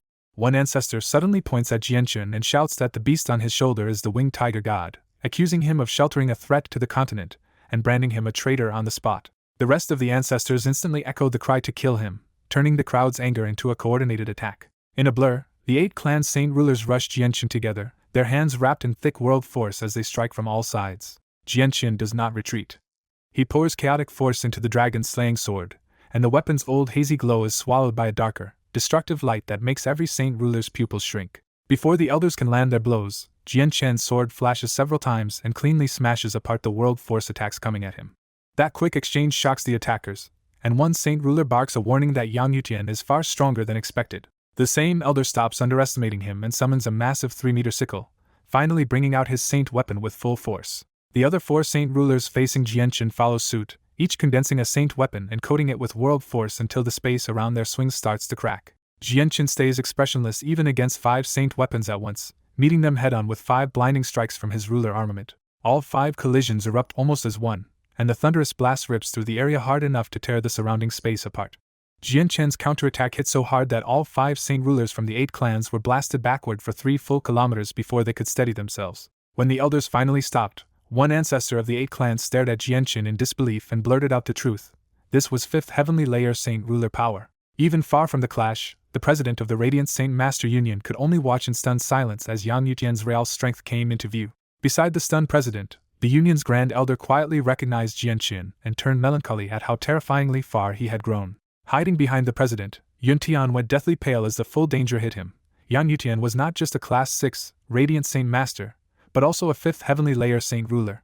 For a moment Yuntian could only think about how easily someone at that level could crush him like an ant. Then Yuntian forced himself to calm down by clinging to a darker hope. Jianchen had already angered the 8 clans and the Tsar family, and the White Tiger at his side might draw the Protector clans too. He still had no proof the cub was really the Winged Tiger god, but his hatred ran deep enough that he was ready to push that claim anyway, just to turn every major power against Jianchen. That was exactly why the accusation mattered so much. Once the Winged Tiger god was involved, even the Radiant Saint Master Union might not be able to shield Jianchen. Elsewhere nearby, 5 old men under the protection of 4 Bloodsword sect guardians watched Jianchen with grim faces and admitted his ruler armament let him fight like a 5th heavenly layer saint ruler. The 5 saint rulers from the 8 clans exchanged heavy looks, because at only the 3rd and 4th heavenly layers, they knew they could not handle Jianchen head-on. Jianchen did not chase those 5 at all. He lowered his sword, turned coldly toward the newly arrived 5 old men, and let his killing intent spill out without hiding it. His voice turned ice-cold as he made his priority clear. Their feud could wait, but the murderers of his parents would die first. The next instant Jianchen used spatial force to merge with the surrounding space and shot forward as a blurred streak of light straight at those 5 old men. The ancestors watched Jianchen closely, but they deliberately held back, planning to use the 5 old men to probe his real strength and wear him down first. A 5th heavenly layer saint ruler was already dangerous enough to make the 8 clans wary, especially when none of them knew what hidden cards Jianchen still had. That hesitation left the 5 old men looking grim, because now they had to survive both the 4 protectors and Jianchen at the same time. Seeing the danger, Old Man Matting tried to drag the 8 clans in by shouting that Jianchen's shoulder cub was the Winged Tiger god the protector clans wanted. Matting pushed even harder, tempting them with a saint-tier battle skill and warning that the Bloodsword sect might snatch the credit if they stayed frozen. The promise hit its mark, and the members of the 8 clans flashed with greed and hesitation instead of stepping in right away. Jianchen ignored all of that and surged across the sky, roaring for his parents' deaths to be repaid as he closed the last kilometers toward the 5 old men. When he struck, Jianchen used no fancy technique at all, just a brutally direct thrust carrying every ounce of his hatred and power. That full-powered blow ripped through the air with chaotic force so fierce that space itself split open into a black streak behind the sword. The 5 old men exchanged a quick look and chose the same answer at once: kill Jianchen first with a combined strike. But the instant they moved, the 4 protectors answered too, firing 4 blood-red all-like attacks straight at 4 of the old men.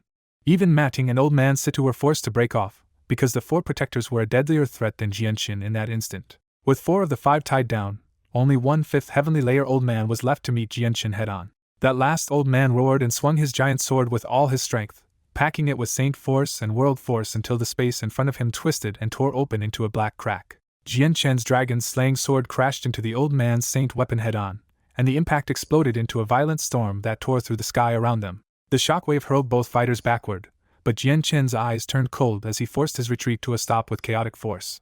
Instead of giving ground, Jianchen lunged straight back through the storm and closed the distance again before the old man could settle. The old man's face tightened, and he instantly raised his saint weapon high for another desperate strike. Jianchen reached him in an instant and chose not to dodge at all, driving the dark glowing dragon-slaying sword straight at the old man's chest. The old man immediately understood the plan was a life-for-a-life exchange, and his hesitation vanished into a vicious resolve to gamble on killing Jianchen first. Both attacks landed in the same brutal instant. The old man's giant sword smashed onto Jianchen's shoulder, as Jianchen's blade punched through the old man's chest. Their fight had turned completely savage now, with either man caring if he got hit as long as the other one died first. But the old man's full-power blow still could not cut Jianchen down, because it shredded his outer clothes and stopped at the golden silk mail hidden underneath. A faint golden light spread across the primordial god silk armor, and Jianchen came out of the strike completely unharmed. At the same time, Chaotic force poured out through the dragon's slaying sword and rampaged through the old man's body like a dragon, shredding everything in its path. The old man coughed up blood and turned deathly pale, finally realizing just how badly Jian Chen's strange power had ruined him. He immediately abandoned the clash and stumbled backward through the air, trying to put distance between himself and Jian Chen. While retreating, the old man desperately gathered all his saint force to suppress the chaotic force inside him, but he quickly found he could not erase it. The wounded old man stares at the power rampaging inside him and panics. Because it is neither saint force, world force, nor any of the 6 elements, yet it is crushingly strong. Because he has to spend almost all his strength suppressing that force, the old man is left badly weakened in front of Jian Chen. Jian Chen's eyes turn murderous as the memory of his parents' death surges back, turning his pain and fury into raw killing intent. He steps into space itself, vanishes in a ripple, and reappears right in front of the old man for another killing strike. Using spatial force, Jian Chen's thrust becomes so fast that the dragon's slaying sword is suddenly already at the center of the old man's brows. At the last instant, the old man gives up suppressing the chaotic force and throws everything he has into lifting his giant sword to block his head. The block saves him from instant death, but Jian Chen's blow still blasts him backward and lets the chaotic force inside him run completely wild. Now flying away and coughing blood, the old man turns even paler as his already terrible injuries get worse. Jian Chen does not slow down for a moment, chasing through fused space with a cold face and sky-high killing intent. His next attack is brutally simple, just one fast, accurate, vicious thrust aimed straight for the kill. This time the old man has nothing left to stop it, and Jian Chen's sword pierces the center of his brows under his horrified stare. The light fades from the old man's eyes, but a white origin soul suddenly shoots out of his head and tries to escape. Because a saint ruler is not truly dead while the origin soul survives, Jian Chen had already prepared for this escape. The surrounding space locks down in an instant, freezing the fleeing origin soul in place before it can get away. Without a body, even a 5th heavenly layer saint ruler is too weak to struggle against that spatial seal. Jian Chen immediately follows with a sword chi strike, sending a sharp burst from the dragon's slaying sword straight into the trapped soul. The origin soul bursts apart with a light pop, and the old man is erased completely. Just like that, a powerful 5th heavenly layer saint ruler dies at Jian Chen's hands in a shockingly short fight. The ancestor-level spectators are left stunned, because Jian Chen just killed a 5th heavenly layer saint ruler so fast that even they feel fear. Everyone watching understands Jian Chen did not win by raw cultivation alone. His ruler armament lets him hit far above his level, and the golden silk mail is what let him walk away from a saint ruler strike without being crippled. Hidden behind the president, Yun Tian turns ghost pale and trembles as he stares at Jian Chen. He can barely believe Yang Yutian has just killed a saint ruler. The president and the grand elder are shaken too, and their view of Jian Chen changes on the spot. This is no longer a junior they can measure so easily. The 4 remaining old men can only watch with dark faces. Tied down by Bloodsword sect protectors, they were helpless to save their companion before Jian Chen finished him. Still burning with hatred after the first kill, Jian Chen immediately wheels toward another 5th heavenly layer Saint King and attacks in tandem with a Bloodsword sect protector. Facing 2 opponents at his own level, the old man cannot pull off a miracle. The pressure mounts fast, and he is steadily forced backward. Jian Chen drives in with 3 hard sword thrusts, and the impacts boom against the old man's ruler armament. The collision blasts the old man flying backward. The moment the old man is knocked off balance, a red flash strikes from behind. A blood red all punches straight through his chest and returns to the protector's hand. The old man coughs blood and goes pale almost at once. Worse, the flesh around the wound starts rotting under the Bloodsword sect's baleful force. He recognizes the attack instantly and blurts out baleful force. Everyone on the continent knows its reputation. It corrodes flesh and can quietly wear down the soul if it is not cleansed at once. But with Jian Chen and the protector still pressing him, he has no chance to purge the poison-like force.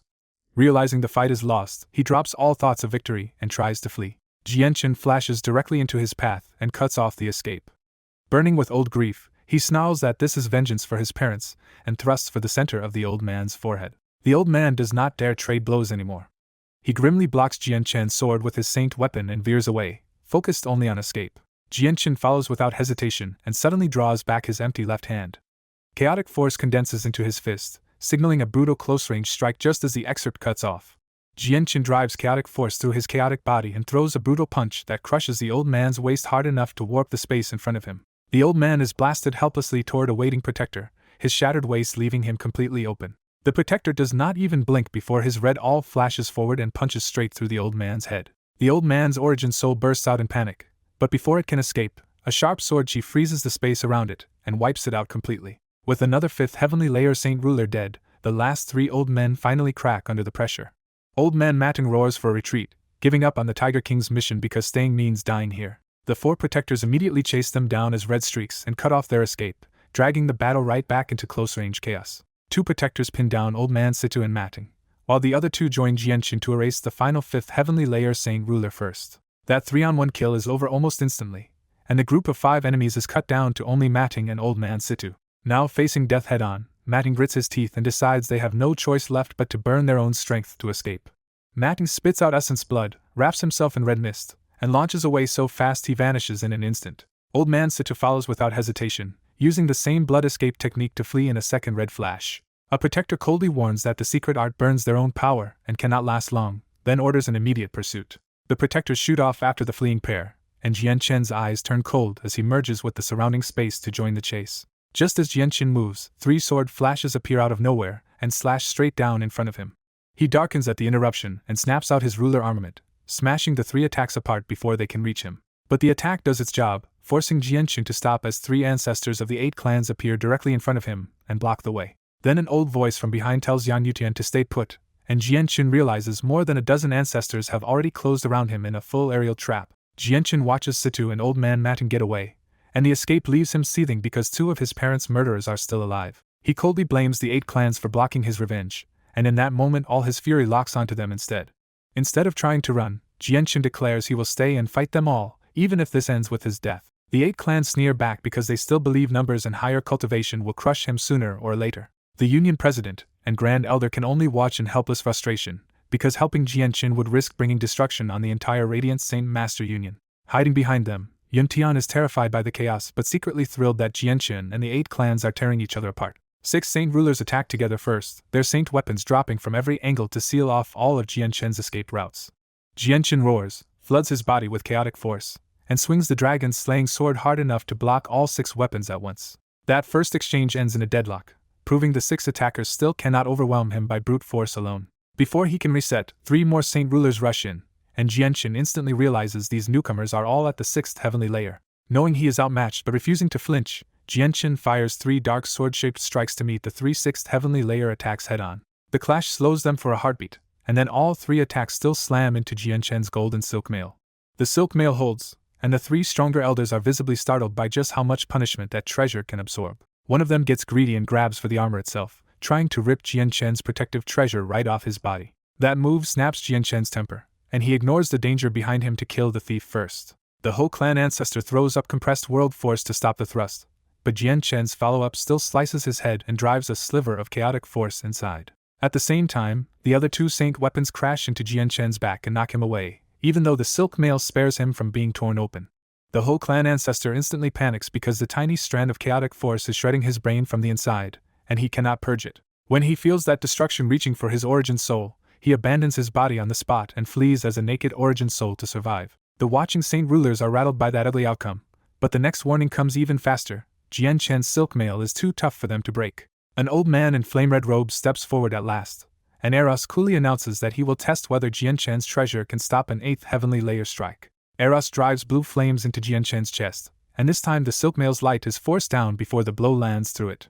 The hit finally injures Jianshin's chaotic body, and even Eros looks impressed that such a powerful body was only slightly damaged. Eros does not let him recover for even a breath, freezing the surrounding space and dragging Jianshin helplessly back toward a second strike. Jianshin pours chaotic force through his body to resist, but the gap between the 5th and 8th heavenly layers is simply too brutal for him to break loose. Eros mocks him, launches a second flame strike, and this time the silk mail fails to activate at all. The full force tears through Jianshin's defenses, smashes past his chaotic body, and blasts him away like a cannonball for kilometers. He finally stops far away, hanging in the air badly hurt but still glaring murderously at Eros while his body starts healing itself. Eros is genuinely shaken now, because a strike carrying almost all his power should have killed Jianshin outright. Bleeding from the mouth, Jianshin grips the dragon's slaying sword in both hands and accepts that escape is no longer realistic against an 8th heavenly layer enemy. So he makes a final decision: if he dies here, he will still make the 8 clans pay first. He starts feeding the sword huge amounts of chaotic force, burning through his chaotic night in itself to prepare his strongest attack. The pressure from that growing destructive power makes the clan ancestors visibly uneasy, and they urge Eros to finish Jianshin before something goes wrong.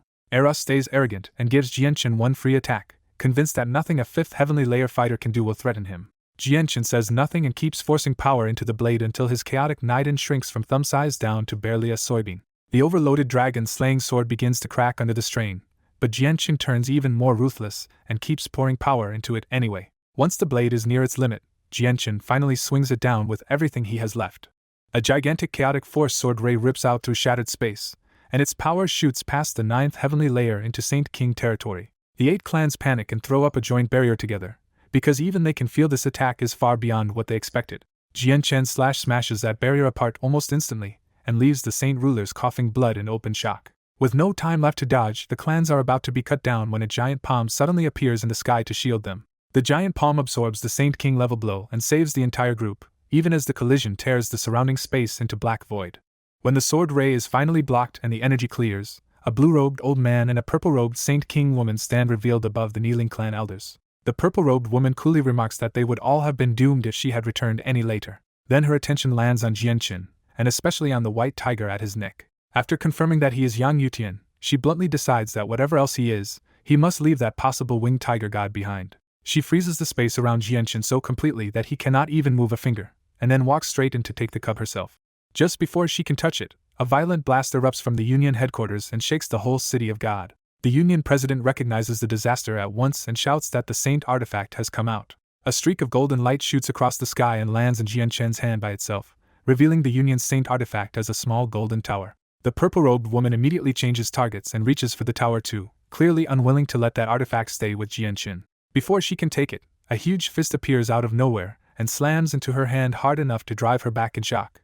She instantly realizes the attacker is a 9th heavenly layer Saint King, and that revelation hits her like a second blow. The attacker steps out at last as a bare-chested, burly middle-aged man, and he is trembling with excitement because he has finally escaped the artifact space. He is revealed to be the Golden Divine Dragon, the strongest magical beast sealed inside the Saint artifact. Then more figures rise from the artifact space one after another, over a dozen Class 8 magical beasts in human form filling the sky with crushing pressure. The freed magical beasts roar and shout in raw joy, some even crying because they are finally free of that sealed world. The purple-robed woman goes pale as she realizes these are not human Saint Kings at all, but high-class magical beasts led by one at the 9th heavenly layer. Far away on a small northern ocean island, even the Tiger King jolts upright after sensing more than a dozen Class 8 magical beasts appear on the continent all at once. Above the city of God, the ancestors of the 8 clans and the Tsar family woman freeze in shock as more than 10 Class 8 magical beasts suddenly appear at once. The Tsar family woman demands to know why Beast God continent experts broke the 3-month agreement with the Protector clans and entered early. Instead of answering, the freed magical beasts roar into the sky in pure relief, finally tasting the outside world their bloodlines had dreamed about for ages. After they calm down, Ray Jean realizes the woman's words make no sense to him and bluntly asks what this Beast God continent even is. That answer makes the woman stare at the Saint artifact in Jianqing's hand, realizing these beasts are not from the Beast God continent at all. Ray Jean quietly admits the world has changed beyond his ancestors' memories, and He Yu and Hong Lian shared that same uneasy feeling of returning home to a place that no longer feels like home. Hong Lian pushes her feelings aside and says the outside world's richer energy may let her break through, so she wants to leave immediately for seclusion. Before leaving, Hong Lian notices the white tiger on Jianqing's shoulder, reminds the artifact spirit their deal is finished, and shoots away as a red streak. Ray Jean also notices the winged tiger god on Jianqing's shoulder, but instead of greed he reacts with complicated pity because the legendary beast is still far too weak. He decides to find Dragon Island, hoping his clan still exists somewhere in this changed world. The Tsar family woman is stunned when she realizes he means one of the 4 ancient great magical beast clans and asks about the Dragon clan directly. Ray Jin's hope flares for a second when she seems to know his people, and he immediately presses her for news. Then the woman drops the blow. The Dragon clan vanished long ago, and the Divine Phoenix clan vanished with it. She adds that even the ancient winged tiger god disappeared in that same distant age, confirming just how much of the old world is gone. That news hits Ray Jean hard, and the proud dragon expert suddenly looks like a man who has just learned his whole race is gone. Even so, he quietly says he still has to go back to Dragon Island and see the truth with his own eyes. He Yu immediately chooses to go with him, showing that among all these ancient survivors, they still have each other. In the middle of that exchange, Ray Jean suddenly senses experts tearing open space nearby and realizes the Protector clans are about to arrive. Knowing humans and ancient magical beasts were always enemies, Ray Jean decides he has to stall the arrivals long enough for everyone to scatter. He unleashes the Dragon Clan's secret technique World Lock, flooding the sky with gold and sealing the surrounding space like a separate domain. The human experts instantly realize something is horribly wrong when even their control over spatial force is cut off. The Golden Dragon warns that his World Lock can hold for only 10 seconds, so the freed beasts have to run now. The freed Class 8 magical beasts waste no time and tear open space gates across the sealed sky. As the escape starts, the Golden Dragon throws one last bitter farewell at the artifact spirit, still carrying resentment from those long years of captivity. Just as he is about to leave, the artifact spirit privately asks the dragon to take Jianqin too, because staying behind would get him killed. Jin grudgingly agrees, rips open one more space gate, and sends Jianqin straight through with irresistible force. The Tsar family woman panics when she sees Jianqin escaping with the Saint artifact, but she still does not dare chase past Jin. The Union president desperately shouts for Yang Yutian to give back the Saint artifact, because losing it would gut the Union itself. After sending Jianqin away, the Golden Dragon leaves with the black-robed old man, and moments later every freed beast expert is gone from the City of God. When the last gate closes, the Union experts are left with dark faces, because Jianqin has escaped in the middle of disaster carrying their most important treasure. A few seconds later, space gates finally start opening as the delayed experts from the 10 Protector clans and Mercenary City arrive too late. Another crack opens, and Houston arrives alone, but his presence is serious enough that even the Protector clan experts treat him with caution. Tianjian greets Houston by name, making it clear just how high a level this lone old man stands on. The newly arrived experts immediately ask what happened here and why the space around the city had just been mysteriously sealed. The Tsar family woman lays everything out in detail, including the most explosive part of all: the winged tiger god is with a junior named Yang Yutian. That report stuns the Protector clans, because a man who is both a fighter and a Radiant Saint Master should not exist at all. An ancestor of the Changyang clan warns that the escaped Class 8 beasts could greatly strengthen the Beast God continent if they join its side. Even with that threat hanging over them, the gathered experts agree the winged tiger god still comes first, because Beast God continent must not get it first. Then one Saint King from each Protector clan steps forward and they combine their power to search the whole continent with a secret technique. Mercenary City stays out of the spell, and Tianjian can only watch anxiously because he is afraid they might actually find Jianqin. Houston is worried too, because he has long treated Jianqin like his successor and does not want a once-in-an-age talent to die young. After half an hour, the search finally ends without finding the winged tiger god, though they do detect some of the escaped Class 8 magical beasts. One harsh elder argues they should hunt down the escaped Class 8 magical beasts now and cut Beast God continent's strength before the beasts can regroup. Others reject that plan at once, warning that slaughtering them now would only ignite Beast God continent's rage and trigger a war too early for Tianyuan continent. Far away on open grassy plains, Jianqin finally has a quiet moment to inspect the palm-sized golden tower he escaped with. His injuries are already fully healed by the chaotic body, so he gets straight to the real question and asks the artifact spirit why it chose to leave the Union. The artifact spirit answers sincerely that it has stayed with the Union for hundreds of thousands of years and wants to follow Jianqin to see a wider world. Zien cuts in and tells the artifact spirit it is smart to pick Jianqin, because his future achievements could let even this artifact rise far higher. That makes Jianqin ask the practical question at once: can the Saint artifact help him fight off the Protector clans? The answer is a letdown, because Ziying and the artifact spirit explain this tower is built for support, not battle, and outside its own space it is weak even against the Saint ruler. So Jianqin gives up the idea of using the artifact as a shield against the Protector clans and realizes he still cannot rely on brute force here. Then Ziying pushes the next step, telling the artifact spirit to stop hesitating and formally take Jianqin as its master. The artifact spirit obeys on the spot, becoming Jianqin's treasure and entering his sea of consciousness as a streak of golden light. Now that the artifact belongs to him, Jianqin is told he can hide the winged tiger god inside it, which would make the tiger far easier to protect. After the white tiger agrees, Jianqin stores it inside the Saint artifact so its identity will stop drawing danger to them both. That finally lets Jianqin breathe easier, because with the Saint artifact always with him, reaching Class 7 and one day reviving the dead is no longer out of reach. To move safely, Jianqin changes into tight blue robes and starts posing as an ordinary fighter again. 2 hours later he reaches a first-class city, planning to buy a map and figure out how to get home. The whole city is already buzzing about the search for the winged tiger god, which tells Jianqin the news has spread frighteningly fast. Inside the city's largest general store, Jianqin buys the biggest map available and quickly learns he has been thrown all the way to the distant Felicity Empire. The answer is grim. He is already in the Felicity Empire, millions of kilometers from the Holy Empire and painfully far from the Jesson Kingdom. Without a space gate, the trip back would be miserable, so Jianqin decides to hunt for one instead of crossing that distance the hard way. 3 days later, he is flying toward a powerful nearby sect after hearing it might have access to a public space gate. Then space suddenly splits open in front of him, and the man who steps out makes Jianqin light up with relief because it is Tianjian.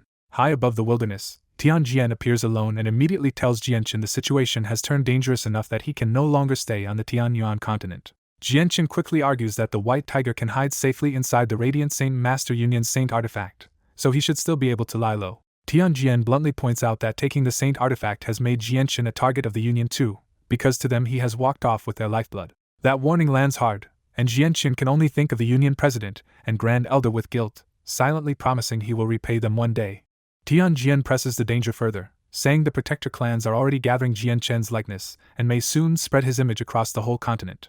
With nowhere safe left, Jianchen asks what he is supposed to do now, grimly aware that even fleeing could still leave him hunted by the beast god continent. After a brief silence, Tianjian gives the only answer he trusts: Jianchen should go to the sea race.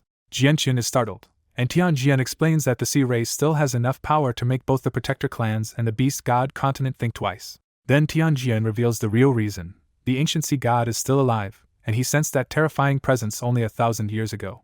The mention of one of the 4 ancient supreme champions leaves Jianchen badly shaken, because he knows that means dealing with a being beyond Saint Emperor. Tianjian stops the discussion there and says he will send Jianchen home first, but only long enough to settle his unfinished business before leaving the continent for good. With a casual wave, Tianjian opens a space gate and pulls Jianchen through it. The next instant they are outside Lore City, where Tianjian stays behind and tells Jianchen to finish everything quickly while he waits. As he flies toward Changyang Manor, Jianchen feels the coming separation hit him for real, wondering if he might not return for thousands of years. By the time he reaches Lore City, the hunt for the winged tiger god is already common talk, and the whole continent seems to be closing in around him. Jianchen's return makes Changyang Manor stir at once, and the elders crowd around him with concern, courtesy, and no small amount of pride. After the greetings, Jianchen takes Uncle Chang aside, seals the room with a transparent barrier, and makes it clear something serious is coming. Jianchen quietly tells Uncle Chang that he has to leave for a very long time, and Uncle Chang instantly understands that another huge enemy must be forcing him out. Before going, Jianchen leaves Uncle Chang more than a dozen Class 6 monster cores and hopes their next meeting comes after Uncle Chang has broken through to Saint Ruler. Once Jianchen leaves, Uncle Chang looks at the cores in silence and pieces the truth together, realizing the tiger cub from before must really be the winged tiger god. His thoughts drift to a long-absent master and an unfinished family punishment, and the old man finally breaks down in tears. Jianchen next finds his eldest brother Changyang Hu in the back courtyard, sitting in a wheelchair while a servant girl slowly pushes him through the yard. The servant hurries away, and Jianchen takes over the wheelchair himself, giving his brother a quiet moment before he says what he really came for. Jianchen first admits he is here to say farewell, and Changyang Hu answers with a gentle complaint that his little brother never stays home for long. Inside the building, Jianchen finally reveals the second reason for coming. This time he can heal Changyang Hu's missing limbs. Changyang Hu assumes Jianchen must have reached Class 7, Radiant Saint Master, but Jianchen says no and instead summons the Golden Saint artifact. A beam of white light pours from the artifact and swallows Changyang Hu whole, wheelchair and all. Jianchen follows his brother into the artifact space, leaving only the small golden tower floating in the empty room behind. Inside the Saint Artifact's restored Grand Hall, Changyang Hu looks around at the unfamiliar sacred space as Jianchen appears beside him.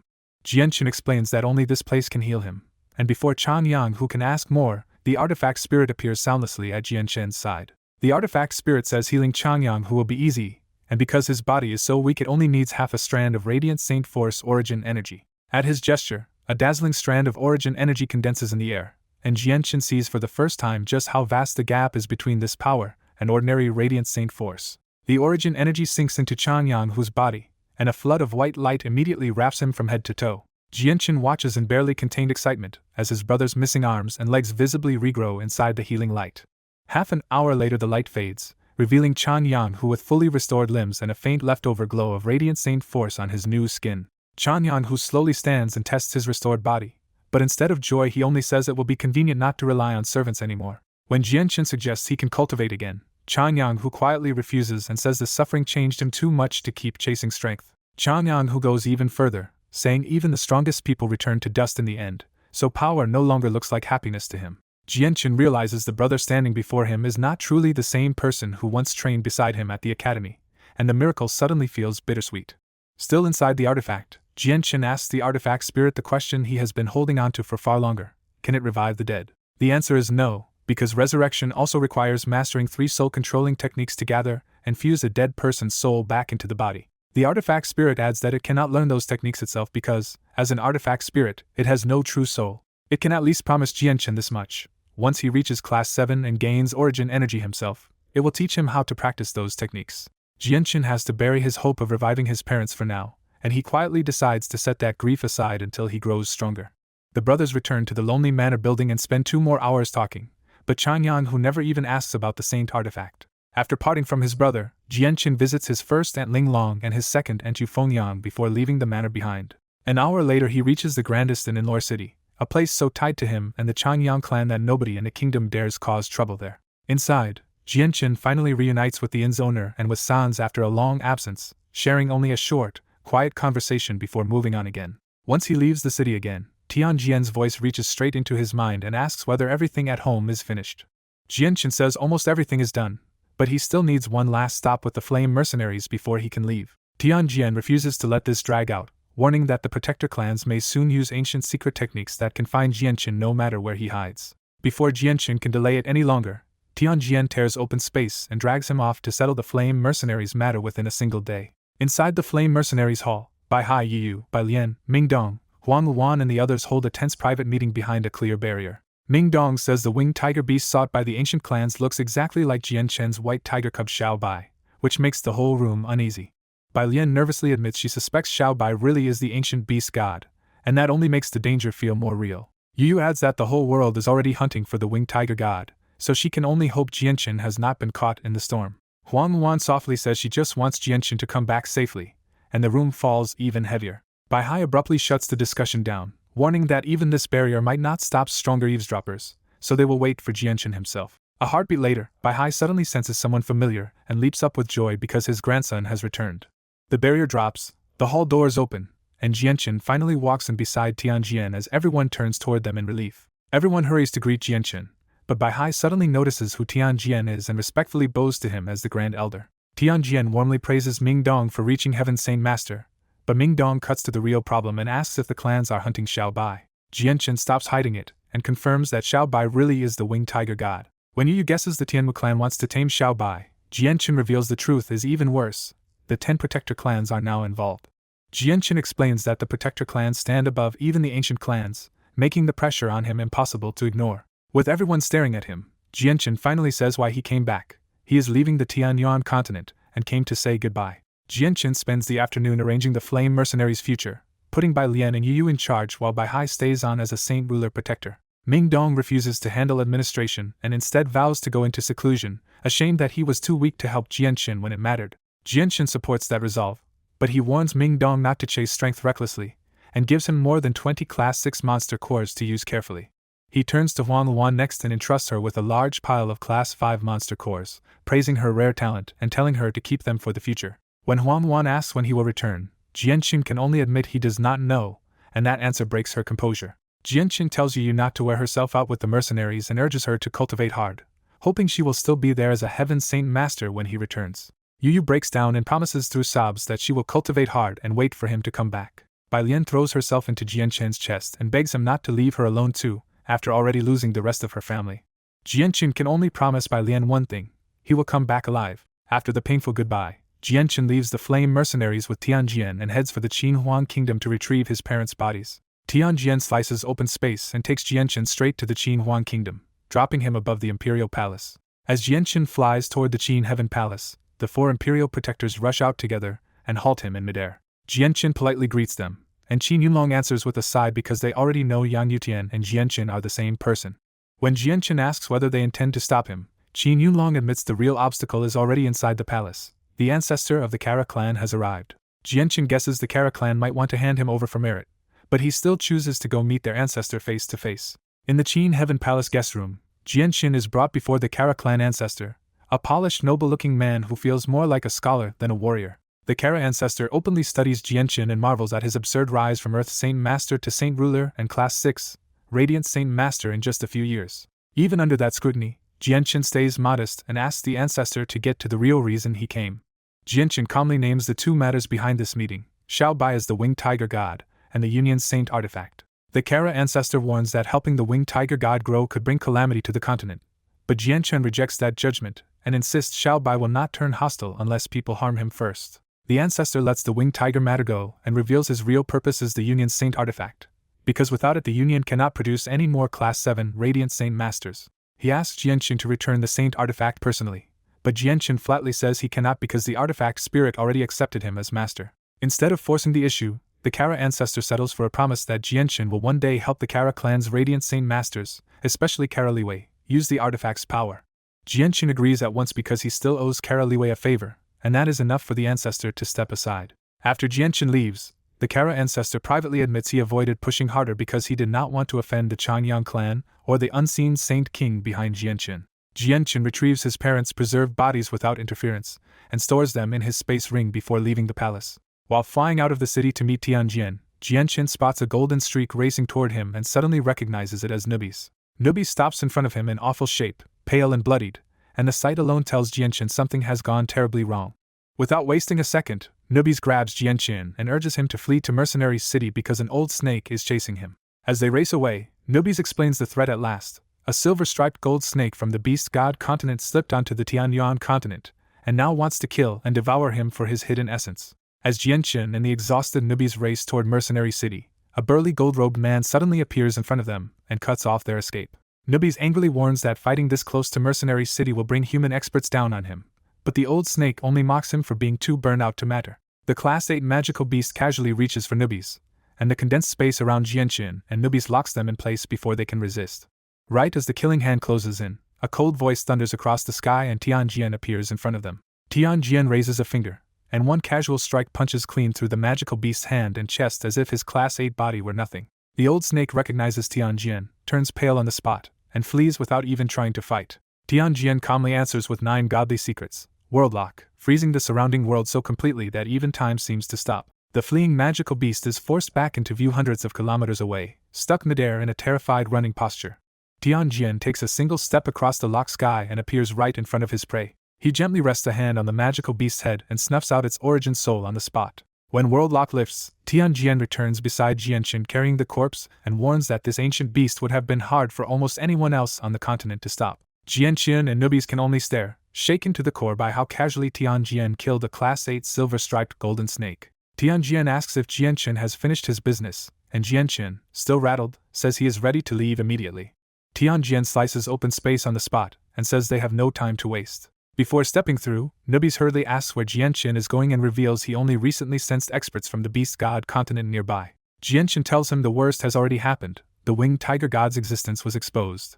The protector clans are hunting for him, and he has to seek refuge with the sea race. Nubis quickly decides to go too, because if more silver-striped golden snakes are on the continent, staying behind could get him killed for his hidden essence. Jianqin asks Tianjian to take Nubis along, and Tianjian agrees but warns them that the sea race may be even stronger than the Tianyuan continent, with the sea gods still alive. Then Tianjian casually tosses the dead fourth heavenly layer silver-striped golden snake to Nubis and tells him to absorb its hidden essence. Nubis nearly trembles with excitement, because this corpse is basically a huge fortune that could let his strength leap forward or even evolve. To avoid exposing a long-range gate, Tianjian decides to route them through Mercenary City first, and pulls both men into the space gate. After they leave, the Kara clan ancestor appears from hiding and grimly realizes Jianqin has a terrifying Saint King protector, likely from Mercenary City and possibly using the legendary 9 godly secrets. Jianqin and Nubis reappear inside Tianjian's floating palace, the same secluded place where Jianqin first met him during the gathering of mercenaries.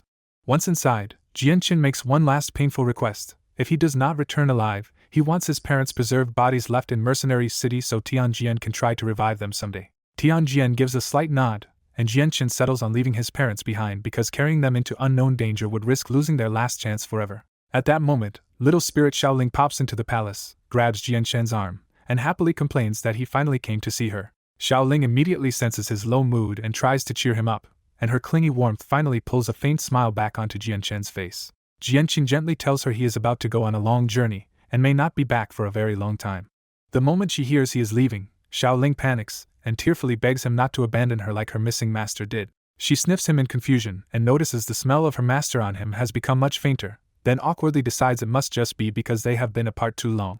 A second later she notices something else and scolds him for wasting the huge amount of energy she helped him gather, because only a tiny bit of chaotic force is left in him now. Jianqin apologizes and explains that he burned through that power in a life-or-death fight, because he had no other choice. Nearby, Nubis and Tianjian can only watch Jianqin apparently smiling and talking to empty air, and Nubis starts wondering if the pressure has finally driven him mad.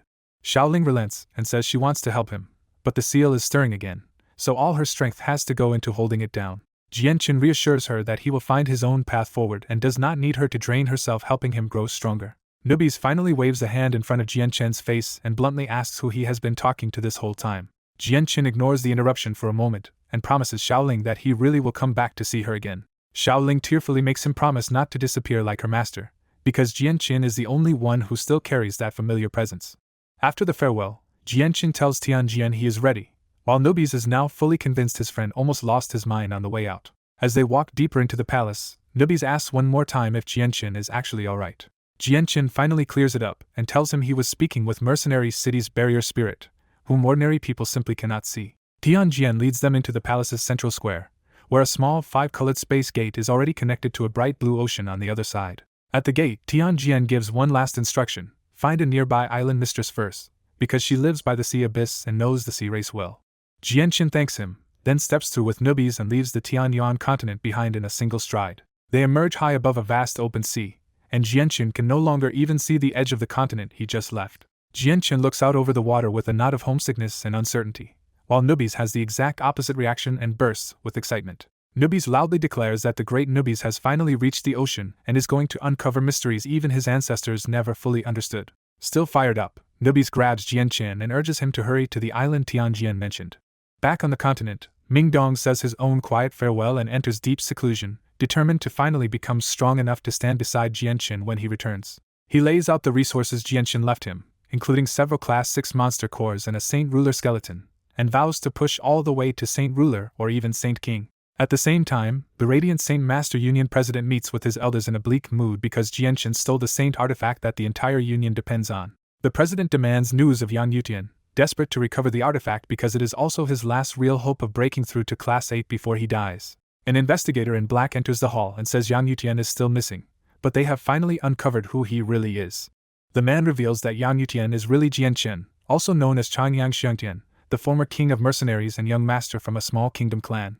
Knowing who Jianqin is proves enough for the union president, and he leaps to his feet to order an immediate trip to that small kingdom to seize the saint artifact back. Inside the Yangji sect, the sect master tells his high-ranking elders that Yang Yutian is really Jianqin, and that his home is a small Changyang clan in Lore City. The hall erupts because they think Jianqin's clan might be the protector Changyang clan, but the sect master coolly dismisses it as a small clan that only happens to share the same name. Then Elder Ling Yuanzi reports a worse problem. Jianqin and the winged tiger god already destroyed one of Yangji sect's outside branches.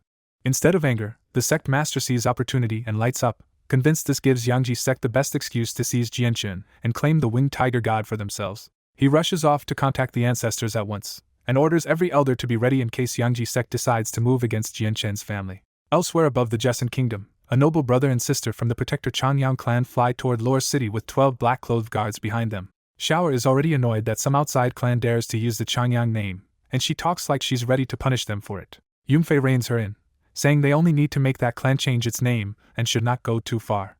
He also reminds her that their real mission is to track the winged tiger god, not treat the trip like a sightseeing outing. Xiao sulks, but insists she was still looking for clues while they traveled. They soon reach Lore City, and Yunfei points out the Changyang manor below. Xiao takes one look at the manor's size and grandeur, and seems even less pleased before the group drops straight into the estate. Their powerful landing throws the manor into alarm, and guards rush in from every direction to surround the uninvited Heaven Saint Masters. The guard captain demands their names, but Xiao instantly turns nasty and threatens him for speaking to her that way. Before the clash can grow, Chan Wuji arrives, and the moment he sees the sun-like emblem on the guard's chest his face changes. Xiao still acts overbearing and orders him to bring out the patriarch, while Chan Wuji asks their names with a strange tremble in his voice. Yunfei stops his sister from playing tyrant any longer, and Xiao openly admits she just wanted to see what bullying people with power felt like. Once she quiets down, Yunfei calmly explains their demand: this clan must stop using the name Changyang. That arrogant demand shocks the manor, and several senior clan members storm out angrily to confront the outsiders. Then Chan Wuji asks the question that freezes everyone: which branch of the Zhu, Yuan, and Qing lines are they from? Xiao and Yunfei are stunned because that is an internal secret of the protector Changyang clan, and a mere outside caretaker should not know it at all. Chan Wuji presses further and quietly asks what old Madame Changyang's Zhu Yeyun is to them. When Xiao blurts out that Yeyun is Grandma Yi, the whole confrontation flips from arrogant posturing to stunned family mystery.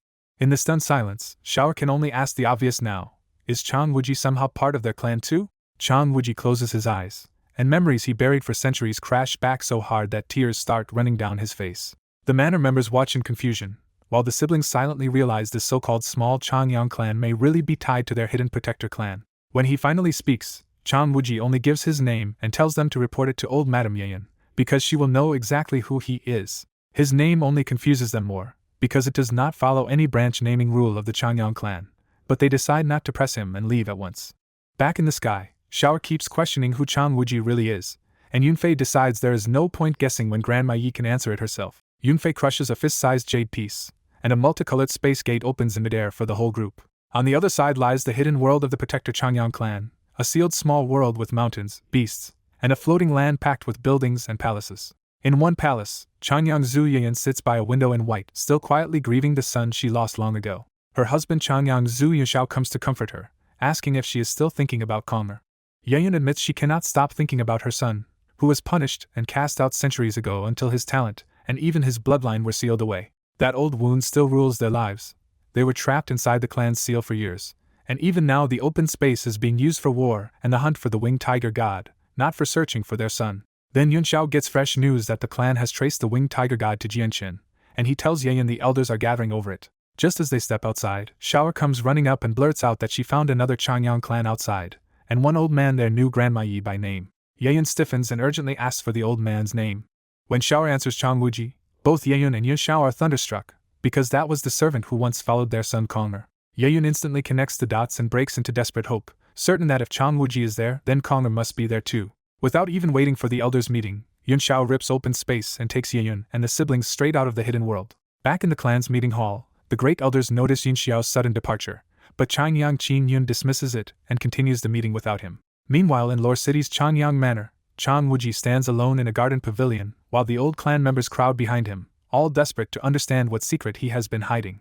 Chang Wuji only sighs and tells them not to ask anymore, because the truth will become clear very soon. And right on cue, the space above the manor tears open and a multicolored space gate bursts into view as powerful figures shoot out of it. Without warning, several dozen experts burst into the sky above Changyang Manor, turning the tense estate into a fresh battlefield in an instant. The newcomers spread out around the entire manor, and one old man calmly drops a barrier over the estate so nothing inside can slip away, not even through the ground. It is the Radiant Saint Master Union at last, coming directly from the Holy Empire's City of God.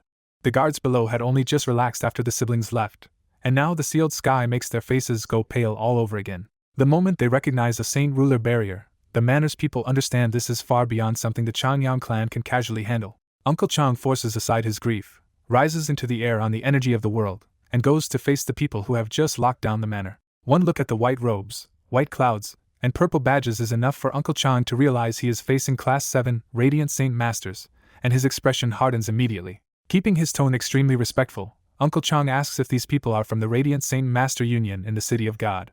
A middle-aged man beside the leader confirms it, and bluntly announces that the person before Uncle Chang is the union's president. Yun Tian pushes it further and orders Uncle Chang to kneel at once, making the power gap and contempt painfully clear. Uncle Chang greets the president with full courtesy, calling himself Junior Chang Wuji, but he still refuses to kneel. That choice says everything about Uncle Chang's pride. He respects the president's strength, but in his heart only a very few people have ever earned the right to make him kneel. The refusal instantly sets Yun Tian off, because his hatred for Jianqin was already deep and anyone tied to Jianqin is now an easy target. Jianqin had already ruined Yun Tian's hopes of reaching Class 7 by taking away the Saint artifact, so Yun Tian's grudge has long since turned personal and vicious. So instead of letting the matter pass, Yun Tian seizes the chance to humiliate Uncle Chang and explodes in rage, calling him a servant courting death for not kneeling. When Yun Tian starts pressing the issue, the president immediately stops him, still hoping not to wreck the union's relationship with Jianqin over the artifact. The president turns polite and asks Uncle Chang where Jianqin is, making it clear he still wants a workable solution instead of open hostility. Uncle Chang calmly says Jianqin already left, and even he does not know where the fourth young master went. Seeing Jianqin is absent, Yun Tian suggests taking the entire Changyang clan to the Union and forcing Jianqin to come there later to retrieve them. The president ignores Yun Tian's push for the moment and asks one more time when Jianqin will return, still trying to avoid cornering the family too fast. Uncle Chang gives the same answer again. Jianqin's return is completely unknown. At that point, Union elders openly back a harsher plan and urge the president to seize the Changyang clan as leverage against Jianqin. After a tense pause, the president finally accepts the idea and decides to take the whole Changyang clan to the Union until Jianqin returns the artifact. He frames it as a temporary stay, but the threat is obvious. The family will not be released until the Union gets its artifact back. Uncle Chang's face darkens, and he presses the ugly truth out into the open by asking if the Union would really imprison them for a full century if Jianqin never came back. The president answers with a cold, blunt yes, dropping any pretense that this is anything but hostage-taking. That answer finally snaps Uncle Chang's restraint, and he coldly declares that even a powerful union has no right to crush the Changyang clan. The union side instantly takes offense, because Uncle Chang's reply sounds like a direct insult to their authority. One middle-aged Union man explodes first, roaring that Uncle Chang is courting death and striking before anyone can soften the clash. His invisible world force crashes down on Uncle Chang, and the surrounding space locks up so fast that the old retainer is frozen where he stands. The invisible world force slams into Uncle Chang head-on, and the old expert instantly turns deathly pale as blood bursts from his mouth. Once the distorted space snaps back to normal, Uncle Chang loses support and drops from the sky in a bad state. Several Earth Saint Masters rush up in panic to catch him, already realizing the Changyang clan has offended a terrifying power from the Holy Empire. After dropping him with one blow, the Union expert coldly warns Uncle Chang that this mercy is the only one he will get. That one-sided clash leaves Uncle Chang bloodied and grounded, driving home how helpless a Heaven Saint Master is before a Saint ruler. Even the Union's own president does not interfere, because Uncle Chang's earlier words had already crossed the Union's bottom line. With the confrontation paused, the president turns to Elder Jia and asks him to take the clan members back to Union headquarters. The old Union elder answers at once and rips open space, forming a gate back to Union headquarters. Before anyone can leave, the barrier around the manor explodes apart with a heavy bang. Before anyone can leave, the manor barrier explodes apart, and 4 members of the Protector Changyang clan suddenly appear outside it. A Union middle-aged man immediately demands their identities, but the newcomers barely spare the Union a glance. Ignoring the Union, Yunxiao quietly asks Yunfei if this is the place they were told about, and Yunfei confirms it. Yunfei spots the wounded old man on the ground and points him out as the one who called himself Chang Wuji. The moment they focus on Chang Wuji, both Yunxiao and Yayan visibly shake with sudden emotion. In the next instant, the couple vanishes from their spot and appears right beside Chang Wuji. They stare at the battered old man with flickering eyes and rare excitement, because time has changed Chang Wuji so much that they could not recognize him at first glance. Changyang Zhu Yayan stares at the wounded old servant and asks if he is really Chang Wuji, hanging on the answer with raw hope. The Changyang clan members around him trade uneasy looks, already guessing who the couple is but not daring to say it out loud after seeing them smash a Saint ruler barrier.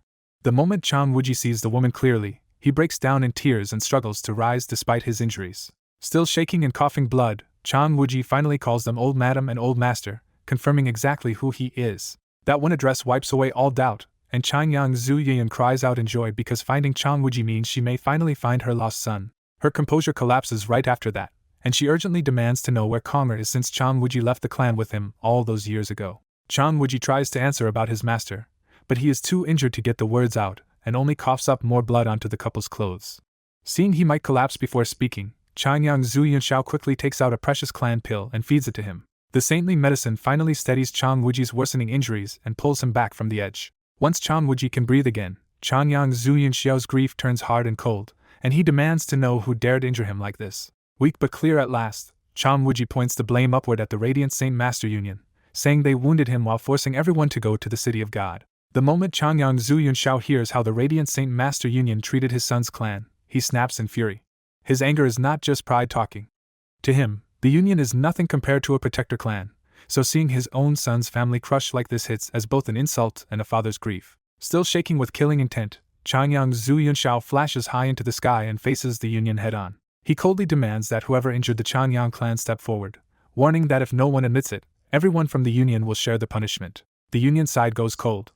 From his pressure alone, they can already guess this man is a Saint King, far beyond what they expected the Lore City Changyang clan to have behind it. Then a hoarse old voice answers from the Union side, and a frail-looking old man steps out from behind the group. The frail old man respectfully asks the furious newcomer to identify himself. Changyang Zhu Yunxiao answers with icy simplicity, naming himself and the clan behind him. That name hits the informed people from the Union like a hammer, and shock quickly turns into fear. The Union president immediately clasps his hands and asks the question no one wanted to confirm. Is this man from the Zhu branch of the Protector clans Zhu, Yuan, and Qing lines? With that, the Union finally understands how badly they misjudged things. The Changyang clan in Lore City was never just a family sharing the same surname. On the Changyang clan's side, the older members catch the fear in the Union's faces and suddenly realize their backer is even greater than they imagined. The despair hanging over the Changyang clan finally cracks, and hope surges back through them like they can suddenly see a way out. Changyang Zhu Yunxiao coldly reveals that he already knows the Changyang clan has 3 branches, then demands to know exactly who hurt their man. The Union side goes stiff and ugly-faced, because nobody here can afford to offend a Protector clan, and the man who attacked Uncle Chang is left pale with regret. From the ground below, Yu Fengyan finally breaks the silence and points straight at the culprit with open anger. Once Yu Fengyan speaks up, the clan seniors all echo her accusation and angrily call for revenge for Uncle Chang. With the culprit exposed, Changyang Zhu Yunxiao locks onto him and explodes in fury that a mere saint ruler dared touch the Changyang clan. He vanishes and reappears in front of the man in an instant, freezing the space around him so completely that the target cannot move at all. At the last second, the old man from the Union flashes in and blocks the killing blow with a punch. Even with both Saint Kings holding back, their clash still makes the nearby space shudder hard enough to show how dangerous this confrontation really is. Chanyang Zhu Yunxiao turns even colder and calls the old man out for daring to stop him. The old man lowers his stance and asks for mercy, arguing that the Union's man injured a clansman but did not actually kill him. That plea only makes things worse, and Chanyang Zhu Yunxiao answers with open contempt and a surge of killing intent. He attacks again with a much heavier palm strike, and this time the force is so brutal it tears visible cracks through space on the way in. The Union's Saint King goes grim and braces himself, because he cannot afford to let one of the Union's few Saint rulers die over this mistake.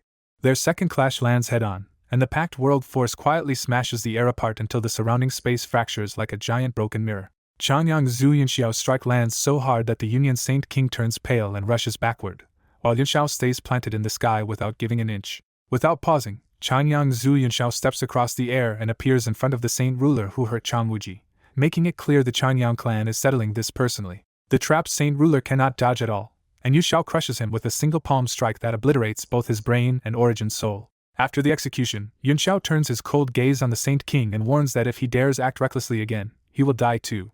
He twists the knife further, bluntly telling the Saint King that a mere second heavenly layer expert is still no match for him. The Saint King burns with anger, but he swallows it, knowing the Radiant Saint Master Union cannot afford to provoke a protector clan into a full feud. In the end, the Union can only accept the loss in silence and back down from the confrontation. Down below, Chanyang Zhu Yun ignores the victory overhead and rushes to Chang Wuji, desperate for the answer she came for. She urgently asks where her son Konger is now and what kind of condition he is in.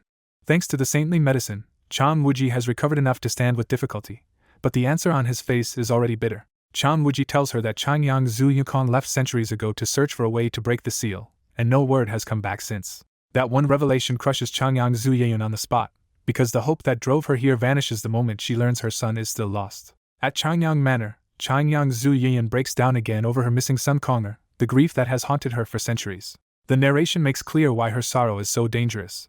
Losing her only son became a mental block so deep that even her saint ruler cultivation has stalled for hundreds of years.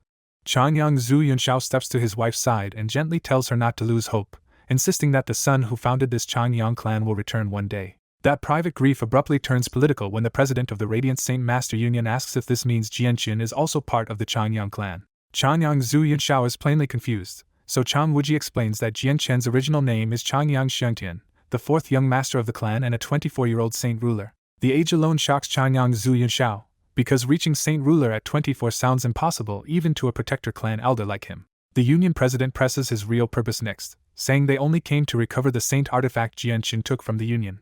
Then he adds the real bombshell. By his information, the winged tiger god is with Jianqin too. Chanyang Zhu Yunxiao blurts out in shock, then instantly realizes what that means for the clan. The ancient beast god may already be tied to a Changyang descendant. Even Changyang Zhu Yun and the manor's old members are shaken, because the whole continent has been searching for the winged tiger god without suspecting it was beside their own fourth young master. Before anyone can settle, space above the manor twists violently and a multicolored gate tears open in the sky. Dozens of identically dressed experts pour out and stop in the air, every one of them clearly a saint ruler. Chanyang Zhu Yunxiao recognizes them at a glance and turns grim, because the Yangji sect has arrived in force. The Yangji sect's elder Chen Yangzi greets him politely, but the smile on his ruddy face feels more like pressure than respect. A burly Yangji sect elder steps out beside Chen Yangzi and bluntly asks whether Changyang Zhu Yunxiao is here for the winged tiger god too. That challenge erases any last doubt for Changyang Zhu Yunxiao, and he immediately declares that this branch clan belongs to his family, and the Yangji sect must not meddle. Chen Yangzi smoothly sidesteps that claim and says they actually came to arrest Jianqin for wiping out a Yangji branch sect, a crime he says cannot be forgiven. Changyang Zhu Yunxiao answers just as bluntly, Changyang Xiangtian is one of theirs, and the Yangji sect has no right to take him. Chen Yangzi mocks the claim on technical grounds, pointing out that Xiangtian's name does not belong to the Changyang clan's known branches. While arguing, Chen Yangzi secretly searches the entire kingdom for Jianqin's aura and comes up empty, which only makes him more suspicious. Not finding Jianqin, he changes tactics and orders his people to seize everyone close to Jianqin and drag them back to the sect for answers. Chanyang Zhu Yunxiao explodes in anger, shoots up to meet them head-on, and unleashes his own overwhelming presence. Chen Yangzi's temper turns icy as he asks whether Changyang Zhu Yunxiao really intends to start a war with the Yangji sect. Changyang Zhu Yunxiao does not back down and openly states that this manor was founded by his son, so every descendant here is under Changyang protection. An off-panel Chen Yangzi answers with cold contempt, warning that without Changyang Qingyun here, Yunxiao is not his match. Then the sky tears open again in every direction as more space gates bloom around the manor all at once. The rest of the Protector clans arrive in waves, and suddenly all 10 clans are gathered over Lore City's manor. Then the rest of the Protector clans arrive in force, and the Chanyang side is reinforced by its other great elders and many saint rulers. As the Chanyang reinforcements settle in, one of the newly arrived elders looks down and is surprised to find Yunxiao already here. Yunxiao quickly tells his arriving elders the crucial truth. This Chanyang clan was founded by Konger. An arriving Chanyang elder is visibly taken aback, because he had assumed this was only a clan with the same name. Pressed for Jianchen's identity, Yunxiao confirms that Jianchen is really Chanyang Xiangtian, one of their own clansmen. That answer shocks the Chanyang elders, because it means the winged tiger god may already be following one of their own descendants. After a beat of stunned silence, the Chanyang great elders actually start laughing, because this feels like unbelievable luck falling straight into their hands. In their eyes, if the winged tiger god chose Jianchen on its own, then the beast has already accepted a master from the Chanyang clan. So instead of questioning details about this branch clan, the Chanyang elders silently decide not to let this chance slip away. The Maoyuan clan immediately attacks the claim, mocking the idea that this manor has any real connection to the Protector Chanyang clan. A second Maoyuan voice piles on, insisting again that Xiangtian's name does not belong to any accepted Chanyang branch. Chanyang Zhu Yunxiao fires back that blood matters more than labels, because every descendant in this manor carries the Chanyang line through his son. Then the rival side goes for the cruelest point, bringing up how Chanyang Zhu Yukong was expelled after the disaster he caused inside the clan. That jab forces the Chanyang side to make its move, and Chanyang Qing Yun publicly declares that Yunkong's punishment is revoked and he is accepted back into the clan. Chanyang Zhu Yunxiao immediately echoes the declaration, sealing his support in front of everyone. Another senior Chanyang elder adds his approval, pushing the reversal from emotion into official clan consensus. One after another, all 7 great elders publicly annul Chanyang Zhu Yunkong's punishment, proving the entire top leadership now stands behind the decision. For Chanyang Zhu Yeyun, the decree hits like a miracle, and she sobs that Konger has finally been welcomed home after all those years of persecution. But the celebration lasts only a moment before Chun Yangzi cuts in again, saying the Yangji sect still wants an explanation for Jianshin destroying their branch sect. Other Protector clans join the fight at once, insisting the winged tiger god cannot belong to the Chanyang clan alone, and must be raised jointly by all 10 clans. The reason is simple and terrifying. Once the winged tiger god matures, whoever controls it may become untouchable in the entire world. Outnumbered by the other clans, the Chanyang side suddenly realizes that claiming the beast outright could trigger a disaster they cannot quietly absorb. Then the entire argument is frozen by a sudden drop in temperature, as bone-deep cold descends from the sky and summer turns unnatural in an instant. Snow starts pouring across tens of thousands of kilometers, frosting the manor and leaving guards and servants shivering in disbelief at a blizzard in the middle of blazing summer. Then the sudden summer snowfall makes the whole confrontation stop, because every top expert instantly recognizes that this impossible cold comes from something far beyond their quarrel. The Pure Heart Pavilion Master is the one who names it first. This is the Arctic Ice God Hall. A colossal divine hall materializes within the white sky and slowly descends, so huge that it overshadows half the city below. The sight terrifies the city and shocks the Protector clans alike, because the Ice God Hall almost never involves itself in the Tianyuan continent's affairs. For Uncle Chang and the old members of the manor, the descending hall is so overwhelming that they can only stare upward, mentally blank. The divine hall stops 1,000 meters above the manor, half veiled by drifting snow and white mist like something from another world. Then a group floats down from the hall through the snow, led by a white-robed young woman with snow-white hair and the kind of beauty that makes every eye lock onto her. When she lands in the manor, that woman's eyes are already shining with tears, and she looks at Chanyang Manor with barely contained excitement. Her arrival becomes the center of the entire gathering, with even the Protector clans watching her more closely than they were watching each other. Then the mood shifts again when Uncle Chang recognizes the white-haired woman's face and goes pale with disbelief. The same recognition spreads through several older guards and clansmen, who can hardly believe the white-haired woman they are seeing. Ling Long, Bai Shuang, and especially Yu Fengyan are hit even harder, as if the woman from the Ice God Hall is someone they never expected to see again. Yu Fengyan can no longer hold herself together, and with tears pouring down her face she staggers out of the crowd toward the white-haired woman. At the very end, Yu Fengyan looks straight at the woman and calls her Yuer in a trembling voice, turning the divine arrival into a deeply personal reunion. Through her tears, Yu Fengyan stumbles out of the crowd and calls the white-haired girl Yuer, hardly daring to believe her daughter is really standing there. The girl jolts, focuses on Yu Fengyan, and bursts into tears too as she realizes her mother has found her. Chanyang Minghua turns into a streak of white light and throws herself into Yu Fengyan's arms, finally calling out mother. Mother and daughter cling to each other and sob without restraint, years of fear and longing finally breaking loose all at once. The experts still floating in the sky all go quiet, staring at the Ice God Hall's people and trying to understand why this hidden power descended for a girl from the Changyang clan. A space gate opens, and Tianjian arrives with mercenary city elders, only to stop short in shock when he sees the Arctic Ice God Hall over the manor. After sensing the scene below, Tianjian's gaze drops to the weeping pair, and even he turns doubtful about what Changyang Minghua has become. Far above the manor, another terrifying middle-aged expert appears in secret, and even he is unsettled by the Ice God Hall showing itself for this one girl. Changyang Zhu Yeyun and Changyang Zhu Yunxiao exchange excited looks, already realizing this means their branch now has a direct tie to the Arctic Ice God Hall. Then an old man from the Divine Hall respectfully warns Changyang Minghua that her profound ice body is not fully awakened, so she cannot stay outside for long. That one title, Holy Maiden, jolts the watching clans, because an Ice God Hall elder is addressing Changyang Minghua with startling respect. Once she calms down, Changyang Minghua asks to stay home a little longer, and the Divine Hall's elderly escort reluctantly limits her to half a day. Yu Fengyan, still dazed by everything, asks what all this means and why her missing daughter is suddenly the Ice God Hall's Holy Maiden. Changyang Minghua says even she still has gaps in the story, and before explaining the Ice God Hall, she asks where her father is. The question crushes Yu Fengyan's expression, and she tells her daughter that Changyang Ba is already dead. Yu Fengyan adds that Bai Yintian died too, and both of them were killed by saint rulers chasing Changyang Minghua's youngest brother. Minghua panics for her youngest brother next, and Yu Fengyan quickly reassures her that he survived and has already become a saint ruler himself. The news briefly lifts Minghua with pride, but grief quickly returns and she turns to the Ice God Hall's elderly escort to ask for help avenging her father. The elderly hall escort can only refuse, saying the Ice God Hall is forbidden from interfering in the continent's affairs, and Minghua is left hurt and angry. Before that bitterness can settle, a deep voice calls out from behind, and Changyang who finally walks forward to greet his returned sister. The whole manor stares at Changyang who's restored body in disbelief, because his missing limbs have somehow grown back. The Pure Heart Pavilion Master suddenly recognizes something even stranger, and blurts out that Changyang who has entered the state of great liberation.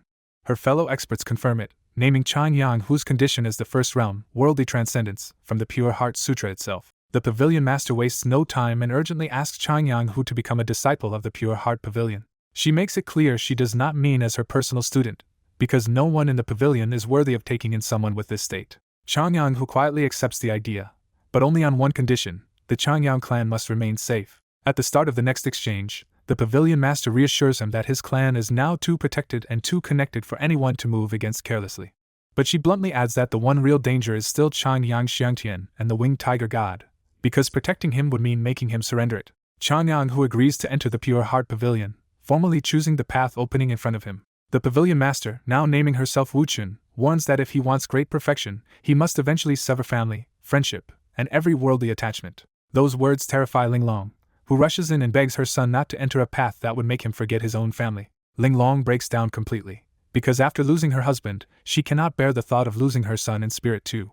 Changyang who answers with eerie calm that he will not forget her, nor any member of their family, no matter what he becomes. His mother's pain finally stirs him a little, and he steps forward to hold her hands and promise he is only going away to find his path, not to abandon her. Watching that, the Pavilion Master understands he is still far from true great perfection, because his attachments have not actually been cut. She decides not to let those attachments deepen, wraps Changyang Hu in world force, and takes him away through a space gate on the spot. Her final warning hangs in the air for Linglong: if she stops him now, she will only ruin the towering future he could have reached. After they vanish, Linglong stands there shattered, staring at the empty sky and begging her son not to forget his mother. Yu Fengyan hurries over to comfort her, insisting that such a filial son will definitely come back to visit. Up in the sky, the protector clans can no longer hide their envy, because this one branch of the Changyang clan has suddenly gained genius heirs and ties to two terrifying powers. Many of them give up on threatening Jianchen through his family, then bow to the Ice God Hall and withdraw through space gates. The Radiant Saint Master Union president also withdraws in a heavy mood, realizing Yang Yutian's backing is now too dangerous to challenge over the Saint artifact.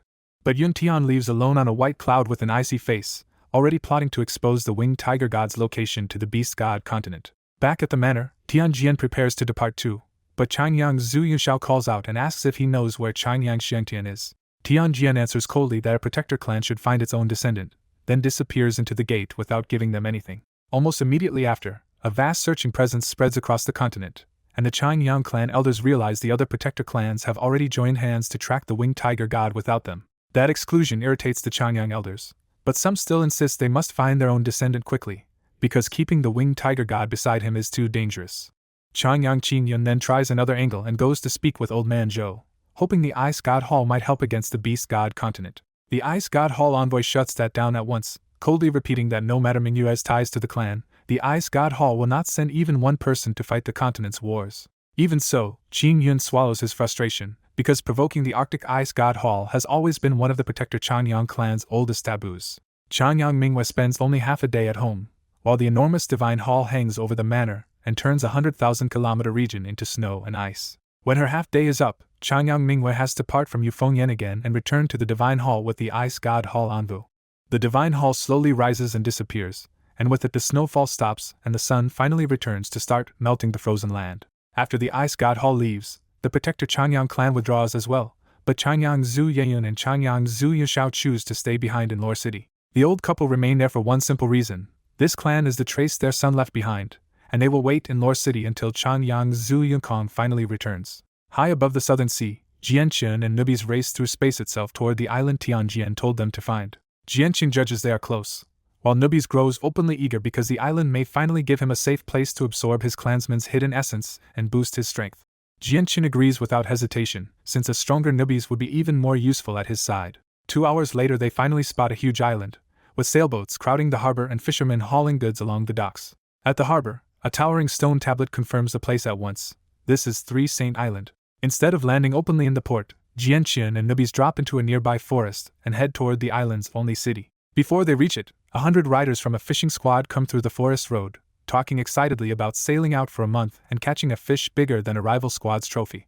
The islanders quickly notice the outsiders' unusual clothes and rein in their horses in front of Jianqun and Nubis. Their leader, Zhou Wei, straightforwardly asks if the two of them are not from Three Saint Island. Jianqun answers politely and probes for information, asking whether outsiders come here often. Zhou Wei introduces himself as the Blue Banner Fishing Squad's leader and casually reveals that outsiders are rare here, with the last visit about 10 years ago. Jianqun gives both their names, but Nubis instantly cuts in and refuses to let a weak mortal call him brother, flaunting his age and arrogance. Jianqun immediately reins Nubis in and apologizes to the fisherman for his terrible temperament. Zhou Wei stays completely unoffended and casually assumes, like with past visitors, that these powerful outsiders came to seek the island mistress's guidance and reach Saint Ruler. He points them toward the holy ground, Three Saint Mountain, where the island's three saintesses live. After thanking him, Jianqun wastes no more time and takes Nubis straight into the air toward the mountain. At the peak of Three Saint Mountain, they arrive openly instead of sneaking in, letting any Saint Ruler there sense them at once. A gentle voice questions the intruders, and 2 young women in white appear from flashes of light with zither in their arms. Jianqun is genuinely surprised when he realizes these fairy-like attendants are both Saint Rulers. He introduces himself from the Tianyuan continent and asks to see the island mistress, while quietly noticing the zither they carry. The women politely refuse because the mistress is in seclusion and cannot meet guests right now. When Jianqun asks when the island mistress will leave seclusion, the 2 white-robed attendants can only say it could be days, years, or even decades, and he learns he missed her by about 3 months. Before the talk can go further, a tortured scream erupts from a cave on the peak and the mountain shakes as rocks blast from the entrance. Jianqun instantly recognizes the signs of a breakthrough, because world force is gathering and someone inside is about to become a Saint Ruler. The 2 white-robed women react with alarm instead of joy, realizing the sleeper inside has woken again and the mysteries of the world must be stopped before they descend on him. Ignoring the visitors now, both women sit in the air with zither on their knees and begin to play at full speed. Their melody spreads across Three Saint Mountain and even tugs at space itself, making the whole area distort with a divine but dangerous rhythm. Even without being targeted, the sound starts dragging at Jianqun and Nubis' minds, and both men realize how frightening this music really is. The senior orders the junior to use a sleeping melody on the man in the cave, while she herself tries to block the mysteries of the world from descending. The junior shifts into a soft sleeping tune meant to push directly into the sleeper's spirit and force him back into unconsciousness. At the same time, the senior turns her melody murderous, gathering the world's energy into a layered net across the sky and firing visible notes upward to intercept the descending mysteries. The mysteries of the world strike the music net, ripple under the attack, and still keep sinking toward the cave. Forced to escalate, the senior changes her tune again until space itself is torn open into a black hole, but even that cannot swallow the mysteries. As the mysteries push closer, the senior admits this descent is even stronger than last time and urgently demands the junior hurry. Another scream bursts from the cave, and the junior grimly reports that the man's mental shock is too intense for the sleeping melody to force him under. With no better option left, the senior orders her to use a spirit-controlling melody instead, because if the mysteries land on him awake, he will definitely die. She finally turns to Jianqun and Nubis and asks them to help repel the mysteries of the world. Jianqun demands an explanation first, stunned that they are actively stopping someone from advancing to Saint Ruler. The woman can only answer that there is no time and that the man will die if the mysteries reach him. Nubis flatly refuses to risk himself for an unknown Heaven Saint Master and dismisses the whole matter with cold arrogance. Jianqin makes the opposite choice, driving chaotic force through his body and rushing under the descending mysteries to stop them himself. His first punch goes straight through, because the mysteries are not physical at all but made from the laws of the world. He immediately freezes the surrounding space next, yet the mysteries ignore that too and keep moving as if nothing touched them. Realizing only a higher level of power might work, Jianqin sends out precious chaotic force, and this time the mysteries finally stall in mid-descent. The success lasts only seconds before his tiny reserve is burned away, and Jianqin feels the cost sharply because that force is painfully hard for him to recover. As the danger closes in again, Jianqin hesitates over whether to spend even more of his irreplaceable power on a stranger. Then a new zither melody appears from nowhere, elegant and dignified, and the entire space around Three Saint Mountain starts acting like one vast instrument. Under that unseen melody, the laws of the world are forcibly altered and the whole area becomes a separate domain that locks the descending mysteries completely in place. The two white-robed zither women stop playing, look up in relief, and call out that their master has finally come out of seclusion. The cave prisoner screams one more time, and the island mistress answers with a single sleepy command that instantly drops him unconscious. That one sentence also hits Jianqin and Nubi's hard, making even these saint rulers go lightheaded and drowsy before they barely shake it off. When they recover, both men are rattled, and even proud Nubis admits the hidden island mistress is terrifying enough to feel like a demoness. The soft zither music suddenly starts rewriting the laws in this whole area, turning the region into a domain controlled by the unseen player. Jianqin and Nubis both feel the change at once, and even they are rattled by the idea that a song can override the world's laws. The mysteries of the world that three saint rulers could not handle are calmly pushed back into the sky by that hidden player. Then the musician finally appears, a veiled woman in purple walking forward with a zither in hand, so graceful she feels more like a goddess than a person. Nubis goes pale and ducks behind Jianqin, because her zither arts feel like a natural nightmare for magical beasts. The two women carrying zither greet the newcomer as master, confirming this terrifying musician is the mistress of Three Saint Island. Jianqin recognizes her from Mercenary City and calls her by name, the heavenly enchantress, saint of the zither. She remembers him too and softly asks if he is Jianqin, the former king of mercenaries. Even her voice shakes people's emotions, and Nubis panics again while Jianqin has to steady himself and answer politely. After noting how absurdly fast Jianqin reached Saint Ruler, she turns away from small talk and sends Xiao Qian and Xiao Yu into the cave to check on the man inside. Jianqin follows that clue and asks who is in the cave, and why she is stopping him from becoming a Saint Ruler. She explains that the man is an exiled descendant of one of the 10 protector clans, and if the mysteries descend, a seal in his mind will turn his head into a battlefield and erase his soul. That makes Jianqin immediately ask about the protector clans, because those same clans are the reason he had to leave the Tianyuan continent. The heavenly enchantress lays out the 10 protector clans, including the Yangji sect, and Jianqin is stunned that the small sect he destroyed once belonged to that level of power. When she names the Changyang clan among the protector clans, Jianqin is thrown off again because his own family name suddenly feels a lot less ordinary. He quickly connects the dots and asks for the exile's name, suddenly wondering if this man could be tied to his own vanished ancestor. Her answer hits hard. The man in the cave is Changyang Zhu Yukong. Now almost certain the old man may be his clan's missing founder, Jianqin asks for permission to see him himself. She allows it, but warns him not to make noise because waking the man carelessly would only hurt him more. Jianqin rushes into the cave and finds a huge lit cavern, cracked and battered from the force of the failed breakthrough. In the middle of the cavern, Xiao Qian and Xiao Yu stand watch over a ragged old man sleeping on the ground like a worn-out beggar. Jianqin studies the old man's face and wants to wake him, but the two disciples immediately refuse because the seal will react the moment he stirs. The heavenly enchantress enters the cavern herself, and Jianqin finally admits his real birth name is Changyang Xiangtian. He explains that the founder of his Changyang clan vanished long ago, and he believes this old man may be that missing ancestor. After a brief pause, she agrees to help and orders her two disciples to play the soul-comforting melody. Their music fills the cavern with a calm, steady pressure that smooths away Jianqin's agitation and keeps the old man's condition from flaring out of control. Then the heavenly enchantress plucks one string, and that single note gently wakes the old man at last. As soon as Changyang Zhu Yukong wakes, the mysteries of the world try to descend again, but the melody smothers them before the seal can erupt. Weak and grateful, the old man thanks the island mistress for saving his life, and she answers with cool pity before telling Jianqin to hurry. Jianqin takes out his Changyang clan jade pendant and shows it to the old man without wasting another second. The sight of that pendant shatters the old man's composure, because he recognizes it instantly, and cannot believe it is here. When Jianqin says his father gave him the pendant, the old man immediately asks if he came from the Jessan kingdom. Jianqin confirms he is from the Changyang clan of the Jessan kingdom, and the old man's last doubts collapse. Reading the pendant's markings, Changyang Zhu Yukong whispers Lore City and the Changyang clan like he is touching a buried life again, and tears finally run down his face. Jianqin can hold back no longer and drops to his knees, calling the old man the long-lost Changyang patriarch. Changyang Zhu Yukong confirms it, but gently tells Jianqin to call him grandfather instead of old patriarch. Jianqin answers with a heartfelt grandfather, and the disciples are left stunned that a saint ruler in front of them is actually Changyang Zhu Yunkong's descendant. With his dying regret suddenly eased, Changyang Zhu Yunkong asks the question he cares about most: how is the clan now? Jianqin tells him the clan is doing well and has already become the greatest clan in the kingdom, which finally brings the old man some relief. He follows that with another personal question, asking whether Chang Wuji is still alive after all these years. Jianqin says Uncle Chang is still alive and already a 6th cycle heaven saint master, only one step from saint ruler. But Changyang Zhu Yukong darkens again and explains that Chang Wuji's talent is limited, his life is nearly spent, and without a breakthrough he does not have much time left. To help, he takes out a fine jade box and says the 10,000-year heavenly resource inside could extend Chang Wuji's life by 2 more centuries.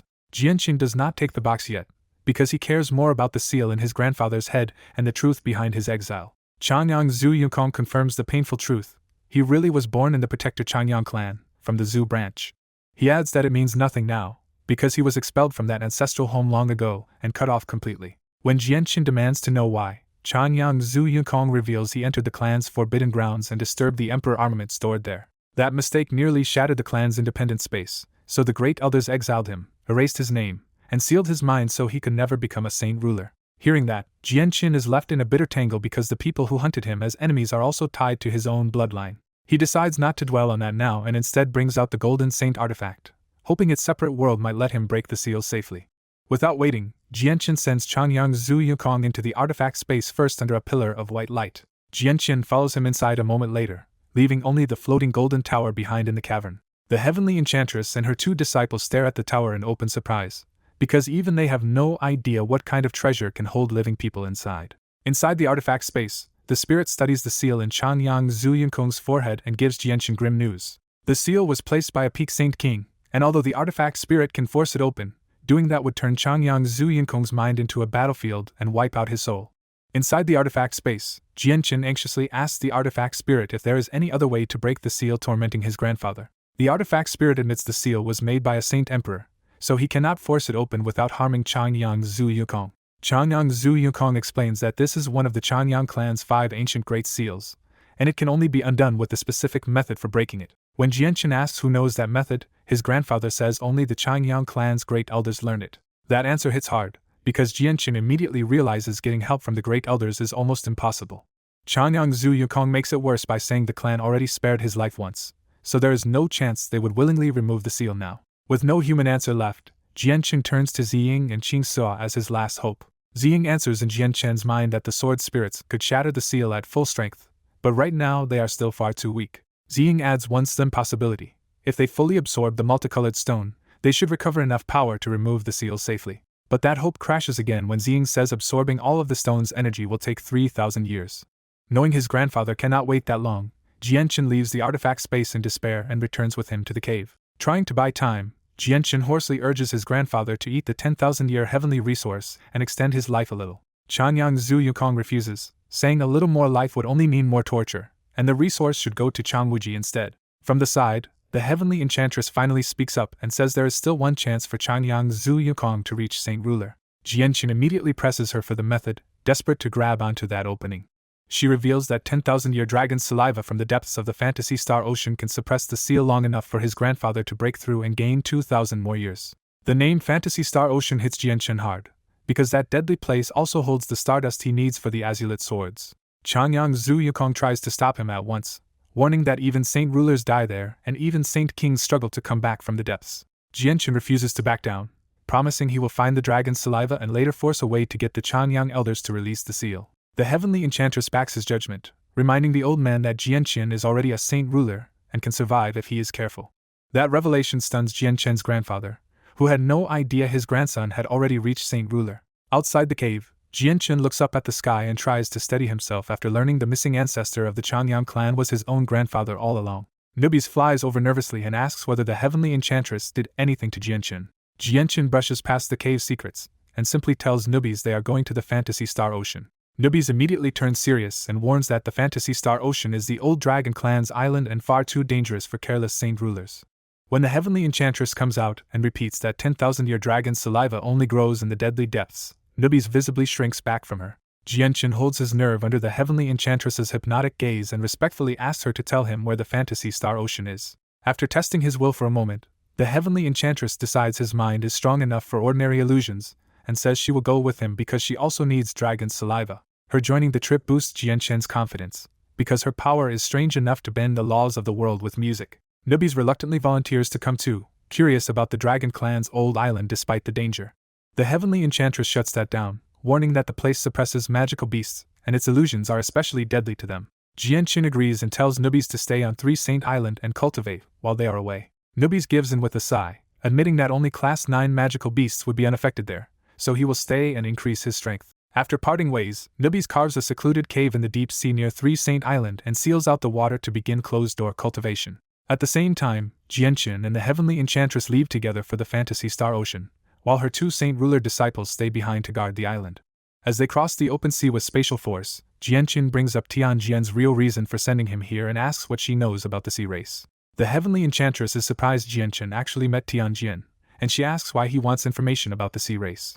Jianchen admits he is being hunted by the protector clans and plans to leave the continent to seek refuge with the sea race. That shocks her again, because a mere Saint Ruler escaping after offending the protector clans should have been impossible. She also mentions sensing terrifying powers and even Saint Emperors clashing beyond the world, and wonders if the Beast God continent invaded.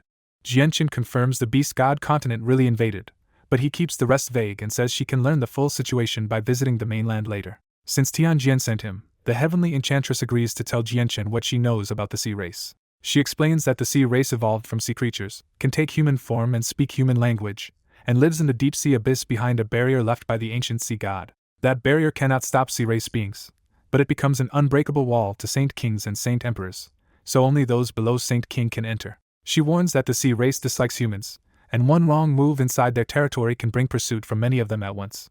Even so, she says the sea abyss is still the best refuge from the protector clans because the barrier itself keeps Saint Kings out. When Jianchen asks how strong the sea race really is, the heavenly enchantress turns noticeably more solemn. She says the sea race preserved far more of its ancient strength because it stayed out of the Great War that crippled the Tian Yuan and Beast God continents.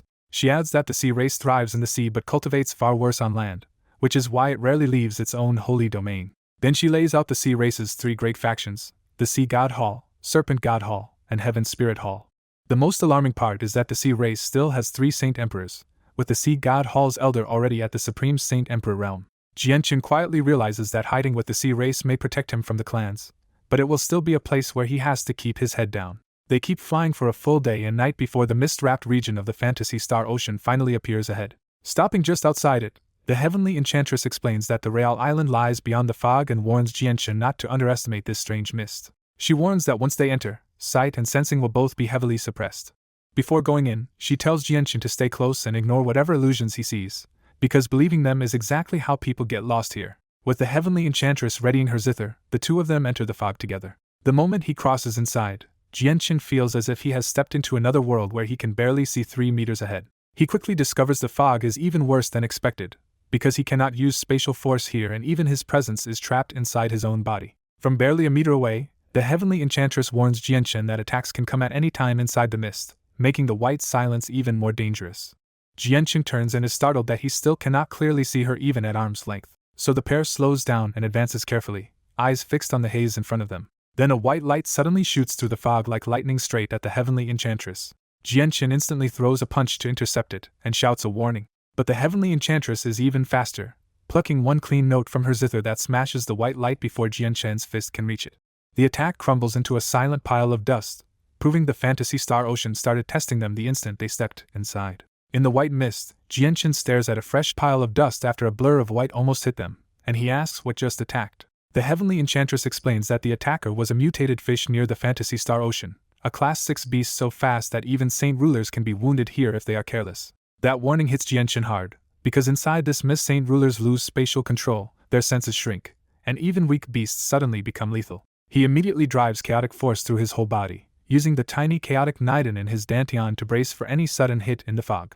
As they go deeper, the fog thickens until Jianchen can barely see 2 meters ahead, so he stays only half a meter behind the heavenly enchantress and follows her by sight and scent. When Jianchen asks how much farther this nightmare stretch goes, she tells him they still need to cross 100 kilometers and it should take about 6 hours at this pace.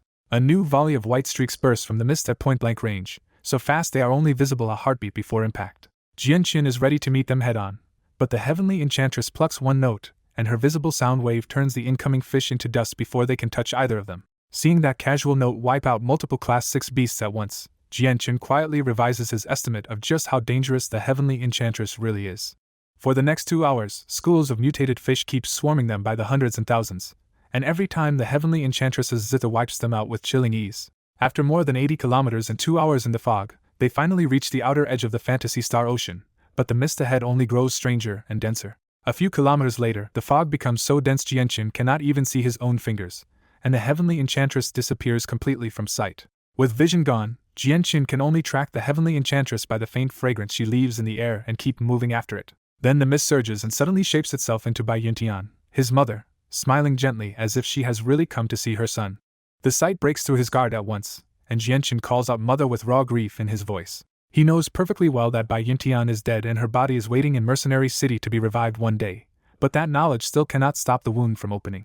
The heavenly enchantress's voice cuts into his ears and warns him not to fall for the illusion, because once his consciousness sinks into it he will be trapped inside. Jianqin forces himself to breathe, steadies his heart, and keeps moving forward without looking at his mother's face again. The illusion shifts tactics immediately, and Bai Yuntian turns desperate, crying that she cannot live without her only son and begging him not to abandon her.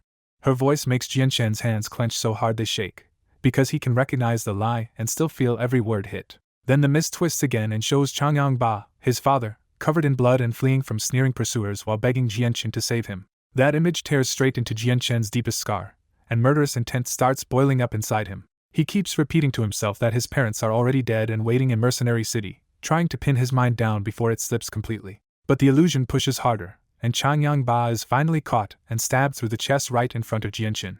His father collapses into a pool of blood, still reaching weakly toward Jianqin and begging him to save him before the light leaves his eyes. That is the point where Jianqin finally breaks, with tears running down his face because this fake scene hits the one grief he has never truly buried. He roars at the sky, erupts with killing intent, summons the dragon-slaying sword, and swings with full force at the enemies from the illusion. A bell-like zither note slams into his sword mid-strike, knocking the blade aside and hammering his spirit hard enough to make his skull feel like it is splitting open. The heavenly enchantress coldly mocks him for being a saint ruler with such a weak mind, and warns that this was only the weakest illusion at the very edge of the Fantasy Star Ocean. Jianqin snaps fully awake and realizes with a chill that the sword he just swung in grief had actually been aimed at the heavenly enchantress. Once his breathing settles, Jianqin admits to himself that the illusions here are far stronger than he expected. The heavenly enchantress answers even more harshly, saying the illusion was not strong at all and that Jianqin's mind is simply full of flaws and worries. She goes so far as to call him the weakest-minded saint ruler on the continent, and says bringing him here may have been a mistake. Her words sting because Jianqin knows the truth behind them. He has saint ruler power, but not the centuries of emotional detachment that older experts built over long lives. What makes him easy prey here is simple and brutal. His bond with his parents matters more to him than his own life, so the mist only had to touch that wound to shake him apart. After facing that weakness head-on, Jianqin forces his mind into stillness and refuses to imagine anything the surging mist might try to show him next. That change finally works, and the next stretch through the mist passes in tense silence without another illusion dragging him under. More than 2 hours later, they finally break free of the white fog and see still deep blue seawater spreading out under a sealed-looking white sky. In the middle of that eerie sea, Jianqin spots an enormous island shrouded in thin haze, so large it looks more like a hidden continent than an island. When Jianqin asks where they are, the heavenly enchantress confirms this is the Fantasy Star Ocean and says the huge island ahead is also Dragon Island, the former holy land of the Dragon Clan. She explains that Dragon Island changed into the current Fantasy Star Ocean for unknown reasons, tying the island to a vanished age and the lost Dragon Clan. Jianqin immediately wonders if the disappearance of the Dragon Clan and Divine Phoenix Clan might be tied to this island, or if they all died here. The heavenly enchantress admits even Mercenary City's ancient records say very little, so guessing is useless, and they need to focus on the mission instead. She reminds him that the true danger starts on the island itself, and that the 100,000-year dragon saliva they came for should be in the very center.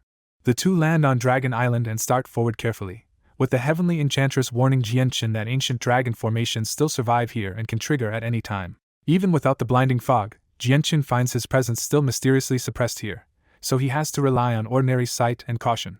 Without warning, the ground erupts around them and 4 golden-tinged earthen walls slam upward, sealing Jianqin and the heavenly enchantress inside a trap. Then golden earthen spears start shooting from every side at once, leaving almost no route out except the open sky. As the trap closes in, The heavenly enchantress warns Jianshin never to fly above 10 meters on Dragon Island because the sky is even more dangerous than the ground. She plucks a single string, and her expanding sound wave shreds every earthen spear before smashing the 4 walls into dust as well. The trap turns out to be deadly for Heaven Saint Masters but barely worth slowing 2 Saint Rulers, so they keep moving deeper into the island. More hidden formations keep attacking along the way, but every trap they meet is built for Heaven Saint Masters, not people at their level. Then a deafening beast roar rolls across the island, and the ground starts trembling under something massive charging toward them. A 300-meter humanoid giant bursts into view, and Jianshin instantly identifies it as a Class 7 war beast, a monster on the level of a human Saint Ruler. The heavenly enchantress does not flinch and answers with a sound arrow that punches a head-sized hole straight through the war beast's chest. What unsettles Jianshin is that no blood comes out, and the monster keeps charging as if it never felt the attack at all. The heavenly enchantress keeps playing, and each note tears another hole through the giant until its body is riddled and even its head is blasted to pieces. Even headless and full of holes, the war beast keeps charging mindlessly without pain, and Jianshin is left staring at something so unnatural he can barely believe it. Jianshin stares at the giant war beast in disbelief, because even after being blown apart and beheaded, it is still charging straight at them.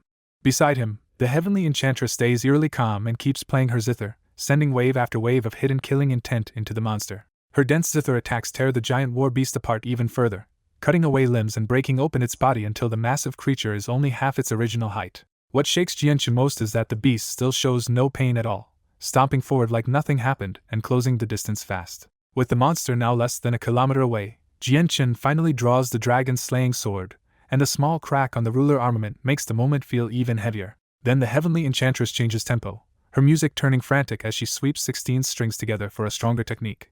Dense ripples spread out in front of her, weaving together into a huge net of sound that races straight through the charging corpse. A moment later, the charging war beast finally comes apart, its enormous body dropping to the ground in countless neat cube-like chunks. But when Jianshin studies the remains, he notices something deeply wrong again. There is not a trace of blood anywhere. Unable to make sense of it, Jianshin asks the heavenly enchantress what this thing really is. After a brief silence, she explains that the war beast actually died countless years ago, and only survives here in the Fantasy Star Ocean as a living corpse. She lays out the horror plainly. It has no soul, no blood, no sense of pain, and all that remains is an indestructible Saint Ruler body. Jianshin quietly repeats the word indestructible, already connecting it to everything he just saw. The heavenly enchantress ends with the real warning: no matter how completely they destroy its body, this kind of corpse will recover again before long. Right after the heavenly enchantress warns him, the shredded flesh on the ground rides together, and proves her point by rebuilding into the same giant war beast. Jianshin stares at the restored monster in shock, realizing its body and even its head came back without a trace of damage. He asks how to kill something like that, and the heavenly enchantress gives him the grim answer: they have to keep destroying it until its energy runs dry and it can no longer rebuild. Jianshin suggests escaping, but she shuts that down too, saying the thing will keep chasing them and any reckless movement here could drag even more devolved beasts and humans into the fight. Even while explaining, the heavenly enchantress keeps playing her zither, sending fresh soundwave attacks at the charging war beast. With no better option left, Jianshin grits his teeth, rushes in with the ruler armament, and joins her in close combat. Working together, they tear the Class 7 war beast apart again before it can last very long. But the monster immediately starts rebuilding again, roars, and throws itself back at Jianshin with the same mindless aggression. So they keep repeating the brutal process, chopping the war beast down over and over as each revival leaves it visibly weaker than before. After roughly a dozen deaths, the war beast finally runs out of energy, and lies in pieces without rebuilding again. The heavenly enchantress walks over as if the fight was routine and tells Jianshin these dead Class 7 beasts have no monster cores to take anyway. She adds one more unsettling rule of this place: once those bodies absorb enough energy, they will revive again sooner or later, even if someone burns them to ash.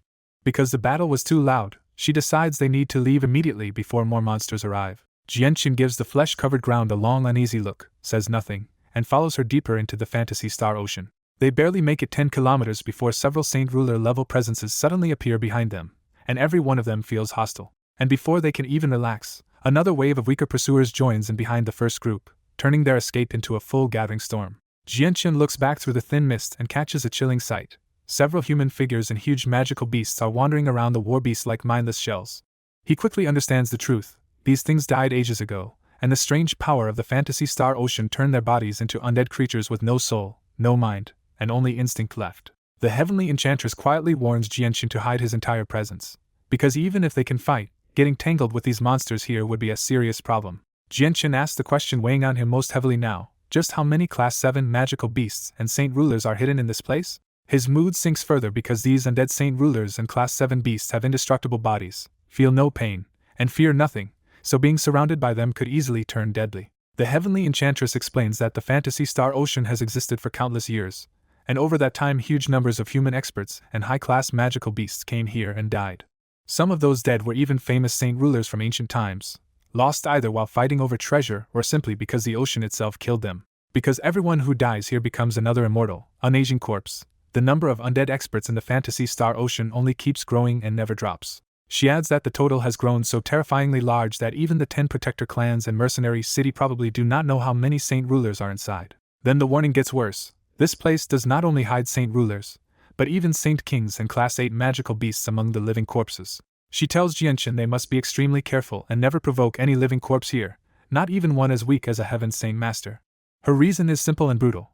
Once one corpse is stirred up, the disturbance can draw in even stronger undead until the whole situation spirals out of control. She ends with the grimest reminder of all: if they die in the Fantasy Star Ocean, they will become living corpses too. That explanation leaves Jianchen even more heavy-hearted, and he finally understands why the Fantasy Star Ocean is feared as a death zone second only to the Death Nest. He judges that a Heaven Saint Master would have no chance of surviving here, and even saint rulers can only protect themselves if they stay careful every second. Then, without warning, the world around them changes completely, and the original island vanishes in an instant.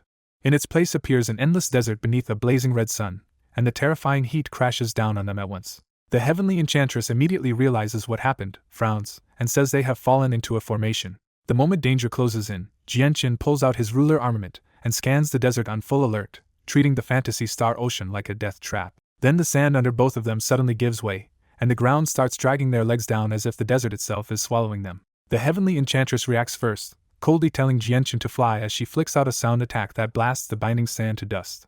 Jianchen answers instantly, driving chaotic force through his feet and blasting himself free before the desert can pull him under. Once both of them rise clear, the desert below caves into a huge black hole that breathes out a rotten stench strong enough to make the air feel deadly. The collapse does not stop there, and the shaking desert rises into a monstrous sand gecko so huge that the black hole beneath them is revealed as its open mouth. Jianchen stares down at the 10,000-meter earthworm in grim silence, knowing this is no ordinary ambush. He immediately pours chaotic force into the ruler armament, and the weapon's hazy glow is swallowed by a heavier dark aura built purely for destruction.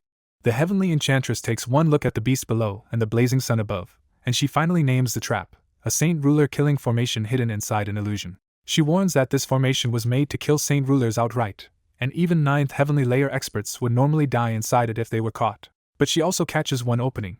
Time has worn the formation down, so while it is still terrifying, it is no longer at its original peak. Jianchen pushes for a direct answer, and says they should break through it with everything they have before the trap closes in further. The Heavenly Enchantress immediately corrects the plan. The real threat is not the earthworm below, but the sky itself. With the situation clear, she splits the roles on the spot. Jianchen will hold off the earthworm, and she will attack the formation itself. She moves at once, sitting cross-legged in the air with the zither of demonic cry across her knees and beginning to play, ready to tear open the killing formation with sound. As the Heavenly Enchantress plays her zither, visible sound waves shoot into the sky and make the surrounding space ripple like giant trembling strings. Jianchen looks up and realizes the blazing sun overhead is not real at all, but a massive killing mechanism dropping straight toward them. As the fall sun sinks lower, the temperature spikes so violently that the whole area starts to feel like a sealed furnace. Before Jianchen can focus only on the sky, a giant sand earthworm erupts from below and lunges up to swallow him and the Heavenly Enchantress. Jianchen immediately shifts his attention from the falling sun to the beast below, judging this sand monster to be as dangerous as a Class 7 magical beast. He flashes forward to intercept it, and drives the dragon's slaying sword straight into the earthworm's head. Chaotic force pours through the blade, and the earthworm's head starts collapsing into dust under the destructive energy. But the formation beast shows no pain or fear at all, as if it were undead, and keeps attacking through the damage. A sharp sand spike suddenly condenses from the earthworm's ruined head and fires at Jianchen with frightening speed. Jianchen retreats and slashes the incoming spike apart, but the collision still hits him with the force of a 5th heavenly layer saint ruler. The fight gets worse in an instant when spike after spike bursts from the earthworm's body until the sky around Jianchen is filled with a killing net. At the same time, the giant beast raises a front leg and stamps down toward Jianchen, sealing off any escape upward while the spike net closes in. Jianchen's expression hardens as he realizes these hundreds of spikes each strike like a 5th heavenly layer saint ruler, far beyond what he can simply tank in his current state. With his saint ruler powers suppressed and spatial force unusable, Jianchen snaps back to illusionary flash and blurs out of the earthworm's deadly spike field. That old movement skill suddenly matters again, because in this cramped trap it is the only speed Jianqin can still trust. He turns that speed into a ruthless counterattack, flashing onto the earthworm's back and driving the dragon's slaying sword into its body with chaotic force. Then he keeps vanishing and reappearing across the monster's body, carving it up so fast the giant beast cannot keep up. After hundreds of hits, the earthworm's sand body is chewed down to a fraction of its size, and mountains of loose dust start piling up below. But while Jianqin fights, the trap itself grows nastier as the air turns scorching and the sun above swells into something terrifying. Nearby, the heavenly enchantress stays suspended in the air, calmly playing the zither of the demonic cry as waves of sound slam into the descending sun. Even then, she still avoids 16 of the zither's 36 strings, a quiet sign that she is holding something back or following a limit. Jianqin looks up, realizes the falling sun is the trap's real execution move, and knows even saint rulers might die if it lands. So he makes the only choice left, and decides to end the earthworm immediately before the sun can crush everything. Jianqin flashes in front of the weakened earthworm, raises the dragon's slaying sword overhead, and floods it with surging chaotic force. His final slash sends a massive chaotic force sword ray straight through the earthworm from head to tail. The weakened earthworm cannot endure it anymore, and its severed body collapses into a mountain-like heap of dead sand. Jianqin does not pause after the kill and instead shoots straight into the blazing sky, forcing his way toward the deadly sun itself. Jianqin stops holding back and pours his already shrunken chaotic force into the dragon's slaying sword, gambling everything on one more strike at the falling sun. Several strands of sword chi slam into the huge sun, but even through the thunderous explosions, the formation keeps pressing down without slowing. Then the heavenly enchantress cuts in coldly, telling Jianqin to fall back because even with the ruler armament, his power still cannot break this killing formation. Her words sting because Jianqin knows she is right. His current chaotic body is only at the first layer, strong enough to match a third heavenly layer saint ruler, or the fifth with a ruler armament. He remembers that only the 18th layer would give him true chaotic force, which makes his current weakness feel even more obvious. So Jianqin puts the ruler armament away and silently vows that once he escapes the Fantasy Star Ocean, he will find a way to raise his overall strength. Even in that pressure, he cannot help wondering how terrifying his power will become once he reaches the second layer of the chaotic body. While Jianqin withdraws, the heavenly enchantress keeps playing, and wave after wave of zither sound crashes into the falling sun. Each burst leaves behind a strange residue of power, and before long, that sound wave energy has spread all around the sun and across the sky. Then she suddenly stops, lifts her head toward the dazzling sun, and raises one pale finger to the 21st string. One crisp note rings out, quiet but terrifyingly sharp, carrying a piercing force that echoes through the whole formation. That final note sets off all the energy she seeded earlier, and the sky erupts in a deafening explosion like the world itself is splitting apart. At the center of the blast, the scorching sun cracks in half and breaks into countless burning fragments. With the false sun destroyed, the killing formation finally gives way, and the entire sandy world starts twisting out of shape. A moment later, the illusion disappears completely, and Jianqin finds himself back in the real Fantasy Star Ocean. Back in the familiar area, Jianqin lets out a long breath, still shaken by how close the Saint Ruler killing formation came to ending him. He knows just how bad it was. Even a 9th heavenly layer Saint Ruler could struggle inside that formation, and at his current 5th heavenly layer strength, he could not smash his way out at all. Jianqin quietly admits to himself that without the heavenly enchantress beside him, escaping alive would have been almost impossible. That comparison makes the place even more frightening to him, because mindless living corpses can still be avoided, but a formation seals the whole space and forces you to endure its attacks. When they look down, the battlefield itself shows what happened, with hand-wide cracks spreading for 5 kilometers in a perfect circle like the outline of a giant hidden pattern. The heavenly enchantress explains that Dragon Clan experts set this trap, warns that its concealment is excellent, and says they only got out so easily because time has already weakened it. Jianqin nods without arguing, because after seeing it for himself, his fear of the formations now runs even deeper than before. That tense pause does not last long, because several powerful presences suddenly rush in from the distance, drawn by the noise of the broken formation. They immediately understand what is coming. Saint Ruler living corpses from all around the Fantasy Star Ocean have sensed the disturbance, and are converging on them. Instead of fighting, Jianqin and the heavenly enchantress wipe away their presences completely and slip off in silence. Their escape works because the living corpses cannot see at all, and only hunt by sensing foreign presence and movement. By the time the living corpses reach the shattered formation site, Jianqin and the heavenly enchantress are already tiny figures vanishing far across the wasteland. The Saint Ruler corpses gather at the exact place where the two had been standing, then drift around there lifelessly for a long time, unable to find what they came for. Jianqin and the heavenly enchantress push deeper through the Fantasy Star Ocean, but every step is tense because the area is littered with hidden formations and wandering living corpses of both humans and magical beasts. They dare not travel fast, so after more than half a day they have covered less than 2,000 kilometers and are still only skirting the outer edge of the sea. As night starts swallowing the fog-covered sky, the fantasy star ocean turns even stranger because the darkness crushes their vision instead of merely dimming it.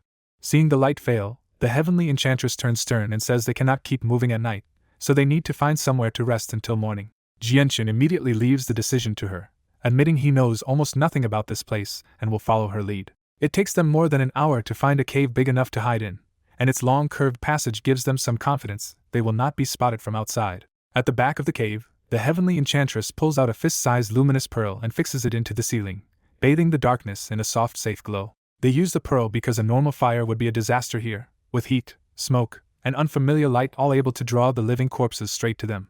Once the cave is secured, the heavenly enchantress simply sits down, closes her eyes, and leaves Jianchen to himself. Jianchen settles on a clean patch of ground, but one look at the purple-clad heavenly enchantress pulls him back to the first time he met her, leaving him briefly heavy-hearted. He remembers that when they first crossed paths in Mercenary City, he had only been an insignificant Earth Saint Master, someone far below her world. Now the contrast hits him hard. In just a few years he has climbed high enough to stand beside saint rulers and even fight alongside the heavenly enchantress herself. The thought feels almost unreal to him, so Jianchen lets out a deep sigh, forces the emotions down, and turns his attention inward to inspect his own condition. While resting in the cave, Jianchen checks his dantian and sees his chaotic Niden has shrunk again, leaving his remaining chaotic force alarmingly thin. That immediately puts Jianchen on edge, because if the chaotic force runs out completely, his strength will crash down to a barely survivable level for the Fantasy Star Ocean. He considers refining more chaotic force from the monster cores he carries, hoping to patch the problem before it gets worse. But the plan falls apart just as fast. Refining inside the Fantasy Star Ocean would leak energy and draw the Saint Ruler living corpses straight to him. He also knows they are leaving at dawn, so there is not enough time to recover properly even if he risks it. Worse, the Heavenly Enchantress is right beside him, so forcing the refinement now could expose the secrets of the Azulite swords. After running through every risk, Jianchen grudgingly gives up on restoring his chaotic force for now, and the choice leaves him visibly unsettled. Needing to clear his head, Jianchen starts toward the cave entrance for some air. Before he can leave, the Heavenly Enchantress opens her eyes and stops him with one calm question, making it clear she has been aware of him all along. Jianchen answers evenly that he is only going outside to check the situation. She closes her eyes again and gives him a quiet warning. This is the Fantasy Star Ocean, so one reckless move could kill him and drag her down too. Jianchen reassures her with a light laugh, saying he knows the danger and will not throw his life away. Then he hides his presence and slips out of the cave in silence anyway. Outside, the Fantasy Star Ocean is black and starless, and even Jianchen can only see a few hundred meters through the oppressive dark. The silence outside is so complete that the whole place feels dead, as if only Jianchen and the Heavenly Enchantress exist in this vast ocean. He settles onto a rock beside the cave and sits there in silence, thinking through his next move. Then Jianchen suddenly catches a faint sound, and in an instant his dull, tired eyes sharpen with alarm. He snaps his head toward the darkness and stares into the distance, his face turning grim as something unseen approaches or moves out there. After a tense wait outside the cave, Jianchen finally spots several dark figures trudging straight toward him through the night, their stiff, puppet-like movements instantly setting off alarm bells. Realizing the undead are coming for this exact cave, Jianchen turns grim, suppresses his presence, and carefully backs inside instead of risking a closer look. He immediately rushes deeper into the cave, knowing the Heavenly Enchantress has to hear this before the living corpses get any closer. Before he even speaks, the Heavenly Enchantress is already awake and watching him, still fully alert despite resting in the cave. Using a silent communication technique, Jianchen warns her that several Saint Ruler living corpses are heading straight for the cave. That warning hits hard. The Heavenly Enchantress shoots to her feet, her face turning grim as she weighs how bad this could get at night in the Fantasy Star Ocean. She understands the real trap immediately. Even if they can handle a few living corpses, a fight here would cause a commotion, draw in more undead, and turn a nighttime escape into a gamble with almost no visibility. Still speaking silently, she demands the distance, and Jianchen answers that the corpses are only about 500 meters away. The Heavenly Enchantress decides the cave itself is the problem, guessing the living corpses once stayed here, and orders an immediate retreat. Both of them slip out in total silence, knowing exactly what happens if the living corpses get close enough to sense them. But the moment they reach the cave mouth, both of them go cold. 7 human living corpses are already within 50 meters, blank-eyed and closing in. Their stealth fails instantly. All 7 corpses halt at the same time, and powerful Saint Ruler auras erupt from them, turning the area into a violent storm of energy. Jianchen and the Heavenly Enchantress immediately understand they have been detected, and the retreat turns into a stand-up fight. With no time left, Jianchen draws the dragon's slaying sword and prepares to meet the undead head-on. The 7 fallen Saint Rulers suddenly let out beast-like roars and turned much faster, all charging Jianchen and the Heavenly Enchantress at once. Jianchen immediately poured chaotic force into the dragon's slaying sword and flashed forward, picking one corpse out of the rush. He drove the dragon's slaying sword straight through the corpse's chest, but the thing did not even try to dodge. Even impaled, the living corpse ignored the wound and kept swinging a heavy punch right at Jianchen. Jianchen slipped past that punch with illusionary flash and cut back so hard that half the corpse's chest was chopped away. Before he could pause, two more Saint Rulers crashed in from the side with the same blunt, savage punches. Jianchen blurred away again and finished the first corpse with a sweeping slash that split the rest of its body in two. But even being cut in half still did not stop it, because the lower body kicked at Jianchen while the upper half launched itself off the ground with both fists. Jianchen answered with pure speed, his sword hand exploding into countless thrusts that wove a deadly net around both halves. In a heartbeat, more than 100 strikes turned the two halves into shredded chunks of dried flesh. That brutal exchange made the weakness of these living corpses clear. They still had Saint Ruler strength, but they had lost their weapons, laws, battle sense, and even the instinct to dodge. After realizing brute force was all these corpses had left, Jianchen vanished again with illusionary flash before the next blows could land. The next instant, two savage fists smashed through the empty space he had just left, detonating the air with a sonic boom.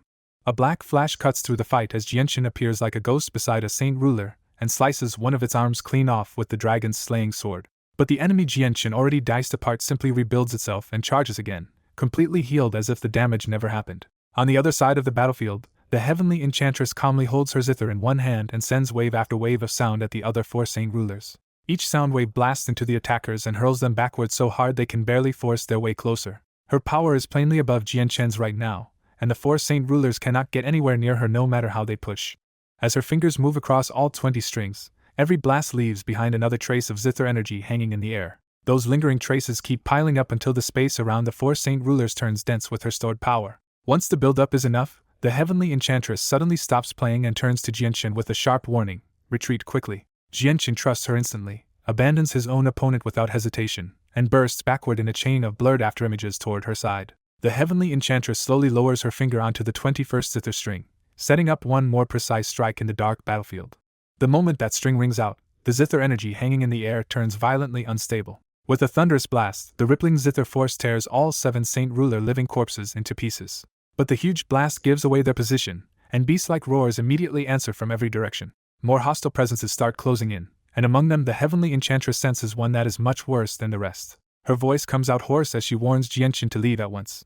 She has already identified the worst threat as a Saint King living corpse, something dangerous enough to make even her afraid. Jianchen's expression hardens too as he feels Saint Ruler presences converging through the fantasy star ocean's suppressing darkness. Even with his senses limited here, Jianchen can tell that several dozen Saint Rulers are already moving in from all sides. He realizes that if they get pinned down now, the result will be nearly hopeless and the battle could draw even more monsters in. Jianchen and the heavenly enchantress sprint through the dark fantasy star ocean, but the 7 Saint Rulers shredded by her sound waves rapidly reform behind them and roar as they close in again. The heavenly enchantress's eyes turn cold as she stops and sets the zither of the demonic cry in front of her, ready to strike again. Before she can act, Jianchen flashes past her with illusionary flash, charging straight at the 7 Saint Rulers with the dragon's slaying sword and shouting that he will hold them off while she escapes. The heavenly enchantress senses more experts rushing in from every direction and warns that if the living corpses surround Jianchen in this formation-filled sea, he may not survive. Jianchen answers with action first, exploding into dozens of brutal thrusts that instantly dice one Saint Ruler apart. He tells her not to worry about him, explaining that Saint Ruler powers are suppressed here, so he cannot flee with spatial force anyway, while his movement skill still gives him a chance to break away later. His words hit the heavenly enchantress hard, because in a world this ruthless, she never expected someone to risk certain death just to buy time for a near stranger. She freezes in place, torn between fleeing alone and staying behind to fight beside him. As the incoming presences draw even closer, Jianchen realizes she is still there and panics, yelling at her to leave before it is too late. Watching Jianchen fight alone with those words still ringing in her ears, the heavenly enchantress finally grits her teeth and makes her choice. In the end, she turns away and vanishes into the darkness, leaving Jianchen behind to face the enemy swarm alone. She leaves because she knows her zither arts cannot beat several dozen Saint Rulers and a Saint King, and with her own movement restricted here, staying would only trap them both as even more experts arrive. After the heavenly enchantress pulls away, Jianchen stays behind alone and keeps all 7 Saint Rulers tied up in a brutal holding fight. At the same time, more terrifying presences from the surrounding area start rushing toward the commotion, making his stalling job even more dangerous. Jianchen darts around the group with illusionary flash, turning into a blur as he refuses to let the Saint Rulers pin him down. Each pass of the dragon's slaying sword carves horrifying wounds into their bodies, but the corpses keep fighting as if the damage means nothing. In only a few seconds, he dices up 5 of the 7 Saint Rulers, showing just how overwhelming his sword's speed really is. Then the nightmare becomes clear as the chopped bodies pull themselves back together and rejoin the battle like nothing happened. With the enemy proving completely indestructible, Jianqin stops holding back and drives the dragon's slaying sword into a full chaotic force strike. The black streak of his blade sweeps across the battlefield and slices all 7 Saint Rulers cleanly in half at the waist. The leftover sword she smashes into the rocks behind them and erupts in a thunderous explosion, blasting rubble through the air. That huge blast was intentional, because Jianqin wants every nearby living corpse to notice him and buy the heavenly enchantress more time to escape. Jianqin lets his power flare so brightly in the darkness that every nearby living corpse locks onto him at once. Even the corpses rushing past the heavenly enchantress sense nothing from her, which makes Jianqin's decoy plan work perfectly. The first dozen or so living corpses reach Jianqin and tighten into a ring around him. They attack with nothing but savage punches and kicks, showing they have lost the combat skills they once knew in life. That mindless, technique-less swarming is the only reason Jianqin can still hold off so many enemies at his level. Jianqin answers with pure footwork, slipping through tiny openings as blurry afterimages streak around the mob. Even boxed in, he stays controlled and almost effortless, turning the swarm into a moving maze instead of a trap. His illusionary flash becomes the key to staying alive as the battlefield gets more crowded by the second. Then the pressure spikes when even more living corpses flood in from the surroundings. In just a few seconds, the group around Jianqin swells from a few dozen to more than 50 Saint Rulers. Instead of breaking away towards safety, Jianqin starts dragging the entire horde farther into the distance. He chooses the route opposite the heavenly enchantress, making himself the only target the monsters can think about. Along the way, Jianqin keeps making a bigger commotion to hold their attention and stop any chance of them noticing her. Several kilometers away, the purple-dressed heavenly enchantress stops and stares toward Jianqin with a tangled, uneasy look as the battle rages on in the distance. She can hear the fierce clash growing fainter, and that tells her Jianqin is dragging the living corpses farther and farther away from her. Watching the horde leave the area, she understands that Jianqin has pulled every pursuer away from her position. Left behind in the silence, she murmurs, "I hope you come back alive," and the line lands like a quiet farewell she cannot say out loud. Then she finally turns away and leaves quickly with her zither, disappearing into the darkness while Jianqin faces the danger alone. The scene cuts back to Jianqin, now trapped inside a tightening ring of more than 100 living corpses. Most of the attackers are human corpses, but a few magical beast corpses have joined the pack, making the swarm even more chaotic and brutal. They throw punch after punch at him and roar like beasts, trying to crush him with sheer numbers. But Jianqin turns into a blur inside the mob, slipping through the storm of fists so fast that the encirclement cannot pin him down. Even with over 100 Saint Ruler corpses on him, he takes almost no damage because his footwork keeps saving him at the last instant. The reason is his illusionary flash, a profoundly refined movement battle skill built for dodging in the middle of combat. It may be far weaker than a Saint Ruler's spatial force for long-distance travel, but for pure evasion in a melee, almost nothing can match it. So after weaving through this huge horde for so long, Jianqin still has not let the living corpses touch even the corner of his clothes. Jianqin races deeper into the Fantasy Star Ocean with the living corpses on his heels, focused only on escape instead of fighting back. He refuses to trade blows because these corpses can rebuild themselves, and a long fight would only drain his chaotic force while drawing even more monsters in. Punch after punch crashes toward him, but Jianqin keeps slipping through the gaps with illusionary flash. The corpses' missed attacks start smashing into each other instead, sending their own companions flying in heavy, muffled collisions. Then an earth-shaking roar rolls in from far away, and Jianqin realizes an even stronger corpse is closing in fast. An overwhelming aura rushes closer, far beyond the Saint Ruler corpses behind him, and its pressure churns the thick mist overhead. Jianqin's face hardens in shock as he realizes the new arrival has to be a Supreme Saint King. He does not hesitate for a second and blasts away at full speed, with the 100-odd Saint Ruler living corpses still chasing right behind him. A Saint King living corpse suddenly schemes in from the distance, flying low with a monstrous aura and closing on Jianqin at terrifying speed. In just seconds, the corpse is already above Jianqin and slams down with a palm strike before he can get any breathing room. That simple palm still carries Saint King level force, and the energy roaring toward Jianqin is powerful enough to make the moment feel deadly. Jianqin turns grim, but he stays calm because he knows this living corpse is strong yet far less dangerous than a true Saint King in control of spatial locks. Realizing the corpse can only attack head-on, Jianqin pushes illusionary flash to the limit and vanishes sideways in a desperate burst of speed. He slips past the strike by the thinnest margin, with the Saint King's palm barely grazing by instead of crushing him. The mist palm crashes into the ground with a violent boom that seems to shake the entire Fantasy Star Ocean. The force of that single blow rips the land apart, splitting the ground into huge spiderweb cracks across dozens of kilometers. A violent burst of energy tears across the battlefield, and Jianqin, caught closest to it, is blasted backward before he can steady himself. The blast shreds his outer clothes to pieces, exposing the golden silk mail from the primordial god silk underneath. That one palm strike shows the gap in power brutally clearly, blasting Jianchen away and even knocking the 100-odd Saint Ruler living corpses backward with the same shock wave. The ripples smash through hidden formations around the area, and intricate glowing patterns suddenly emerge across the cracked earth. Jianchen is hurled for several kilometers before he finally slams into the ground in a miserable state. He springs back up immediately and, ignoring his ruined clothes, throws himself into escape with the illusionary flash. But before he can get clear, another powerful attack crashes in from behind and forces him to react again. He drives the illusionary flash to its limit and vanishes in a blur, reappearing 20 meters away. Even that desperate dodge is not enough, because the attack detonates with a massive boom and the shockwave sends him flying again. This time Jianchen forces himself under control midair and turns the knockback into more speed instead of fighting it. He realizes his only chance is to open enough distance from the living corpses, then hide his presence carefully enough to disappear from their senses. Jianchen's escape fails when the Saint King corpse lets out a sharp whistle and suddenly overtakes him from behind.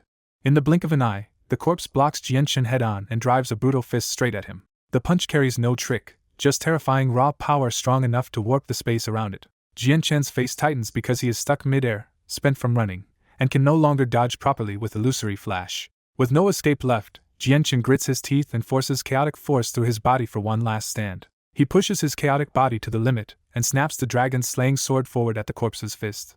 The dragon's slaying sword punches through the corpse's fist and rips all the way up its arm with chaotic force blazing behind it. The blade's tip bursts out near the corpse's shoulder, but the monster's punch still crashes into Jianchen's torso at the same time. Jianchen's golden silk mail flares up in a hazy shield and tries to stop the blow. But the armor was only enough for Saint Rulers, and under a Saint King's strength the golden light is crushed almost instantly. With the silk mail overwhelmed, the fist lands heavily on Jianchen's torso in full. A Saint King strike slams into Jianchen so hard that he spits blood on the spot, and even his silk mail cannot save his battered body from the impact. Still bleeding, Jianchen is hurled upward like a cannonball, rising higher and higher with no control over his flight. The moment he passes 10 meters above the ground, the space around Jianchen starts twisting wildly, and a new pain rips across his whole body like countless invisible blades. In that instant, Jianchen remembers the heavenly enchantress's warning that he must never fly above 10 meters here, and the strange behavior of the Saint Ruler corpses suddenly makes sense. Realizing he is in lethal danger, Jianchen forces himself to ignore his injuries and desperately fights to regain control before the broken sky can finish him.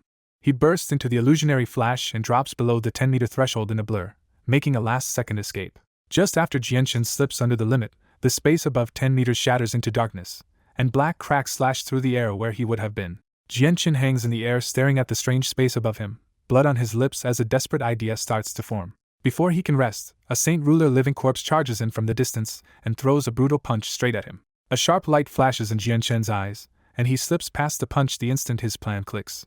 He reappears behind the corpse and grabs it with both arms, turning the attack into a trap. Using the raw strength of his chaotic body, Jianchen hurls the living corpse upward toward the 10-meter threshold in the sky. The corpse shoots 100 meters up, and the space around it suddenly twists into darkness and jagged black cracks. Those spatial cracks slice straight through the Saint Ruler corpse and dice it into fragments. Jianchen watches closely and sees the real breakthrough. The pieces do not fall back down at all.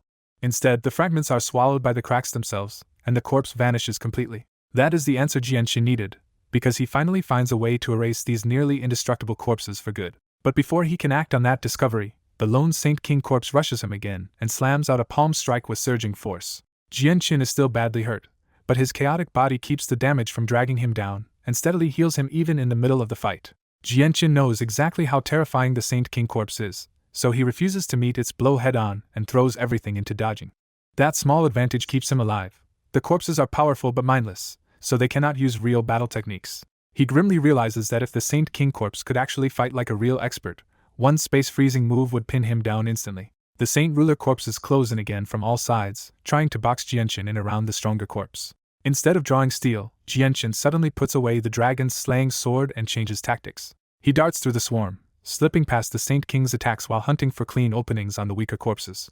The moment he gets one, Jianchen smashes a Saint Ruler corpse upward with a brutal punch. His method works exactly as planned, and the corpse is torn apart by the crisscrossing spatial cracks overhead. Jianchen keeps moving and keeps punching, using the same trick again and again in the middle of the mob. The battlefield fills with the thudding sound of flesh-on-flesh impacts as corpse after corpse is blasted into the sky and shredded away. The swarm shrinks fast, dropping from well over 100 corpses to only around 50.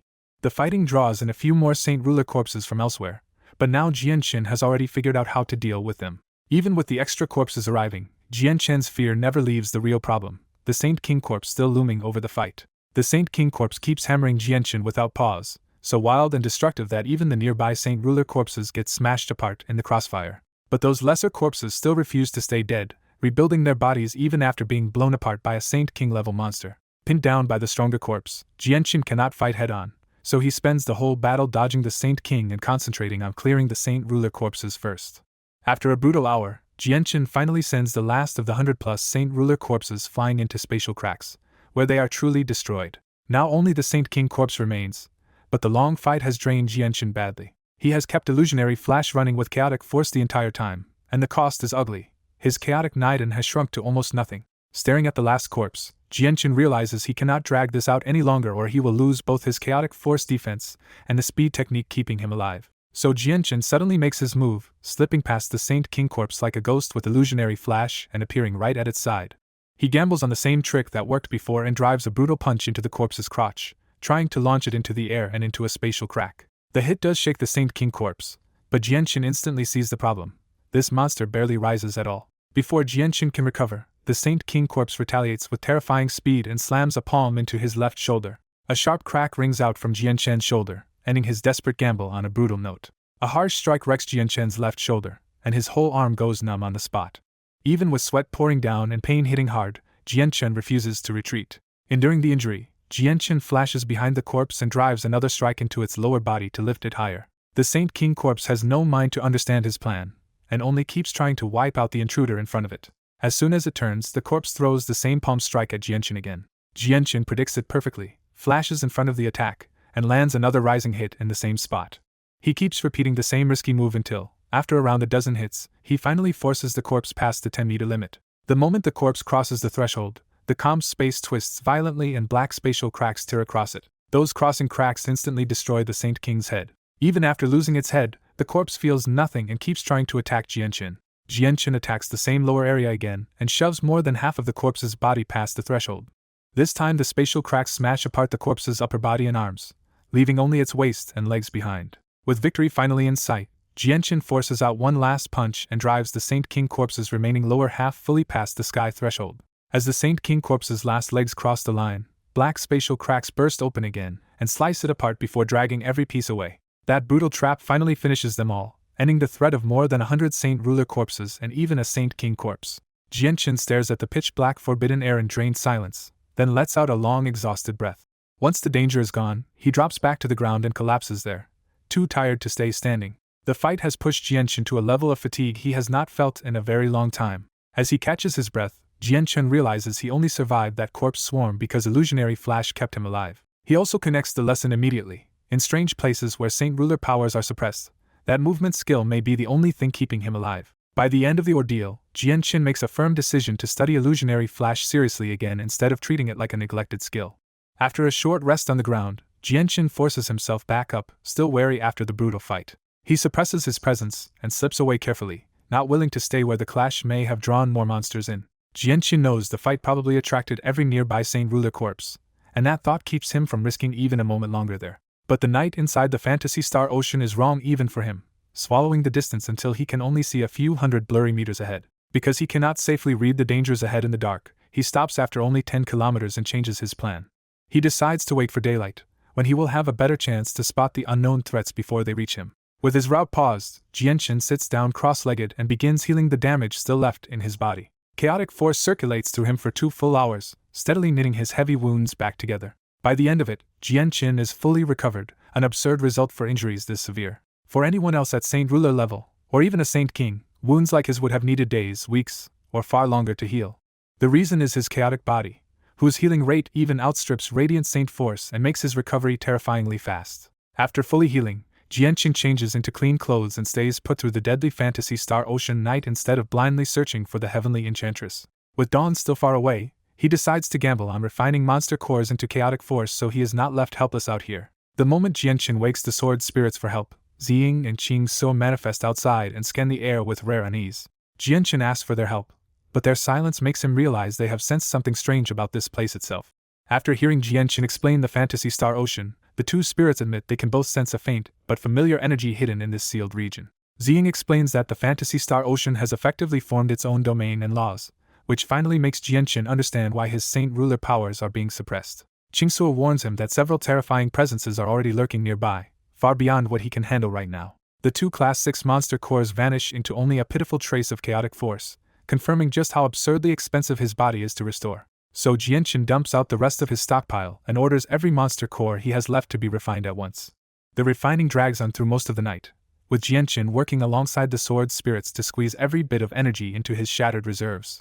Even after burning through the whole pile, Jianqin gets only 12 strands of chaotic force, leaving his chaotic Niden no bigger than a soybean. He grimly realizes that if first layer recovery is already this hard, advancing the chaotic body later will be even more brutal. Then his expression snaps cold when he senses incoming enemies before he can rest any longer. The sword spirits confirm people are closing in fast, so Jianqin sends them back and slips away with his presence hidden. Moments later, several Saint Ruler living corpses drift onto the exact spot where he was refining and wander there like hunting dogs that caught the scent. Watching from a safer distance, Jianqin figures out the refining energy drew them in and quietly retreats deeper into the night. When dawn finally clears the unnatural darkness, Jianqin starts moving again with one goal in mind: find the heavenly enchantress and avoid getting trapped alone. He follows last night's battle traces through the wilds, staying careful and steering wide around every wandering living corpse he spots. After hours of careful travel, he reaches the misty mountain range where he was separated from the heavenly enchantress and pushes inward toward the depths. While wondering where to find Stardust, Jianqin suddenly spots a rare pink morning sunflower growing from a boulder and immediately lights up.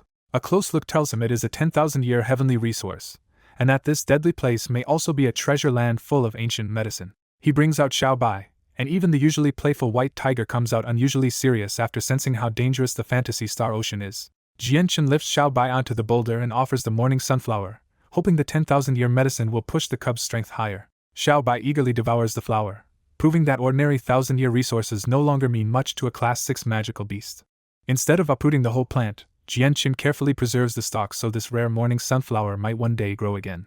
Xiao Bai starts getting drowsy after the meal, but Jianqin quickly stops him because sleeping now would waste a whole wilderness full of treasure. He tempts Xiao Bai with the promise of even more heavenly resources and a fast path toward Class 7, and that instantly wakes the cub right back up. Xiao Bai sniffs the air, locks onto a trail, and shoots off like a white blur before Jianqin can properly rein him in. Knowing exactly how lethal this place is, Jianqin panics and chases after Xiao Bai with illusionary flash. But after only a few kilometers, the whole world twists, and Jianqin abruptly finds himself trapped in a vast star-filled illusion with no direction at all. He quickly realizes this formation is far stronger than the earlier traps, and with Xiao Bai loose somewhere outside, his worry spikes hard. Then Xiao Bai's growl cuts through the illusion, and Jianqin's relief hits instantly. Xiao Bai appears, enlarges into a tiger big enough to carry him, and forcefully drags Jianqin onto his back to lead the way out. In a burst of speed, Xiao Bai breaks them free from the false starry sky and returns them to the real mountains of the Fantasy Star Ocean. Xiao Bai races deeper into the forest and stops in front of a small lush tree hiding several fist-sized red fruits. Jianqin moves to pick them, but Xiao Bai blocks him with urgent paw gestures until he understands these fruits must be stored in jade. Realizing the medicine would leak away otherwise, Jianqin carefully packs all 9 fruits into a jade box from his space ring. The rich medicinal aura tells him these are at least 10,000-year treasures, and he promises the whole stash to Xiao Bai later. Rather than feed Xiao Bai now and lose more time to sleep, Jianqin pushes on and tells him to keep searching while this treasure land is still in reach. Xiao Bai takes off at once with Jianqin riding him, and Jianqin warns him to move quietly before they stir up the living corpses. He says it a bit too late, because several Saint Ruler living corpses immediately notice them and give chase. Jianqin prepares to jump in and cut them down fast, but Xiao Bai suddenly makes things far worse with a sky-shaking roar. Roars answer from all around the mountains, and dozens of powerful presences start closing in, leaving Jianqin furious at Xiao Bai's reckless stunt. Xiao Bai shrinks emotionally under the scolding but keeps sprinting, while Jianqin braces his whole body with chaotic force for the fight he thinks is coming. Then the scenery flips again, and both of them are swallowed into another hidden formation, this time a blood-red world with a bubbling sea of blood below. Before Jianqin can solve that shock, the blood sea surges upward and forms a gigantic dragon made entirely of blood. At the same time, the Saint Ruler corpses chasing them also burst into the blood world and charged straight at Jianqin, ignoring the monstrous dragon completely. A 300-meter blood dragon roared over the sea of blood and unleashed scorching dragon breath at the charging corpses. The corpses ignored the blood dragon completely, and kept charging straight for Jianqin on Xiao Bai's back. The dragon breath swallowed over 10 corpses and tore away large chunks of their bodies, leaving Jianqin shocked at the damage. But the corpses' bodies restored themselves almost at once, and they kept rushing straight at Jianqin and the white tiger. The white tiger clearly understood how dangerous these saint ruler corpses were and sprinted across the blood sea to widen the gap. Seeing its dragon breath fail, the blood dragon grew furious and attacked the corpses directly with its claws. The dragon's claws were so overwhelming that the saint ruler corpses were ripped apart like tofu. After tearing into the corpses, the blood dragon suddenly turned on Jianchen and Xiaobai and slashed at them as a blood-red blur. Xiaobai suddenly bristled and growled, sensing the danger in the sea of blood a heartbeat before the claw strike arrived. Xiaobai vanished from the sea of blood in a single leap, and the dragon's claw ripped through the empty space they had just left. The blood dragon's attention shifts when more than 20 saint ruler corpses suddenly appear in the sea of blood. With a roar, the blood dragon sweeps its claws at the newly arrived corpses instead of chasing Jianchen and the tiger. Xiaobai burst out of the sea of blood with Jianchen and reappeared among the mountains as if the formation had never trapped it at all. Back in the mountains, Jianchen stared at Xiaobai and uneasily realized the Fantasy Star Ocean's formations might not affect it at all. That thought is cut short by beast-like roars as several dozen saint ruler corpses rush in from all around the mountains. Then an even heavier pressure appears far away, moving toward them far faster than the saint ruler corpses. Jianchen's face hardens as he blurts out that the new pressure belongs to a Saint King. Before he can react, a second Saint King presence erupts from the opposite side and closes in just as fast. Realizing 2 Saint Kings are now coming for them, Jianchen turns pale. Before Jianchen can recover, a third overwhelming Saint King presence appears straight ahead and boxes them in from 3 sides. Jianchen freezes when he realizes the 3 incoming Saint King presences are all corpse enemies. In that instant, Jianchen knows he could handle 1 Saint King by exploiting the spatial cracks, but 3 are far too fast for him to escape. He even measures his last option and realizes he cannot count on outrunning them with illusionary flash. But Xiaobai does not flinch at all and answers the sky with a fierce roar. Its wings snap open wide, and Xiaobai's speed suddenly surges to a shocking new level. Xiaobai shoots off like a white blur, moving fast enough to match the Saint King corpses. Jianchen lowers himself against Xiaobai's back and starts trusting the tiger instead of fighting the panic. He pieces it together and decides that if Xiaobai dared attract them all, it must have a way out. With no better choice left, Jianchen places all his hope on Xiaobai. Xiaobai tears through the mountains and forests below, charging straight into one formation after another. Around Jianchen, the world keeps flipping between illusion and reality, turning the escape route into a dizzying trap. Yet Xiaobai stays completely unaffected and slips through every formation with effortless precision. The 3 Saint King corpses still refuse to let them go, and keep pressing close from behind. Both sides skim just under the 10-meter death line, racing through the formations with the spatial cracks waiting above. The white tiger suddenly loses speed, and that split-second weakness lets the 3 Saint King corpses surge much closer behind Jianchen. Just as the corpses close to within 1,000 meters, the nearby space twists again, and the whole scene changes in an instant. Jianchen and Xiaobai are thrown into a dead wasteland, a bleak empty land with no trace of greenery anywhere in sight. Then an enormous battle intent rises from far away, so oppressive and arrogant that Jianchen instantly feels it belongs to something far beyond him. Heavy booms start echoing across the wasteland, and each one lands in perfect rhythm with Jianchen's heartbeat. The strange rhythm turns brutal, making it feel like every boom is stomping directly on his heart and tearing away his ability to fight. Pale and drenched in sweat, Jianchen can barely endure it and realizes this terrifying formation is crippling him with sound alone. As he struggles to stay upright, a golden figure finally appears near the horizon and starts walking toward him through the wasteland. Every step of the golden figure slams into the earth hard enough to shake the land, and Jianchen feels the impact hammer his heart again. It only seems to be walking slowly, but after a few impossible strides the golden figure has already crossed the wasteland and closed to several hundred meters from Jianchen. In the bleak wasteland, a monstrous golden giant blocks the way, towering over everything with a huge golden axe on his shoulder. One look at that armored giant drains Jianchen's courage, and his face turns even paler as the man's battle intent crushes his will to fight. This pressure is unlike anything Jianchen has felt before, so terrifying that even Saint Kings never made him feel this helpless. Jianchen can only stare and wonder if this terrifying figure is a Saint Emperor of the Dragon Clan. Oddly, the white tiger does not share Jianchen's fear and just stares at the giant in stunned silence. Before Jianchen can recover, 3 Saint King corpses enter the formation behind him and keep charging straight for him. Then the golden giant finally moves, slowly lifting his axe as if preparing to judge every intruder at once. His voice booms across the wasteland with a single command: death to those who dare intrude the land of Ergens. As the axe rises high, the giant's battle intent erupts so violently that the whole region seems fragile beneath it. In that crushing instant, time itself seems to freeze, and only the descending golden axe still moves. Inside the formation space, Jianchen and the 3 Saint Kings suddenly lose control of their bodies and can only stare as a dazzling golden axe falls toward them. The white tiger is the only one not bound by the frozen time, and it instantly carries Jianchen out of the wasteland in a desperate leap. Only after leaving the formation space does Jianchen get his body back, and the delayed fear hits him hard. A heavy thought keeps pounding through Jian Chen's mind. Was that golden giant really Ergens, the war god of the 100 races? The name alone terrifies him, because Ergens is supposed to be a godlike existence beyond even a saint emperor. Jian Chen turns back toward the battlefield and finds the 3 saint kings still standing there like empty shells. A moment later, those saint king bodies collapse into dust, and this time there is no sign that they will ever recover. When the dust clears, one thing is left behind, a single droplet of golden blood floating in the air and faintly glowing. Staring at the golden droplet, Jian Chen starts to wonder if it is the war god's blood, and whether that terrifying giant was born from it. The sight of the golden blood pulls Jian Chen into a grim mental picture of ancient history, when the 100 races and magical beasts were locked in war. In that imagined scene, Ergens, the war god of the 100 races, carves his way into Dragon Island itself. That bloodshed enrages the ancient winged tiger god, who strikes back and slaughters Ergens. Jian Chen reminds himself this whole ancient battle is only his reconstruction from the blood, not something he actually knows for certain. Even so, Jian Chen is almost sure the retreating droplet really came from Ergens. What he cannot tell is how it got here, and he starts weighing a darker possibility behind the Dragon Clan's formation. He suspects the Dragon Clan may have obtained Ergens' blood by some unknown method and refined it with a special technique to borrow a trace of the war god's power. The more Jian Chen studies it, the more shaken he is by the scale of that power. One tiny drop can casually wipe out Saint King corpses. That realization pushes him to one hard conclusion: a being who surpassed Saint Emperor was terrifying on a completely different level. Then a new thought suddenly hits Jian Chen, and his whole focus sharpens at once. Seeing the retreating golden blood, Jian Chen suddenly realizes Ergens' blood is the same color as Tai Ta's, and the thought hits him hard. Uneasy but decisive, Jian Chen tells Xiao Bai to remember this place because they may need to come back here someday. Xiao Bai glances back at the bloodstained area and answers with a low snarl, making it clear he understood. After that, Xiao Bai starts rampaging across the Fantasy Star Ocean, deliberately making as much noise as possible to stir up the dead.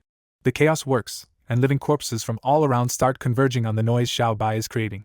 Xiao Bai leads the pursuing corpses straight into nearby formations, turning the ocean's own traps against them. Whenever a Saint King corpse appears, Xiao Bai immediately drags it toward a formation strong enough to kill Saint Kings. Before long, Xiao Bai has shattered any piece left in this part of the Fantasy Star Ocean, with the noise echoing through the whole region.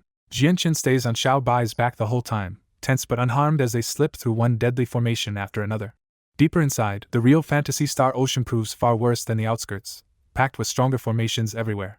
Among them are countless killing, illusion, and trapping arrays meant for saint rulers, and Xiao Bai uses those too to snare large numbers of enemies. The formation made from a drop of Ergens' blood is only one of several Saint King killing arrays hidden here. By the end of the sweep, Xiao Bai has used those formations to wipe out more than 10 Saint King corpses. The blood formations finish off several Saint King corpses for good, while others stay trapped or get ground down until they can no longer rebuild their bodies.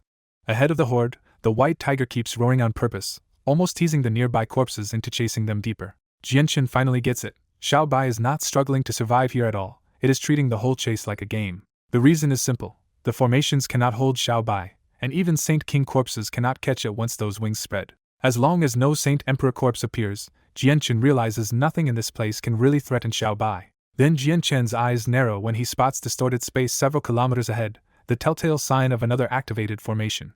Inside the blur, a faint purple figure comes into view, and that single glimpse immediately grabs Jian Chen's attention. Jian Chen recognizes the figure as the Heavenly Enchantress, and his heart tightens when he realizes she has fallen into the formation. Without hesitating, Jian Chen points ahead and orders Xiao Bai to rush over at once. The white tiger trusts Jian Chen without hesitation and instantly changes course toward the formation. Even with the formation ahead, their situation stays dire because hundreds of Saint Ruler corpses keep chasing right behind them. Inside the formation, the Heavenly Enchantress floats cross-legged in a gray haze with the zither of the demonic cry resting across her hands. She plays the first 20 strings in a blur, and every strike sends hurried notes, rippling through the trapped space. When she hits the 21st string, the entire formation space answers with violent rumbles. Her face turns grim and sweat gathers on her forehead, making it clear this fight is draining her badly. The reason becomes clear. After being separated from Jian Chen the previous night, she pushed deeper alone and accidentally stepped into this formation. What trapped her is no ordinary array but the Dragon Clan's absolute killing formation, 10,000 dragons. Its reputation is terrifying enough that even in ancient times, 3 Saint Emperors of the 100 races died in this exact formation. Then the formation attacks in full, and deafening dragon roars shake the illusionary space from every side. Giant dragons fill the space completely, turning the formation into a cage with no safe direction left. Some dragons blast dragon breath while others slash with claws, unleash secret techniques, or simply crash straight at her. The Heavenly Enchantress stays suspended in midair, frantically playing the zither of the demonic cry to fend off attacks from every side. Wave after wave of sound energy explodes from the zither of the demonic cry as she struggles to block the dragon's assault. Inside the ancient 10,000 Dragons formation, the heavenly enchantress immediately understands what she is trapped in, because Mercenary City recorded this killing array in grim detail. She recalls the formation's first 2 stages clearly. All 10,000 dragons fight at Class 5 strength, then rise together to Class 6. The third form is worse again, turning every one of those dragons into a Class 7 magical beast. And she knows the fourth form is the real nightmare, because 10,000 Class 8 beasts would wipe out even a peak Saint King. The fifth form is even more absurd in legend, with each dragon reaching Class 9 strength, like 10,000 Saint Emperor level beasts descending at once. History gives her one thin comfort: the dragon clan never truly mastered that legendary fifth form, and the fourth was the highest they could use. But that comfort barely helps, because even the fourth form once killed 3 Saint Emperors of the 100 races during the war. So trapped in the array, she silently prays the formation is incomplete and can go no higher than the third form. She judges the line brutally clearly. She can still smash through the third form if she burns a huge amount of her own vitality. If the array reaches the fourth form, though, she knows with cold certainty that it will be her death. By now she has already been fighting inside this formation for several exhausting hours. During that brutal stretch, she already forced her way through the first and second forms by herself. Now, after surviving those earlier layers, she stands in the third form and faces the next deadly wall head-on. The situation is already terrifying. All 10,000 dragons here are Class 7 magical beasts, a force equal to 10,000 saint rulers. Then the whole dragon host throws its heads back and roars at once, and the sky itself seems to shake. As their whispering power spreads across the battlefield, a vast tide of energy floods the entire region. The heavenly enchantress immediately realizes what this means and grimly says the dragons have started using their innate abilities. She understands the danger instantly. 10,000 dragon abilities are enough to slaughter any saint ruler, and even make ordinary saint kings wary. With no easy answer left, the heavenly enchantress grits her teeth and makes a hard decision. She reaches for the 23rd string, aiming for power beyond what she should be able to touch. The moment her finger touches it, the string cuts her open and bright red blood spills onto the instrument. Instead of falling away, the blood is absorbed by the 23rd string until the entire string turns red. Once awakened, that crimson string releases a profound aura that feels tied to the very laws of the world. At the same time, a gentle zither note seems to descend from beyond the sky and echo through the entire formation. But the price hits her immediately, and the heavenly enchantress goes pale from the blood she just spent. This is not ordinary blood but her essence blood, the precious vitality that carries a person's core life force. She is now burning her own vitality to force out an attack far beyond her normal strength. And before the pressure can ease, another dragon roar crashes through the formation space. Inside the formation space, all 10,000 dragons unleash one world-shaking roar and send layered sound waves crashing straight at the heavenly enchantress. She answers at the same instant, calmly striking the 23rd string despite the price it will take from her. That single note blooms into a visible wave of power, expanding through the formation space with terrifying speed. Her note crushes the dragon's roar outright, and the oncoming sound wall is completely overwhelmed. The wave keeps going like nothing can stop it, slicing through the dragon formation and reaching the entire swarm. Then, almost eerily silent, all 10,000 Class 7 dragons disintegrate at once and the third form is broken. But that overwhelming strike costs her dearly, because forcing the 23rd string burns away her vitality. For a moment her eyes go dull and the weakness she was trying to hide shows through. Before she can recover, another dragon roar erupts through the formation space and the danger surges back. The dragons rebuild in full view, their new presence countless times stronger, and the heavenly enchantress instantly realizes the fourth form has arrived. The moment the heavenly enchantress sees what is ahead, despair floods her face. With bitter certainty, she says this is the fourth form and realizes it is a complete one. That revelation crushes her hope, and she admits she is probably fated to die here today. Breaking through the formation's third form had already cost her everything and marked the absolute end of her strength. Now, facing a fourth form that can even slaughter Saint Emperors, she has no power left to resist at all. The absolute killing formation shifts into its fourth form, and 10,000 giant Class 8 dragons fill the hazy space with a pressure so heavy the heavenly enchantress can barely breathe. Dozens of those dragons charge her at once, and after spending too much vitality breaking the third form, she knows she has no strength left to resist. With death rushing at her, the heavenly enchantress closes her eyes in unwilling defeat. At the last second, a white flash tears into the formation as Jianchen arrives riding Xiao Bai in his enlarged winged tiger form. Jianchen sees dragon claws already almost on top of them, so he skips all explanation and grabs the heavenly enchantress onto Xiao Bai's back. He shouts for Xiao Bai to run, and the white tiger explodes into a streak of light that slips straight out of the formation. Once the normal world returns, Jianchen finally relaxes, only to realize the half-conscious heavenly enchantress is collapsed tightly against his chest. The closeness shakes Jianchen because he has always seen her as distant and untouchable, not someone he would ever hold like this. He asks if she is alright, and the heavenly enchantress, briefly embarrassed to find herself leaning on him, pushes herself upright and coolly says she never expected Jianchen to still be alive. Jianchen says he only survived because he found a way to deal with the living corpses, but she is more interested in the tiger carrying them.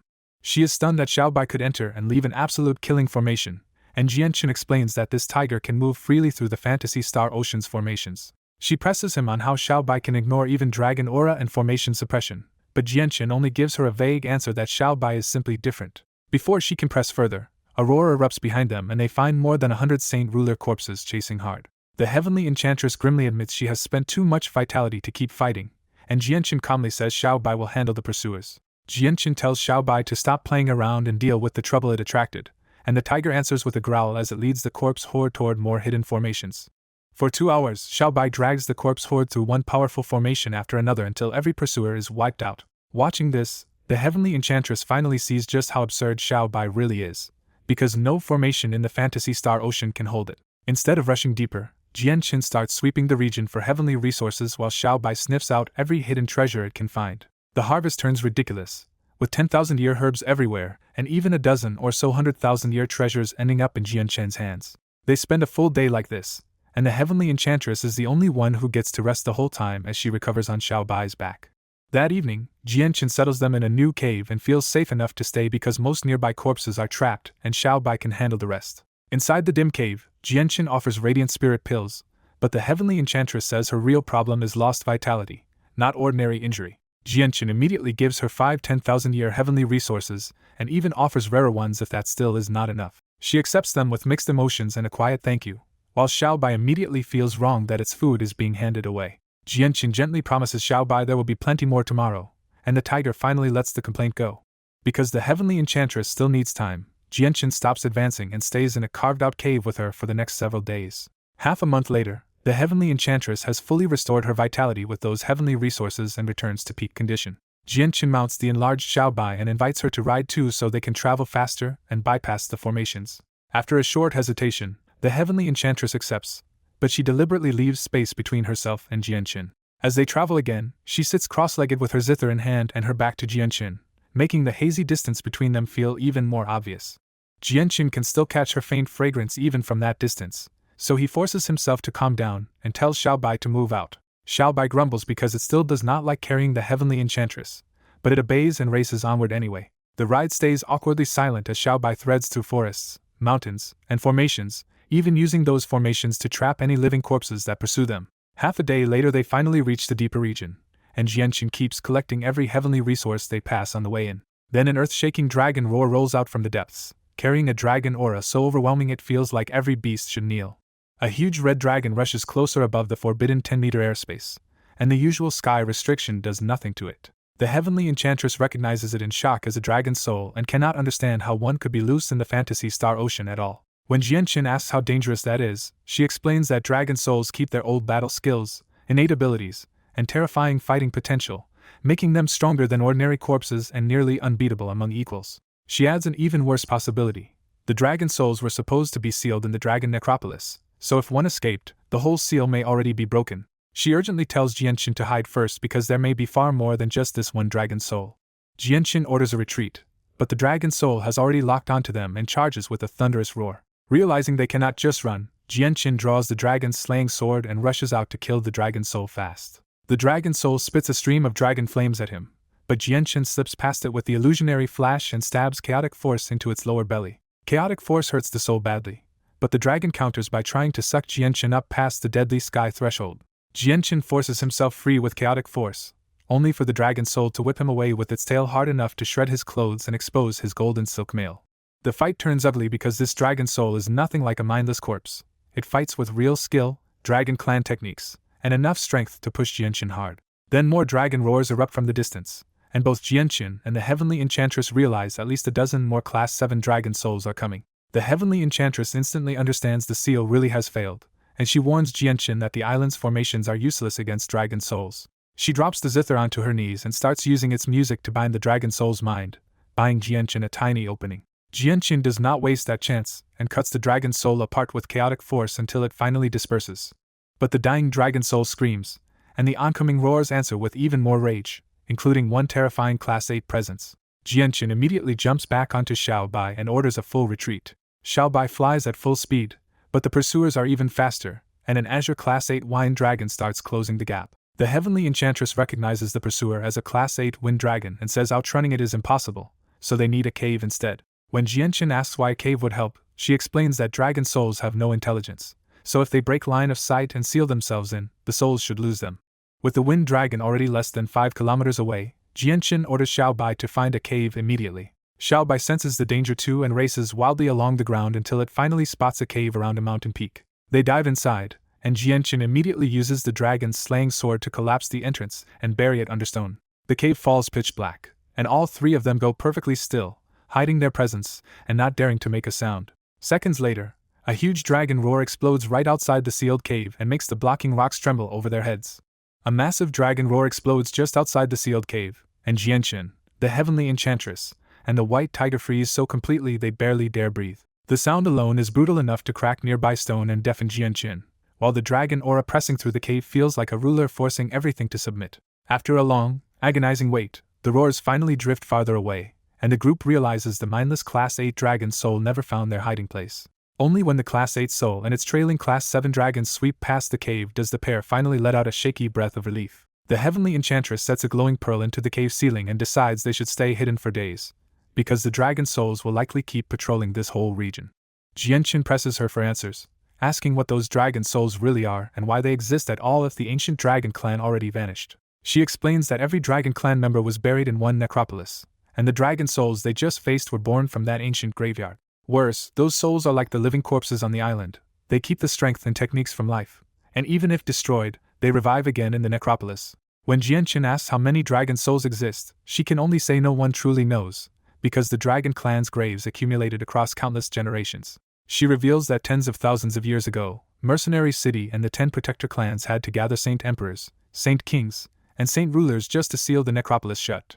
Now that dragon souls are roaming outside again, she fears the seal has broken, and if they ever spill into the outside world, the continent may have no strength left to stop them. Jianqin asks the question he dreads most, and she solemnly confirms that even Saint Emperor-level dragon souls exist inside that necropolis. The answer leaves Jianqin shaken, because he can already picture a world overrun by mindless killers that no one outside can coexist with. His gaze shifts to the white tiger, and he silently clings to one last hope.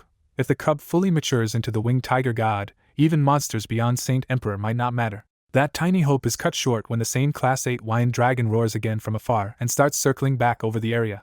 Soon the Class 7 dragon souls return too, sweeping across the sky in a 10-kilometer patrol that boxes Jianqin and the Heavenly Enchantress in even tighter. When the Wind Dragon and the Class 7 souls circle back to patrol the area, the Heavenly Enchantress quietly says this is exactly what she expected, and Jianqin grimaces at the thought that they may be trapped here for a very long time. Far deeper on the island, a giant golden space gate hangs in the air, opening into a vast hidden realm packed with dragon tombs and countless silent souls. Before one enormous gravestone stands Ray Jean, a middle-aged man in golden robes, staring across the ruined necropolis with grief written all over his face. Nearby, Hayu cultivates in black robes, and the scene makes one brutal detail clear: his right arm is gone. Ray Jean looks over the changed island, the mindless dragon souls, and the endless graves, and his sorrow turns into a desperate stream of questions about what happened to his vanished clansmen. He even wonders if the Dragon Clan, Divine Phoenix Clan, and Winged Tiger God all disappeared together, leaving behind only this twisted ruin. Then Ray Jean spots a red dragon soul reforming above a gravestone, and stares in disbelief, because he knows that soul had already been dispersed before. Hayu suddenly opens his eyes and tells Ray Jean he can feel the Winged Tiger God has already arrived on the island. Ray Jean says he already knows, and he also senses the human being chased by the Saint artifact has entered this place too. Even in that moment, Ray Jean puts Hayu first, telling him to keep cultivating until he reaches the 9th heavenly layer so they can finally seek the artifact spirit to restore his lost arm. Hayu thanks him with real gratitude, because Ray Jean is the one hiding his foreign presence and feeding him converted energy so the dragon souls will not attack. Ray Jean roars his loneliness into the sky and admits that after all these years, he has only ever had 2 true friends, a girl from the Divine Phoenix Clan and Hayu. Hayu understands that pain without saying much, then closes his eyes again and returns to the breakthrough that could change both their fates. Ray Jean refuses to leave his side, because only his concealment keeps Hayu safe in a place where the dragon souls will spare clansmen but attack outsiders. Back in the cave, Jianqin has already sent the white tiger into the Saint artifact to keep growing stronger on heavenly resources while they remain trapped outside. The situation has only worsened. Over 40 dragon souls now prowl outside, including 3 Class 8s, and their non-stop roars have left the cave under constant siege. After 7 silent days, Jianchen finally gets restless and asks the heavenly enchantress if there is any way at all to make the dragon souls leave. She says there is one method, but it is brutally simple. Someone outside would have to draw the dragon souls away. That answer kills Jianchen's brief hope, because almost no one enters the Fantasy Star Ocean in the first place, so rescue is basically impossible. With no better option, he resigns himself to waiting again. When another 7 days pass with no change, Jianchen decides he may as well recover some chaotic force instead of wasting the time completely. A golden light shoots from Jianchen's forehead and condenses into the palm-sized saint artifact, immediately drawing the heavenly enchantress's full attention. She warns him not to cultivate recklessly, because any leaking energy could expose their cave to the dragon souls roaming right outside. Jianchen reassures her that he plans to cultivate in another space entirely, where no trace of his energy will leak outside. When she asks what the tower really is, Jianchen reveals the stunning truth. It is the saint artifact of the Radiant Saint Master Union. The heavenly enchantress is genuinely shocked, because she never expected such a legendary divine artifact to end up in Jianchen's hands. Jianchen invites her inside the artifact space with him, pointing out that it would keep them safe even if the cave itself were discovered. She wonders if the artifact could do even more and simply carry them out of the Fantasy Star Ocean, but Jianchen has already learned that plan would fail. He explains that the artifact is foreign to this place, so taking it outside would expose it to the dragon souls and could even draw Saint Emperor-level souls from the necropolis onto them. Realizing the artifact cannot solve everything, the heavenly enchantress agrees to enter it anyway and wait from inside. At Jianchen's command, beams of light descend from the saint artifact and pull both of them into the tower in an instant. Once they vanish, the little tower dims to an ordinary look and slips into a dark corner behind a rock, hiding itself inside the empty cave. Inside the artifact, the once sparse space has changed into a living wilderness filled with magical beasts from Class 1 all the way up to Class 6. On one plane below, 2 Class 5 magical beasts are already locked in a savage fight, tearing up the ground with their clash. Jianchen and the heavenly enchantress appear above that battlefield in twin columns of light, and she immediately starts looking around with sharp curiosity. Their sudden arrival makes the 2 fighting beasts stop cold and stare up, instantly sensing that the newcomers are far more dangerous than either of them. Then an earth-shaking caw tears across the distance, and a murderous presence comes rushing straight toward Jianchen. Jianchen quickly recognizes the source and coldly realizes the Class 7 Crow King still remembers him for killing one of its close kin before. Because Saint Ruler powers work normally inside the artifact, the Crow King uses spatial force to blur through space and close the distance in seconds. The monster arrives in full view as a gigantic jet-black crow with scarlet eyes, and its pressure alone forces the Class 5 beasts on the ground to collapse and tremble. With open hatred in its eyes, the Crow King lets out another hideous cry and lunges straight for Jianchen, its claws aiming for his heart. Just as the Crow King moves against Jianchen, a furious voice freezes the surrounding space and locks the beast in midair. The heavenly enchantress instantly realizes whoever did this can restrain a 7th heavenly layer Class 7 beast with ease, which means a terrifying expert just stepped in. Then the artifact spirit appears beside Jianchen and bows to him as master, stunning both the heavenly enchantress and the Crow King. Jianchen coolly tells the artifact spirit to release the crow, and the space lock vanishes at once. The Crow King drops its hostility, transforms into a short black-robed old man, and kneels in fear before the artifact spirit. When the spirit rebukes him for disrespecting his master, the Crow King panics and begs for forgiveness on the spot. Watching a proud Class 7 beast shake like this, the heavenly enchantress is even more shocked by the spirit's power and by Jianchen's hidden status. Jianchen asks about the Class 6 crow he killed before, and the Crow King admits that bird was his most promising disciple. After hearing the truth, Jianchen lets him go, and only after the artifact spirit also gives permission does the Crow King dare to leave. With the danger over, Jianchen returns with the heavenly enchantress and the artifact spirit to the central palace. The heavenly enchantress keeps her questions to herself, chooses a hall, and quietly goes into seclusion. Jianchen also shuts himself inside a cold empty hall, determined to recover his chaotic force. He sorts through every monster core in his space ring and piles them around himself like small mountains before refining begins. Jianchen calls on Ziying and Qingsuo, and the sword spirits appear to help refine the cores into strands of chaotic force. Over 2 days the mountains of cores vanish, and Jianchen's chaotic nightingale grows from soybean size to thumb size, but the gain is still frustratingly small. When the last of his usable cores run out, Jianchen realizes he has almost nothing left to refine except dangerous last resort items. Then a sharp idea hits him. If the artifact space has so many powerful beasts, their dead ancestors may have left behind a huge supply of monster cores. He rushes outside, summons the artifact spirit, and urgently asks whether dead magical beasts in this space left usable cores behind. The spirit confirms the clans kept many ancestral cores as relics, and Jianchen immediately orders him to collect every one he can. At Jianchen's order, beast clans across the artifact space are thrown into chaos as ancestral halls suddenly lose the consecrated monster cores they guarded for generations. Even powerful Class 7 beasts try to stop the flying relics, but the artifact space itself suppresses them and leaves them helpless. The beasts quickly understand the truth. The artifact spirit took the cores, and no one in this world dares challenge him. Back in his hall, Jianqin can only stare as an endless stream of monster cores pours in and piles up into mountains around him. When Jianqin asks how many there are, the artifact spirit calmly says the space has preserved over 2,000 Class 8 cores and more than 50,000 Class 7 cores. The number is so absurd that Jianqin just stands there repeating it to himself, half dazed with joy. After a long moment, he finally regains his senses and starts packing cores into his space ring. Then he stops and realizes storing everything in one ring is too risky when the artifact space itself is the safer vault. He orders the artifact spirit to move the stockpile into storage and bring him only 100 Class 7 cores for now. In a single sweep, the spirit clears the hall and leaves exactly 100 Class 7 monster cores floating before Jianqin. Jianqin picks one up and discovers the ancient core is wrapped in a dusty stone shell, with much of its energy already faded away. The artifact spirit explains that centuries of storage let the energy leak and solidify, and Jianqin estimates only around 60% remains. Even so, Jianqin decides the old cores are still valuable enough, tells the spirit to watch the outside world, and goes straight back into seclusion. Inside the quiet hall again, the sword spirit struggled to refine the first old Class 7 core because its energy has hardened like solid ice. A full day later, the first core yields only a tiny strand of chaotic force, but Jianqin is still satisfied because the total supply is enormous. So he keeps going without pause, convinced that refining enough of these cores can finally push his chaotic body to the second layer. 3 months pass in hard cultivation, and after consuming all 100 cores, Jianqin sees his chaotic Niden grow enough to put the second layer within reach. He comes out, checks with the artifact spirit, and is relieved to hear nothing outside has changed. With the coast still clear, Jianqin asks for 500 more Class 7 cores, this time from beasts who died recently. The spirit immediately summons 500 fresher cores, all glowing with active energy instead of the dead dullness of the older batch.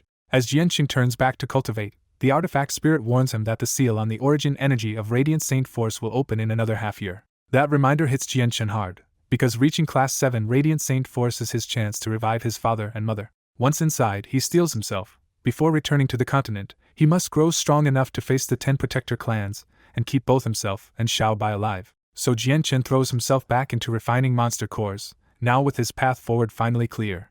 Far away on the Tianyuan continent, the hunt for the winged tiger god only grows more intense as protector clans, ancient clans, and hidden clans all join in. The 10 protector clans repeatedly use secret techniques to scan the continent for Jianqin and the winged tiger god, but every attempt fails.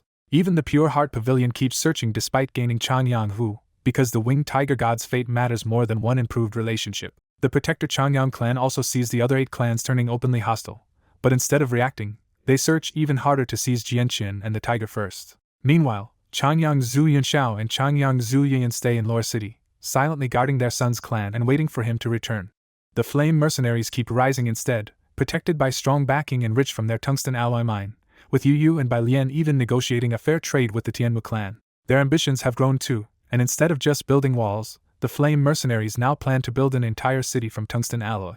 Elsewhere, Jianqin's allies are all buried in training, with Mingdong in a desolate retreat, Huang Wan back with the Huang family, and Tai Ta, Fatty, Wang Yifeng, and Dugu Feng all using the monster cores he left behind to get stronger. At the Tianqin clan, Qin Shao wants to go look for Jianqin, but once the protector clans spread Jianqin's image across the continent, his own elders lock him down under house arrest. And Qin stays the same on the surface, spending each day with her zither and her brush, but her music now carries longing instead of peace.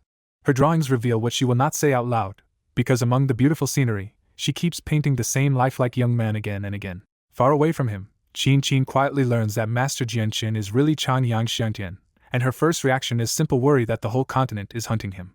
Elsewhere under house arrest, Qin Shao drinks alone and mutters that Jianqin has to stay hidden, because he still owes her the promise to wander the continent with her. In a busy first-class city, the earliest core members of the Flame Mercenaries gather inside a luxurious estate and train like hardened killers who have survived too much together. One middle-aged mercenary speaks for all of them, swearing that they may be too weak to help Jianqin now, but one day they will fight beside their captain and kill his enemies with him.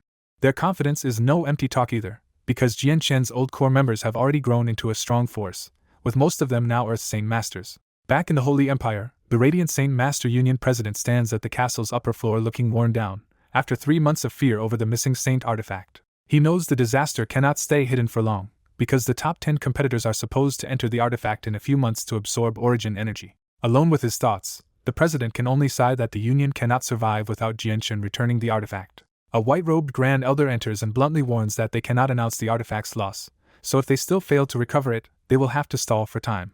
After a long, bitter silence, the president accepts that delaying the truth is the only move they have left. In another Holy Empire estate, Caroliwe sits alone in a garden pavilion, staring blankly at the fish pond while she waits for news. A subordinate kneels outside the pavilion, and Caroliwe coldly asks the only thing she cares about right now, whether the Union has recovered its artifact. When the man reports that the artifact is still missing, Caroliwe dismisses him and is left alone with her frustration. Once she is alone, Caroliwe finally admits the real problem. Without the Union artifact that Yang Yutian stole, she has no clear path to becoming a Class 7 Radiant Saint Master.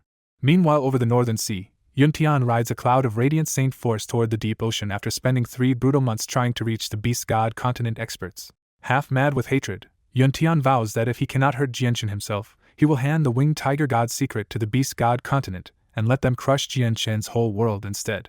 But Yuntian's body gives out first, and after days without rest on the open ocean, he loses consciousness and drops straight toward the water. As he sinks in and out of awareness, Yuntian hears a shocked voice latch on to 2 key words at once: Beast God Continent and Winged Tiger God. When Yuntian wakes again, he finds himself inside a luxurious palace hall and immediately realizes he has landed in the middle of powerful strangers.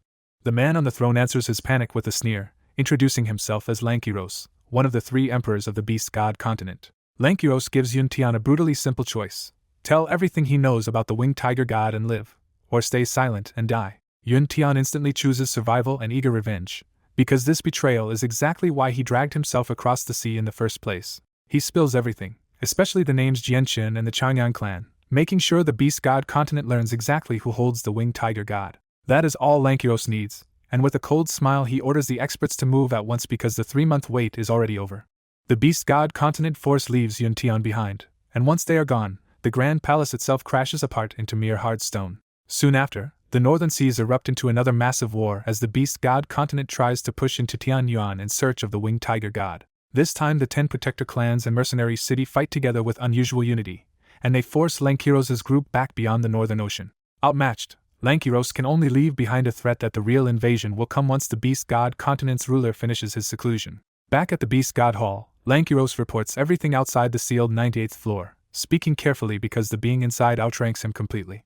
From inside, the ruler answers with raw confidence that he needs only 5 more years to break through, and then Tianyuan will pay dearly while the Winged Tiger God can wait a little longer. Several more months pass, and inside the Saint Artifact, the artifact spirit finally comes to Jianchen's chamber with the news he has been waiting for. The Origin Energy Seal will open in 2 hours. Inside the sealed hall, Jianchen ends his current round of secluded cultivation with Ziying and Qingsuo hovering above him as a Class 7 monster core is refined into chaotic force. Jianchen tells the sword spirits to stop refining for now, because becoming a Class 7 Radiant Saint Master comes first. The sword spirits are pleased with his progress and tell him that if this pace continues, he could reach the 2nd layer of the chaotic body in just a few more years. That encouragement matters because after almost a year in seclusion, Jianchen has already refined hundreds of Class 7 monster cores and rebuilt his chaotic Niden to the size of a dove's egg. He knows the next layer is still far away, but with his energy supply solved, time is now the only thing standing between him and another major leap. Under the artifact spirit's guidance, Jianchen leaves the hall and enters a side chamber that holds the dense, sealed origin energy of Radiant Saint Force. The instant he steps inside, Jianchen's heart starts pounding because the hall contains the vast origin energy that every would-be Class 7 Radiant Saint Master needs. This energy is priceless on the Tianyuan continent, because only the Union Saint artifact can refine ordinary Radiant Saint Force into true origin energy. Even the artifact spirit, who rules almost everything inside this world-like space, can do nothing to the seal because it predates his own awareness and has never budged under his full power. For Jianchen, this breakthrough means far more than status, because reaching Class 7 would let him revive his parents and even threaten Saint Kings through the forbidden art god's descent. He also understands the price, since the true god's descent burns away at least a century of life each time it is used, and even more for stronger versions. 2 tense hours later, the ancient seal finally cracks open on its own and a flood of bright white light spills into the hall. White mist-like origin energy begins to drift free, and the artifact spirit warns Jianchen that he has only 3 days before the seal drags it all back inside. Jianchen sits down immediately and begins the Class 7 process, using the method he learned earlier to try and infuse origin energy directly into his soul. The step is brutally important, because only by changing his soul with origin energy can Jianchen truly become compatible enough with Radiant Saint Force to cross into Class 7. History is full of Class 6 Radiant Saint Masters who failed right here, so Jianqin stays calm and keeps testing the origin energy instead of panicking when it rejects him. After half a day of relentless trial and error, Jianqin finally snags a single strand of origin energy and guides it toward the top of his head. The moment that strand enters his sea of consciousness, it expands into a vast force that starts changing his soul from the inside.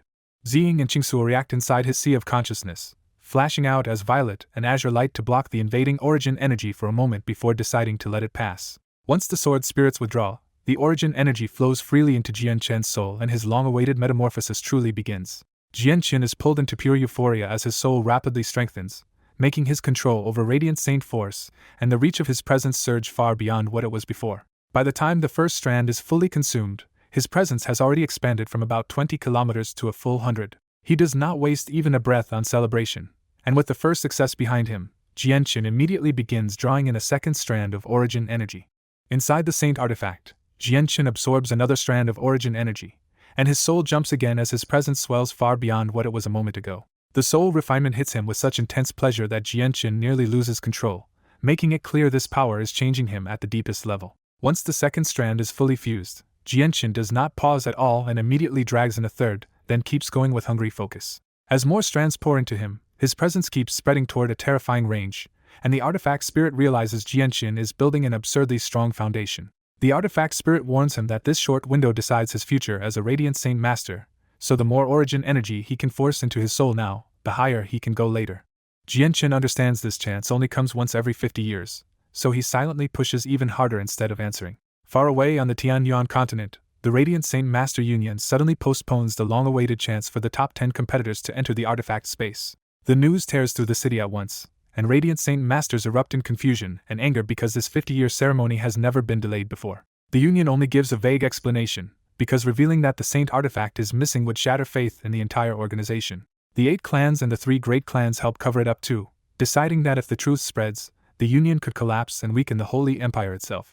Back at headquarters, Quan Yukai sprawls on a soft bed and grumbles that the delay has wrecked his own chance to break through to Class 7. His complaints turn into admiration when he thinks about Yang Yutian actually being a Saint ruler and a Radiant Saint Master at the same time, something the continent has never seen. Quan Yukai also remembers the White Tiger Cub's terrifying identity as the Winged Tiger God, and that only makes Yang Yutian seem even more extraordinary. But that admiration turns uneasy when he remembers the whole continent is hunting Yang Yutian, and he can only wonder if his friend is still alive. Deep in a secret basement beneath the Union, the President, Grand Elder, and more than 20 Class 7 elders gather in formation with the 5th Elder at the center to search for Jianqin and the lost artifact.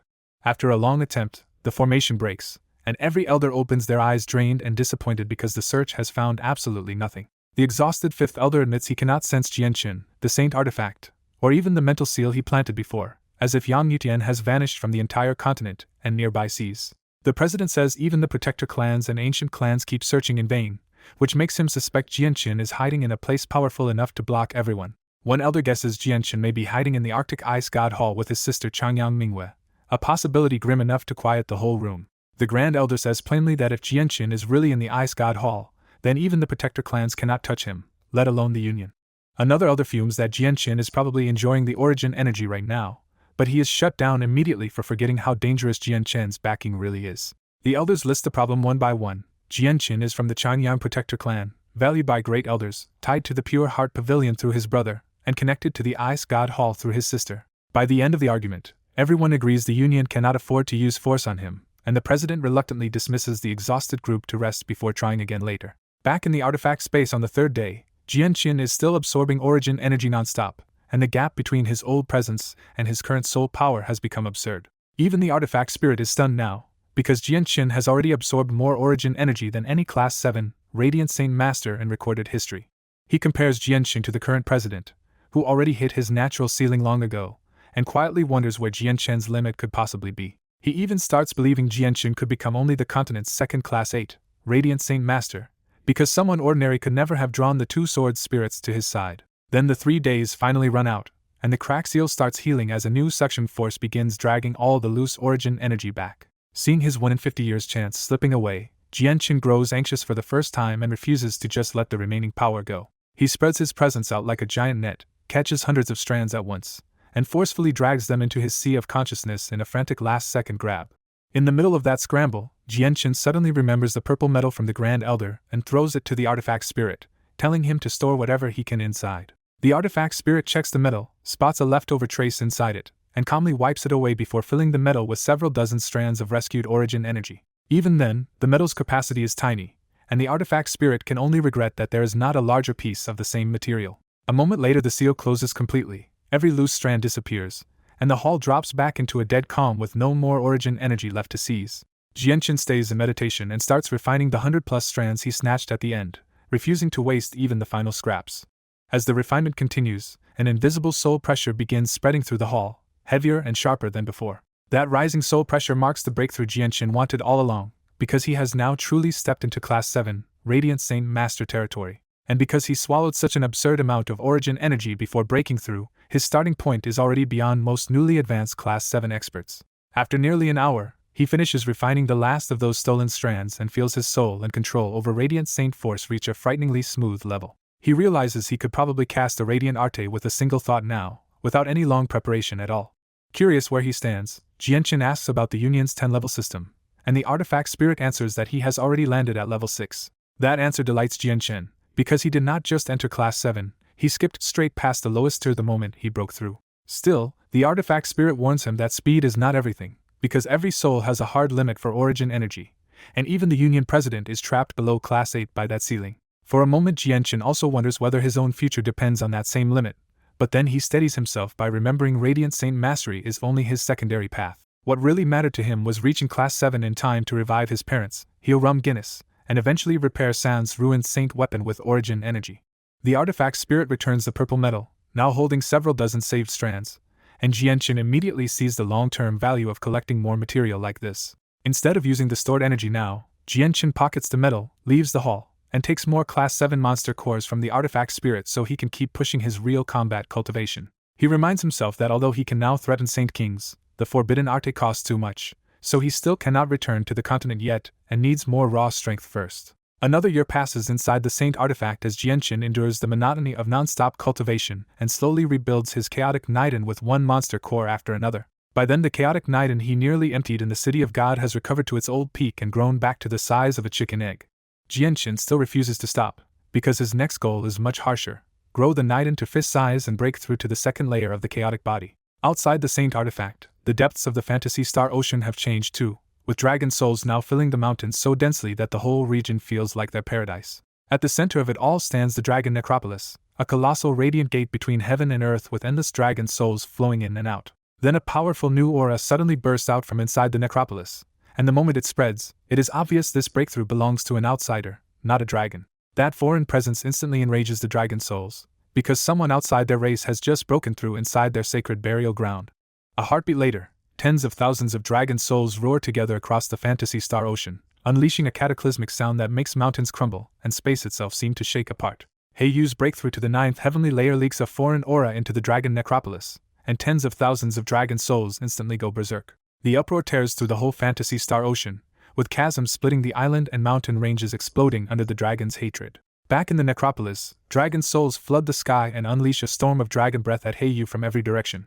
Even Rei-jin feels the danger, so he shouts for Heiyu to erase his presence and dodge for his life. Heiyu understands he can still die here, so he wipes his aura clean and makes a desperate break for the exit. The dragon souls stay locked on him anyway, sealing the air around him until every escape route closes. Forced to go all out, Heiyu roars and returns to his true form, a colossal mutated divine alligator. He smashes through the weakest side of the seal, ignoring wounds from Class 7 dragon souls just to tear apart the stronger Class 8 ones blocking his path. Just as Heiyu breaks free, far deeper in the necropolis, even more terrifying presences wake up. The entire dragon host drops in submission, and Heiyu realizes the monsters rising now are Class 9 dragon souls.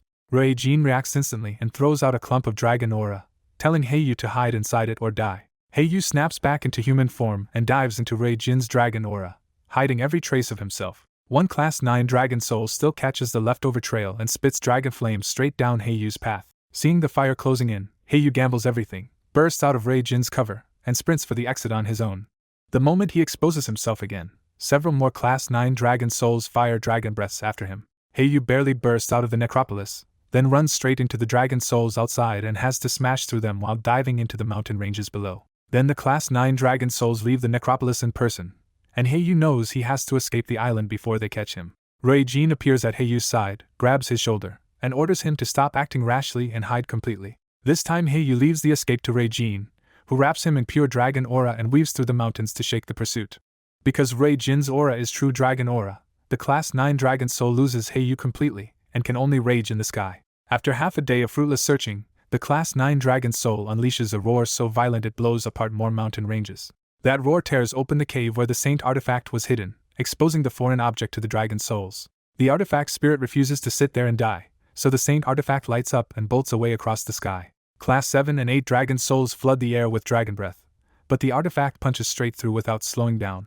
A Class 9 dragon soul escalates the chase by turning the region into a sea of dragon flames hot enough to melt rock into magma. Even that is not enough to stop it, and the artifact bursts free of the flames and races for the edge of the Fantasy Star Ocean. The Class 9 dragon souls shrink to pursuit, size, and chase after it at terrifying speed, clearly determined not to let it escape. They catch up almost immediately, and one dragon soul bites the artifact hard enough to scrape a shallow mark into it. The artifact spirit can fight like a Saint Emperor only inside the artifact space, so outside it can do little except keep running.